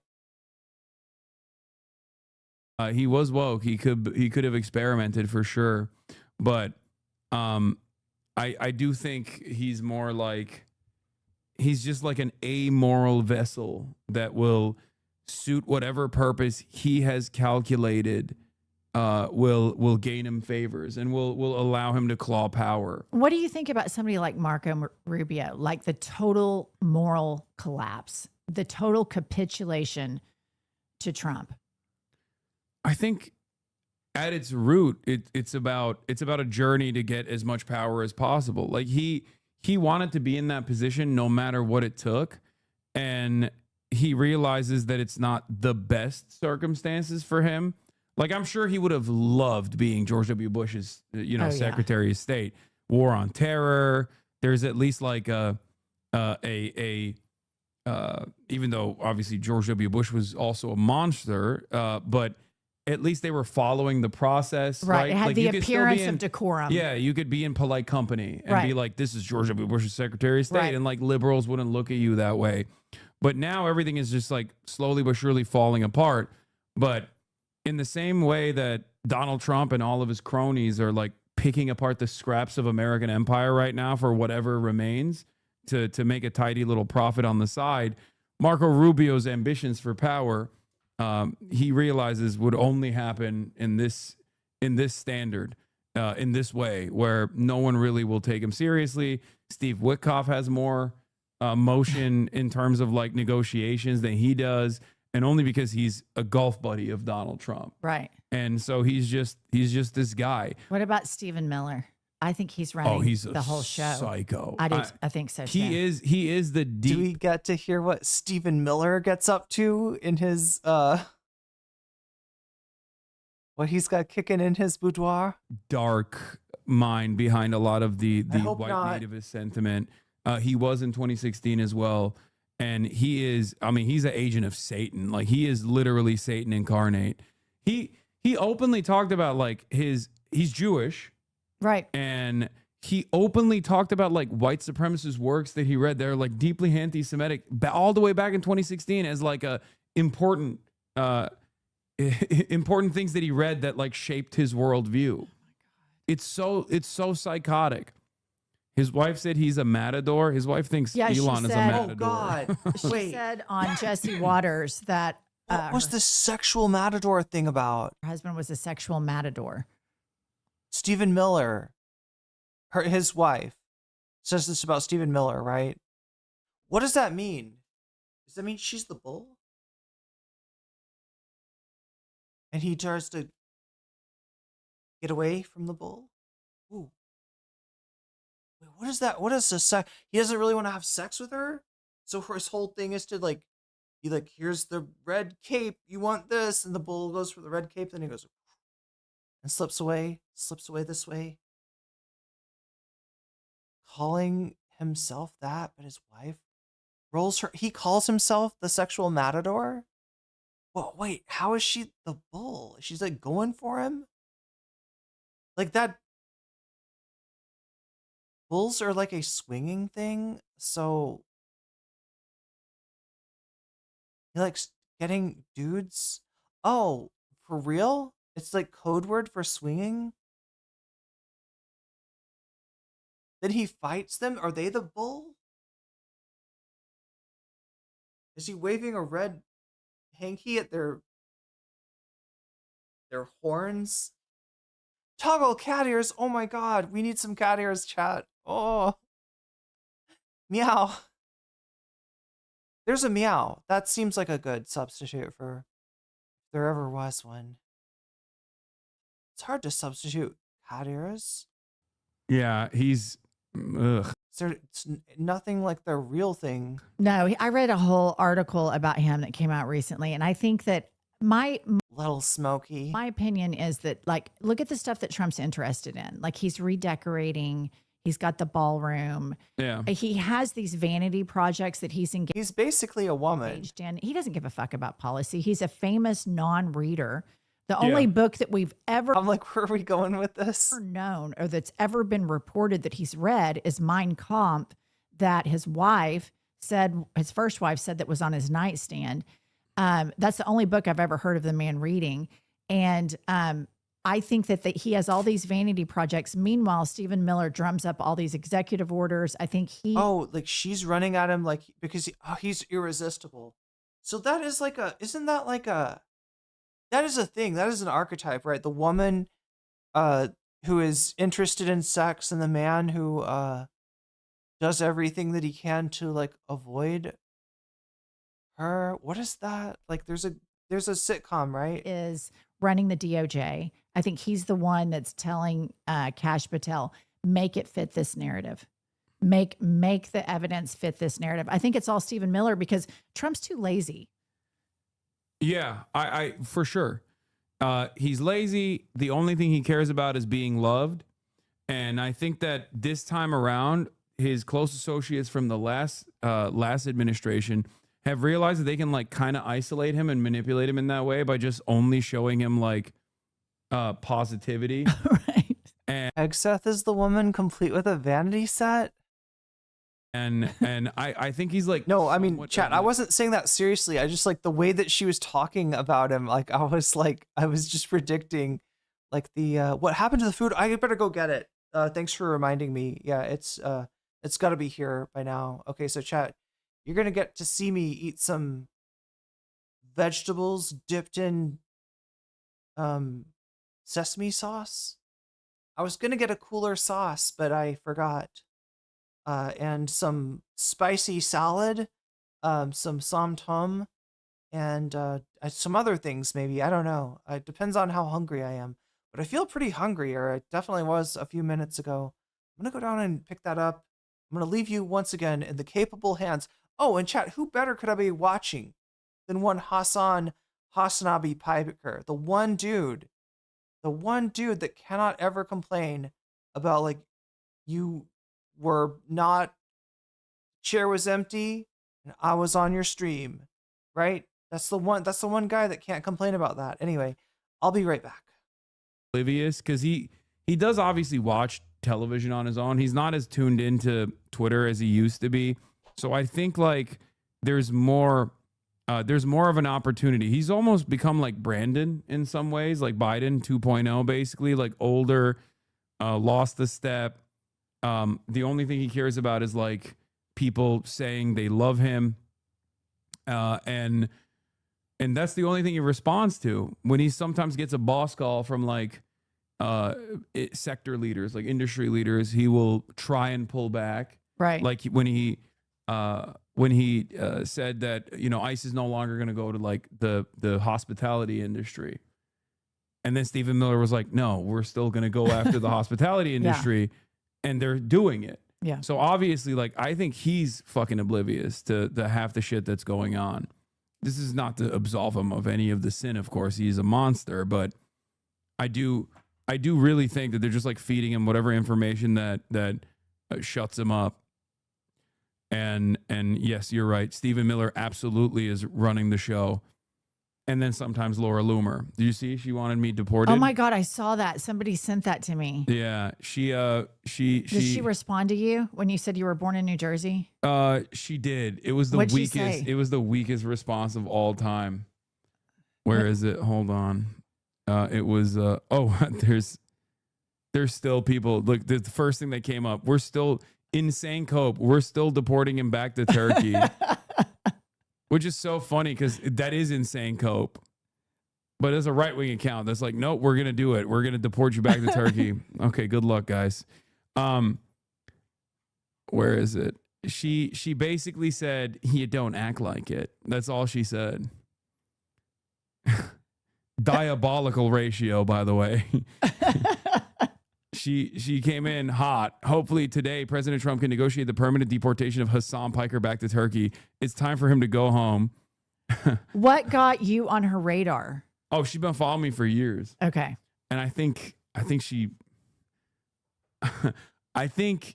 she likes me a little too much. That's what I suspect. I have noticed this in like a lot of prominent conservative women that will like openly say it too sometimes, like Brett Cooper, Fem Shapiro, the girl that looks like Ben Shapiro. Oh yeah. Oh, I saw this. Is this a real tweet? I saved it on my Instagram that Ben Shapiro has deleted it since then, but he never deletes tweets, so okay. It might not be. I think he has a policy of keeping it up all the time. It was something about, then somebody must have made it up. I probably fell for it. What is it? It's not loading. Oh. I mean, I don't have, but it was something about. What was it? It was a tweet that allegedly said Ben Shapiro had tweeted and since deleted that he said, you can't cave to homosexuality or transphobia. Well, let's say you had a really hot sibling. It was something about like, you have to resist those urges or something. It was insane. I saw it, and then somebody had put it on Instagram and said it could be fake. Okay. But what you're actually saying is unironically what Rick Perry said. That's why I say he's in the closet, because Rick Perry said it's like alcoholism. You know, you just have to avoid it. And if you're not gay, you don't think about homosexuality like that, because like. Never in my life have I been like, man, I really got to put the penis down. You know what I mean? Oh, man, there's just dicks all around. There's just dicks all around me just waiting to be sucked. That's why I'm saying I think MAGA has a DL Demon Queen problem, because they talk about gay stuff all the time. Wait, it's from 2020. So Ben Shapiro attacks LGBTQ people because he wants to sleep with his sister? Okay, read that. No, but this is from Queerty, so it's probably not real. But the thing with homosexuality and transgenderism is this simply boils down to exerting control over your impulses. Like, say you have a hot sister. Yeah, oh no, this is fake. Because this was at the time when everybody was talking about Abigail, his sister, who is who's an opera singer. So are they finding this stuff as we talk about it and then sending it to you? Love is love is love is love. NYC Pride. So consensual incest is okay then, right? I mean, he's made inferences to fucking his sister, but that tweet is probably not real. Brett Cooper calling you hot, LaMaFeo. Yeah, okay, we don't have to do that right now, but so yeah, he has made a similar statement, but just not as direct as this. Maybe you steal her underwear a couple of times, but it goes no further than that. Yeah, it's definitely fake. Yeah. Did you seriously forget about Ben tweeting about your cock? Wait, what? Did he tweet about my penis? No, he just talked about how I was gallivanting shirtless or something. It isn't Ben Shapiro the one that couldn't understand, that tried to diagnose Cardi B with a medical condition. That's not real. For her WAP song. Isn't that on video? Yeah. He's like, wet ass P word. Because my wife is a doctor. Right. And she informed me. She informed me that would be a medical condition. Yeah. Man, that was the peak. That was the peak of Ben Shabibo. Is he still popular? No, he's washed. He's so washed. I think he's like desperately trying to pick up the mantle from Charlie Kirk. And the same with Steven Crowder too. Steven Crowder, now he has openly admitted that he had a bisexual phase. Oh, really? Oh yeah, he said he had the bisexual demon. We're really proud of him for feeling so. Where is it? Oh, here's the video. Comfortable sharing that? I'm afraid of Mr. Hyde rearing his ugly bisexual head. That was a short phase. What? I'm afraid of Mr. Hyde rearing his ugly bisexual. Yeah. We're really proud of him for feeling so comfortable sharing that. What the hell's going on with this link? Why is it not like properly loading? We're really proud of him for feeling so. Oh, there it is. So comfortable sharing that? I'm afraid of Mr. Hyde rearing his ugly bisexual head. That was a short phase. What? I'm afraid of Mr. Hyde rearing his ugly bisexual head. That was a short phase. Could you please elaborate for new fans among us? Some of us may be going through our own short phase and would be interested to know how you eventually won the battle and found a good woman to please. Oh my God, there's like dudes in the chat being like, they're gay and they're scared of being gay. Son to H3H2 correspondent Haas, I'm shocked by Steven Crowder's bisexual thirsting. These are from a year ago, chat. This is a video from 4 years ago, and these are comments from a year ago. No, I'm afraid of getting angry, afraid of being too emotional, afraid of being obsessive. Because of that, I'm afraid of alienating friends, family, people who I care about most. Something I think about a lot. It's so funny that his like fall from grace came because he got a $50 million contract from the Daily Wire to which he responded with, "This is a slave contract." And then everyone was like, "Dog, that's $50 million. The fuck are you talking about?" And then it came out that he was in the midst of like this really shitty divorce, and the wife basically leaked like Ring camera footage of him like abusing her, pretty much. Oh, yes, I think I saw that. The famous, "It doesn't work for me either." That's what he said to his wife, because he was like, his wife was like, "I'm pregnant with your child. I can't handle the dog medicine." And he was mad. This reminds me back to Megyn Kelly. So I'm friends with Don Lemon and his husband, Tim. And Don Lemon has said this on his Instagram.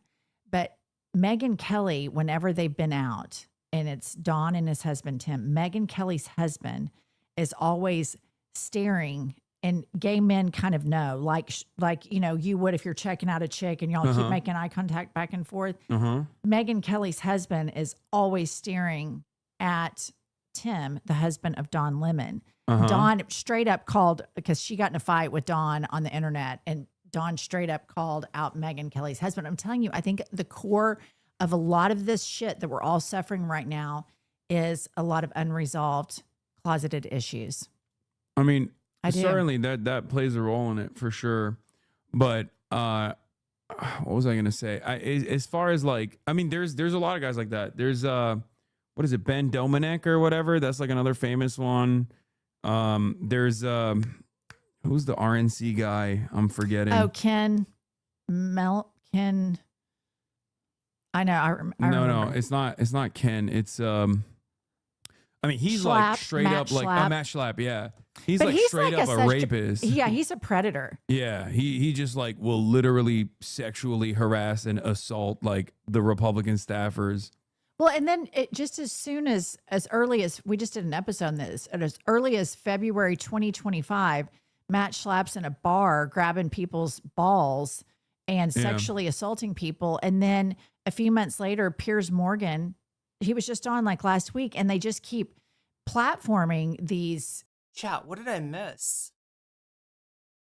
Bisexual demon rearing its ugly head? That sounds like, who is it? Is it Steven Crowder was once talking on stream about, like, you know, having to deal with Dr. Jekyll and bisexual Mr. Hyde, the homosexual menace theory. Wait, did I miss some crazy shit?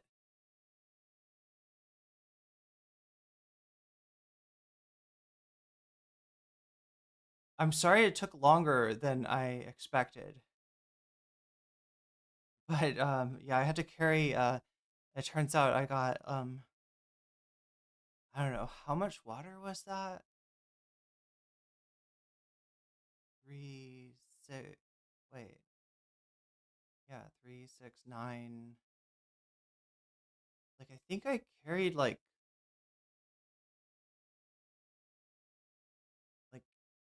18 liters of water upstairs. Anyway.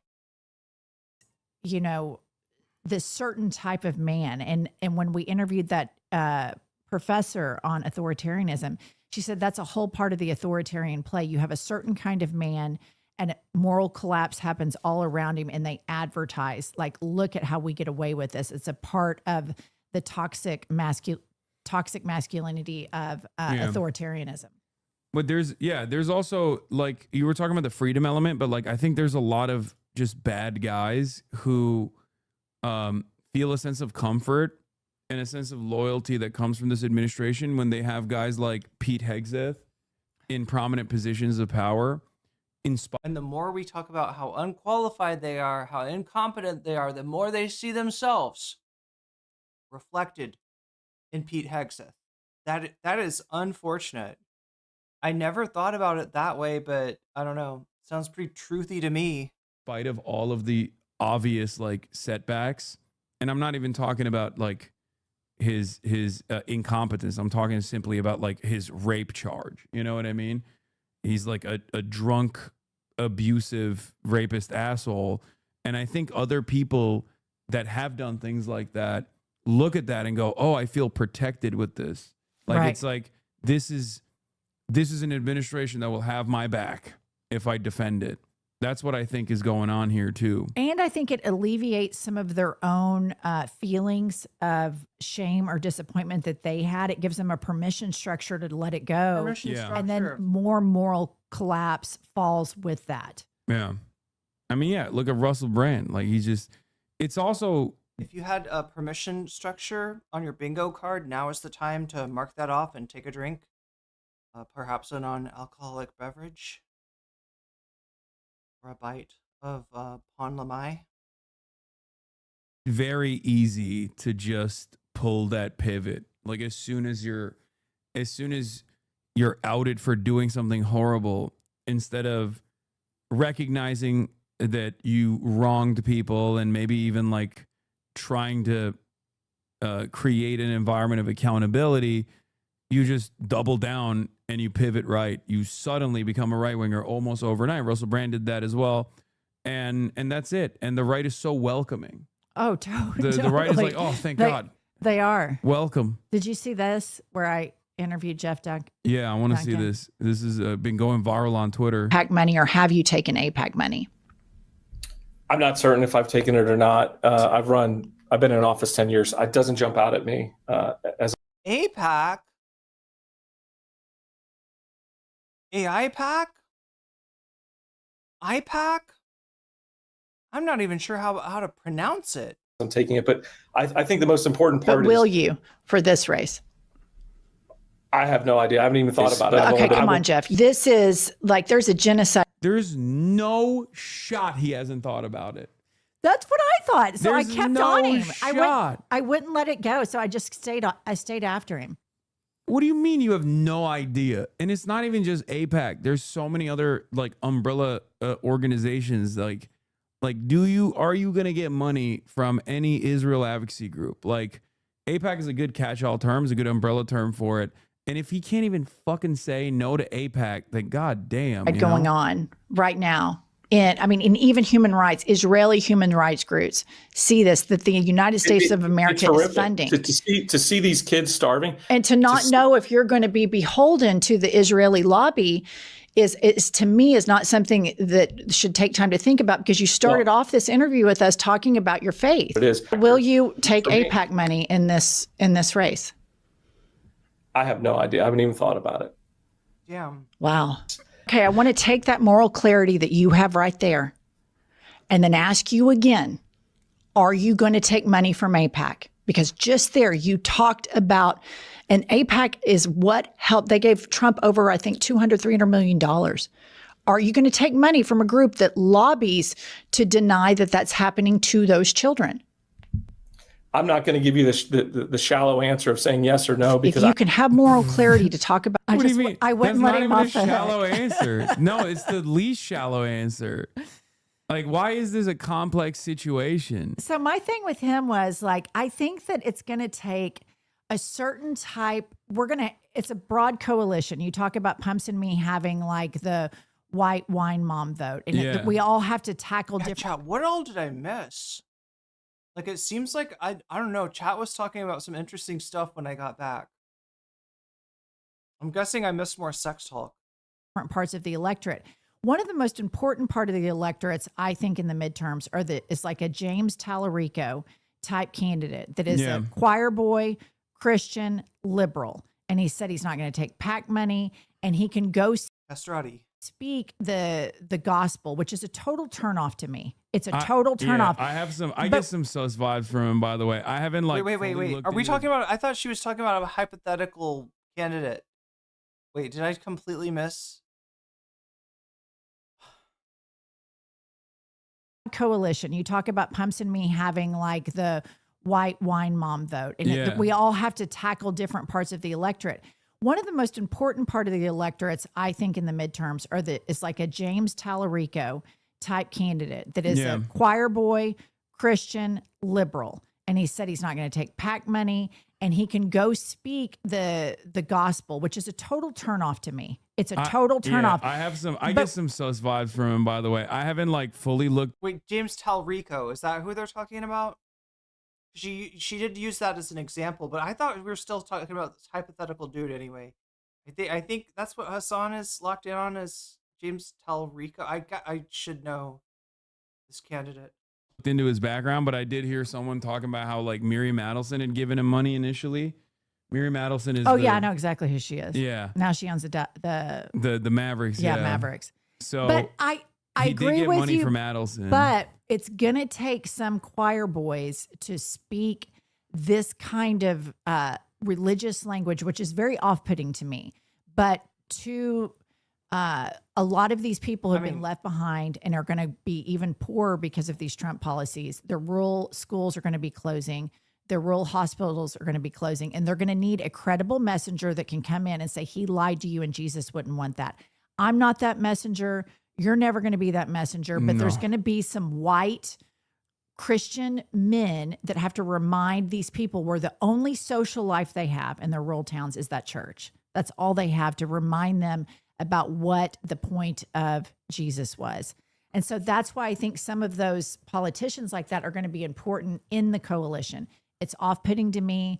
I'm sure that, in the past, Talarico's taken money, but I think with guys like this, we can't give up on them immediately. We get them in the hot seat. Yeah. We pound them. We try to get them further to the left. We show them who the base is, and we try to mold them into what they need to Show them who the boss is. be. And so that's what I try to do with Jeff Duncan here. Now, it's a primary, and I thought this will be a good test for him. I'm going to go after him hard on this issue. Do you think she could whip Xanderhall into shape? Given, a couple weeks, do you think she could make a man of Zan? And I told him after the fact, because I think he was shocked, kind of the same way Rahm Emanuel was shocked when he came on the pod. Because they don't research. Okay, one of the best parts, one of you have like this secret weapon, like.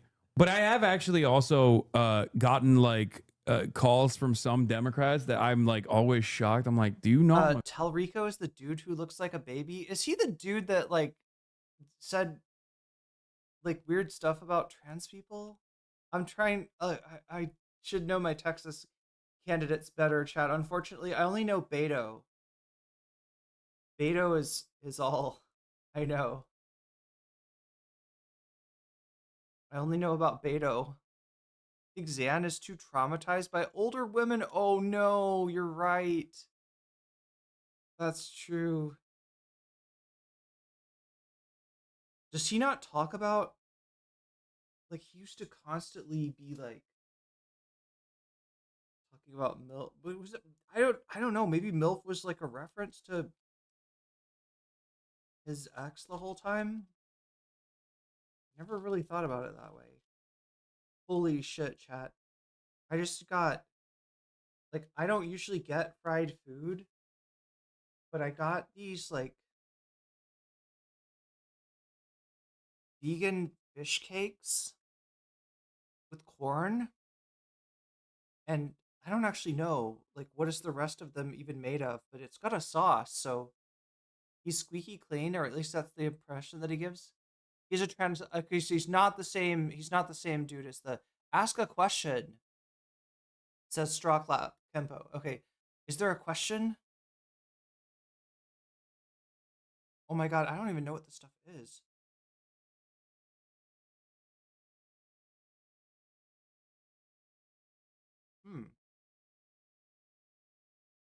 It doesn't taste like fish, but it's kind of good. Probably better than it. I mean, like, would I even like something that actually tasted like? No, would I get something that's supposed to taste like fish? My assumption is that it's gonna taste like seaweed, right? Because usually that's what it's made from, but not this time. Want to grill your ass? Like, you have no idea. But then they do pull out eventually because there's at least one young staffer, I think, that goes, Right. No, don't do that. But they come to you and they're like, oh yeah, this is like a Democrat Party ordained outlet, and they're so not used to just like any pushback whatsoever that they look like a deer in the headlights. They look like Ted Cruz on Tucker Carlson, where they're like, what? You're not supposed to be asking me these questions. So You're not supposed to be asking me this at all. What the hell's going on? Yeah, or Richie Torres with Adam. Oh my God. Something we haven't talked about, that I haven't talked about with Pumps on my podcast, that I want to talk about with you. because this happened and then the Charlie Kirk murder happened, and I haven't had time to circle back. When Tucker Carlson had on Sam Altman and accused him of murder. Oh, I saw that. Did you see that? Have you guys seen that? I don't know how he gets those looks. I don't understand that. Like, why? How long have I liked JoJo's? I think when I watched the first, and I watched JoJo's, like, I watched Bannon Blood first, right? I watched them in order because that was what was on. Like, it was on Cartoon Network, and I was just so taken aback that anime had an ED that was like an American classic rock song. I was just like, what the fuck is this? And then there was these like big buff Englishmen, and I was like, what the fuck is this? Honestly, at first it was like this is like an amazing parody. I'm not sure what it's is it parodying anime? But no, it was like the first of its type. Like it reads as parody, like because everything has modeled itself after JoJo's. But yeah, I think part 4 was out when I discovered it. So that's as an anime.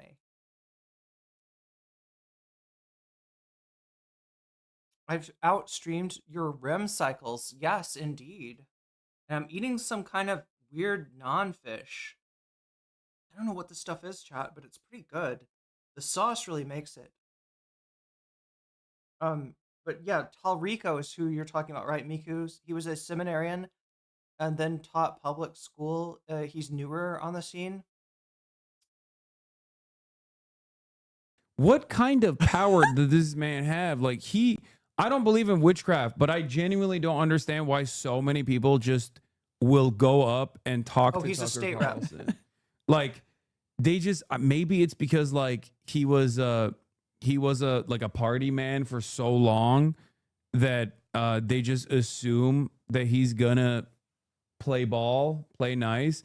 But he has so many moments like that where he'll just straight up be like, so did you kill this person? Sam's like, oh, he's my friend. He was my friend. I would never kill him. Why are you saying that? Like, it's crazy. So Look, you right here. had complaints from one programmer who said you guys are basically stealing people's stuff and not paying them, and then he wound up murdered. What was that? Also a great tragedy. He committed suicide. Oh my God. Do you think he committed suicide? I really do. Have you looked? This was like a friend of mine. This was like a guy that, and not a close friend. I totally didn't murder this guy. I promise. I was really shaken by this tragedy. I spent a lot of time. These guys can't look human to save their life, by the way. Why are these gay men? Why is he and why is Tim Cook and Evil and Peter Thiel? Why are they going for refuge in this party? Because at some point the knives will be. They don't care about anything else. But look at what happened in Putin's authoritarian regime. The oligarchs immediately go and suck up, and now they all start falling out of windows. You know they'll off the gay ones first if we get that far advanced in this authoritarianism. I think they just don't. They think. I think in their minds the calculation is these guys are stupid, right? They're stupid and they're malleable and they can be manipulated, and it doesn't take much to be more. It doesn't take much to be smarter than Donald Trump, right?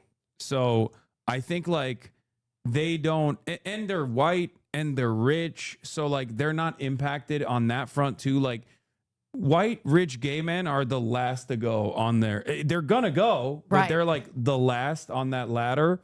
So I think that's part of the reason why they think like, oh, we'll be able to seize everything. Yeah, we'll be able to turn this into like a neo-feudalist techno dystopia before it even gets to us. I genuinely believe that they don't even consider that.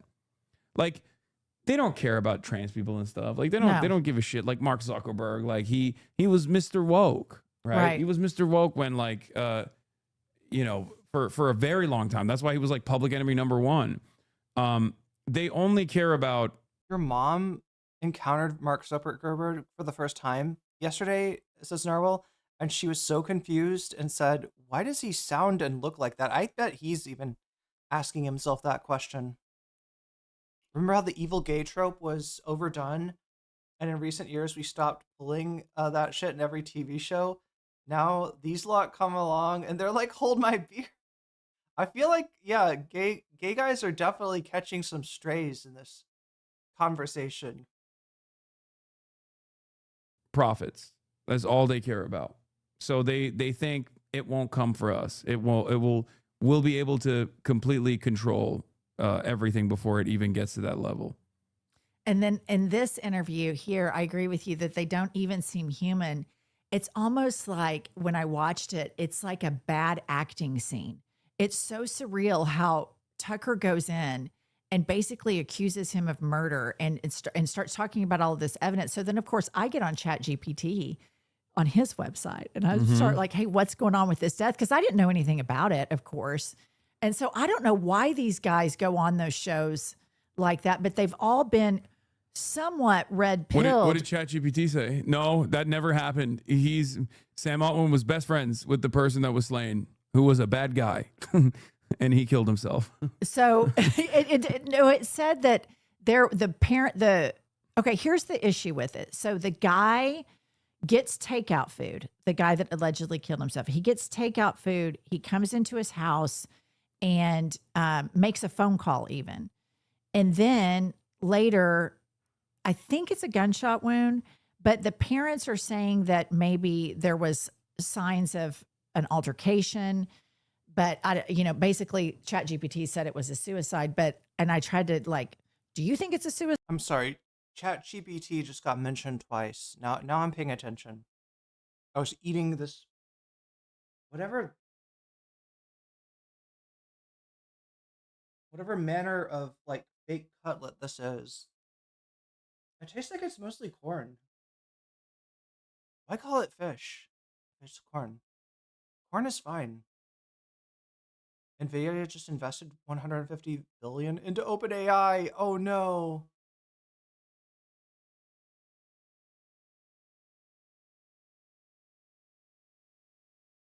Suicide, blah, blah, blah. And you know how sycophantic ChatGPT is. But I don't.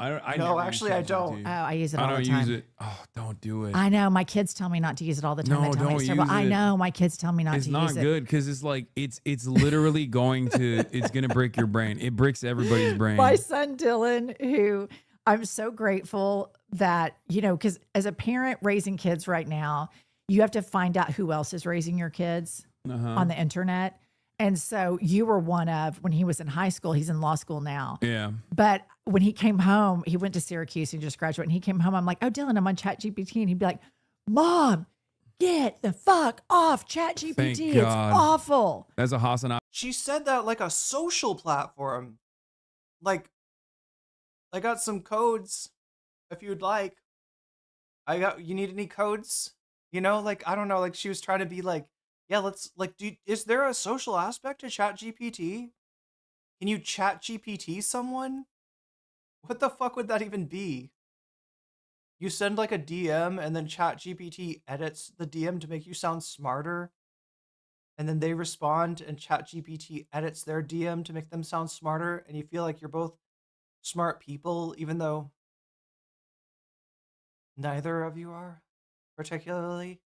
I've never used ChatGPT. I mean, I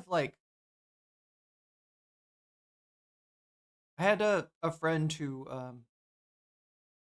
wanted me to help him out with a project, and he was using ChatGPT to write the project. So yeah, he put me on the team, and that project didn't really end up going anywhere. So, I mean, it does a good job of convincing you that you got a actionable plan, or that it's got an actionable plan for you, I guess. Abby had right there. Yeah, he's trying to save you. Yeah, totally. Yeah, I think there's a lot of, it's not even like the AI psychosis and stuff that I'm worried about. I think it's like more so cognitive offloading that I'm very worried about, especially for a younger generation where people delegate a responsibility that the brain normally Needs would to do. Yeah. Yeah, and if you don't use it, you do lose it. And I feel like Americans broadly don't have a whole lot of brain to lose to begin with. I agree. So I'm so fucking worried about that. I don't know. I mean, it's just. Well, here's the thing too. It gets so much stuff wrong. I don't use it as much as I used to, because at first it was kind of like a fun new app to play with on the phone, but it gets a lot of its information from Reddit threads. Oh yeah, it's like super Reddit minded. Yeah. And so I would get information and I would know it was false information, and then I've kind of fallen off from it. But no, this shit right here is on this interview. It was wild. And it happened, and then the Kirk murder happened, and I was never able to circle back. But I think it would have been a much bigger story that this guy, you know, he's a big, you know, always at the White House, at the circle jerk dinners that Trump has, where they have to go around telling him how great he is. And he's sitting down with Tucker. And it's amazing because I think that a lot of these guys don't realize how conspiracy oriented the right is. Oh, yeah. And they think, oh, it's Tucker Carlson. Like you said, he was on Fox and he's a right wing commentator. Yeah. But they don't have any idea how demented and twisted, like Megyn Kelly thinking spells are real. Yeah. Candace Owens thinking Wait. Bridget McCrone is I'm sorry. a man, and all of these things. I'm sorry, is Tucker not given to flights of fancy himself? Is she like acknowledging Tucker as the more like button down head of a unwieldy and unhinged beast that is the body politic conservative?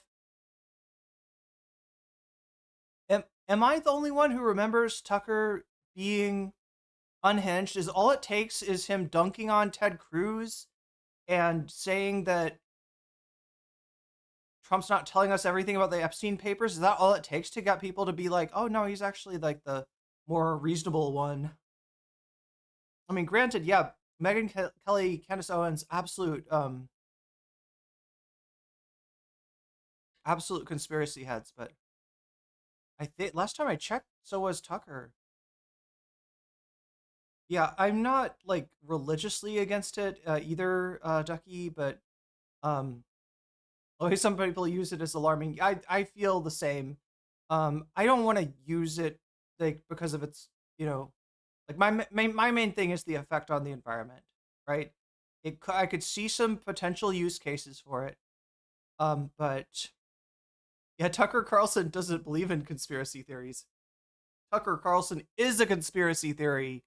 He's a demon that they created at Langley or something, right? He's a CIA weapon against the American people. I don't think she's ignoring that, but I just don't think of like Tucker as being. It's wild for me. I don't think she's ignorant of that. Yeah, I don't think she's being. I mean, it worries me sometimes. Not her, but I have heard people just based on Tucker dunking on Ted Cruz, which I granted, you know, wonderful to see. But what happened to Glenn Beck? He does exist, and I think he still makes money. But maybe not so much from his own content, but he's got like a network, right? Chat, who's on the Glenn Beck network? There's actually, aren't there like one or two big people? She's saying he's a conspiracy theorist. But these tech goobers think he's normal. But no, I thought she was saying the tech goobers think that conservatism is normal because when they think conservative, they think Tucker Carlson, and you're like, no, it's Candace, no, it's Megyn Kelly. It's any number of these fuckers, honestly. They all have their weird moments, right? Even the ones that are like surprisingly, you know, not given to conspiracy theories on some issues, like some of them, maybe you're like, yeah, vaccines are important. We like vaccines, but then there's something else that they're going to be like, oh no, furries really were shitting in litter boxes and, you know, parents were forcing teachers to let them poop in front of the classroom, right? Shit like that. Joe Rogan, which is still pretty fucking unhinged. I don't know. I mean, it's just. Well, here's the thing too. It gets so much stuff wrong. I don't use it as much as I used to, because at first it was kind of like a fun new app to play with on the phone, but it gets a lot of its information from Reddit threads. Oh yeah, it's like super Reddit minded. Yeah. And so I would get information and I would know it was false information. I wonder if the Reddit thing is part of the reason that people say that it doesn't seem to know stuff past 2022 or something. Like maybe not entirely, but you know, if you look something up and there's a Reddit thread about it, a lot of times it's like you're like, oh cool, a Reddit thread from 5 years ago or worse. Like, right, it's Reddit. It could be like 10 years ago. And then I've kind of fallen off from it. But no, this shit right here, Hassan, this interview, it was wild. And it happened, and then the Kirk murder happened, and I was never able to circle back. But I think it would have been a much bigger story that this guy, you know, he's a big, you know, always at the White House, at the circle jerk dinners that Trump has, where they have to go around telling him how great he is. And he's sitting down with Tucker. And it's amazing because I think that a lot of these guys don't realize how conspiracy oriented the right is. Oh, yeah. And they think, oh, it's Tucker Carlson. Like you said, he was on Fox and he's a right wing commentator. Yeah. But they don't have any idea how demented and twisted, like Megyn Kelly thinking spells are real. Yeah. Candace Owens thinking Bridget Macron is, you know, a man, and all of these things. And he probably doesn't realize that Tucker's paid by Putin and all sorts of. Didn't Tucker say he was attacked by a demon in his sleep? Yeah, Tucker Carlson also did unironically say he woke up with like bruises on himself and he was like attacked by a demon. Yeah. Like he just straight up said that. Which again, with Tucker Carlson, I think he is a much more cunning actor than a lot of these other guys are. So I can never tell if he's like being sincere or if he feels like this is the role he must present at this particular moment.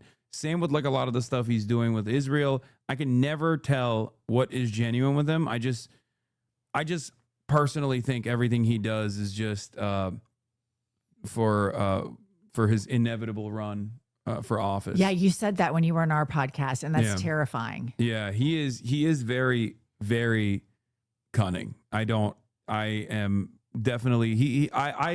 pegged him as like the most terrifying figure of Trump 1 early on when he was like leaning into a left populist economic message. And if you notice, like he doesn't talk about that quite a bit any longer, but back then he kept constantly hammering on and on like workers' rights and all this stuff. And he was doing like almost like a Mussolini or a Hitler, like early Hitler, where he was saying like, we need to preserve the white working class. Like we need to make sure that we defend the white working class. So it's not a sincerely held position of his, of course, but clearly it was so impactful that there were people even that still are in Congress that try to abide by that message to a certain degree, like Josh Hawley, another gay man. 100% he's gay. Yeah. You guys find his engagement photos with the when he's kicker. kissing his wife like a no, like a K-drama. Harrison Butker. It looks like a coming. Wait, I'm sorry. Is this real? Everyone's gay, I'm finding out. This is like Cumtown. Chat, this is basically like Cumtown, but for real. Whereas on Cumtown, you know, they would just talk about like, you know, they would just be like, hi, I'm Michael Douglas and I'm gay, right? And but in this one, the people really are gay, apparently.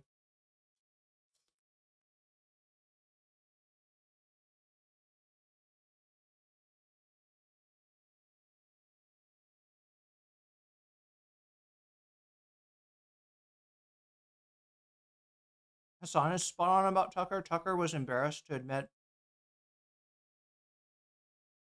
he was on the app Abyssal?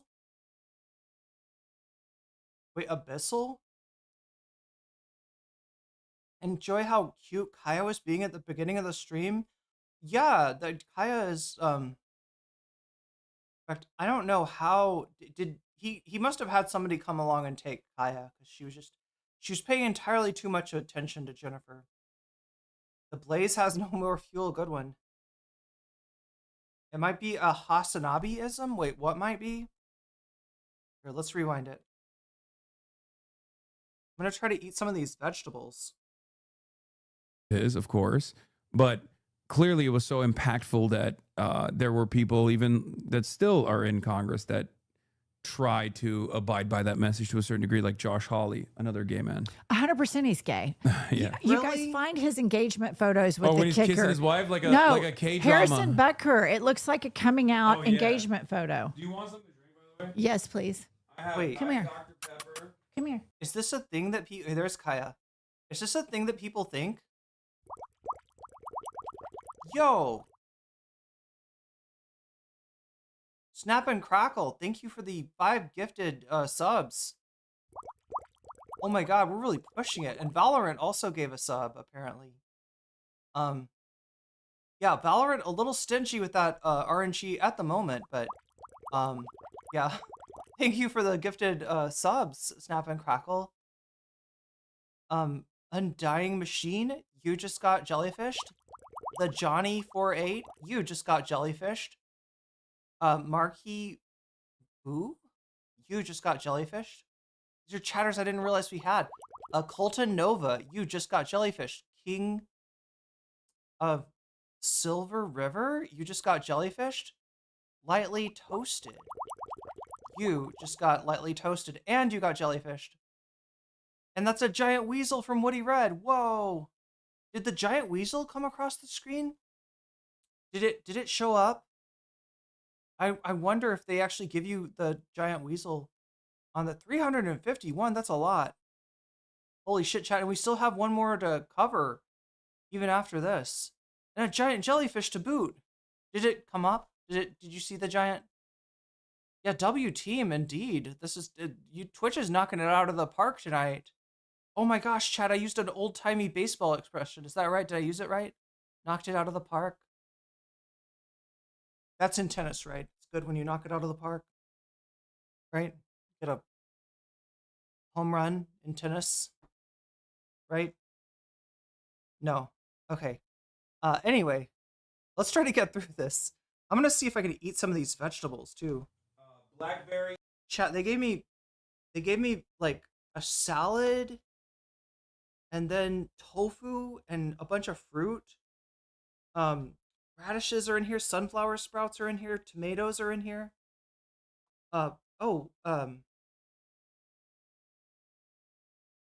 Pineapple is in here. Diet Dr. Pepper, cream and strawberries and cream, Diet Dr. Pepper cream, regular Dr. Pepper zero sugar, Mountain Dew. Do you have just regular Dr. Pepper? No, Diet Ginger Ale. Do you have like a normal non-diet drink? No. This is my kind of lady.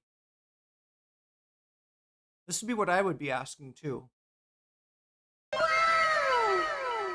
Holy shit. Okay, we should be at 3. I should, let me fix this. What the fuck, chat? Are we gonna hit 400 or something? It was at 351. After what Twitch did, now after what YouTube did. Wait, what exactly did YouTube do? Narwhal by Nature.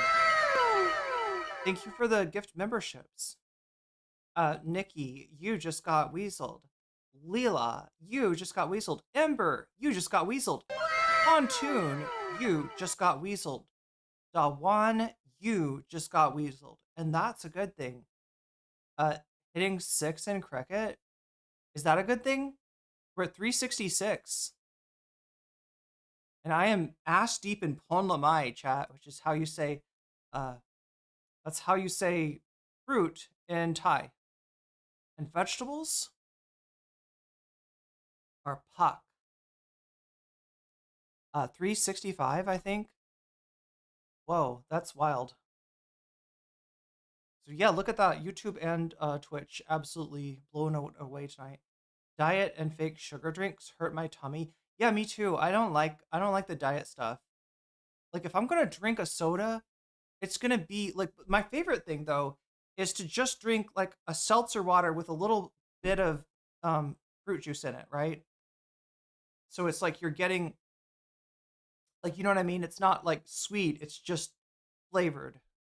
That's the shit that I like. That's what I go for. I'd be like, do you have a seltzer water? What the fuck? So, all right. Yeah, I know. It's princess behavior, I know. Just bring me something. You can pick. Just bring me something, Hassan. Look at how much she loves me. He acts like he's never been with an older woman before. Okay. Let's see if you like this. I mean, don't have like any I mean, like socially. I don't have any like regular full strength sodas. Is it good? Yeah, it's not bad. Do you That's still chew the gum? That's the Oklahoma in you. No, I Dr. do Pepper, Zins. yeah. I do Zins. Still Dylan, chew the gum? Oh. My son that you helped raise. What? He loves Dr. Pepper. Oh, I'm sorry about that. Hype train coming in. That might be my fault a little bit, but I don't know. God, Hassan, you should get a sponsorship if you're gonna sell that shit. The famous Oh, wait. Josh and wife kissing pic. Yeah, I love this photo. It lives in my mind. Josh Hawley kisses his wife like his parents are making him eat broccoli for the first time. Like I said he kisses his wife like a K-drama. Like this is. You guys find the one where he does the couple's photo shoot with Harrison Becker, the kicker that said that women need to drop out of college and stay at home. Yeah, What? that one. The I way can't he's believe looking. they put that out. It's like the biggest. It's like a gay an engagement photo. There's also another one where he's like picking up wine in the middle of the day from Whole Foods. It's like, wait, what is this? Greenblatt got mad at Zoran because Zoran said ADL doesn't represent all Jews. I'm absolutely blown away by the sheer brazen audacity of Zoran Mamdani telling all of us in the Jewish community who does and doesn't represent. Dude, so much of the smoke that pro-Israel people have revolve around how fucking Islamophobic they are. The reason why he's got extra smoke for Zoran Mamdani here is literally, even though Zoran Mamdani is saying a correct thing objectively, is because Zoran is Muslim. Okay? That's it. Only Follow can, of course, Only Followed can reply. We don't need anyone, a political candidate or any non-Jewish person to tell us who should speak up for the Jewish people. Obviously, no marginalized group is a monolith, but I'm stunned by his arrogance in telling a minority community who should and should not speak for them. The vast majority of American Jews consider themselves Zionists and have strong ties to the state of Israel. This is a person who does not understand, who does not have any capacity to read the fucking writing on the wall. Like, at this stage, people saying that the ADL or Israel does not represent all Jews in America are saying that because they're combating anti-Semitism. At every stage, they were saying that to combat anti-Semitism, but especially now, okay? Especially now. These guys do not understand that Israel's approval is lower than the dirt that you step on. It's lower than dog shit, okay? And he's still like, no, you don't understand. All Jews love Israel. How dare you? How dare you say this? I'm Muslim. I came to this country in 2009. It wasn't the peak of the Islamophobia in the aftermath of the war on terror, but I certainly saw it, right? And for that reason, I kept warning my friends, I kept warning people over and over again, this is akin to a Muslim American running around being like, I love ISIS, and ISIS represents Islam. Right. And if you fucking shit on ISIS, you're Islamophobic. And no Muslim ever did that, of course. But it was the media that actually paired in an effort to create Islamophobic fears in Americans. They were the ones who were saying it. Right. And now the same, like the same institutions are still, because they think this is a defensive measure, the same institutions are saying all Jews represent Israel at a time when nobody fucks with Israel. I will just tell you, there's layers to this whole thing, and there always has been. So you have people that are, big into news cycles and know about international news, that know about this stuff. If you get to middle America, to flyover states, it's like, oh yeah, Israel's our ally, but they don't think about it beyond that.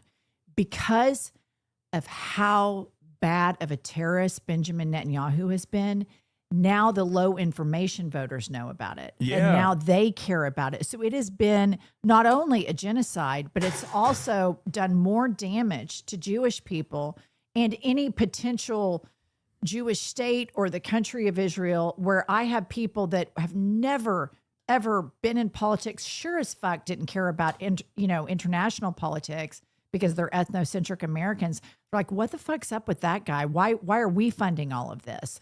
And it's the biggest backfire. And that's what brings me back to Hakeem, Schumer, and Jeffries. Booker, because they're. Oh my God, chat. I got the fake fish sauce on me. Fuck. I'm just trying to put away this food because it's too damn filling. I just ate the little I don't even know what you call those things.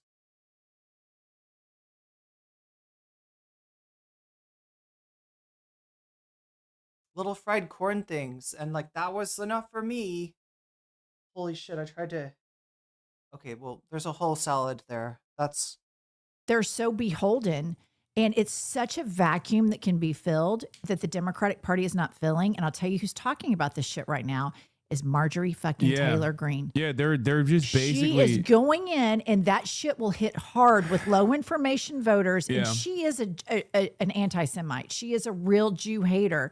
And Will she's- super yeah. chatted $5. NCC stream forever starstruck.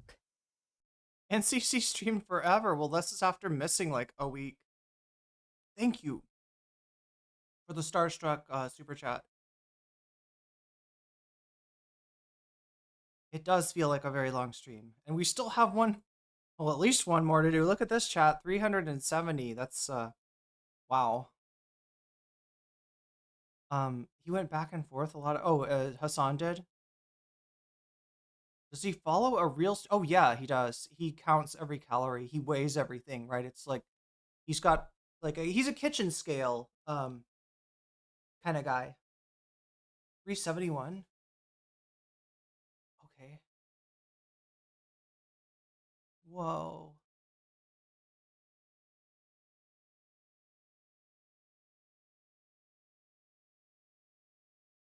He probably also I'm guessing that the Zens are partly to control his appetite. Going to go fill that void in rural places at the advice of Chat, that is definitely not medical advice. Okay. I'm not giving you medical advice, and if I were to, that would not be the advice I would give you. Steve Bannon, and they're taking that economic populist message surrounding that issue. And then if you were to tap on Argentina to that right now, the Democrats would have the biggest argument of all time to get crossovers, to bring moderates back to energize the base. But they won't do it. They don't address it. It's maddening. They suck, and they need to be replaced by better politicians. If not by better people, which would actually be really nice. I think it's the easiest way to communicate earnesty. But, Like, but it's like- honestly, even just decent politicians in this moment would do this shit not because they thought it was right, but would do this shit because this is what's expedient. And you are cutting off, somebody that's going to become a fucking. Can you imagine, chat? Democrats win the House in 2026. They win the presidency and the Senate in 2028, and they enact massive sweeping reforms to not only undo everything that Trump has done, but to make it impossible for somebody to do that shit again. Make it impossible. Put real guardrails on the executive, even then, chat, like, what a fucking monster. Do you really want that new government to get stress tested by in 2020, 2032 or 2036, a president, Marjorie Taylor Greene? That's pretty scary. That is pretty damn scary. Like you said, it's the easiest way to be like, this is a real one. Right. Like, you don't know anything about a person, but they come out and they're like, Hassan did food prep streams. I should do food prep streams instead of getting it from a restaurant. It's much healthier. I do now have, like, I am keeping a few things in the house to try to. I need to just get in a routine, right, where I take like one day during a week and I just use it to cook all my food and prepare it and like freeze half of it. The whole thing, like the people that think ahead do. Not fashionably thin by any stretch of the imagination, but I'm grateful to have a medium BMI without even trying. Nice. you recognize what's going on. I recognize what's going on. Immediately, people are going to pay attention to you. Immediately, people are going to be like, okay, all right, this is a different kind of politician, is what people think. And it's so crazy that there are still people who are just like refusing to reckon with that in the Democratic Party. Also, some good news. Today's CNN poll reports that almost 1 in 5 American adults consider themselves to be Democratic socialists, almost the same number who say they're a part of the MAGA movement. Okay? 41% of liberals, 35% of Democrats, 32% I'll take it. of Harris voters, 26% of black adults, 24% of 18 to 34, 23% of POC, people of color in general. So just saying, there are a lot of people that see marinating chicken while listening to the stream. That does help. Yeah, I should be marinating tofu. What a great idea. Make my own kimchi. Make my own natto. And just like have constantly like a supply of frozen natto and just like kimchi, right? Because then if you just have rice, it's like if you just have rice, you know, I mean, you can eat just rice and it is technically a meal, but who wants to eat just rice? You put some kimchi on that rice and all of a sudden, you know, that's a real meal. That's something, at least. See this as an alternative vision because of the people like Zohran Mamdani, because of people like AOC as well. Whether you have issues with the way she communicates on certain issues or not doesn't matter because of I wonder if Hutch still wants to excise dim socks from the party. You know, Hutch is just lucky he's not like noticeable enough for anybody to want to excise his ass from the party. Because honestly, I think that would be a more popular thing. Nothing worse than bland and mushy leftovers. Oh yeah. Wait, with rice and beans? I mean, kind of depends. But yeah, if it's just rice and beans, right? You want something to you gotta have kimchi. It like makes a dish for me. Bernie Sanders, because they see that as like earnesty. They see Democratic Socialists coming out, and they like what they have to say. Well, and this is and the same with fruits, Rashida Tlaib. We're starting to see the fruit of Bernie Sanders' labor. It takes a long time to start messaging something like this, and it's starting to now manifest what Bernie did. Like in 2016, I was a good Democrat. I watched MSNBC. I voted for Hillary in the primary. I voted for Hillary in the election. My older son, Dylan, who's in law school now, he was like, I cannot believe you have a Hillary sign in our yard. And I'm like, well, Dylan, I'm a proud Democrat. And he's like, Mom, you should vote for Bernie. And now as I've evolved and gotten deeper and deeper into all of the political stuff and gone beyond MSNBC and out of corporate media, I've learned that type of centrism is what left us vulnerable to fall prey to fascism. And Bernie Sanders was right. And he's never had to fucking change his message. Yeah. Ever. You don't hear him like Jeff Duncan, me sitting there. Are you going to do this or not? Yes or no? I had to ask him 7 times and we still got a non-answer. I mean, you can think of one issue that I really wish he would have said something way earlier on. But yeah, unfortunately for the Democrats, it's like, doesn't seem to get much better. And you don't have that with Bernie. You don't. Yeah. Oh, you know who we had on recently that I love? Graham Plattner. Oh yeah, Maine. I've been meaning to I link have up his with number. him. I'll send it to you. No, I'm already in contact with him. I was supposed to be in Maine. Yesterday I was supposed to debate Charlie Kirk in Dartmouth, and then I was supposed to literally go to Maine right after to link up with Graham Plattner, but then all of the stuff that happened has kind of made me sad. I really wonder how many Democrats like were just like, because I do remember, like, I think one of my teachers before Hillary ran was talking about Hillary and was like really excited about her. This was a teacher that was fairly progressive. In fact, I think she was an immigrant from Germany or something. You know, she was, kind of wanted to pull the United States politics more to the left. And, but I remember her being like, oh God, Hillary's going to be so great. She's going to get us health care. And she's like, she had all these ideas. She really thought of Hillary as being like a radical liberal at the very least.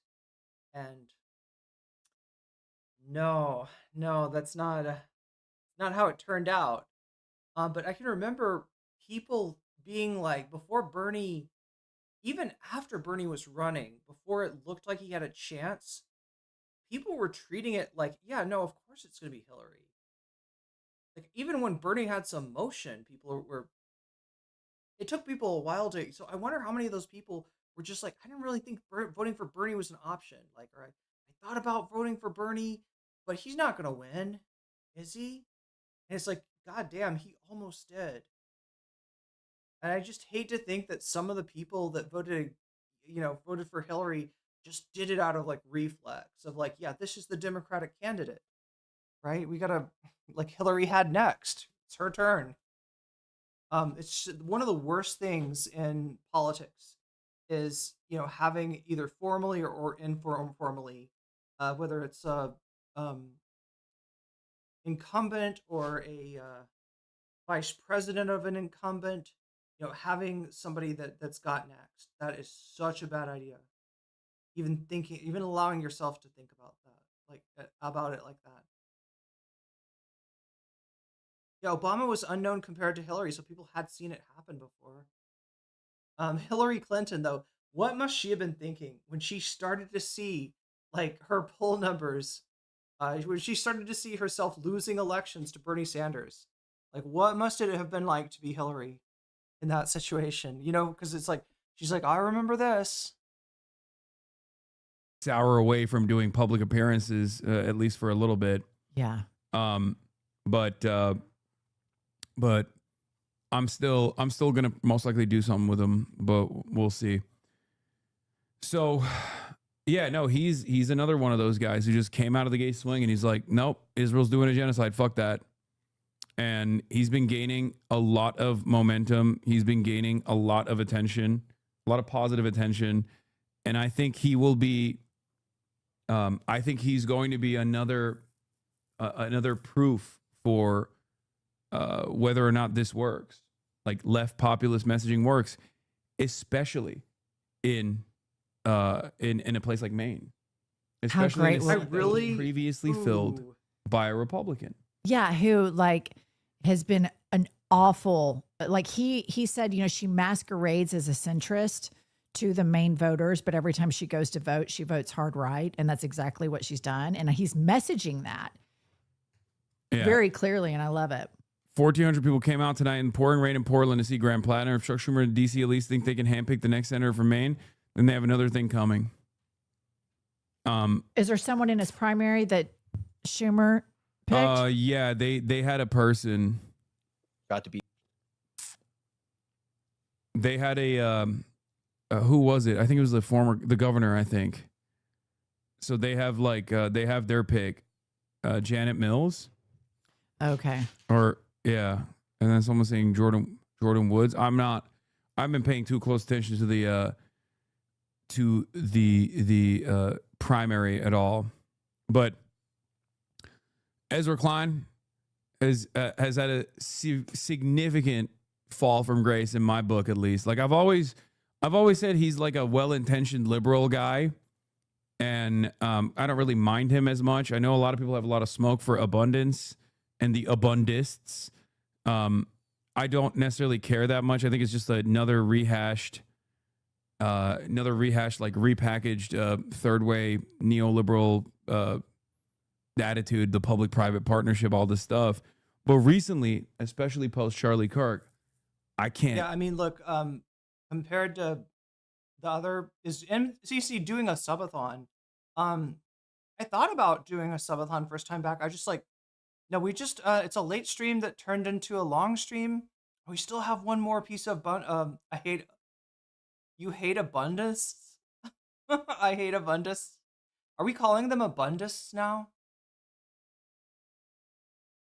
I just know that Hassan is getting like a lot of shit for supporting Plattner, who, again, like compared to what else the Democrats are running for Senate is probably pretty good, but was a Blackwater contractor back in the day.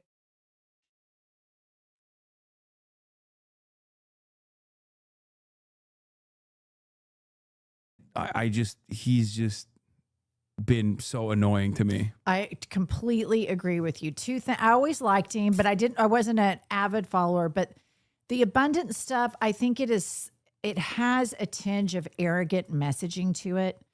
There's just the way it's branded and the way he presents it. I don't know that it's very good messaging for where we are right now. And maybe some of the principles in it are okay. But the Charlie Kirk thing is just the biggest capitulation. He's doing politics the right way. I couldn't believe it. was just such on a the face New York plant. Times. Now, this is funny. Ezra Klein, and this has been the story this week. Ezra Klein cannot win. All right. There are people that, you know, overlook his vibes-based analysis, you know, repackaging of neoliberalism as a good thing and a positive thing and actually somehow a more progressive thing because, well, if you don't break a few eggs, you can't make a few omelets. And by eggs, we mean marginalized people. We mean the groups. We mean you, if you're anything but a white, straight, I mean, like, it's actually, I would say it somehow manages to be neoliberalism with a tinge of class reductionism, which is, these are words I never thought I would put together. But here we are with in 2025 with Ezra Klein in abundance. And yet, even when he's got somebody like, I don't think Ezra's politics, I don't think abundance like matches. I don't know. Does it, Chad? I haven't watched the most I've had at podcasts, but I don't think abundance is super compatible with the message they're trying to deliver. So it makes me think that, oh God, that's that conversation with Tim Miller. Yeah, Tim Miller helped him cope. Tim Miller is a small C conservative. Even he isn't impressed with Ezra Klein's bullshit. I didn't know if I was reading anything into it, but I feel like I did get a bun dance. That's what we need, is a Clan Op secret dance party. Sort of sounds like she might support abundance. Lots of libs struggle to find a critique for abundance agenda. Yeah, well, look, what she seems to think, she's treating it, the way she talks about it, is like it's just a rhetoric. It's a message. It's a messaging strategy, right? And no, abundance, right, actually, you know, has policy attached to its rhetoric, and not for the good. On the New York Times, you're like the most prominent liberal author in the country right now. Like, he is the champion of liberals. And he goes on, the gray lady. It looks like he's trying to copy Hassan Minaj and got influenced by Jim Dude Bros. I was thinking that too. I was thinking it's like his, it's kind of like his Zuckerberg makeover, except I don't think he's taken up Brazilian jiu-jitsu. Paper of record, and writes about Charlie Kirk in that way. I could not believe it. It was revisionist history. It was such a face plant. I couldn't believe it either. I thought, could you not have slept on that a couple of nights? Yeah. But it was like this race to come out. And I think, again, a lot of the way they've handled the Charlie Kirk memorializing him is going to have a lot of backlash. This Christian nationalism, even within the Republican Party. I live in a super, super, super Jesus-y state. And they're like the ruling class of the people that have like the money in Oklahoma, the oil and gas guys. They're Christians, but there's a whole thing where people within the Christian movement look down on Bible thumpers. Mm-hmm. And that Trump is coming out so hard Bible thumping, and they've got those girls. Have you seen the video where they're talking in tongues and praying? Oh my God, you guys find it, where they're talking in tongues and praying before they walk into the White House. Well, Trump's like main spiritual advisor is a lady that does that. She just told chat to go find it. Like, there was a video of her doing that. Like, the angels are coming. The angels are coming. Hakuma mama ta ta ta ta. Like, she was like, I remember, I forget what her name is, but like, Paula. She's a real, Paula White. Isn't that it? Paula White? Yeah, she's a real. She's a grifter too. She sells so she has some racket where she's selling like a prayer or like a gift from an angel or something, like currently right now. A group of Trump's faith office praying. Yeah, look, they start talking in tongues. Right now, Lord, from the east, the west, the north, and the south, you will shake America with your power and your glory. We cancel every assignment of the enemy. This nation was birthed to be one nation under God, and we are standing on the soil of the White House, and we are declaring your word. Every place that our foot will trod, you will give it to us, and we are taking the land. We thank you, oh Lord. You have Quick, get some curses going. apparently that's the only thing that cancels out Jesus, it seems, according to Megyn Kelly. Brought us to the kingdom for a time such as this, and this is the time. They're going to take it seriously. We're like, he issued prominent socialist terrorist critic Hassan Piker issues curse threat. Like, I'm not being sincere. I mean, look, no, that's even worse. That's even worse. You're going to damn their souls to hell. I mean, it's worse than if you did violence. No, best leave it to Witch Talk. Witch Talk will handle these ladies, but don't think that just because this shit is, crazy sounding, that they could not do this chanting in tongues shit while literally taking over the government. Right? It is a unifying force for them. As goofy as it looks, right? If they believe in it, it has a power. And so, yeah, don't fucking, you know what I mean? You know what I'm saying? Like, this is not as, I can't quite have the detachment that Hassan's got, because I'm just imagining them fucking, I don't know, storming state houses like that or something. There's a song using her speaking in tongues soundbite, and it's a bop. Who's got it, B-Cat? Did you hear it on on somebody's stream or something? Gotta love the Pentecost church. When I feel down, they are a trip and usually very outgoing and loving people. If it's your first time. Wait, this is what are these charismatic?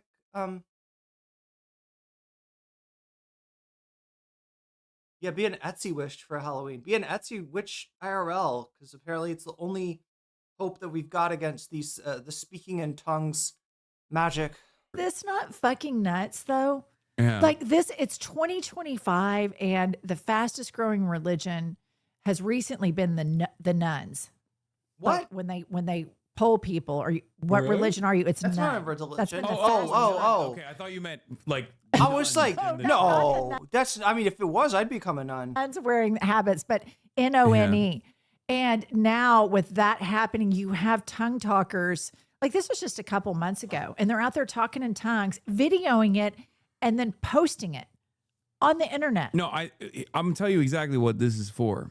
Okay, they know that as long as they can maintain the nutters, like they money have like will a keep base, coming and that in. is the most easily persuadable base Totally. of all time. They're Most fucking stupid. Scammable. And Yeah. and they can just like completely keep them captive, right? As long as they just like offer a little bit of red meat here and there. And basically, the reason why they have to do that is the same principle why they're doing the mass deportation regime, even though there's been a lot of pushback against it, even from, like you said, Trump's base of support. Right. Because people don't like it. People don't, when they experience it, they don't like it. When they see, their own workers get deported, they don't like it.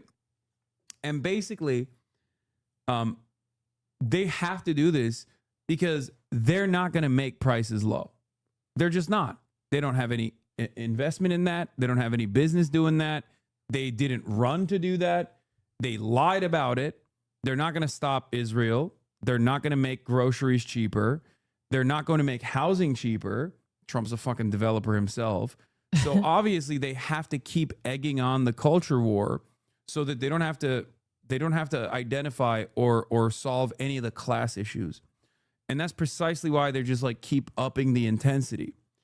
And the real reason I think why the base will eventually unwind is because more and more people are going to start realizing like, okay, dude, you banned trans people, but like my rent still sucks. You know what I mean? My landlord's still raising my rent. Turns out that didn't do shit for me. Right. And this happened under Trump 1, and it will inevitably happen. I mean, it's already happening under Trump 2 as well, where people look around and they go, okay, we're punishing the libs, but I don't feel satisfied.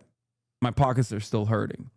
And as long as they don't fix the economy, and as long as there is no as long as they can't even create an environment of hope and change for their base, slowly but surely, these people are either going to go back to not voting and just seep in their resentment, or they're going to get grossed out and maybe even vote for the opposition, as long as the opposition can say, he's not doing it for you, I will. Right. Problem is Democrats are not doing that. So they're basically relying on liberals being incompetent and inept and scared to maintain their grip of power. I worry that with this base, if they can like tune them up and gear them up, if they can galvanize them enough, I fear. I mean, these people are seeing invisible shit, right? They're seeing angels and devils, and if they, yeah, that's a powerful motivating factor. You're not going to beat that necessarily by just being like, I am not with crazy, right? That didn't prove to be enough in, you know, in the Hillary election. It didn't prove it to be enough in the Kamala election, and it might not be enough to, you know, I mean, one would hope that the House is so close that they will win it regardless, but it you know, might not be enough to hold back Vance or whoever. Fear that they're just going to not have elections at all. Well, you have on the other screen right there that Supreme Court ruling, and this is where it gets really foreboding to me. Yeah. Because why are these people not checking him? Yeah. Why are they abdicating? Because they see him as an opportunity, unfortunately. These people are not constitutionalists or constructionists or whatever the fuck they have LARPed as, right? These people are on a mission from the Federalist Society to take the government away from the people and ensconce the autocrat. And they're not a legitimate organization in my estimation, right? The Supreme Court is corrupt as fuck, and it is at the heart of the rot that is going to be the death knell for the country. Abdicating their power to him. And I have this really horrible feeling. A lot of those 6, they're all hardcore religious nuts. And they've all been groomed by people that want a Christian nationalist nation. And they've been crazy ambitious about this long before Trump ever the entered. Federalist Society. Yeah, and all of those judges are groomed for this, and they don't give a fuck that the messenger is a complete dementia-ridden twat. They have him and this shadow docket, and I think they've given him 20 wins and only 2 losses on the shadow docket, and this just came out. Yeah, the Supreme Court ruled 6-3 to allow Trump's pocket recession of $4 billion in foreign aid funding, ruling that it's unlikely the group suing have standing to pursue the claim, and that Trump's foreign policy power outweighs their purported harms. That's what I'm really fearful of. I'm worried that they're just gonna move. Like, first they started with immigrants on the freedom of speech side. Like, in order to tackle it, they masked it. Oh my God. What the fuck just happened? Chat, is this real? Joel, I would say that's a pretty good pull. Chat, if you're not in Twitch right now, Valorant has apparently taken over my stream. Oh my God! Chat, that's Twitch subscribers 183, YouTube members 142. Narwhal, I think it's a bit more. Joel gave out 5 community subs, but I feel like that's a bit more than. Holy shit, chat.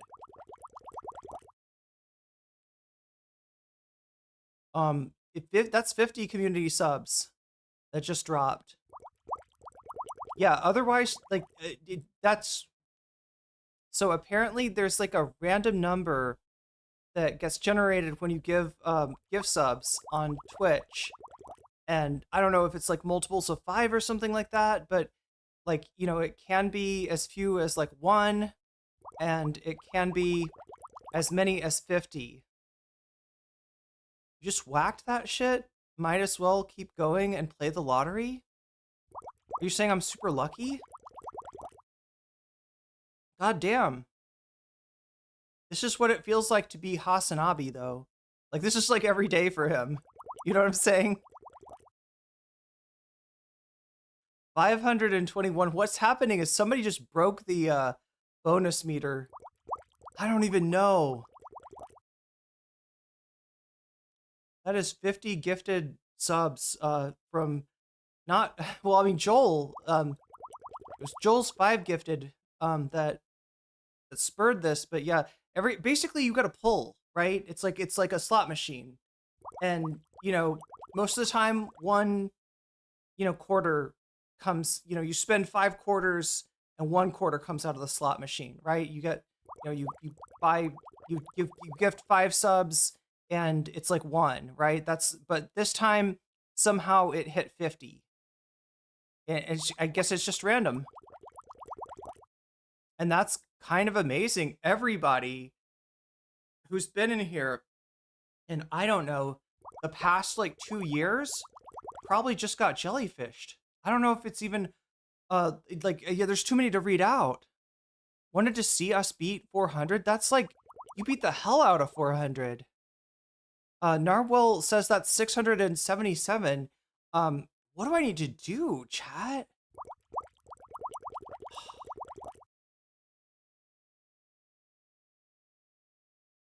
Yeah, love back at you, Christy Z. Hey, look, you lurking here is good luck, I'm gonna say. That's the Christy Z luck. That's also the Joel Silverwood luck, because Joel was the one who made the poll that garnered the 50 gift subs. I want jellyfish. Wait, you don't have one? Oh my god.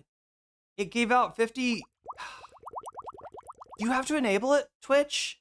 Anybody know? Is there something you have to enable? If hydrogen, like, because that is actually statistically a bit weird that there's somebody out there that didn't get it. No, we know which one is the good Joel. No offense to the other Joel. Wait, Billy Joel? You don't have to enable anything? That is unfortunate luck for hydrogen. But your day will come. No doubt. Yeah, Joel's like, I just wanted to see what happens when we beat 400. Ducky with the gift sub to hydrogen. Hydrogen, I told you. Ducky is paying forward the gift sub from Burple, which you love to see. You love to see somebody pay it forward. That's kind of cool. I always forget that's a thing on Twitch. You pay it forward. You should do members only video. Yeah, a video game stream tomorrow. You can't stream yourself to the bone. That's true. But I gotta do something cool for y'all. And yeah.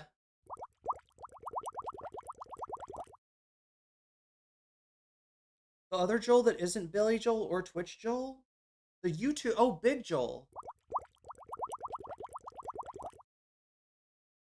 Biggest Joel. I mean, not necessarily the biggest, but one of the bigger Joels out there, I'm sure. That is an amazing, I've never seen it go, oh wait, no. There was one time it went off like that, but,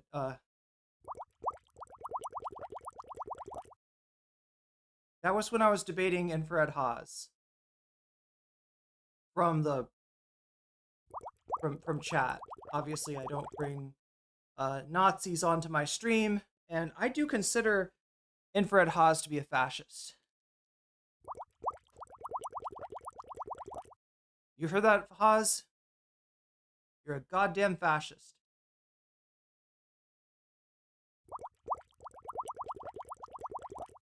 The Joels are good. The Joels are pretty good, right? Isn't there also a Joel from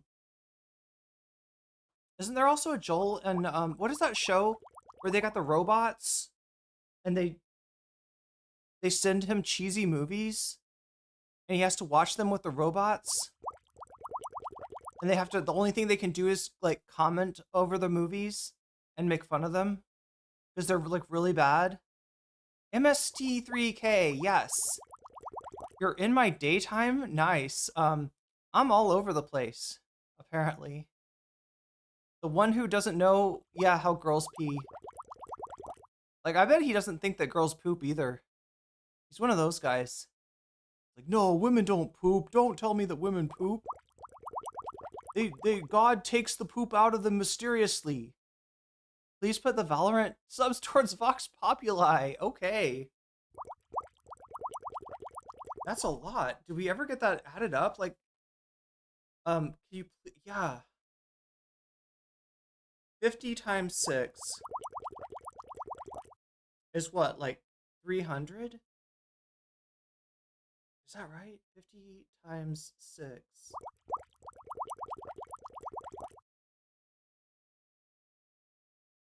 Yeah, 50 times 6 is 300.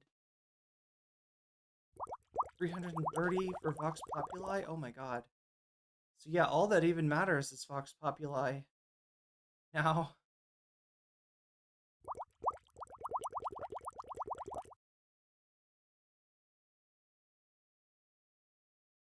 Again, I am totally blown over. That's, but I'm realizing that this is not the most compelling.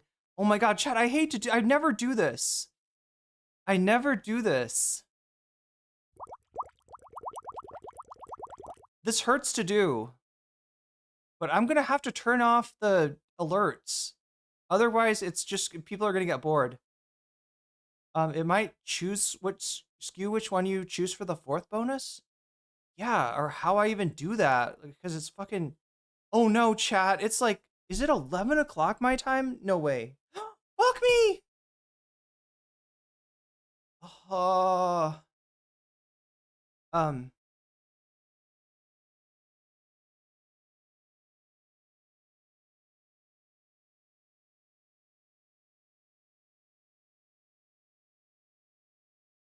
Under combating anti-Semitism, and there's a lot of liberal advocacy groups that are deeply embedded in the Democratic Party that present themselves as Jewish advocacy groups, but are actually Israel advocacy groups. And what do we do, chat? Like a members only stream or something? Like, yeah, 683 is a bit more than I had. Yeah, I didn't even build this for 683.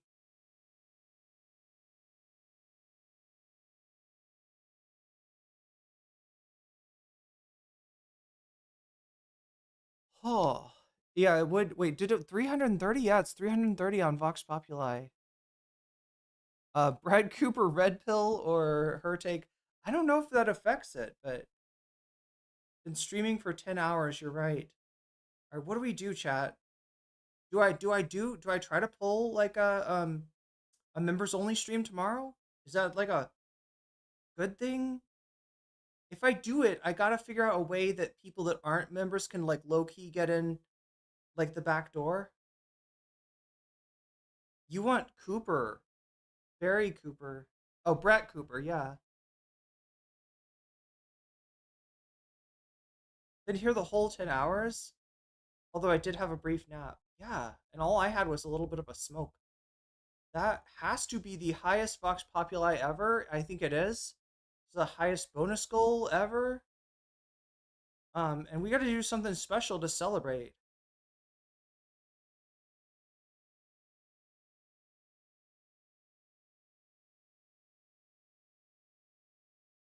Okay, like, I'm trying to think of the ways that I could do it. I could do it where if people sign up for the Patreon, even if they don't pay, right? So I don't know how many people know this, but you can make an account on Patreon and you can become a free member. I don't have anything up there for free members at the moment, but I probably should. And one good thing would be like a link to, if we do a members only stream, there should be a link to that. So where it's, so the idea is that like, okay, like, you know, it's members only, but we're not actually shutting the door. We're just like, you have to like hack your way in a little bit. So a little bit of a hacking by signing up for the Patreon. Is that like hacking? You're like a hacker, you know, chat, you hack twice as hard if you type twice as fast, I've heard. Put the link on the stream on your page. Oh, the link to the stream on the page. Yeah, that's a possibility too. Yeah, because I don't even, like, I need to get to sleep if I'm going to do a stream tomorrow. So is that what we're going to do? Because otherwise, like, I don't want to, oh my God. Yeah, I don't think I could possibly satisfy a 683. Like, that would be 6 bonus we've done 2 bonus topics, right? That'd be 3 times as much. Okay, it's impossible, right? It's not possible. We need to do something. So, because it's got to be like, something better than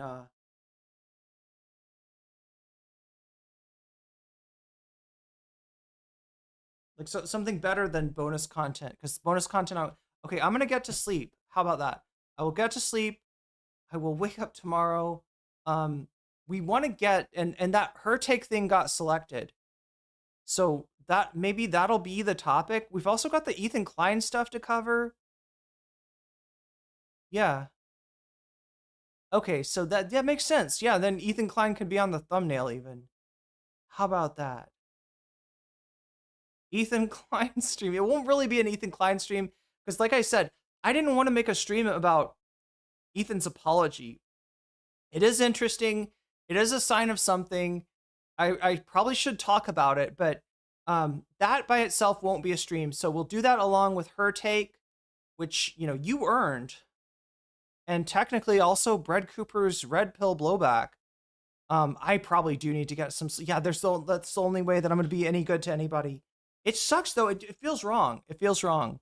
It feels like, hey, you got like the bonus content blown away. So what do? Oh, you skip out on your 3rd bonus video. That's what you do. You skip out on even the 3rd one. But I get that, yeah, you're going to get a better react to her take tomorrow. Yeah, it would be a shame to do like in this state of mind that I'm in right now to do like the her take, because that is actually some good content. I've previewed a little bit of it and it's very spicy. It's also very stupid, right? The podcast sucks. Like that group of people, they suck. They're in every way, right? They're bad people.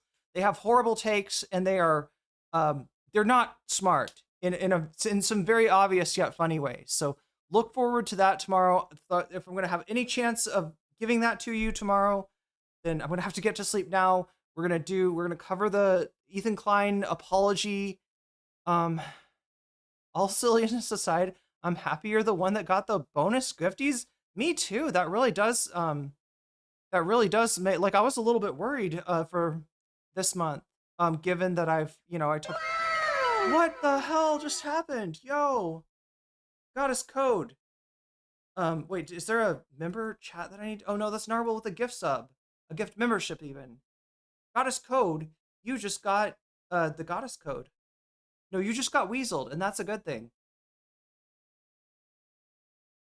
Getting up earlier nowadays. What time zone is? I'm in the Thai time zone. The Thai zone. It's 11 o'clock for me right now. Yeah, it's 11 o'clock at night for me. So that's kind of why I have to get to bed. But yeah, we're going to be back tomorrow. I'll try to put together a bonus stream for you. And we know the first 2 items, but I'll try to find other good stuff too. And but yeah, don't worry. I'll figure out a way for people who aren't members. If you're not a member, just basically hang around and you'll figure out how to get in. Because I don't like, just like Sam Cedar. Sam Cedar never slammed the door in my face despite the fact that I couldn't afford the fun half. So I'm not gonna let that. I'm not gonna. Yeah. Okay. You know what I'm saying, chat. But you know who I can't get away without thanking? My Patreons. Yeah, because I forgot to thank the Patreons on the way in. Now it's extra important to thank the Patreons on the way out. You support me on Patreon at the $5 level or above, you get a fancy shout out at the beginning and ending of each stream. I missed the beginning, so I'm going to have to shout you out like twice or something. I don't know, say your name twice, I guess, now. But yeah, that's the deal.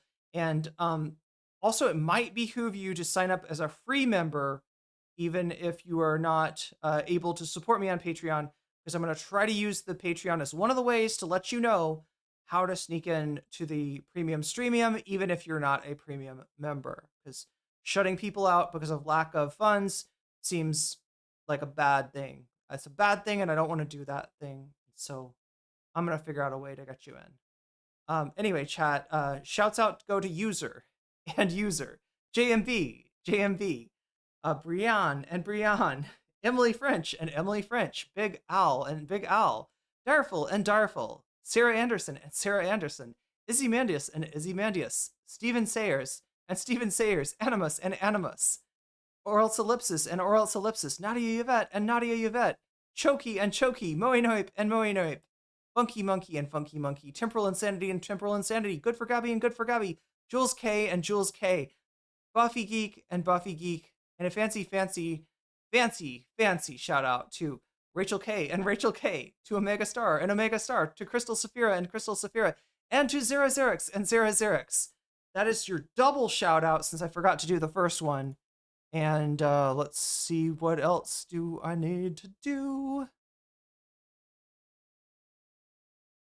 See if we can find somebody to send Twitch chat along to.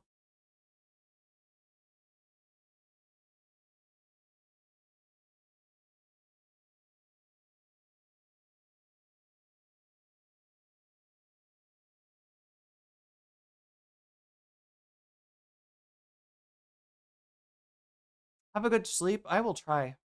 I will try my best. Oh, wait. Oh, wow. Ooh, chat, I stream so late. There's like a whole bunch of people. There's a whole bunch of people. I can't believe that I'm up this early / late / whatever it is. But that does mean that I probably need to...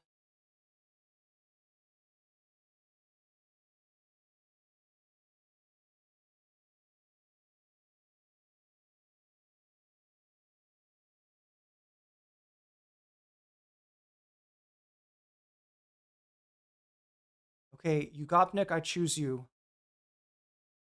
There you go, chat. Have fun. And get in that robot. Denims is on? Yeah. I need to refollow Denims. I followed Denims like a long time ago. Actually, I have talked to Denims on stream way back in the day. But yeah, Ugopnik will be nice. I'm gonna find Denims and refollow her. I didn't realize she stream. If she streams, yeah, they're I don't know. I probably won't be up this late again, but you know, there's some chance, so it's worth following. And there you go. All right. So much love, everybody. Take care of yourselves and each other's. Thank you, mods. Thank you to everybody who supported the stream and supported me all through this journey that I'm, you know, finally like learning Thai. I've got a year-long visa. I'm eating salad. Things are pretty good. And if I can just get over this content hump, and again, apologies, chat. I just had my stream set up in such a way that we only cover like one big topic. And I guess I did that again today. But I need to find a way to just come to stream, even if it's just news. So just promise me when I stream and it's a normal ass thumbnail, right? It's just a no comment chick thumbnail and it just says news, right? You'll click on that thumbnail, all right? And then we won't have another week-long hiatus where I don't know what to cover. So I'll work on that and see you tomorrow on the premium streamium. Be there or be an au pair. Yeah, that sounds like a tough job. You wouldn't want to do that, right? Be there or be an au pair. Some of you probably are au pairs, and that's okay. I'm sorry. I should just shut up now. Anything else I say is going to be for the worse. Okay, only good, nothing bad. Don't take your Tylenol. Anyway, good night, everybody. See you tomorrow.